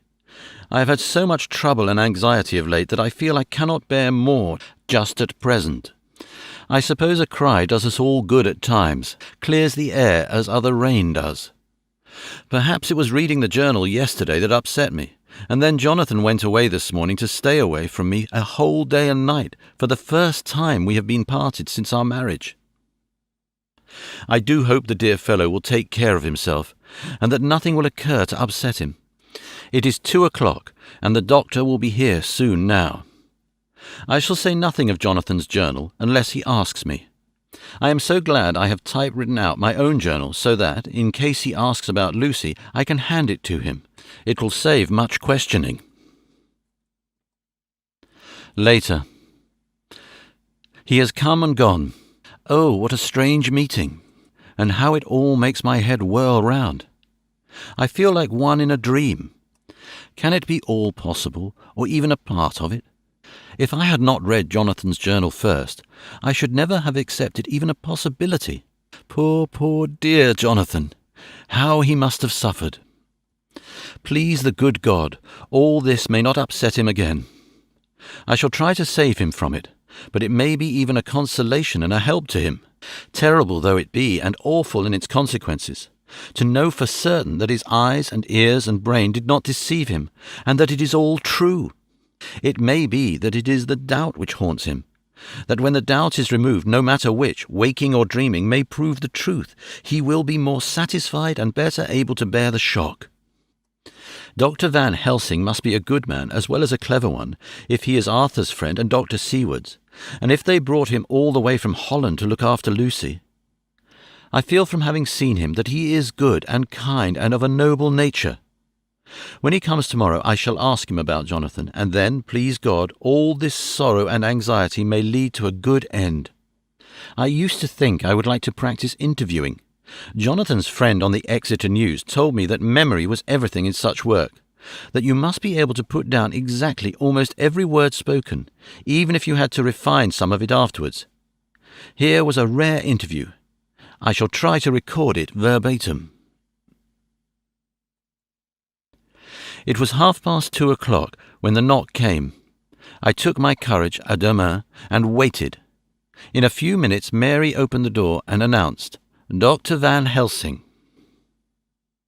I rose and bowed, and he came towards me, a man of medium weight, strongly built, with his shoulders set back over a broad, deep chest and a neck well balanced on the trunk as the head is on the neck. The poise of the head strikes one at once as indicative of thought and power. The head is noble, well-sized, broad and large behind the ears. The face, clean-shaven, shows a hard, square chin, a large, resolute, mobile mouth, a good-sized nose, rather than straight, but with quick, sensitive nostrils that seem to broaden as the big, bushy brows come down and the mouth tightens. The forehead is broad and fine, rising at first almost straight and then sloping back above two bumps or ridges wide apart. Such a forehead that the reddish hair cannot possibly tumble over it, but falls naturally back to the sides.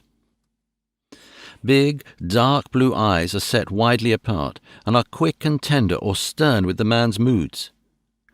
He said to me, "Mrs. Harker, is it not?" I bowed assent. "That was Miss Mina Murray." Again I assented. "It is Miss Mina Murray that I came to see, that was friend of that poor dear child Lucy Westenra." "Madam Mina, it is on account of the dead I come." "Sir," I said, "you could have no better claim on me than that you were a friend and helper of Lucy Westenra." And I held out my hand. He took it and said tenderly, "Oh, Madam Mina, I knew that the friend of that poor Lily girl must be good, but I had yet to learn." He finished his speech with a courtly bow. I asked him what it was that he wanted to see me about, so he at once began. "I have read your letters to Miss Lucy. Forgive me, but I had to begin to inquire somewhere, and there was none to ask. I know that you were with her at Whitby. She sometimes kept a diary. You need not look surprised, Madam Mina. It was begun after you had left, and was in imitation of you.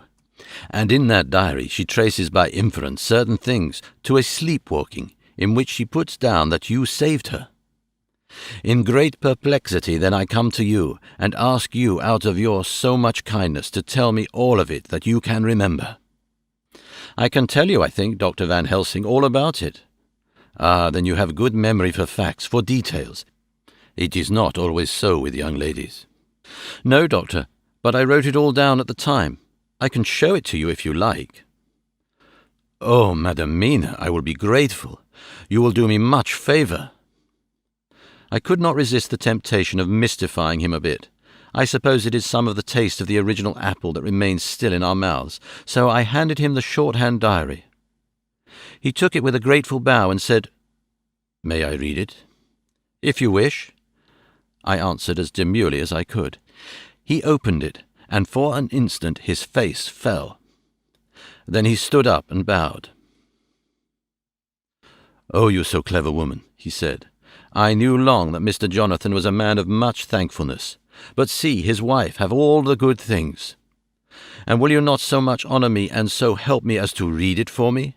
Alas, I know not the shorthand." By this time my little joke was over, and I was almost ashamed. So I took the typewritten copy from my work-basket and handed it to him. "Forgive me," I said. "I could not help it, but I had been thinking that it was of dear Lucy that you wished to ask, and so that you might not have time to wait, not on my account, but because I know your time must be precious. I have written it out on the typewriter for you." He took it, and his eyes glistened. "You are so good," he said. "And may I read it now? I may want to ask you some things when I have read." "By all means," I said. "Read it over whilst I order lunch, and then you can ask me questions whilst we eat." He bowed, and settled himself in a chair with his back to the light, and became absorbed in the papers, whilst I went to see after lunch, chiefly in order that he might not be disturbed. When I came back, I found him walking hurriedly up and down the room, his face all ablaze with excitement. He rushed up to me and took me by both hands. "Oh, Madam Mina," he said, "how can I say what I owe to you?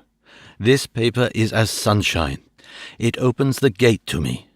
I am dazed, I am dazzled with so much light, and yet clouds roll in behind the light every time. But you cannot comprehend. Oh, but I am grateful to you, you so clever woman, madam." He said this very solemnly. "If ever Abraham Van Helsing can do anything for you or yours, I trust you will let me know.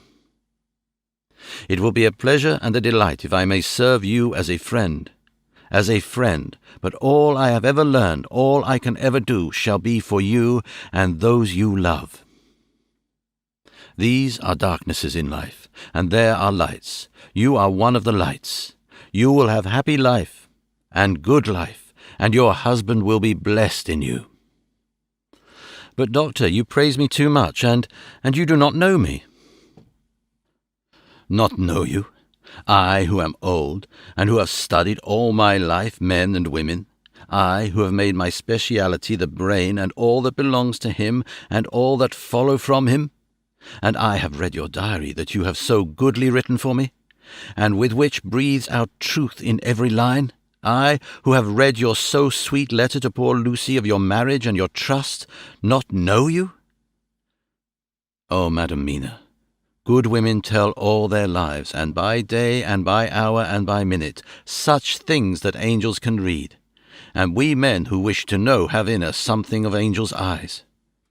Your husband is noble nature, and you are noble too, for you trust, and trust cannot be where there is mean nature.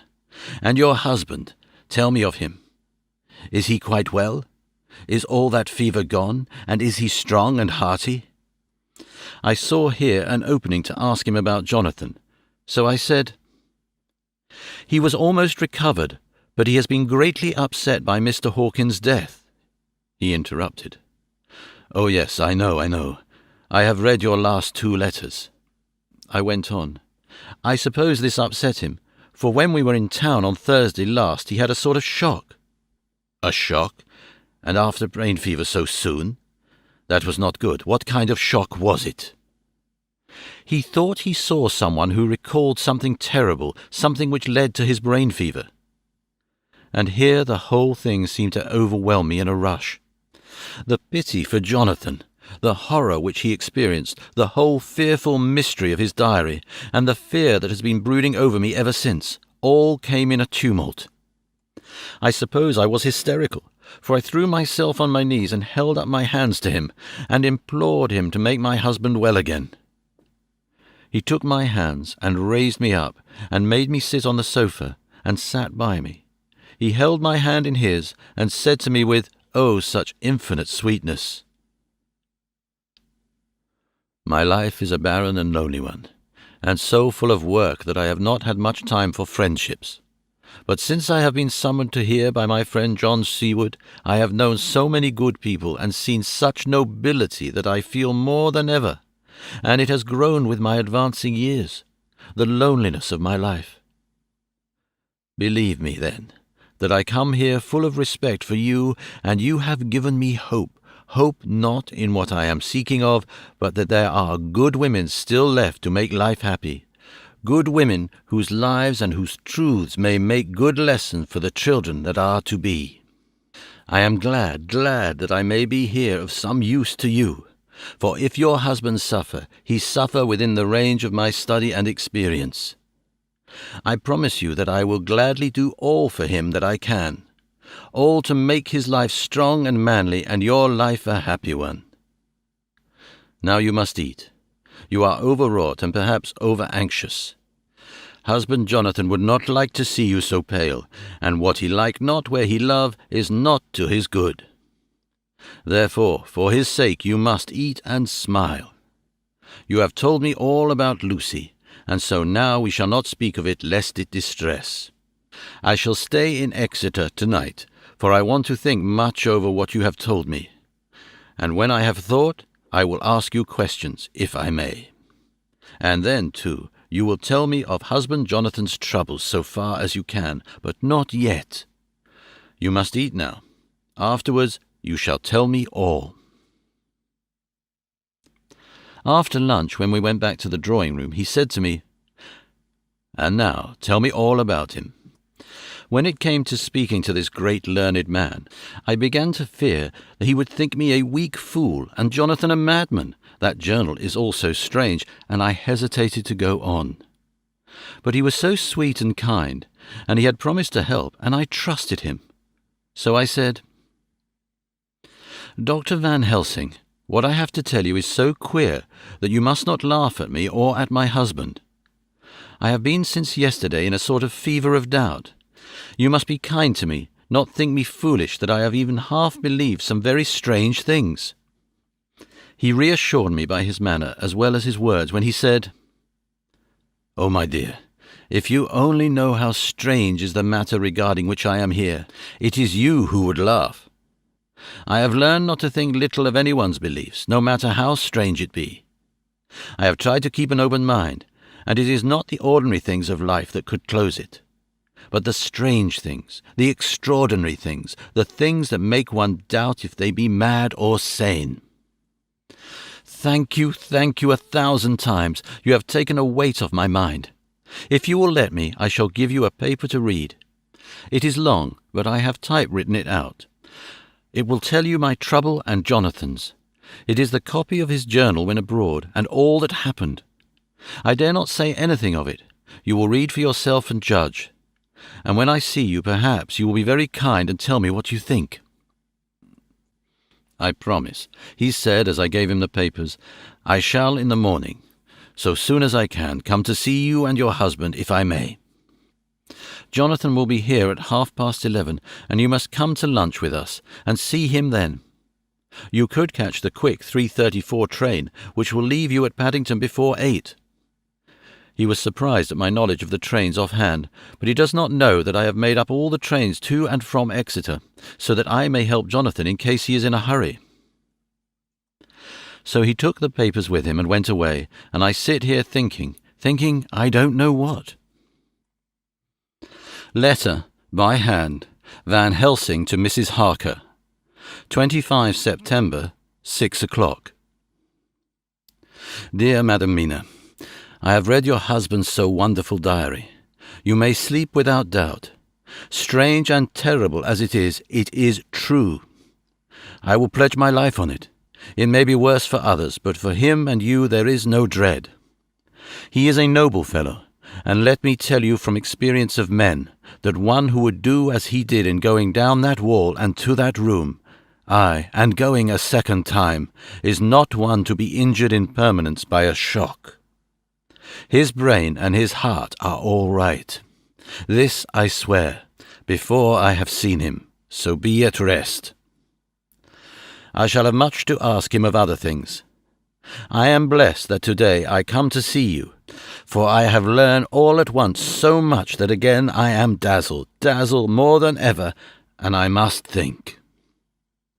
Yours, the most faithful, Abraham Van Helsing. Letter, Mrs. Harker to Van Helsing, 25 September, 6:30 p.m. My dear Dr. Van Helsing, 1,000 thanks for your kind letter, which has taken a great weight off my mind. And yet, if it be true, what terrible things are in the world, and what an awful thing if that man, that monster, be really in London. I fear to think. I have this moment, whilst writing, had a wire from Jonathan, saying that he leaves by the 6:25 tonight from Launceston, and will be here at 10:18, so that I shall have no fear tonight. Will you, therefore, instead of lunching with us, please come to breakfast at 8 o'clock, if this be not too early for you? You can get away, if you are in a hurry, by the 10:30 train, which will bring you to Paddington by 2:35. Do not answer this, as I shall take it that, if I do not hear, you will come to breakfast. Believe me, your faithful and grateful friend, Mina Harker. Jonathan Harker's Journal, 26 September. I thought never to write in this diary again, but the time has come.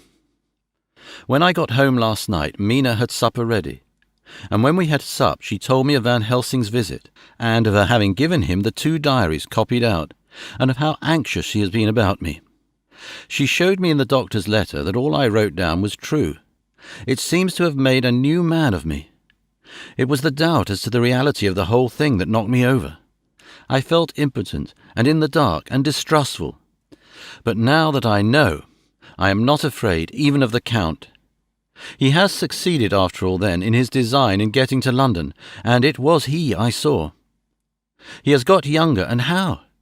Van Helsing is the man to unmask him and hunt him out, if he is anything like what Mina says. We sat late and talked it all over. Mina is dressing, and I shall call at the hotel in a few minutes and bring him over. He was, I think, surprised to see me. When I came into the room where he was and introduced myself, he took me by the shoulder and turned my face round to the light and said, after a sharp scrutiny, "But Madam Mina told me you were ill, that you had had a shock." It was so funny to hear my wife called Madam Mina by this kindly, strong-faced old man.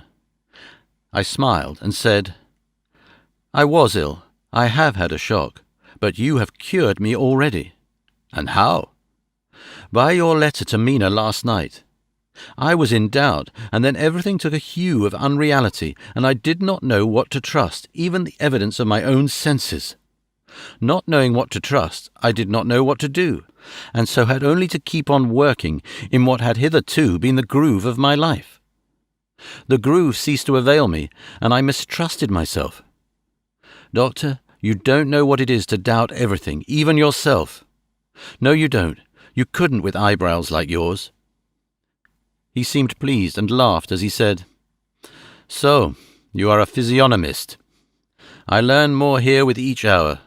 I am with so much pleasure coming to you to breakfast, and, oh, sir, you will pardon praise from an old man, but you are blessed in your wife." I would listen to him go on praising Mina for a day, so I simply nodded and stood silent.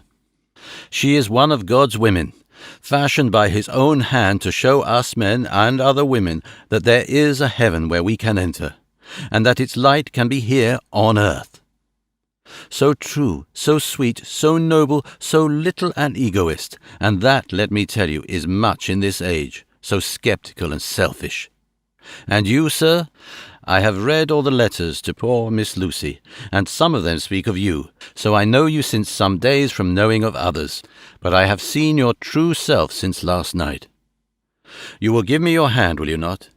And let us be friends for all our lives." We shook hands, and he was so earnest and so kind that it made me quite choky. "And now," he said, "may I ask you for some more help? I have a great task to do, and at the beginning it is to know. You can help me here. Can you tell me what went before your going to Transylvania? Later on I may ask more help, and of a different kind, but at first this will do." "Look here, sir," I said. "Does what you have to do concern the Count?" "It does," he said solemnly. "Then I am with you heart and soul. As you go by the 10:30 train, you will not have time to read them, but I shall get the bundle of papers. You can take them with you and read them in the train." After breakfast, I saw him to the station. When we were parting, he said, "Perhaps you will come to town if I send to you, and take Madam Mina too." "We shall both come when you will," I said. I had got in the morning papers and the London papers of the previous night, and while we were talking at the carriage window, waiting for the train to start, he was turning them over. His eyes suddenly seemed to catch something in one of them. The Westminster Gazette. I knew it by the colour, and he grew quite white. He read something intently, groaning to himself, my God, so soon, so soon." I do not think he remembered me at the moment. Just then the whistle blew, and the train moved off. This recalled him to himself, and he leaned out of the window and waved his hand, calling out, "Love to Madam Mina, I shall write so soon as ever I can."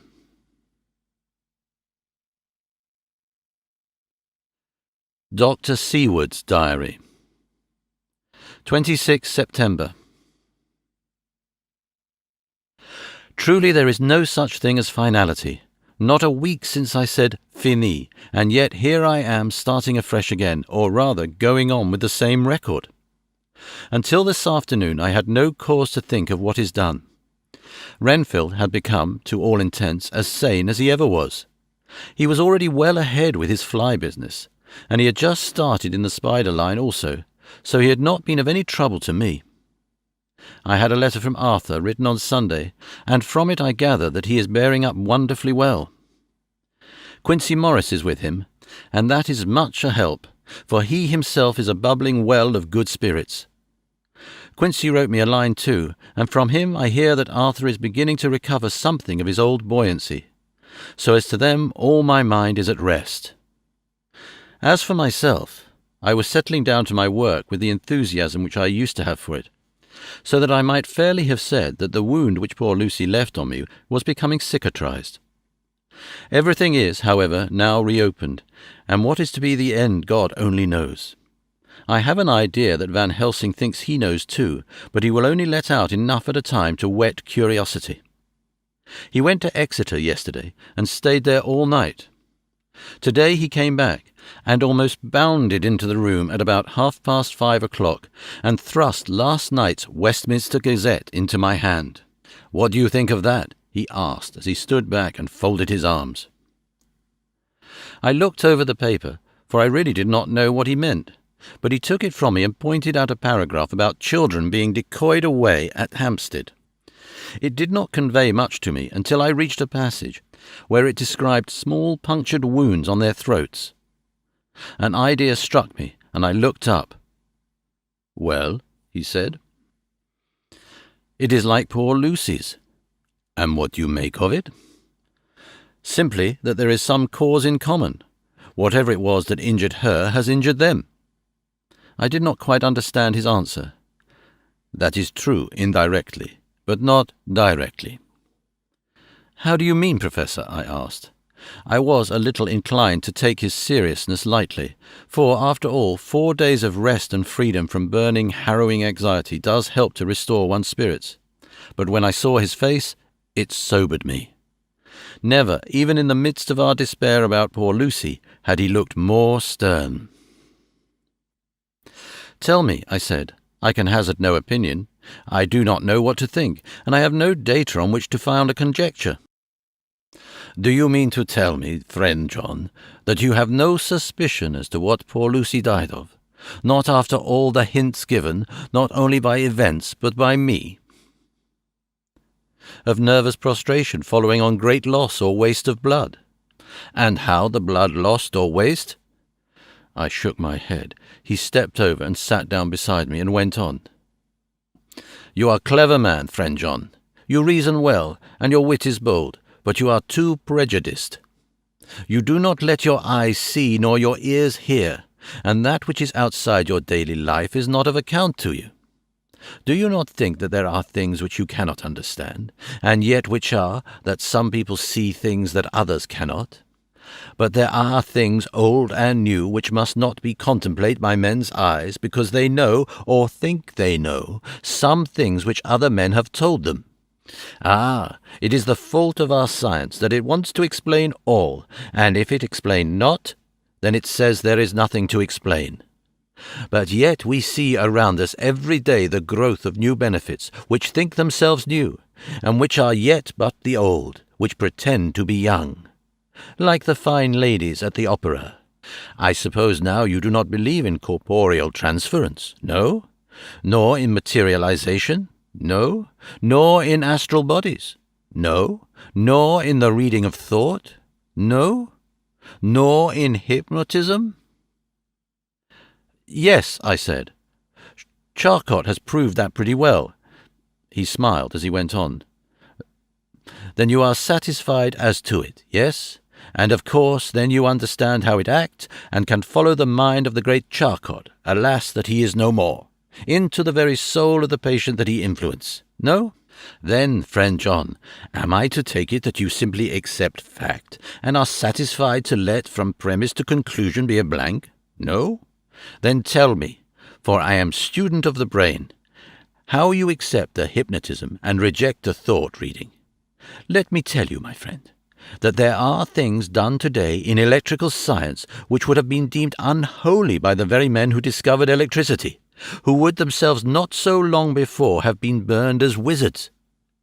There are always mysteries in life.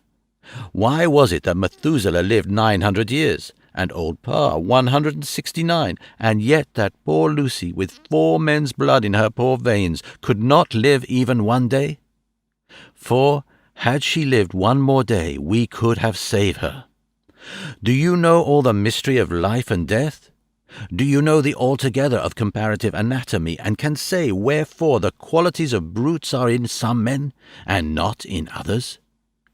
Can you tell me why, when other spiders die small and soon, that one great spider lived for centuries in the tower of the old Spanish church, and grew until on descending he could drink the oil of all the church lamps? Can you tell me why in the pampas, aye, and elsewhere, there are bats that come at night and open the veins of cattle and horses and suck dry their veins? How in some islands of the western seas there are bats which hang on the trees all day, and those who have seen describe as like giant nuts or pods, and that when the sailors sleep on the deck, because that it is hot, flit down on them, and then in the morning are found dead, white as even Miss Lucy was. Good God, Professor, I said, starting up. Do you mean to tell me that Lucy was bitten by such a bat, and that such a thing is here in London in the 19th century? He waved his hand for silence, and went on. Can you tell me why the tortoise lives more long than generations of men? Why the elephant goes on till he have seen dynasties, and why the parrot never die only of bite of cat or dog or other complaint? Can you tell me why men believe in all ages and places that there are some few who live on always if they be permit? That there are men and women who cannot die? We all know, because science has vouched for the fact, that there have been toads shut up in rocks for thousands of years, shut in one so small hole that only hold him since the youth of the world. Can you tell me how the Indian fakir can make himself to die, and have been buried, and his grave sealed, and corn sowed on it, and the corn reaped, and be cut and sown, and reaped and cut again, and then men come and take away the unbroken seal, and that there lie the Indian fakir, not dead, but that rise up and walk amongst them as before?" Here I interrupted him. I was getting bewildered. He so crowded on my mind his list of nature's eccentricities and possible impossibilities that my imagination was getting fired. I had a dim idea that he was teaching me some lesson, as long ago he used to do in his study at Amsterdam, but he used then to tell me the thing, so that I could have the object of thought in mind all the time. But now I was without this help, yet I wanted to follow him, so I said, "Professor, let me be your pet student again. Tell me the thesis, so that I may apply your knowledge as you go on. At present I am going in my mind from point to point as a madman, and not a sane one follows an idea. I feel like a novice lumbering through a bog in a mist, jumping from one tussock to another in the mere blind effort to move on without knowing where I am going." "That is a good image," he said. "Well, I shall tell you. My thesis is this. I want you to believe." "To believe what?" "To believe in things that you cannot. Let me illustrate. I heard once of an American who so defined faith, that faculty which enables us to believe things which we know to be untrue. For one, I follow that man.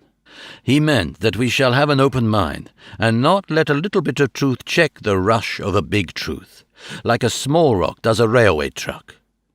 We get the small truth first, good, we keep him, and we value him, but all the same we must not let him think himself all the truth in the universe." "Then you want me not to let some previous conviction injure the receptivity of my mind with regard to some strange matter. Do I read your lesson right?" "Ah, you are my favorite pupil still. It is worth to teach you. Now that you are willing to understand, you have taken the first step to understand. You think then that those small holes in the children's throats were made by the same that made the hole in Miss Lucy?" "I suppose so." He stood up and said solemnly, "Then you are wrong. Oh, would it be worse so? But alas, no. It is worse, far worse." "In God's name, Professor Van Helsing, what do you mean?" I cried. He threw himself with a despairing gesture into a chair, and placed his elbows on the table, covering his face with his hands as he spoke. "They were made by Miss Lucy."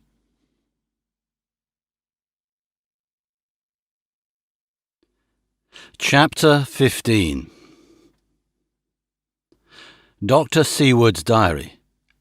Continued. For a while sheer anger mastered me. It was as if he had, during her life, struck Lucy on the face. I smote the table hard and rose up as I said to him, "Dr. Van Helsing, are you mad?" He raised his head and looked at me, and somehow the tenderness of his face calmed me at once. "Would I were," he said. "Madness were easy to bear compared with truth like this. Oh, my friend, why, think you, did I go so far around? Why take so long to tell you so simple a thing? Was it because I hate you and have hated you all my life?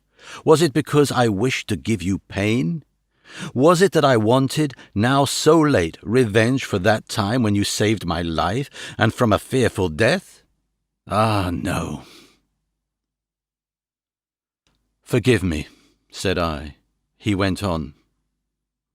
"My friend, it was because I wished to be gentle in the breaking to you, for I know you have loved that so sweet lady.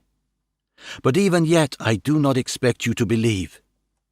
It is so hard to accept at once any abstract truth that we may doubt such to be possible when we have always believed the no of it.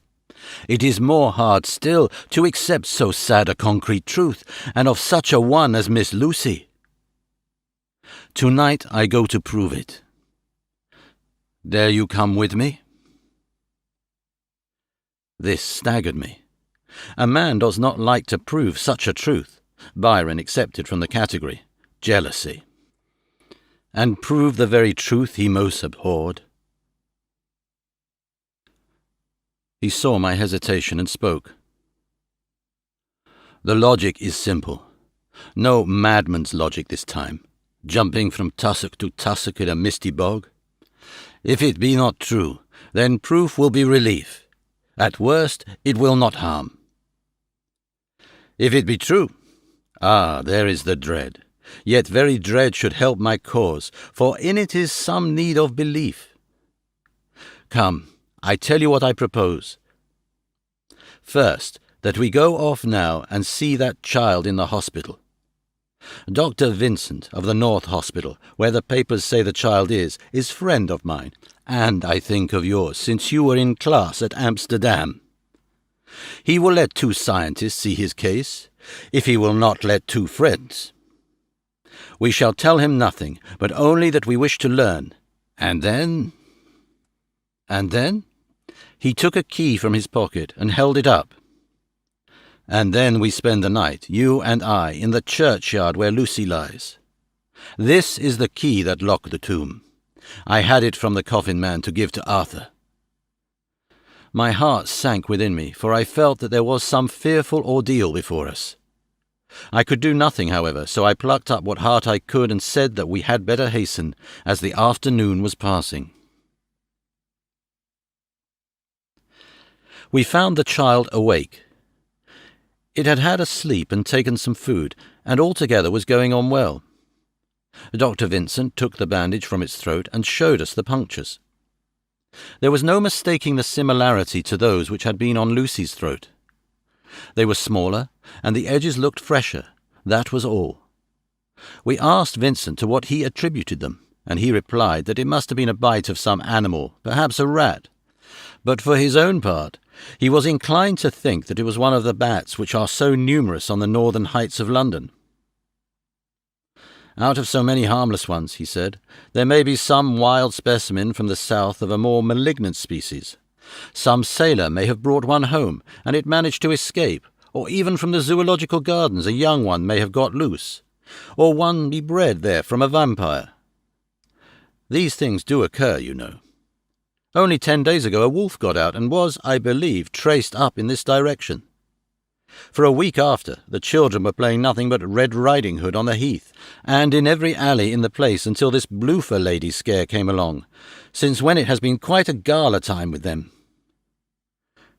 Even this poor little mite, when he awoke up today, asked the nurse if he might go away. When she asked him why he wanted to go, he said he wanted to play with the Bloofer lady. I hope, said Van Helsing, that when you are sending the child home you will caution its parents to keep strict watch over it. These fancies to stray are most dangerous, and if the child were to remain out another night, it would probably be fatal. But in any case, I suppose you will not let it away for some days. Certainly not for a week at least, longer if the wound is not healed. Our visit to the hospital took more time than we had reckoned on, and the sun had dipped before we came out. When Van Helsing saw how dark it was, he said, "There is no hurry. It is more late than I thought. Come, let us seek somewhere that we may eat, and then we shall go on our way." We dined at Jack Straw's castle, along with a little crowd of bicyclists and others who were genially noisy. About 10 o'clock we started from the inn. It was then very dark, and the scattered lamps made the darkness greater when we were once outside their individual radius. The professor had evidently noted the road we were to go, for he went on unhesitatingly, but, as for me, I was in quite a mix-up as to locality. As we went further, we met fewer and fewer people, till at last we were somewhat surprised when we met even the patrol of horse police going their usual suburban round. At last we reached the wall of the churchyard, which we climbed over, with some little difficulty, for it was very dark and the whole place seemed so strange to us. We found the Westenra tomb. The professor took the key, opened the creaky door, and standing back politely but quite unconsciously motioned me to precede him. There was a delicious irony in the offer, in the courtliness of giving preference on such a ghastly occasion. My companion followed me quickly, and cautiously drew the door to, after carefully ascertaining that the lock was a falling and not a spring one. In the latter case we should have been in a bad plight. Then he fumbled in his bag, and taking out a matchbox and a piece of candle, proceeded to make a light. The tomb in the daytime, and when wreathed with fresh flowers, had looked grim and gruesome enough, but now, some days afterwards, when the flowers hung lank and dead, their whites turning to rust and their greens to browns, when the spider and the beetle had resumed their accustomed dominance, when time-discoloured stone and dust-encrusted mortar and rusty dank iron and tarnished brass and cloud silver plating gave back the feeble glimmer of a candle, the effect was more miserable and sordid than could have been imagined. It conveyed irresistibly the idea that life, animal life, was not the only thing which could pass away. Van Helsing went about his work systematically, holding his candle so that he could read the coffin plates, and so holding it that the sperm dropped in white patches which congealed as they touched the metal. He made assurance of Lucy's coffin. Another search in his bag, and he took out a turnscrew. "What are you going to do?" I asked. "To open the coffin. You shall yet be convinced." Straight away he began taking out the screws, and finally lifted off the lid, showing the casing of lead beneath. The sight was almost too much for me. It seemed to be as much an affront to the dead as it would have been to have stripped off her clothing in her sleep whilst living. I actually took hold of his hand to stop him. He only said, "You shall see," and again, fumbling in his bag, took out a tiny fretsaw, striking the turnscrew through the lead with a swift downward stab, which made me wince. He made a small hole, which was, however, big enough to admit the point of the saw. I had expected a rush of gas from the weak old corpse. We doctors, who have had to study our dangers, have to become accustomed to such things, and I drew back towards the door. But the professor never stopped for a moment. He sawed down a couple of feet along one side of the lead coffin, and then across and down the other side. Taking the edge of the loose flange, he bent it back towards the foot of the coffin, and holding up the candle into the aperture, motioned to me to look. I drew near and looked. The coffin was empty. It was certainly a surprise to me, and gave me a considerable shock, but Van Helsing was unmoved. He was now more sure than ever of his ground, and so emboldened to proceed in his task. "Are you satisfied now, friend John?" he asked. I felt all the dogged argumentativeness of my nature awake within me as I answered him. "I am satisfied that Lucy's body is not in that coffin. But that only proves one thing." "And what is that, friend John?" "That it is not there." "That is good logic," he said, "so far as it goes. But how can you, account for it not being there?" "Perhaps a body snatcher," I suggested. "Some of the undertaker's people may have stolen it." I felt that I was speaking folly, and yet it was the only real cause which I could suggest. The professor sighed. "Ah, well," he said, "we must have more proof. Come with me." He put on the coffin lid again, gathered up all his things and placed them in the bag, blew out the candle and placed the candle also in the bag. We opened the door and went out.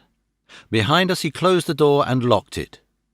He handed me the key, saying, "Will you keep it? You had better be assured." I laughed. It was not a very cheerful laugh, I am bound to say, as I motioned him to keep it. "A key is nothing," I said. "There may be duplicates, and anyhow it is not difficult to pick a lock of that kind." He said nothing, but put the key in his pocket. Then he told me to watch at one side of the churchyard whilst he would watch the other. I took up my place behind a yew tree, and I saw his dark figure move until the intervening headstones and trees hid it from my sight. It was a lonely vigil. Just after I had taken my place, I heard a distant clock strike 12, and in time came 1 and 2. I was chilled and unnerved, and angry with the professor for taking me on such an errand, and with myself for coming. I was too cold and too sleepy to be keenly observant, and not sleepy enough to betray my trust, so altogether I had a dreary, miserable time. Suddenly, as I turned round, I thought I saw something like a white streak moving between 2 dark yew trees at the side of the churchyard farthest from the tomb. At the same time, a dark mass moved from the professor's side of the ground, and hurriedly went towards it. Then I too moved, but I had to go round headstones and railed-off tombs, and I stumbled over graves. The sky was overcast, and somewhere far off an early cock crew. A little way off, beyond a line of scattered juniper trees, which marked the pathway to the church, a white, dim figure flitted in the direction of the tomb. The tomb itself was hidden by trees, and I could not see where the figure disappeared. I heard the rustle of actual movement where I had first seen the white figure, and coming over, found the professor holding in his arms a tiny child. When he saw me, he held it out to me and said, "Are you satisfied now?" "No," I said, in a way that I felt was aggressive. "Do you not see the child?" "Yes, it is a child, but who brought it here? And is it wounded?" I asked. "We shall see," said the professor, and with one impulse we took our way out of the churchyard, he carrying the sleeping child. When we had got some little distance away, we went into a clump of trees and struck a match and looked at the child's throat. It was without a scratch or scar of any kind. "Was I right?" I asked triumphantly. "We were just in time," said the professor thankfully. We had now to decide what we were to do with the child, and so consulted about it. If we were to take it to a police station, we should have to give some account of our movements during the night. At least we should have had to make some statement as to how we had come to find the child.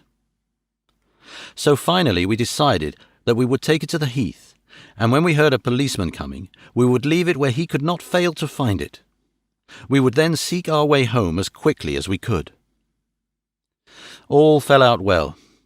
At the edge of Hampstead Heath we heard a policeman's heavy tramp, and laying the child on the pathway, we waited and watched until he saw it as he flashed his lantern to and fro. We heard his exclamation of astonishment, and then we went away silently. By good chance we got a cab near the Spaniards and drove to town. I cannot sleep, so I make this entry. But I must try to get a few hours' sleep, as Van Helsing is to call for me at noon. He insists that I shall go with him on another expedition.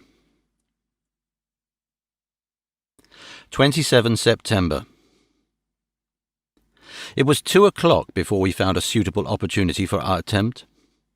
The funeral held at noon was all completed, and the last stragglers of the mourners had taken themselves lazily away when, looking carefully from behind a clump of alder trees, we saw the sexton lock the gate after him. We knew then that we were safe till morning did we desire it, but the professor told me that we should not want more than an hour at most. Again I felt that horrid sense of the reality of things, in which any effort of imagination seemed out of place, and I realized distinctly the perils of the law which we were incurring in our unhallowed work.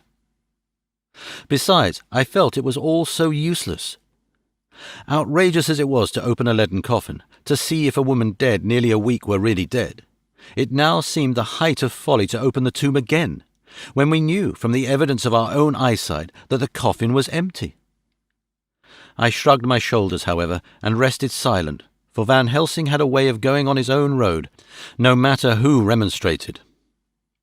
He took the key, opened the vault, and again courteously motioned me to proceed. The place was not so gruesome as last night, but oh, how unutterably mean-looking when the sunshine streamed in. Van Helsing walked over to Lucy's coffin, and I followed. He bent over and again forced back the leaden flange, and then a shock of surprise and dismay shot through me.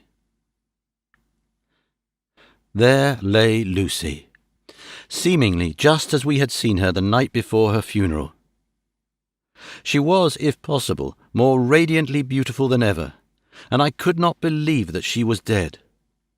The lips were red, nay, redder than before, and on the cheeks was a delicate bloom. "Is this a juggle?" I said to him. "Are you convinced now?"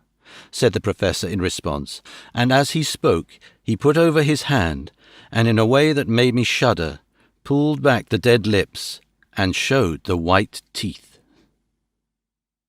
"See," he went on, "see, they are even sharper than before. What's this and this?" And he touched one of the canine teeth and that below it. "The little children can be bit. Are you of belief now, friend John?" Once more, argumentative hostility woke within me. I could not accept such an overwhelming idea as he suggested. So, with an attempt to argue, of which I was even at that moment ashamed, I said, "She may have been placed here since last night." "Indeed? That is so. And by whom?" "I do not know. Someone has done it." "And yet she has been dead 1 week. Most peoples in that time would not look so." I had no answer for this, so was silent. Van Helsing did not seem to notice my silence, at any rate. He showed neither chagrin nor triumph. He was looking intently at the face of the dead woman, raising the eyelids and looking at the eyes, and once more opening the lips and examining the teeth. Then he turned to me and said, "Here, there is one thing which is different from all recorded. Here is some dual life that is not as the common. She was bitten by the vampire when she was in a trance, sleepwalking. Oh, you start. You do not know that, friend John, but you shall know it all later. And in trance could he best come to take more blood? In trance she died, and in trance she is undead too. So it is that she differ from all other. Usually when the undead sleep at home." As he spoke, he made a comprehensive sweep of his arm to designate what to a vampire was home. "Their face show what they are. But this so sweet, that was when she not undead, she go back to the nothings of the common dead. There is no malign there, see? And so it make it hard that I must kill her in her sleep." This turned my blood cold, and it began to dawn upon me that I was accepting Van Helsing's theories. But if she really were dead, what was there of terror in the idea of killing her? He looked up at me and evidently saw the change in my face, for he said almost joyously, "Ah, you believe now." I answered, "Do not press me too hard all at once. I am willing to accept, but how will you do this bloody work?" "I shall cut off her head and fill her mouth with garlic, and I shall drive a stake through her body." It made me shudder to think of so mutilating the body of the woman whom I had loved, and yet the feeling was not so strong as I had expected. I was, in fact, beginning to shudder at the presence of this being, this undead, as Van Helsing called it, and to loathe it. Is it possible that love is all subjective, or all objective? I waited a considerable time for Van Helsing to begin, but he stood as if wrapped in thought. Presently he closed the catch of his bag with a snap, and said, "I have been thinking, and have made up my mind as to what is best. If I did simply follow my inclining, I would do now, at this moment, what is to be done. But there are other things to follow, and things that are 1,000 times more difficult in that them we do not know. This is simple. She have yet no life taken, though that is of time, and to act now would be to take danger from her forever. But then we may have to warn Arthur, and how shall we tell him of this? If you, who saw the wounds on Lucy's throat, and saw the wounds so similar on the child's at the hospital, if you who saw the coffin empty last night and full today with a woman who have not changed only to be more rose and more beautiful in a whole week after she die, if you know of this, and know of the white figure last night that brought the child to the churchyard, and yet of your own senses you did not believe, how, then, can I expect Arthur, who know none of these things, to believe? He doubted me when I took him from her kiss when she was dying. I know he has forgiven me because in some mistaken idea I have done things that prevent him say good-bye as he ought, and he may think that in some more mistaken idea this woman was buried alive, and that in most mistake of all we have killed her. He will then argue back that it is we, mistaken ones, that have killed her by our ideas, and so he will be much unhappy always. Yet he never can be sure, and that is the worst of all.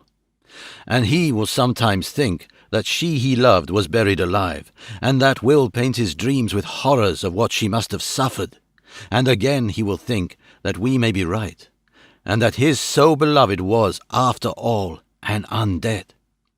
No. I told him once, and since then I learned much. Now, since I know it is all true, 100,000 times more do I know that he must pass through the bitter waters to reach the sweet. He, poor fellow, must have 1 hour that will make the very face of heaven grow black to him. Then we can act for good all round and send him peace. My mind is made up. Let us go. You return home for tonight to your asylum, and see that all be well. As for me, I shall spend the night here in this churchyard in my own way. Tomorrow night you will come to me, to the Berkeley Hotel at 10 of the clock. I shall send for Arthur to come too, and also that so fine young man of America that gave his blood. Later we shall all have work to do. I come with you so far as Piccadilly, and there dine, for I must be back here before the sun set. So we locked the tomb and came away, and got over the wall of the churchyard, which was not much of a task, and drove back to Piccadilly. Note left by Van Helsing in his portmanteau, Berkeley Hotel, directed to John Seward, M.D. Not delivered. 27 September. Friend John, I write this in case anything should happen. I go alone to watch in that churchyard. It pleases me that the undead, Miss Lucy, shall not leave tonight, that so on the morrow night she may be more eager. Therefore I shall fix some things she like not, garlic and a crucifix, and so seal up the door of the tomb. She is young as undead, and will heed. Moreover, these are only to prevent her coming out. They may not prevail on her wanting to get in, for then the undead is desperate, and must find the line of least resistance, whatsoever it may be. I shall be at hand all the night from sunset till after the sunrise, and if there be aught that may be learned, I shall learn it. For Miss Lucy, or from her, I have no fear, but that other to whom is there that she is undead, he have now the power to seek her tomb and find shelter. He is cunning, as I know from Mr. Jonathan, and from the way that all along he have fooled us when he played with us for Miss Lucy's life, and we lost, and in many ways the undead are strong. He have always the strength in his hand of 20 men. Even we 4 who gave our strength to Miss Lucy, it also is all to him. Besides, he can summon his wolf, and I know not what. So if it be that he come thither, on this night he shall find me, but none other shall, until it be too late. But it may be that he will not attempt the place. There is no reason why he should. His hunting ground is more full of game than the churchyard where the undead woman sleep, and the one old man watch. Therefore I write this in case.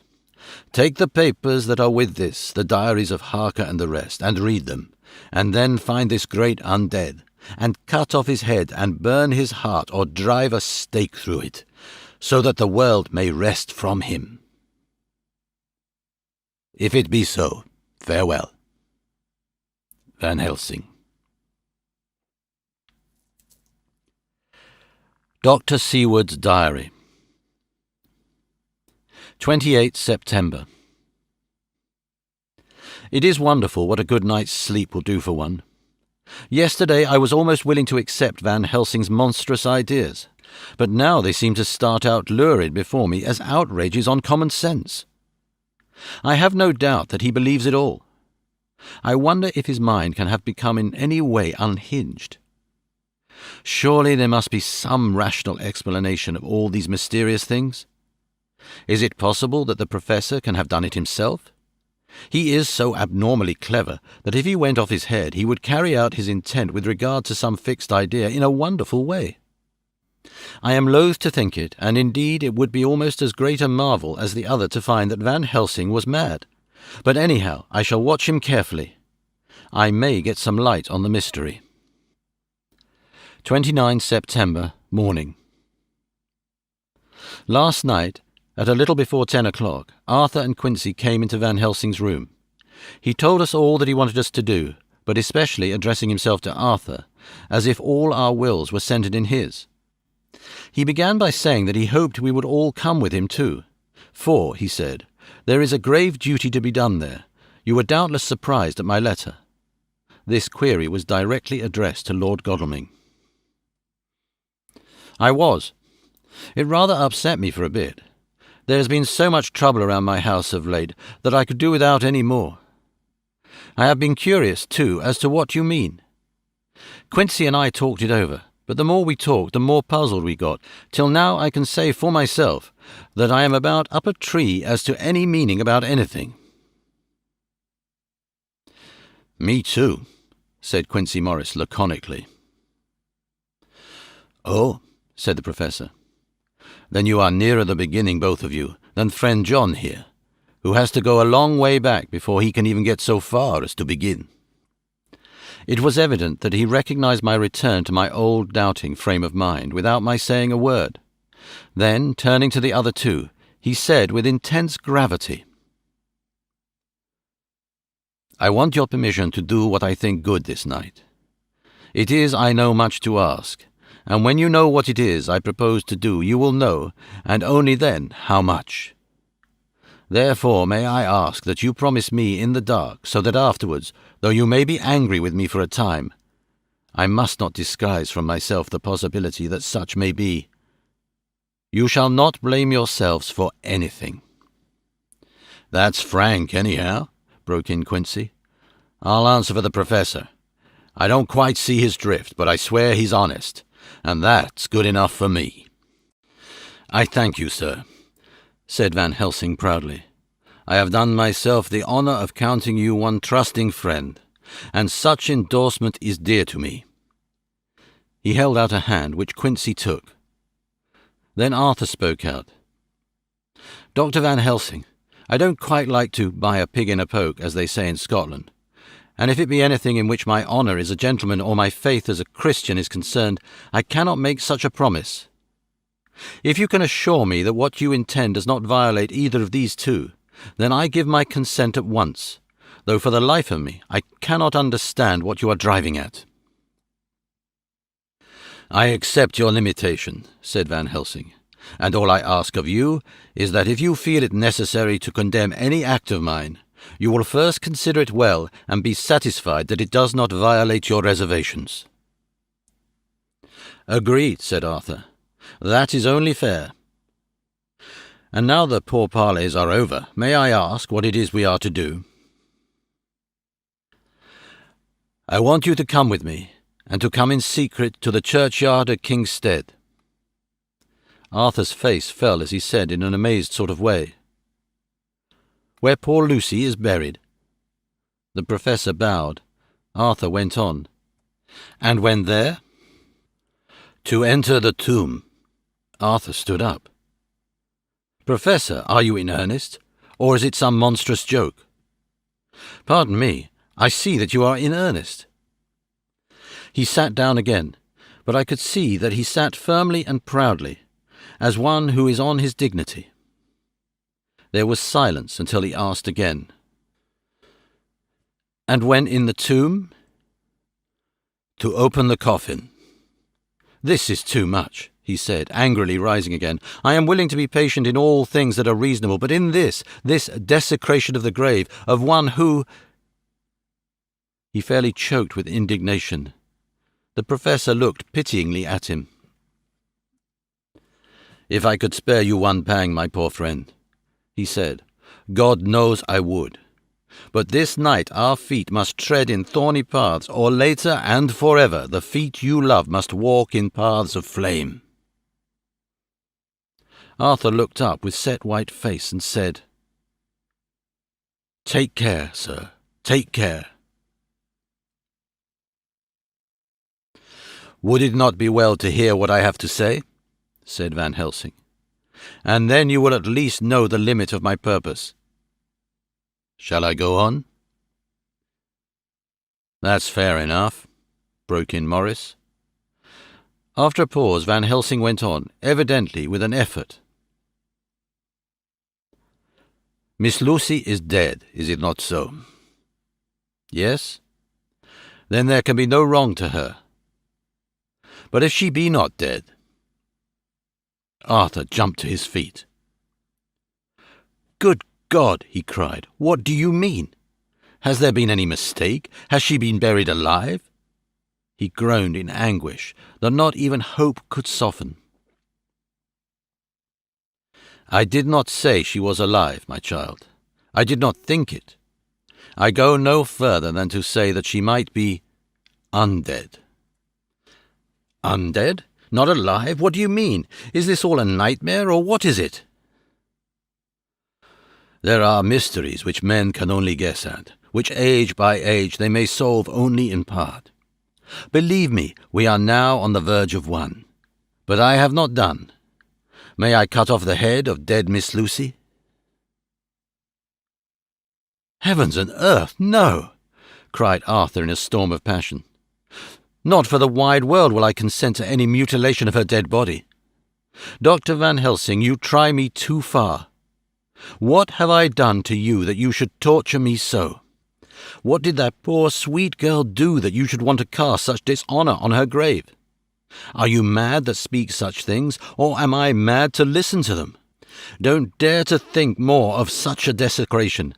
I shall not give my consent to anything you do. I have a duty to do in protecting her grave from outrage, and by God I shall do it." Van Helsing rose up from where he had all the time been seated, and said, gravely and sternly, "My Lord Godalming, I, too, have a duty to do. A duty to others, a duty to you, a duty to the dead, and by God I shall do it.